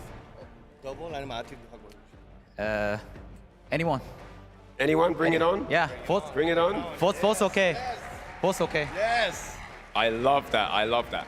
Now, you are one first to 5 set away from becoming the Esports World Cup Tekken 8 champion.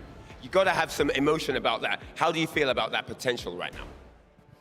Now, my nervous is over. My dopamine is crazy. I'm still hungry now. I'm waiting the opponent on grand final now. I'm ready, I want to fight. Who's better now? Yeah. All right. Let's go, Thank you let's very go. much. Thank you very much, Ulsan. Yo, give it up for Ulsan, our first grand finalist. Give it up. Yeah. He's in the grand finals. Guys, don't go anywhere. We're going to have our second semi-final match momentarily. We're going to get to it.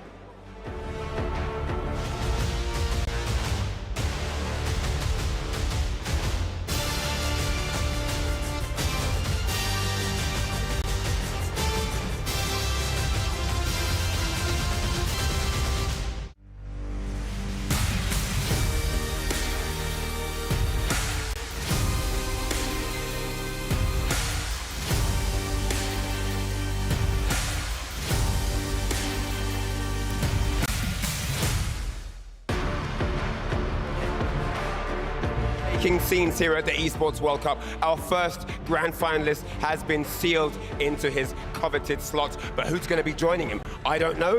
We don't know. Do you know? We're going to find out very soon because the second semi-final match is ready to rumble. I think we should introduce our players, Ryan. Let's get to it! Let's do it indeed. The first player from the land of the rising sun, Japan. He is the remaining last competitor from that country. And of course, the Law, who lost the first game to Saudi's own Laif, is here in the semi-finals. And boy, does he mean business. As an opponent, our final hope from Pakistan, it's Atif! A lot of fans have gathered here to watch this man play, and by God did they get an incredible performance from him. Now they both stand with one game ahead. This man has won trophies before. Double's looking for some international. Double has won the mix-up as well on other tournaments as well. These two are going to do a really important rock, paper, scissors to decide what side they get. But guys, how excited are we for the semi-finals number 2? All right, let's go. We're going to kick it back to the casters to call the action. Take it away, lads. It's been a long week, and baby, we almost there. Esports World Cup Tekken 8, Atif versus Double, Pakistan versus Japan. Majrabama here with Mark, man. How you feeling about this one?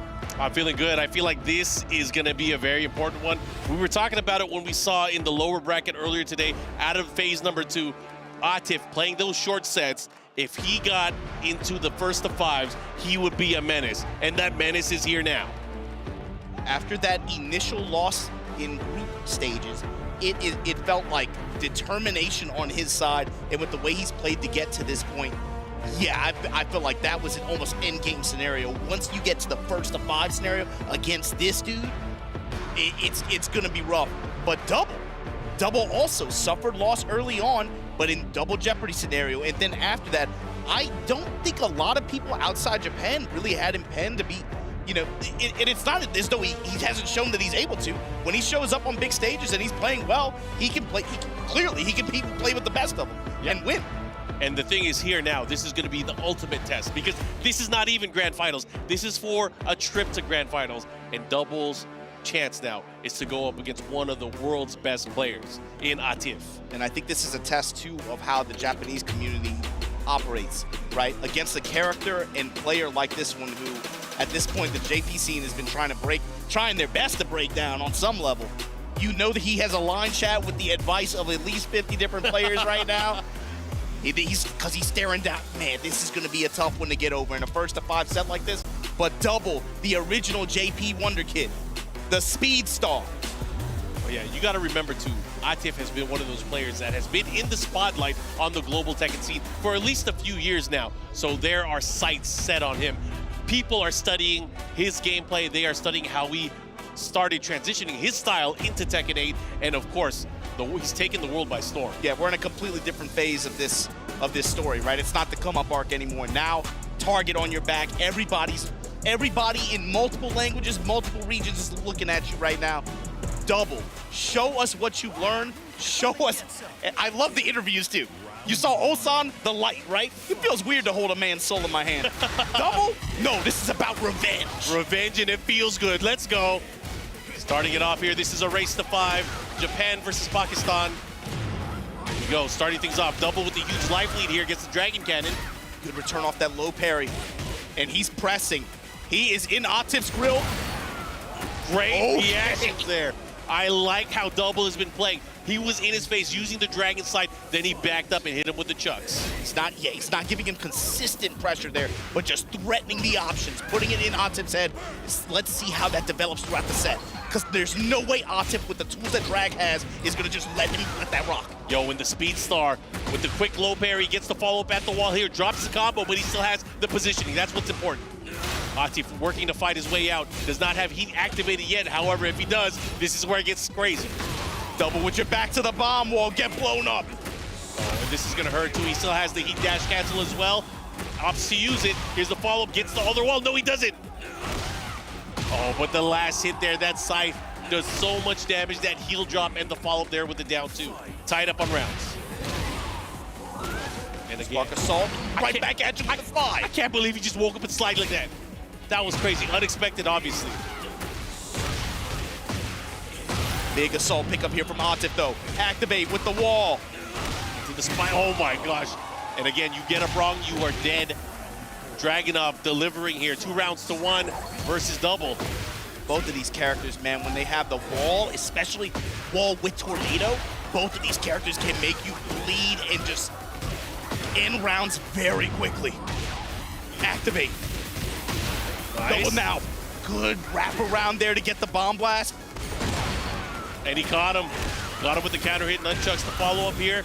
Going for some extra damage. He has the wall. What's the mix, though? Keeping it mid, keeping it mid, keeping it safe mid. What a great way to start off here this opening game. This qualifying match that gets somebody into grand finals to go up against Ulsan from Korea. Double drag. He is so good with that slide. Or law pressure there, just jab, down 4-1, while standing 4 Dragon Charge present. Been going to Dragon's Roar, out of Dragon Charge a lot, but here we go, Heat Dash mix up. This is gonna hurt. It might be enough to kill. Awesome adjustment with the combo too to get the blast. Fight him Dragons. Ooh, and he thought he was ready for it. First game to double. He's looking good. What's important for double too is confidence. Being able to build that and maintain it. That's the thing too. Atif is one of those guys that kills people's confidence. Yes. It's oppressing not just his skill as a player, but the character that he's using. Did you see the rock, paper, scissors? Double put his hand out for the dab? Yeah. Atif's like, no, it's business time. All right, here we go. 1-0 in favor of Double here. Double's gonna have to keep this pace high speed if he wants to be able to take this. Fast read early on here from Atif on the slide timing. Double has to take notice, gonna be able to probably get an opportunity to change up his timing. Never mind, just goes right back to the slide. I love that. You know, he got low parried on that slide early on. Got punished for it, but it didn't stop him. I'm not gonna be conditioned. Yep. You're gonna fear me all the time. You're gonna fear all my weapons. Running Assault and then the back 4-3 with the Heat Dash to follow up. There's your spin, there's the wall, not even necessary. That's the win. All right, starting things off here. Atif always a threat. Doesn't matter where you are on the stage. As long as he has life, as long as he has heat, he can put on the damage. Straight to Dragon Fury there. Comes with a while standing 1 punish. Nice flash duck. Caught Atif. Ooh, big block, big punish here. Got him with the rising uppercut. Side wall stun, unable to finish the combo, but pressure with that side step too. What's the mix here? Post block heat smash. Oh, the last hit in the heat activated. This is where it gets dicey. Big chunk of health that Atif got back. And man, winning scenario here when you get the wall like that. And these characters, again, with the wall to aid them in their combo recipes, they do so much damage. That was off of 1 mistake series at the wall too. Brutal. You gotta make sure that you are safe. You cannot be errant with how you're gonna get up. And Atif looking so good. I mean, the crowd, you can hear the deafening chant right now. Let's go, Atif. Down 2 counter hit, down 2 normal hit. Atif slowly getting a sense for Double's timing here. Activate through the... Ooh, clean step around the left side. What's he gonna do with it? How are they gonna react? I like that. He doesn't have a lot of life left, though. He has to be careful. Oh, the whiff punish.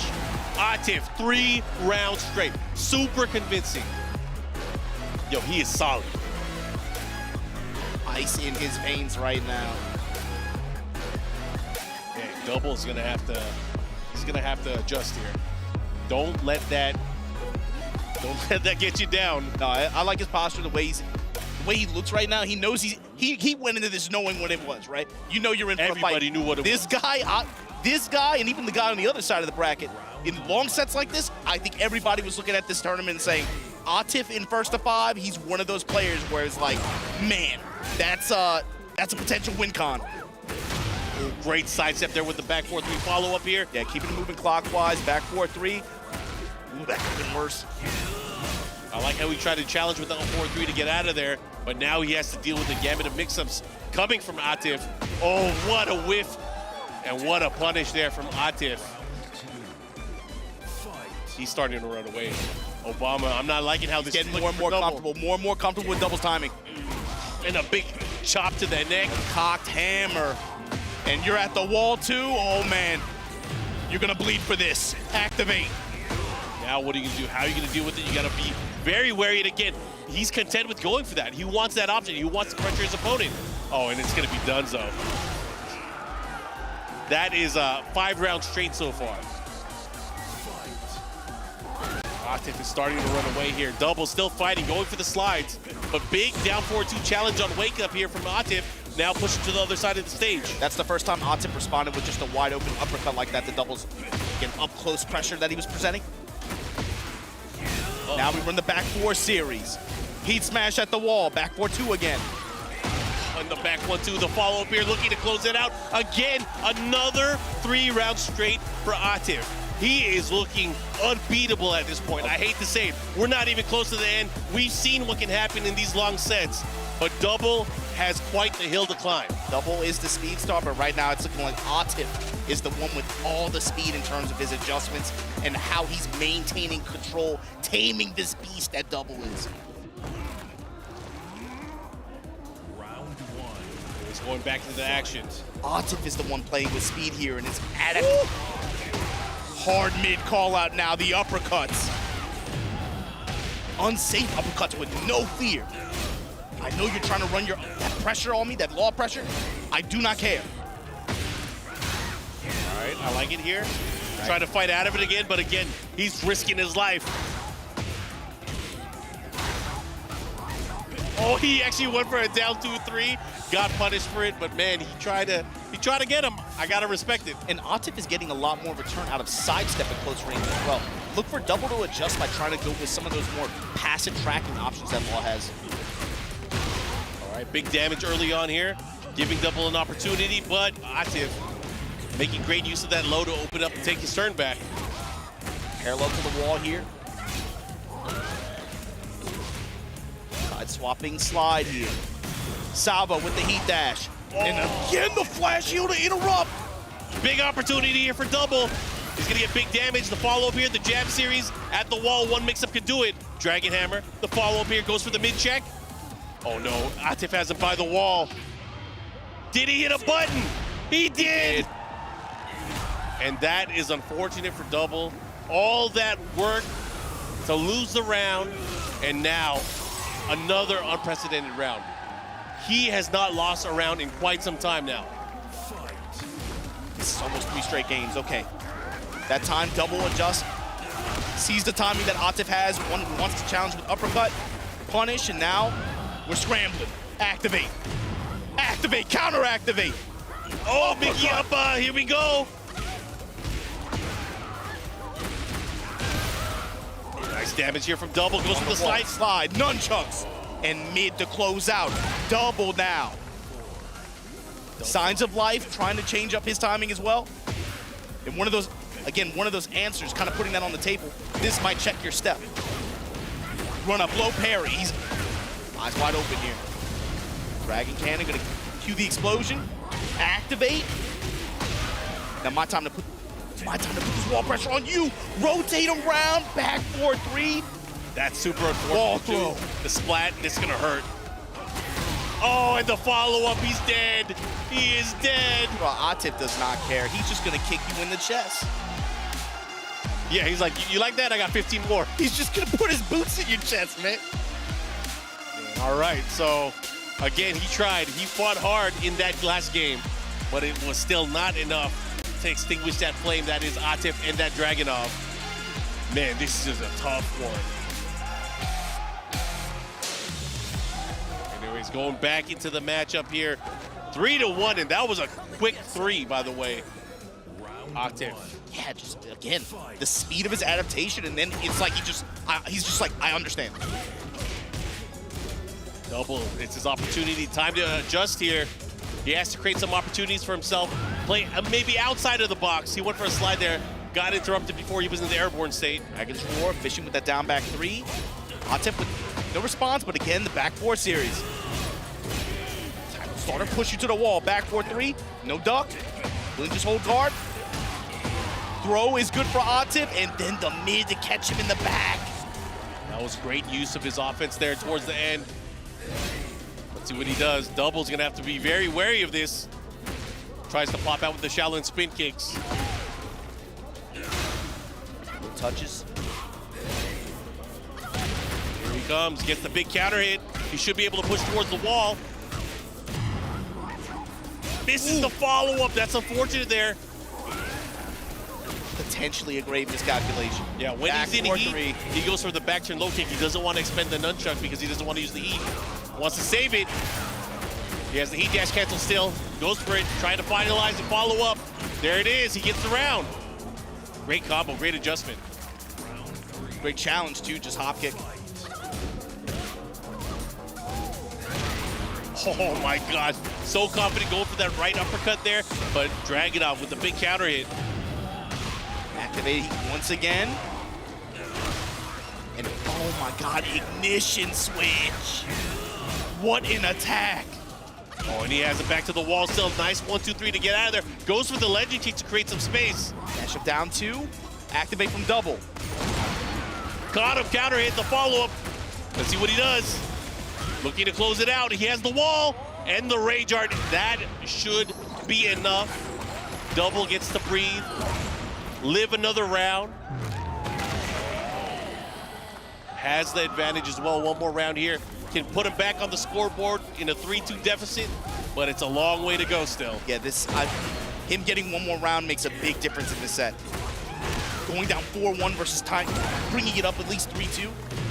Right now in control, activate. Wall right there, back 4-3. Oh, and the positioning, that sucks. Man, that is such a good move. And he just rotated around just to take the wall again, just to hit you for 50%. Both of these dudes in heat, and I'm trying to smash. Ignition switch again. Oh man, he has to be careful. Oh! He almost got wall splat, and look at that. We are going to a final round here.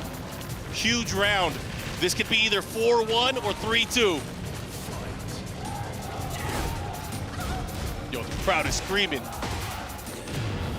They want to see more. Low touches here. Nunchucks. Ignition switch again. Spark Assault, now activate on double side. Saw Optic trying to step to the right. Salvo with the heat dash behind it. Oh, that was a great option on Wake Up, and that's it. That was a big round at the end. Man, that game going up 4-1 here. This is the point now for Double. You gotta show something. Because right now, 4 games straight on the side of Atif after that hard adjustment after game 1. Atif is looking at grand finals. He wants this. Oh, we're going to one of the destructive stages here. We got walls on each side. You know, Double hasn't been playing bad, but he has just been being outplayed. Let's see what he got here. Does he still have the confidence to approach here? Nice sidestep, gets the 3+4.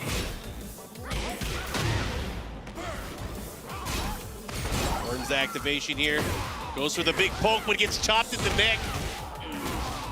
Top hammer, and just like that. Oh, I love the option know where here. you're going. I love the option here from Atif. Keeps him at the wall, has the heat as well, has access to the heat smash. There it is. And the mix-up, the big mix-up. That's a tale of the tape this entire set, too. Atif is in a lot of situations where he could have broken the wall to continue. He's just always found a way to reposition himself to where the wall is right there to back him up, and he can make these rounds that much shorter. Yeah, he wants to keep them in the nightmare zone. He does not want them to get out. No room for breathing here. Okay, here comes Double. Double's risking it with those slides here. But again, the slide's not too punishable. Most of the punish that they can do is, of course, going to be in the gray. Oh, this is huge.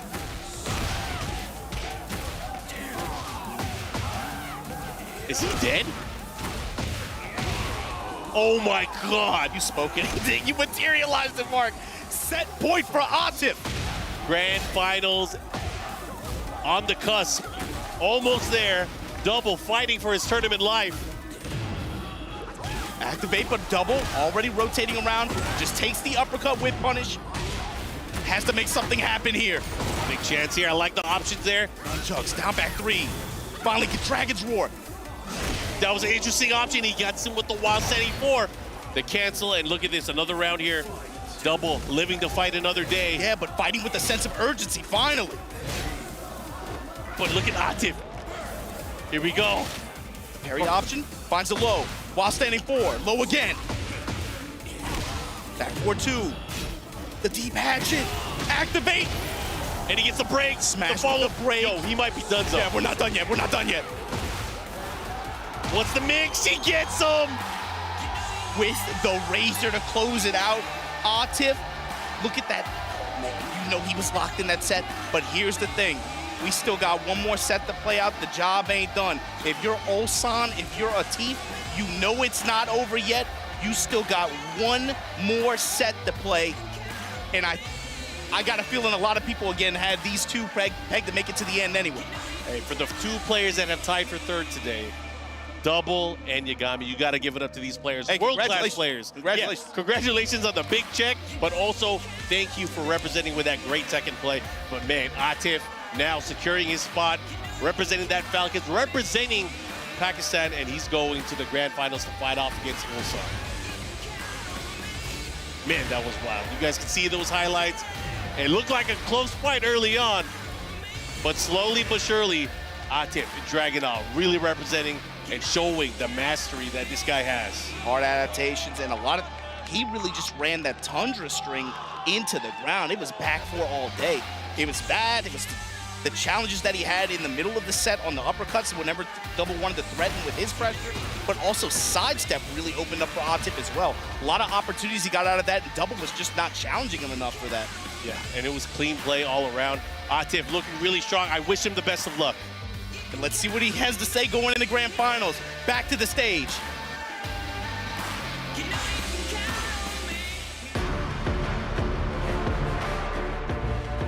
It's happened again. There it is. Our second grand finalist is confirmed, and it's none other than Atif from Team Falcons. What a matchup we've had. Atif, you got a whole crowd behind you in this. I know there's a lot of pressure on all of these, but you were the one putting the pressure on Double the whole game. How did you have control that entire time? वो कहते हैं सारा crowd तुम्हारे साथ है, तुमने match में सारा प्रेशर डबल पे रखा हुआ था, ये कैसे तुमने किया?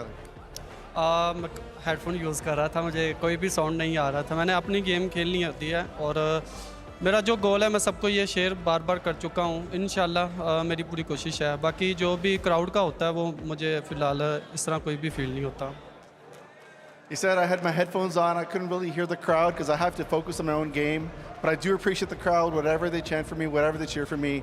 My aim is just to win, and inshallah, hopefully I will also win the next one. And that is the next one. I'm gonna keep it short for this because you have a big, big game coming up in just a bit. Grand Final, Esports World Cup. First ever time it happens in Tekken 8, and you get to play Ulsan. Any final words to send to him before you get this game started? कहते इतना बड़ा grand final Esports World Cup का Tekken 8 का पहला है, उल्सन के खिलाफ तुम्हारा मैच है. Any word you want to say to the audience? किसी को कहना चाहते हो? ऑडियंस को तो मैं यही कह सकता हूँ जो लोग सपोर्ट कर रहे हैं, मेरे लिए ये काफ़ी ज़्यादा है. और दूसरी चीज़ मेरा फाइनल उल्सन के साथ है और मैं इंशाल्लाह पूरी कोशिश करूँगा. मुझे लगता है कि हमारा मिरर मैच होगा. उल्सन भी एक कोरिया का बेस्ट प्लेयर है और इंशाल्लाह देखते हैं क्या होता है और मैं तो कोशिश करूँगा जीतने की. He says, I appreciate the crowd, but with Ulsan, it's most likely going to be a mirror match, and he is Korea's best player, so I'm going to try my best to win the final, and inshallah, hopefully we'll see what happens. There it is. Our final Pakistani player in the tournament has made it to the grand final. Team Falcons, Atif, one more time. We have a grand final awaiting us in just a bit, but we'll send it back to the studio and set us all up. Our grand finals is set. Pakistan versus Korea. Ulsan versus Atif. With what seemed like a tale as old as time. Yagami and Double bowing out of the tournament, but two incredible semi-finals. I mean, yes, big shouts to Yagami on this grand stage, taking a great place. And not one that people would have seen actually making this far. So amazing play to him and also amazing play to Double too. Yeah, both those players played exceptionally well throughout the whole tournament. It's very difficult to even get to top 4. But the final, like you said, Atif versus Ulsan, it's going to be crazy. I can't believe this is how it's going to end. I mean, look, let's talk about Ulsan versus Yagami a little bit. I really love the way he was able to play against Reina. Like I said, you lost him twice before, 2 different tournaments, right? It's one of those situations where taking small L's, but you eventually get that big dub, and he got that big dub there, stepping around the Reina so well, utilizing that jab and down forward one to kind of stop Reina in his tracks, and then Atif doing what Atif does best. Offense, offense, offense. But, you know, crazy defense as well at the same time. And here's a look at the bracket. We had 32 players and now only 2 remain. I mean, damn, who would have thought this? I mean, from, I guess, after the second day, these were probably like the top 2 picks that we was talking about. And I'm not surprised. And like you said, the Taylor's oldest time, Korea, Pakistan. We had the build-up before Korea, Pakistan. We was talking about it. Now we're going to have that grand final to see who's going to be the first Esports World Cup champion. Let's talk about it, man. Last year we had the Nations Cup here in Riyadh. Atif was on Team Pakistan and Ulsan was on Team Korea. They were both here representing, Ulsan coming second, Atif coming first. Atif looking to run it back here, get another win in Riyadh. Ulsan, this must mean so much for both these guys. Yeah, exactly. For Atif to do it 2 years in a row would be incredible. But for Ulsan to win this would be absolutely incredible as well. It's so close to call, but we're most likely going to get a Dragunov mirror match as well to end things off. You know, 2 strong characters, 2 strong players. It couldn't have ended any other way. Do you think there's going to be a mirror match, PUBG, or do you reckon that there could be another switch here from one of the players? It is a first to 5, so there may be a chance for the Reina, but I just feel that the way these 2 have been playing, I think they're just settled on the Dragunov. And one thing I guess Ulsan has to have in the back of his mind is what happened in the match with Nobi. We've seen how great Atif is in the mirror match. Yeah, that Nobi versus Atif losers finals at EVO was a bit of a, but it was a bit of a bust up. It was kind of mad. It was, but Atif just showed kind of like how to play the match against Dragunov. I mean, we were talking about it before. I really believe you have to just make big bets and challenge him on his aggression. You cannot let him loop his pressure. You're just going to have to sometimes make that big bet. You know, I'm going to throw it down 4-2 out here, even though you just done a run in 2. Let me see what happens. Yeah, it could go any way. And the thing about Dragunov as well, what's interesting is that both of these players, Ulsan and Atif, they don't really go for that many lows. You know, they try and play very, very safe. And Ulsan, when he was playing Yagami and when he won that, he went for 2 down back 3+4s and then a down 2 to end it. But they're very good at timing their lows and making sure they don't get blocked. So it's going to be interesting to see who can land their lows, between both these players. Absolutely. Well, ladies and lads, let's now have a look at the match of the day presented by Jamil Motorsport. And of course, it's going to be our grand finals here in Riyadh for the Esports World Cup.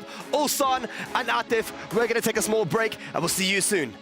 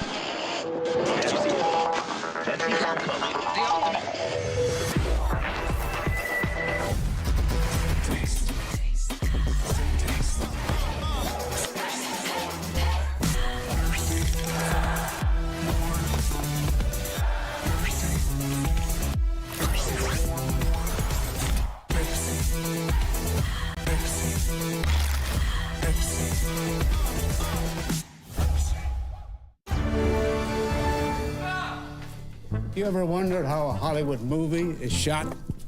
On a Sony. You review it on a Sony. And how do you make that sound epic? You record it on a Sony. Lunch break on a Sony. So why wouldn't you watch it on a Bravia by Sony?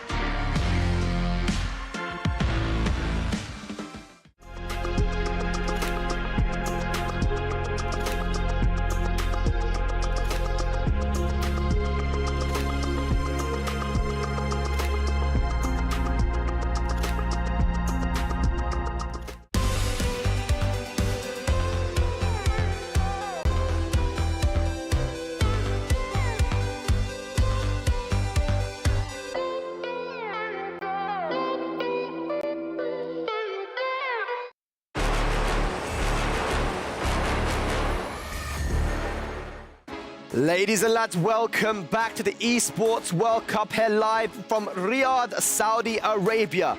32 players started here and only 2 remain. Once again, it is Korea versus Pakistan, but this time it's Ulsan versus Atif Butt. This is going to be absolutely incredible. One of these players is walking away with $300,000. But more importantly, man, that title and that pride. Bubsy and Rukang, talk to us. I mean, you said about it right there, that pride, and I'm sure Ulsan definitely wants to get this. And it's going to be interesting. I really want to see the approach that he does take because, you know, both these guys kind of, well, you got Atif, who's really aggressive. Ulsan sometimes can play that little bit of defense. We saw it against Yagami when, you know, he kind of like, okay, I'm going to hold back a bit. I'm just going to go with the down forward ones to pokes. And that's not really something you see much from a Dragunov player. So I like the changes in pace, but will that work against Atif? I don't know. Yeah, exactly. It's going to be interesting to see as well. And something to highlight from earlier on is that, you know, Atif might be, you know, super aggressive, but he does put on the brakes against CBM. You know, there was multiple times when he went for Rager, and even I thought, I was like, you know, he's going to press the button here, and he didn't. He put the brakes, and that's what makes him so scary, because he knows when to stop the offense. Let's shift our focus to Ulsan for a second, guys. Ulsan, you know, there was a time where Ulsan was the new kid on the block in Korea. You know, they used to call him Ulsan Godang, which was Ulsan high schooler, right? And he was known for his aggressive style of play. Then there was a period in 2019 where he just stopped winning. And he goes, I don't know what to do. Low High said to him, look, you need to go back to your old school type of play where you were when you were in high school, that aggression. He brought it out and came second at the Tekken World Tour Finals. Ever since then, success, success, success.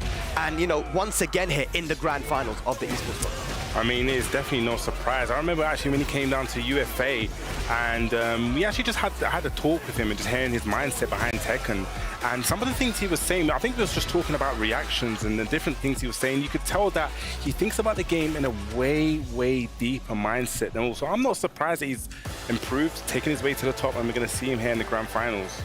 Yeah, he's super intelligent. You know, today as well, like while we were having breakfast, you know, whilst we were playing table tennis back, Ulsan as well, you two were playing, you know, he's super chilled out as well outside the game, but a super intelligent player. So I feel like it's going to go down to the wire between these two players. Yeah, definitely. And he's got that kind of focus on reactions as well. You know, whenever you ask him about his Tekken style, he goes, look, I try to play by reactions and trying to play that fast-paced game, which is very similar to Atif. And by the way, I don't think Atif and Ulsan have played a lot of Tekken on the big stage in tournament, right? They must have had a couple of encounters, but not a lot. Now, talking about Atif, though, what a special player. And I remember I was showing you the DMs just now. I'm going to say it.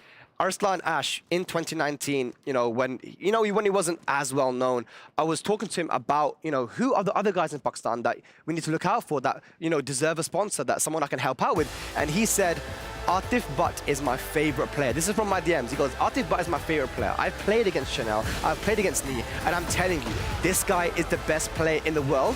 You will see. That's what he said to me, and this is in 2019, early 2019. He goes, you will see, and boy, have we seen. I mean, that is a very, very big statement and very, very big call out. I remember the first time I saw Atif, and it was when you guys actually went over to Pakistan. We used to see them run the sets. First time I saw him play Jin, and he was playing a multitude of characters. And it was just a different kind of play style that I haven't seen. And you kind of seen it transfer over to this game where he kind of just, you saw it a couple times where he's using that movement and he looks like he's playing aggressive. He's playing that aggressive, like aggressive spacing, and then he kind of holds the brakes. We saw it, he blocked the down 2-3. He just kind of like knows when you want to play the aggression, and you know what, I'm gonna hold back right now. It's just like the Jedi mind trick. Yeah, Spack, we were talking before as well, you know, we were sitting here and you said, do you remember, Double was moving back and then he waited about 4 seconds before using the heat smash, and you was like, yeah, you know what, I knew he was going to do that. The timing is impeccable from Atif. Timing with punishment, block punishment, seems like the perfect player. The decision-making is so fast as well. And in Tekken 8, it's a game where you have to think very fast, right?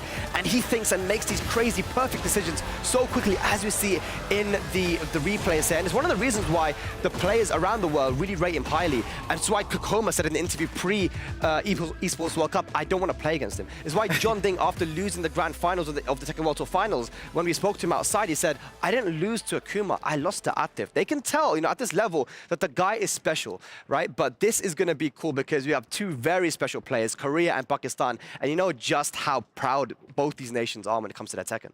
Definitely, you know, we've seen Korea pre-Tekken 7, they were always on top. Along came Pakistan, along came Arsenal, who opened up the floodgates. And now it really got the Tekken scene like rumbled up. It was like, oh, you've never seen this before. It's always been Korea, but now Pakistan looking like they may be the nation on top. I hate to just say it like that, but it's looking like, you know, they're creeping up there and they may be taking it. Yeah, the story has been incredible throughout the whole of the Esports World Cup. You know, big love to Saudi Arabia as well, you know, for bringing us down here.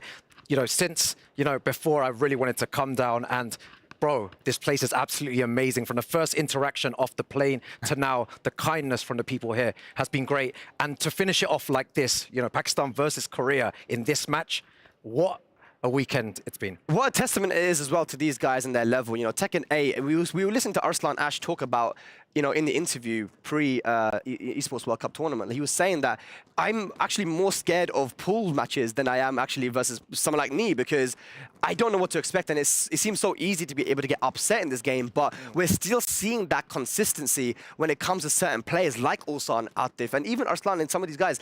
It just goes to show their fundamental level is so high right now. I mean, just to dial it back a bit, like you was talking about people's levels, and I feel like the game is not even that old yet, but the level that some of these guys are achieving and what they're showcasing on the stage is tremendous. And it, like you said, it doesn't just run through the top players. You know, you can run into, we've seen it in the LCQ, people that you've never heard of. You know, Sajwal, I never really heard of him before, but it's just like, how are these guys so good? It seems like a lot of these players now have found a great footing in this game and achieving such a high level. And it's only been, was it 7 months? Being August, so 7, 8 months. Give or take. Yeah, do you know what, that point, Bubsy, is, you know, is a perfect point, because there's so many good players out there now, and it's incredible to see, you know, all these players coming out of nowhere and enjoying Tekken 8. I feel like Tekken 8 is an amazing game, and that double versus Atif was a showcase of Tekken 8 and the aggression from both players. So I've got a question for you two. Do you think in the lifespan of Tekken 8, we may see another region raise up?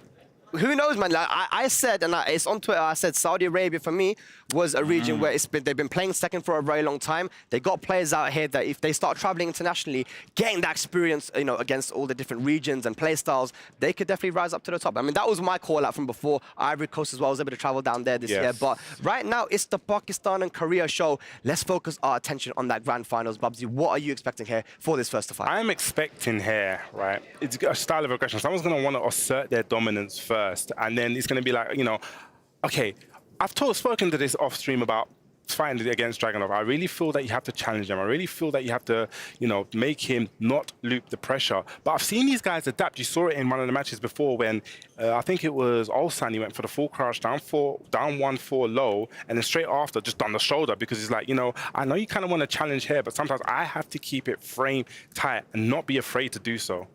Yeah, you know, to expand on that point as well, yeah, you know, both players, you cannot let them assert dominance and just, you know, hit you with running two on block or whatever. You know, both players seem like they have one button for the running two with the way they do it instantly. And I feel like both their execution, their whiff punishment, like I said, block punishment as well, it's all so good. Both of them seem to be perfect players. It's going to be hard to tell who's going to win between the two. And one of the reasons why Ulsan was able to get that win over Yagami was actually that jab and down for one timing. Remember, he actually spoke about in the interview that he is a poking player. And the reason why he was able to take it over for Azine is he went back to that type of poking style and was able to get him nervous enough that he wasn't ducking and going for the down twos and ultimately finished it off, right? So I wonder if it's going to be a battle between Atif's aggression and his kind of running two and being in your face versus type of the more Korean play style of the lateral movement, the timing, the jabs, and kind of shutting down Atif's offense. What do you think? I mean, yeah, Dragunov, I believe he's got a decent jab, so I think we see Nobi utilize it a lot in his kind of aggressive play. We, like, you know, keeps it for the aggression. He keeps it just to,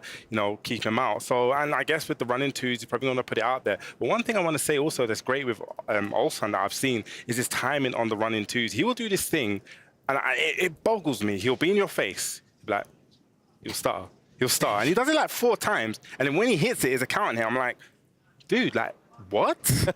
Yeah, how did you not? Yeah, that was, I don't get it. Crazy how he does it, man. And there was I forgot who it was against. It must have been CBM or Yagami, you know, when he was doing a little like, you know, forward dash when he's like backwards against the wall, and everyone was like, what is he doing? And he just mixing his time in and putting pressure on the opponent with movement. So that's what Ulsan does, puts pressure on the opponent just by moving around. Remember what character he used in Tekken 7 though? He was a Kazumi main, right? So using running 2, and running 2 with Kazumi back then was nowhere near as good as the Dragon of running 2, right? And he even said that the way he would make it track more is by, you know, dashing forward, stopping, then doing another dash run forward. Now in Tekken 8, you can hold the forward input, and it's a lot easier to track with your opponent. So he has a buffed version of a Kazumi running 2, right? Plus the pokes, and we haven't talked about, we talk a lot about the power moves of Dragunov, but actually his pokes themselves are really strong too. He's got one of the best jabs in the game, right? His 1-2, his 2-1. He's got a very good down forward 1 now. I think it's much better than it was in Tekken 7. They buffed it to have a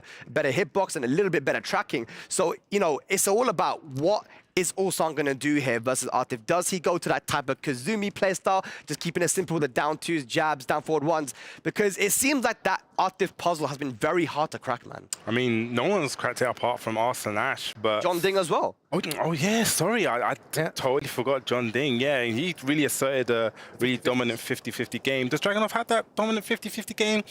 Not as much. You can see maybe a bit of the down back 3+4 hatchet kicks if he wants to get, you know, a little bit groovy with it. But again, it's big risk, and with this much money on the line, we need to talk about that. Are these guys going to be willing to take the risk? Yeah, exactly. So much money on the line. 300,000 for the person that wins today. The pressure is on. But with Ulsan's interview that we saw before as well, he was saying he feels ready and he's not nervous. You know, most of the time when you see him play, his hands are shaking, you know, after the match. And this time he said, you know, I'm ready to go in there. I feel good. And he hasn't had dinner yet, but he's ready to play, he said. Both of these guys have guaranteed themselves a large amount of money. And remember, what was said last year by Nee in the interview at the Nations Cup here in Riyadh, you know, they asked about the money. He goes, look, I'm not thinking about the money at this point. It's the grand finals now. I want that trophy. And when he said that, it fired up the Pakistanis so much. He goes, you think you're going to take that trophy away from me? Hell no. We're taking that trophy. So I think the focus right now is on winning this. I don't think money is going to be in their mind. Like, even like Lohai was saying, I'm not a guy that's too greedy about money, you know. I just want to play my best Tekken and get that W. Let me ask you now, Bubsy, and let me ask you now, Rukan, who is taking the Esports World Cup? Oh, that is a tricky one. I think I'm going to have to go with Ulsan. Wow, Ulsan, why? Because I just feel that he's going to change up his timing a lot and find something and bring something new to the table. And it's just a gut feeling as well. And he's going to want the revenge from last year. It's very difficult to call, but I'd have to go with Atif on this one. He has the crowd on his side, you know, all of Team Falcons on his side. You have, you know, all the players in Pakistan on his side as well. All the fans, everyone here in the venue is on his side. It's going to be difficult. Who are you calling? You've been calling the shots. I got Artif for this one. I'm going to be a little bit biased. But ladies and lads, it is your turn to cast your votes. STC Play predictions over at stcplay.gg. Who is going to be crowned the first Esports World Cup champion? We started with 32 players. Now only 2 remain. One player will be going home with $300,000, the most that anyone will have won in a Tekken tournament. Let's go over to the stage for our grand finals.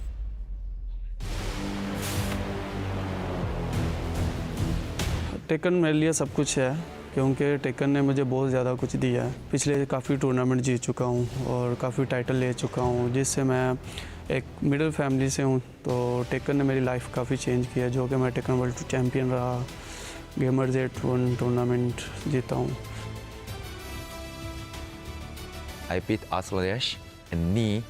They are like 2 legend players. They are like my dream. But now I beat them, and then it's really honor. It's chance to winning with the make new history. ये tournament मैं जीतना चाहता हूँ अपने पाकिस्तान को represent करने के लिए और अपने फैंस, फैमिली, फ्रेंड्स सबके लिए ये एक टूर्नामेंट जीतना चाहता हूँ।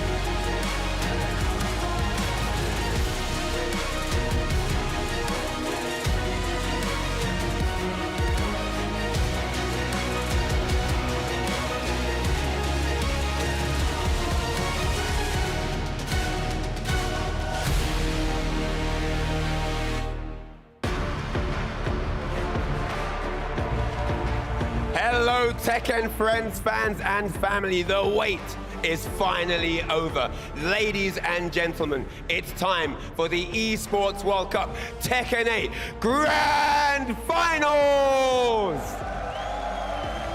What a bunch of few days we have had. The best Tekken 8 players have landed here in Riyadh 3 days ago, and over many, many matches all the way deep in the night, we make it with only 2 remaining. And what is it all for, Ryan? For glory, for a big chunk of $1 million prize pool. And this trophy, what does it say? Nothing is granted, everything is earned. And look at the ones that could not earn. Their keys have been crushed, but only one can remain victorious. $300,000 on the line for whoever can snatch that first place trophy. And what a match we've got ahead of us, because this is actually a return match from Grand Finals last year in the Nations Cup, where it was South Korea versus Pakistan that went down to the absolute wire, and our Grand Finalists did actually face off in that, and we're going to get them out here right now. First up, from South Korea, he has fought everyone and overcome every single obstacle. It is none other, the man himself. It is Kwangdong Freaks, Ulsan!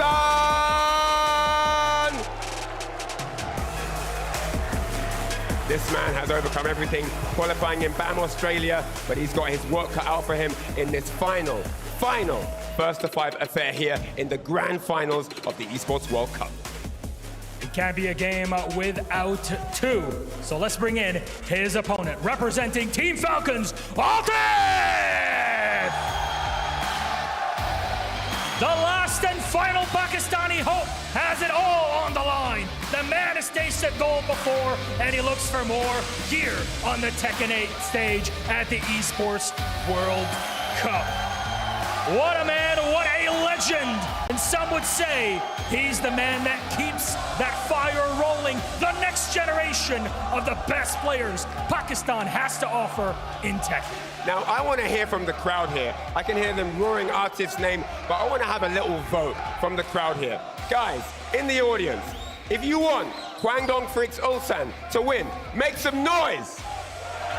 All right, all right. He's got a bit of a following, yeah. Some guys in the back I can see.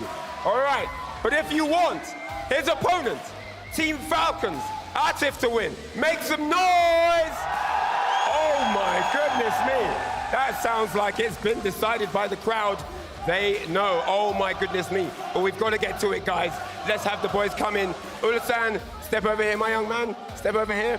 We're going to get these guys squared up for a rock, paper, scissors. Imagine it all sets up a rock, paper, scissors to see who starts where and how for this grand final. The honor of being the first ever Esports World Cup Tekken 8 champion rests on this one best of 9. Legacy on the line here. Futures will be made and champions will be crowned here at the Esports World Cup. It's time to kick it over to the casters. So get your refreshments ready. Get ready. This is going to be a big one. The final first to 5 of the Esports World Cup for Tekken 8, where a champion will be crowned. Take it away, guys. EWC, the Esports World Champion, is about to be crowned. Last time it was about the teams, the countrymen, the pride. This time it's 101, and still the same regions are in Grand Finals. This is the Grand Finals. It's first to 5. Do or die. My name is Tasty Steve, and I'm joining my brother, Rip. It has been amazing watching these matches go down today. Some of the most electric Tekken matches I have ever seen, and we've always talked about how these rivalries have been building. This is a great story to tell, especially with the history on the line. Exactly. Korea versus Pakistan for the Grand Finals. Atif Butt versus Ulsan. And it's sick that it comes down to these two because they're using the same character, Steve. Dragunov Grand Finals. Look, first off, we don't even know if they're going to use the same characters, right? We don't know that just yet. Yes, I don't. But look, I wouldn't be surprised. Let's bet on it. However, now, I'm not betting $300,000. I mean, they're already taking care of that right now. They're definitely making the bet themselves. But once again, man, Atif, I'm glad they pointed that out. Atif has definitely been that rising star, even in some ways outshining what Arslan has already done. Like, he's the second star up, and even though he doesn't have the same amount of titles, the way that he's been playing, he's well on his way to get there. But still, just a shining star for Pakistan as a whole. And let's not forget, Atif, the one on the team who closed out to get the win last year at the Gamers 8 Nations Cup, right? So definitely a superstar of his own right. Also a Tekken World Tour champion.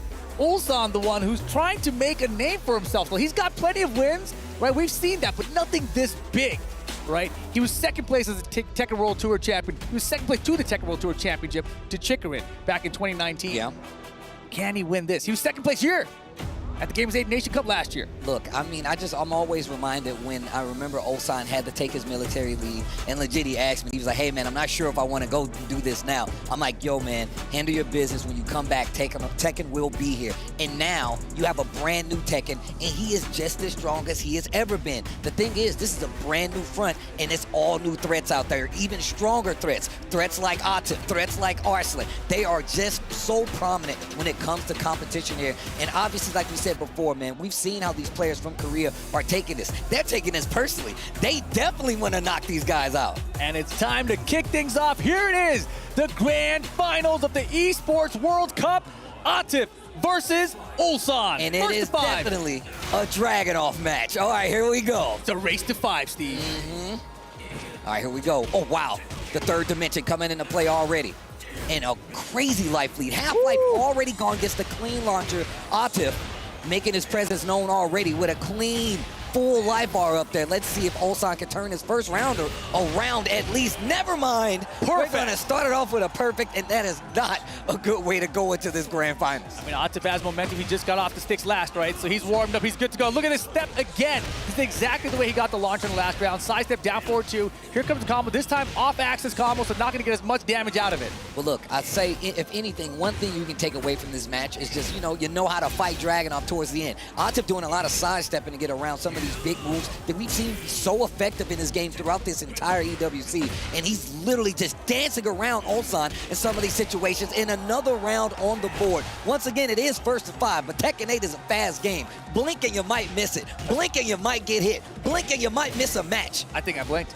But right now, Atif, the thing about his aggression, right? Obviously, very good offense. Everyone expects him to be hitting buttons a lot. But you'll notice in that last round specifically, it was a double backdash that got him out of there. So he has really quick backward mobility as well. All right, let's talk about these jabs, man. The way that Atif kind of sets his offense with these jabs, knows exactly when to place these heat bursts. Wow, goes for the tackle. Great break.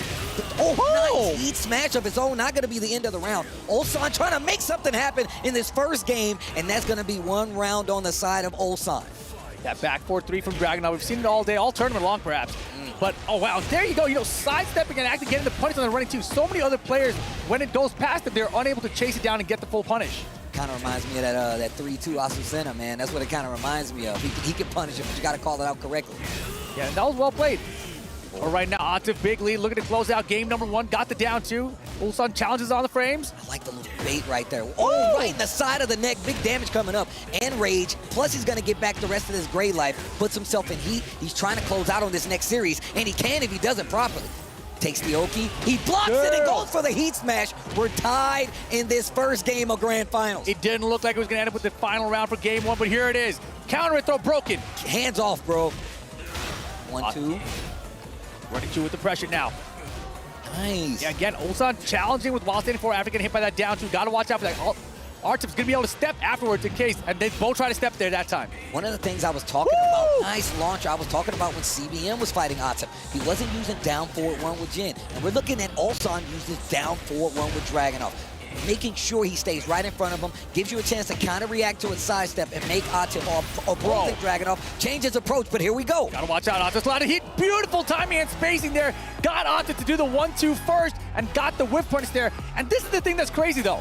The last 2 opponents before this also got the first game against Atif, and it didn't make any difference. CBM did it, Double did it, now Ulsan's did it. and Atif won every single one of those sets. I literally was about to say the same thing. I would not relax at all. I wouldn't do anything except for be like, all right, I need to get a huge lead, close this out. I am afraid of fighting Atif. I do not want this to go on longer than it needs. However, the way he did it was impressive because he came back from a two-round deficit. He didn't duck the back 4-3 that time. And that's the thing. Atif, he's free with the back 4-3 because rarely do people actually duck and punish it. I feel like he ducks and punishes it more than most people, right? That back 4-2's got you there in case you don't want to duck it. There he is, getting hit by himself. Back four, gets the heat dash on top of it, to the wall. Not the explosion one. Oh, you're going to get up on this wall, though. Bing, bang. Still alive, though. Still alive, though. Misses the down 4. Uh-oh. Okay, down 4-1. Once again, down 4-1's great check options. And like I was waiting for other players to do this, Ulsan the only one taking charge of it. Once again, getting around, using the third dimension. But Dragunov don't care. He's moving forward. He's trying to make sure you don't catch him, even you get around him. And yeah, the pokes from Ulsan. Earlier in the set with Yagami, he said, he said that he realized he needed to use more of his poke game. Wait a minute, this round is coming to a close. Ulsan might take the lead in the set. And look at this, 2 rounds in this second game for Ulsan. Once again, I'm not counting out Atif just yet. No. My man is right there in the side view mirror. 1-2-1, engage. This is what Atif's landed all night long, all tournament long. 1-2-1 engager. Mike says he looks like he just finds it as a natural combo. It's not even counter required the way he does it. There it is again. Nice 1-2-1, he dash spins all his resources. Got him! Like I said before, Atif is not out of the running yet. Objects in the mirror are closer than they appear. 2 rounds to 1, Atif still fighting back. Damn, he was creeping up on him after round 2. Here we go, round 4. Down 2, right back at it again. Ulsan chopped the wall, and 4 afterwards. And those down 2s, he finally gets around it. And like I said, Atif is the only person that has been successfully punishing that. You got to practice that. It's so difficult, especially because it's a 3D game. And spacing matters. Oh, the down 2s. They're adding in, tries to fight back. Ulsan with the rising 2 to the wall. Not going to get that wall explosion, but you're going to get back up on this wall. Dash. Oh, didn't even need the combos enough damage. 3 rounds to 1. Look at CBM screaming right there. KDF! That's what he's saying, I'm pretty sure. Oh my God. And look, he's pumped. Look at him. He's like dancing in his seat. He can feel it right now. Heard what he said in the interview. He's like, I don't care who wins. Bring me the strongest. Let him in the gate. This is the moment, and Atif now has to fight from behind. This is so crazy. 2-0 in this race to 5. Ulsan, South Korea, in the lead. Wow. This is wild, and Ulsan with the counter and wants to start it up. And the crowd with the let's go Atif as he gets combo to the wall. Big damage. Holy Ulsan damage. in the lead. Ouch. Do it again. Do it again. No more. Oh, engage. Atif says, I've had enough. I've had enough. Big damage here. Full combo on the wall. Ridiculous. Ridiculous. Heat dash. 1-2. Kind of priming it, spins the heat dash. One thing about Atif, I've been noticing this entire tournament, he has no problem fighting without heat. Oh. Well, I mean, it's Dragunov. Steve, get it out of here. Parry, Atif answering back. All he's got is rage and a dream. I mean, rage is plenty in this game. Especially with Dragunov, it's enough damage. Oh my gosh. Rage, you don't need a dream, you just need the rage. Forget the dream. Rage. The rebel and the crowd is getting crazy out there. On a little hesitation, man. Counter and running 2 for Atif. Gets the blue one first, gets the normal one for the counter hit. Big damage on the board, Atif. He's in the back 4-2 string this time. Trying to close the gap. Trade. That's still going to be a combo. Atif with the awareness. Is he dead? No. Chance pulls out. He ducks the high. No wall splat. Wall splat. Still has heat though. Gets countered by the smash. And just like that, Atif up 2-0. Oh no. 2 rounds though, 2 rounds in this third game. Ulsan is up 2 games, but still, this is the race to 5. Yeah, this is how the first game started too. Back. Ulsan made the comeback there, and this time finds the first engager. Testing the highs. Atif ready for the ducks. He tries to sidestep, beats him with the down 2. What an answer. Constantly keeping each other guessing right now. Spends the resources. This time, Ulsan pulling the trigger first on the heat. Atif with plenty of resources left. Has heat, also has this rage, but a lot of low life right here in the down 4. Ulsan keeping up the pressure, not giving Atif a chance. Exactly. Atif was trying to force that heat first situation there, and Ulsan was, no sir, I need this round right now. And the thing about Ulsan too, he's got the back this time. Off the 1-2. That's a punish. What are we gonna do here? Oh wow. It's okay, still enough damage off of that. Better than before. Out the hatchet, don't step. Homing attack power. Look out. Baited. Wing not gonna do it. Ulsan ties up this third game. 2 rounds. Still in the lead with 2 games. Oh my gosh. needs to get something on the board. Or Ulsan is running away. So stressed. He looked down in a second ago. He's like, oh my gosh. I'm in trouble right now, and he recognizes it. Oh, look at this damage output here. Ulsan with a big life lead, keeping up the pressure. Tries to sidestep, met with a down 2. Here comes Atif with the offense. He's got the heat first. Atif's turn now, perhaps, but both players have heat. Who's going to find the heat smash first? It's going to be Ulsan with the 3-round comeback again. He is up 3-0, and a huge smile across his face. And he's feeling good, jumping in the seat. The crowd is up on their feet. This is getting good. Ulsan looks so good. Earlier, I said I'd never seen anyone 3-0 Atif to make a comeback against him. He's got a 3-0 lead to start things off, but the one person you cannot count out is going to be Atif in this situation. You cannot count out Atif. This guy Atif in a long set is so good. He could easily 5-0 anyone in this tournament. He's going to need a comeback like that in this set to win this tournament. All right, 3 games, but remember, this is first to 5 more than anything. You still got 2 games to win. It is now first to 2 right here for Ulsan, but Atif right there. This is not out of his wheelhouse, like you said. Yeah, and Atif now slowing the pace down a bit, right? A big block on the hatchet. There's the launch for Atif. Okay, here we go. Nice. Once again, early cash out on the heat for Atif. He likes having the heat pressure as well as just expending it and just beating you clean with nothing left in the board. But here we go. Engage. Back 4-3. Here comes Ulsan now. Gotta watch out the Atif with the smash, but no, it's gonna be Ulsan again. Kill, crush, destroy, stuck on the wall. He answers back with his own heat smash. We're playing good old-fashioned Tekken, but there's the rage. Down 2. They Big trade. block. What a punish. Oh, he stuffed the running 2. And it was game. Oh, it was round. Oh, the Atif. down 2. Finally stops the bleeding. Atif gets a round on the board. This is game 4. You need more. But the rounds haven't mattered, right? He's had 2-round lead twice already. Finds the CD1 this time. Oh, it's coming, though. Oh, it's coming. Oh, my gosh. Drops the combo on the wall. Those are the nerves. Blocks the low. Big launch. Let's see what Ulsan does. The wall is there, but now I know they're looking for that floor. Hey, don't even need it, man. It's looking to take 2. It's going to find potential final round before that even matters. Oh, wait a minute.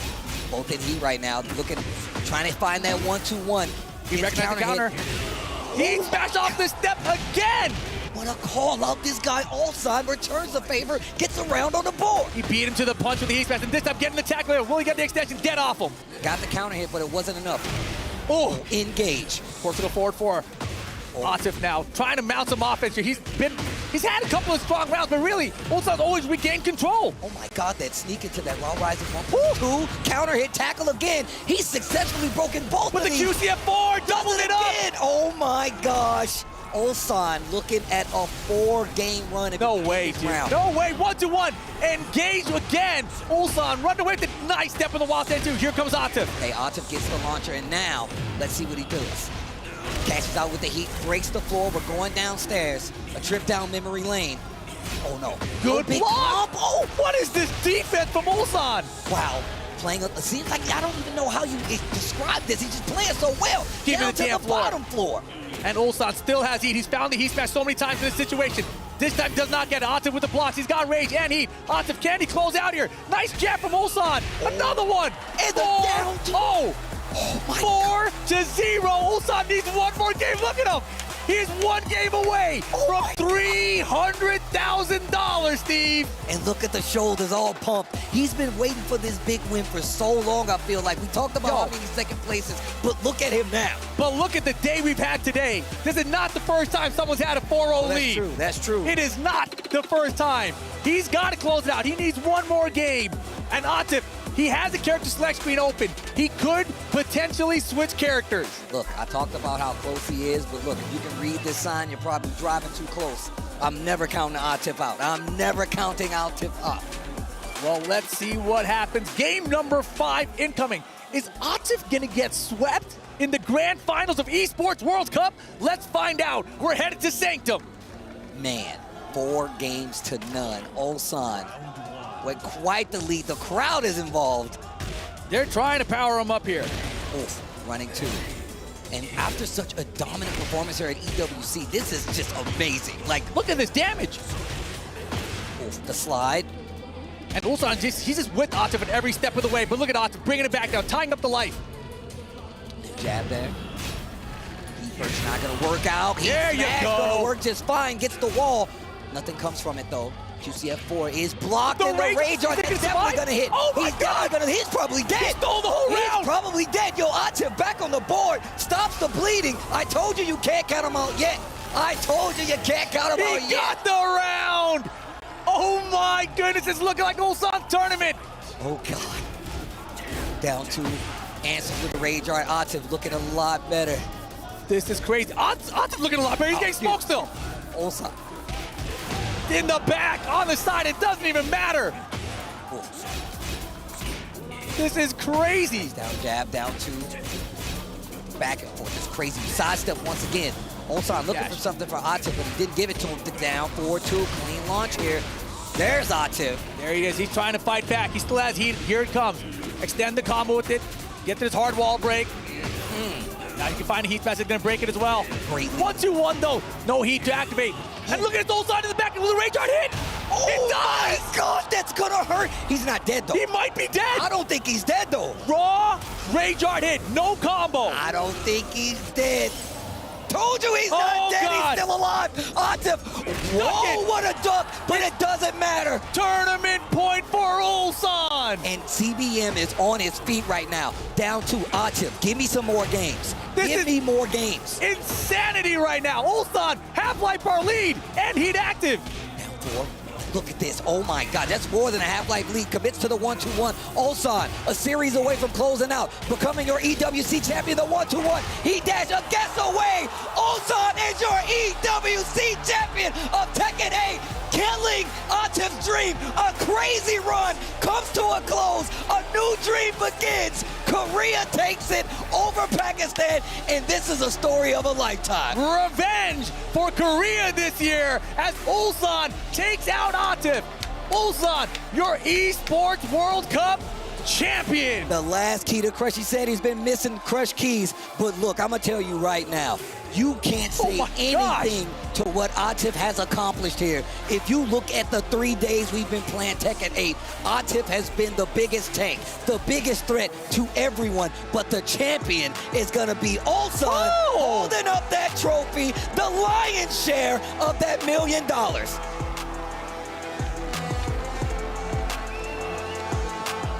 Wow, what a performance that was. Oh my goodness me, a 5-0 sweep in the grand finals. First up, let's give it up for Ulsan, the Esports World Cup champion. Yeah? Now, we got to talk about it. 5-0 sweep to the finish. How did you do that? How did you do that? 어떻게 했어요? 이길 수 있기는. I'm just after top 4. I said my nervous is over. My dopamine is crazy. I'm still hungry. And then before the standby, I really think about I can do it. Atif is human. I can beat him. And then 5-0. Yes, sir. The victory of a lifetime, of course. History has been made here. And last year at the Nations Cup, you guys were so close, but you then lost to Atif in that grand finals. How does it feel to get that retribution, finally get that vindication here? Yeah, exactly. Last year, Gamers 8, the Team Korea got a silver. But now, Team Korea gets gold. Yeah. Yes. Awesome, amazing stuff. But one question for you. With this amazing $300,000 that you've bagged here at the Cup, tell us, if you want to, how do you plan to spend this money? I will buy new Tekken DLC, new season pass, and I really want to buy some food for who support me, especially my teammates and Jonting, Mangja, Mugo. Guys, give it up for the Tekken 8 Esports World Cup champion Ulsan! 축하해요. Woo! 대한민국! Ulsan, look, you're a winner here. There's no two ways around it. Winner by a country mile, especially in that final. But because you have won this magnificent trophy and you've placed your own key, you get to take 3 keys from other players you beat, smash them, and put them into your trophy. You don't have to tell me all of them, spoil it all. You can pick 1, you can pick 3 right now. Do you have anybody in mind? It's not disrespect them, but especially I really feel like same level with them. So it's not the defeat means, but especially Aslanesh.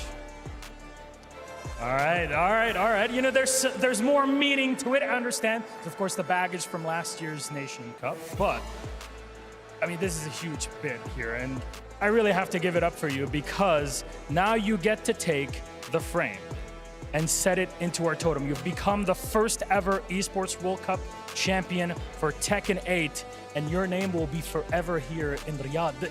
How do you even get over that? That's a magnificent feeling. Like, before I came here, I just imagined if I become champion. But now I don't know, it's feel like dream. It feels unreal. Because I have so many second place, third place on a big tournament. Finally become champion, but especially Esports World Cup, the biggest tournament in the world. Oh my God. I want to cry, but so happy. I cannot cry now. Can I speak with Korean? Sure, go ahead. 정말 이런 늦은 시간까지 봐주시는 여러분들 정말 감사드리고 팬분들이 있기에 이렇게 빛날 수 있는 순간이 있는 것 같고 정말 옛날에 정말 좋지 않은 형편에도 전적으로 지원해줬던 가족들 사랑하고 저희 광동 프릭스 또 이렇게 팀 지원해주셔서 정말 감사합니다. 그리고 so especially we practice together. KDF, CBM, Mangja, Mugo, Moil, Jonting. Thank you. Thank you very much for it. One more time, your victor and first ever Esports World Cup champion, Ulsan from South Korea. What a tournament we have had, and what a victor. We've had a 5-0 sweep in the grand final. It's been a pleasure for myself and Ryan to be here, and of course our wonderful crew, but we still have to break it all down. We'll send it back to studio for the champions walk to the totem. Ulsan is your Esports World Cup champion. Look at the emotions there on the stage, taking it over Artif with a 5-0. History has been made. I mean, who saw that coming? I certainly did not. I did say Ulsan was my pick, but 5-0, man, that was a crazy grand final. Man, do you know what? I am lost for words. I did not predict that happening. I am so happy for Ulsan, though. You know, he deserves it today. Your champion, the Tekken Esports World Cup. Bro, I am so excited. Got people in the crowd with the 5-0, you know, as well. That is a way to definitely mark your territory as the best player in the world. Look at that right now. Ulsan doing the job, and we got to talk about it, man. The way he was able to do that, the way he utilized the jab, the down for one, the movement, and especially a big shout outs to the Korean scene as well, because you saw what John Ding said. He said as well that we all got together. Different teams, it doesn't matter. We are the Korean Tekken community, and we prepared together for this tournament. I mean, we said this earlier on about harmonious communities and just being able to bring out the big level. And that's, like you said, controlled the game with the jab and the down forward one. I said this before the match. I felt that Ulsan was going to, you know, be able to bring the pacing to this game. And it really made it look, made Atif very uncomfortable. Yeah, it was crazy. All we were saying, you know, the whole time was the single jab was the most important thing in this set. The use, you know, if anyone wants to play Tekken, this is a good place to look on how to use the single jab. A masterclass in doing so. Single jab, down forward one, sidestep 1-2-1. It was incredible.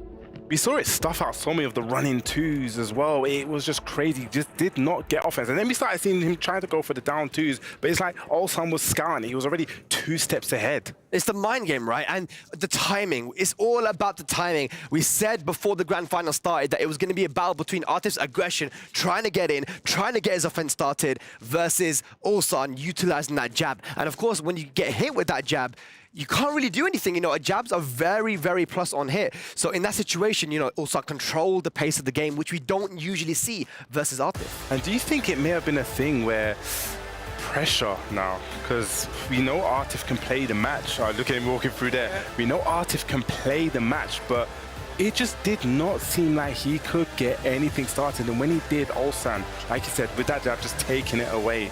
Look at that, man. You can see the emotion in his face, man. He is close to tears. Ulsan, you know, he mentioned it so many times that he's got so close to glory. So, you know, close but no cigar. It was the grand finalist at the Tekken World Tour Finals 2018, came second to Chikarin. Yeah. Last year at the Nations Cup, second to Team Pakistan. And now look at this, about to mark his place in history here in Riyadh. Ulsan, I know so many people are going to be so happy for him, man. Yeah, do you know, an incredible player, a super nice guy, but plays insane Tekken. He really does deserve this win, and look at him placing it there. You know, he's on the verge of tears. That's what it means for him to win at the Esports World Cup. The first ever, you know, Tekken champion here, Spag. I think that also, by the way, getting 1,000 points there for KDF might have put him into the club championships to get some money too. So, I mean, a huge shout out there. Look at that. Marked his place in history as the Esports World Cup champion, Ulsan and Korea. Let's talk about that as well, man. Korea over Pakistan. How many times Pakistan was able to get that win over Korea, but Korea now finally showing out, and the preparation these guys that these guys went through as well, coming together. This is what got them the win. I mean, we love it. We love it. We're all about community. We all came from the same community too. We just see how strong a community can be. He's picking the names. He said Arslan, and he's got to pick 2 more to put into his trophy. He's picked 2, now he's thinking about the last one. He did say Arslan Ash was going to be one of his names. I'm guessing Artif will be one of them. Who will be the third one, I wonder? We will see it shortly. I can't really see from here, but he's chosen his 3 names now to put into his trophy, which he will take home to Ulsan. Yeah, do you know what? I love the concept of the trophy system here as well. It's an incredible, you know, new twist on when you win the championships, but great stuff to Ulsan. You can see him here. Oh my God, he's going to start crying very, very soon. Remember he said like, oh, better not, man. I'll start crying. I mean, when he was walking through, you could see the emotion in his face. Yeah. Oh man, I've lost it completely, man. He's just incredible. I'm so happy for him. Big deep working hard there, as man. well. Look at that. Yeah, he's earned it, man. Yeah. He has earned this position. We've been following his journey ever since he started traveling internationally back in 2018, right? And you know, it was a long road to here, and it goes to show perseverance is the most important thing. No matter if you take these L's, as long as you learn from it, it's a dub, right? And he's got this massive dub here now, Bubsy. I mean, yes, we've seen it so many times this weekend, and I said it before, he's going to want that revenge for what happened last year. And he just seemed that, you know, he wanted it more. He was hungry for it. He came in with the game plan. He came with that plan to stop Atif. I guess we have to talk about Atif too, because, you know, came so close, but yeah, you know, no cigar. Yeah, I mean, Artif, you know, used to winning, not used to being blown up like that, like he did by Ulsan. He'll definitely go back to the drawing board, but it was still a very good performance by him as he holds that trophy there that he earned. I know everyone, annyeonghaseyo to everyone in Korea, by the way. I know you guys are going to be super, super happy right now. We saw CBM as well. Yeah, tears in his eyes, man. Yeah. You saw Naria and CBM going crazy there. But you went for Ulsan, Bubsy, and I think me and you went for Artif, right? But what did you guys at home think? STC play prediction results for the very last time. You guys went for Artif this time, and I get it. It was the choice that most people would go for, but Ulsan shocking the world. I mean, was it shocking? I don't know. 5-0. Oh, yeah, no, actually, no, the 5-0. The 5-0, actually, yeah. 5-0, definitely. But like I said, preparation, you know, prevents failure, and he just looks so prepared. Yeah, I feel like it was a different Ulsan going into the final match there. You know, one that's prepared, like you mentioned before, and also the fact that he seemed very calm and he was smiling. You know, when he was 3-0 up, he was actually laughing to himself, and you can see he was just oozing in confidence, had this aura because the around game him. plan was working. Yeah, the game plan was working, and he knew it. And like, I feel like in other finals, when you watch, you know, you don't see people smiling as much. You know, they're very tense, very focused. But he was so, you know, animated, and that's the feeling he was feeling. He couldn't hide it. He was very genuinely happy with his gameplay. But he said he had no nerves too. Yeah. And I think that played Definitely. a huge part. You know, I really believe that he played his Tekken. Didn't think about the money, just about the Tekken. Absolutely, man. Well, let's now have a look, ladies and lads, at our PlayStation MVP here. And presented by PlayStation, of course, this is going to be amazing. Of course, it's the winner, man. Ulsan, he did his thing. We have highlights now. Ulsan, your tournament MVP. Look, again, he shocked the world. Tekken history has been made here. This is another chapter in the Pakistan versus Korea rivalry, but also that is a statement to the world that I am here and I'm still dominating. Definitely still dominating. You know, it seems like it's a bit of a pendulum, you know, back and forth, back and forth. We're in the Korean territory now. They have the World Cup champion with Ulsan.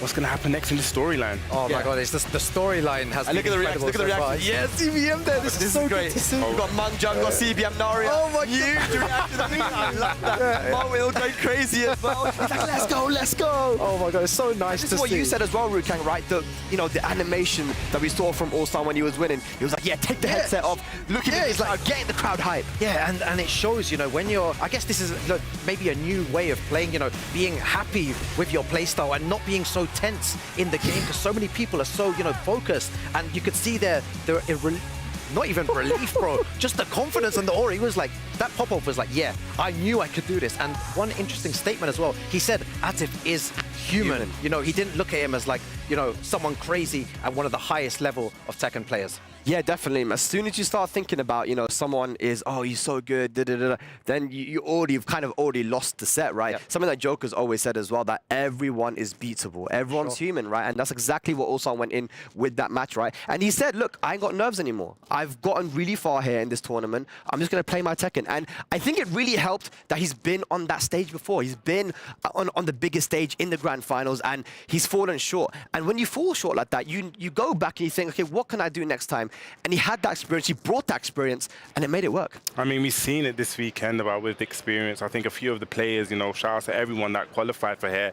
Some of them were just lacking that, you know, big stage experience, especially with the money on the line. I know we've always said just play the Tekken, but it does play in the back of your mind. We've seen some uncharacteristic plays from people, but hopefully in the future they use this experience, use this on, you know, this is the grandest, the grand stages here, and just take this as a learning curve. Yeah, you know what, incredible stuff, man. Just 32 players battling it out for that first place, and we finally have our champion in Ulsan. Absolutely, but ladies and lads, let's now have a look at our player bounty presented by PlayStation. Most hype combo, and it's Yagami here. We have to talk about Yagami because his story really added to this Esports World Cup.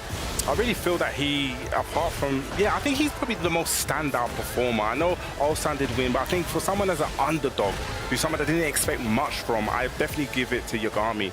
Yeah, I have, next love for, for Yagami, man. Honestly, he's a really, really lovely guy as well. You know, didn't have that confidence going in, but I feel like he's going to be a deadly player going forward. He's definitely someone to watch for now. He's amongst the best players in the world. He already had those big wins though, right? Exactly. It's just, you know, I think it was that humbleness, right? It's that humility that he went in with, which is always good to see. It's why you can improve, right? If you don't have that ego to you, but I mean, he put on such a performance, and again, probably the best set of Tekken that we've ever seen there. Final round after being down 4-0, dude. I mean, Mizu sitting here watching it like, oh my gosh, what is actually going on? We really did think it was over. We just thought, this is looking kind of peak out here. Yeah, exactly. And it just shows, you should never give up. It doesn't matter, if someone's 4-0 up and 2 rounds in, it's never over till it's over. And he showed that as well. We've seen an abundance of that throughout this tournament. Mario, Arukang, Babsy, it's a new era now here for Tekken. We've got Oceania in the mix now, Ulsan, Atif. These guys still doing what they did in Tekken 7, but I feel like there's so many players around the world that are going to watch this and be like, you know what, next time I'm going to be there on that stage. And there's a lot of players around the world that are capable of doing that, man. I mean, we've said it before, you know, the level is so high. And I really do believe that we're going to see a lot of players, and there's a lot of resources out there for people to pick up Tekken and learn Tekken. And I hope that a lot of people use this as inspiration. I know I'm feeling a little bit more inspired, you know, to get my hands on the sticks again. What are you thinking? Yeah, exactly. You know, Tekken 8 is such a beautiful game. I really do enjoy it, and I'm sure the viewers at home loved it. You know, everyone here did as well. It's a great game, and bro, I'm itching to play some Tekken 8. First to 50, yeah? Yeah. All right, First to 50. When we get back, bro. I feel like you should be playing the first to 5, man. Get ready for that one. It's the top 8 thing. All right, ladies, let's now have a look at the Kidia play of the day. We have a few clips here now. Yagami versus Ulsan. This was crazy here from Yagami, man. It was kind of back and forth, but you know, Ulsan ultimately took it there against Yagami. Yeah, we just seen this. It seemed like at the beginning, Yagami did start off quite well, but then, like I said, Ulsan kind of just found the pacing that he went to play at. And then in the end, he even started to play that patient drag, just being like, you know what, Yagami, you come to me. Yeah, this one as well, Atif versus CBM was another crazy game, man. You know, CBM was playing so good at times as well. You know, he was utilizing the forward 4 counter hit, the lows in certain situations as well, and the heat smash. You know, he always places it so well, but Atif came on top when he faced it. Yeah, and I feel like, especially if you're a little bit nervous, when you're going up against Atif, he will not let up. If you are nervous even a little bit, then this is ultimately what happens, man. A perfect round there from Atif versus CBM. But yeah, like again, we can see right here in our studio, guys, the fireworks going off. The Esports World Cup here for Tekken 8 has almost come to an end. Bubsy, Rukan, let me ask you, man, how have you found it? Any final words? How do I find it? I found it amazing. I said this is my first time out in Saudi Arabia. I said it to Luffy actually earlier on, that he's like, how do you find it? I said, dude, I'm coming back here. I don't care. I'm coming back. I said, you'll see me again. The hospitality. And we got to talk about the food. Oh my days. It's just been an amazing experience, a phenomenal experience. Yeah, do you know what? It's been an absolute honor being here in Saudi Arabia, being able to talk to you guys about Tekken, you know, and about all these great players. It's been an amazing week. You know, big shouts to the people at home as well. You know, big love to all of you guys. Big love to everyone here as well. You know, all the staff, you know, for putting on such an amazing show at the Esports World Cup. And a big shout out to both of you as well for the analysis over the last 3 days, man. It's been great. Thank you so much. Oh, thank you. Bubsy, Thank you. Thank you, Spag, man, as always, man. You know, controlling this guy doesn't get the credit he deserves. Big shout out. We got to give love to Spag. Give love. Guys in the chat, man. Everyone, give love to Spag, man. As always, you know, this guy never says anything, but he does so much work for the community, and look what he's done this week. Thank you so much, guys. Thank you so much. But ladies and lads, that is going to be it for Tekken 8 at the Esports World Cup. A massive congratulations to Ulsan for the win, and to all the sponsors, organizers, and talent that made this a success. History was made here tonight in Riyadh. A big thank you to all of you that tuned in at home and at the venue. What a way to celebrate Tekken's 30th year. I've been your host, Bag, and from all of us here in Riyadh, shukran, thank you, and see you next time. Peace.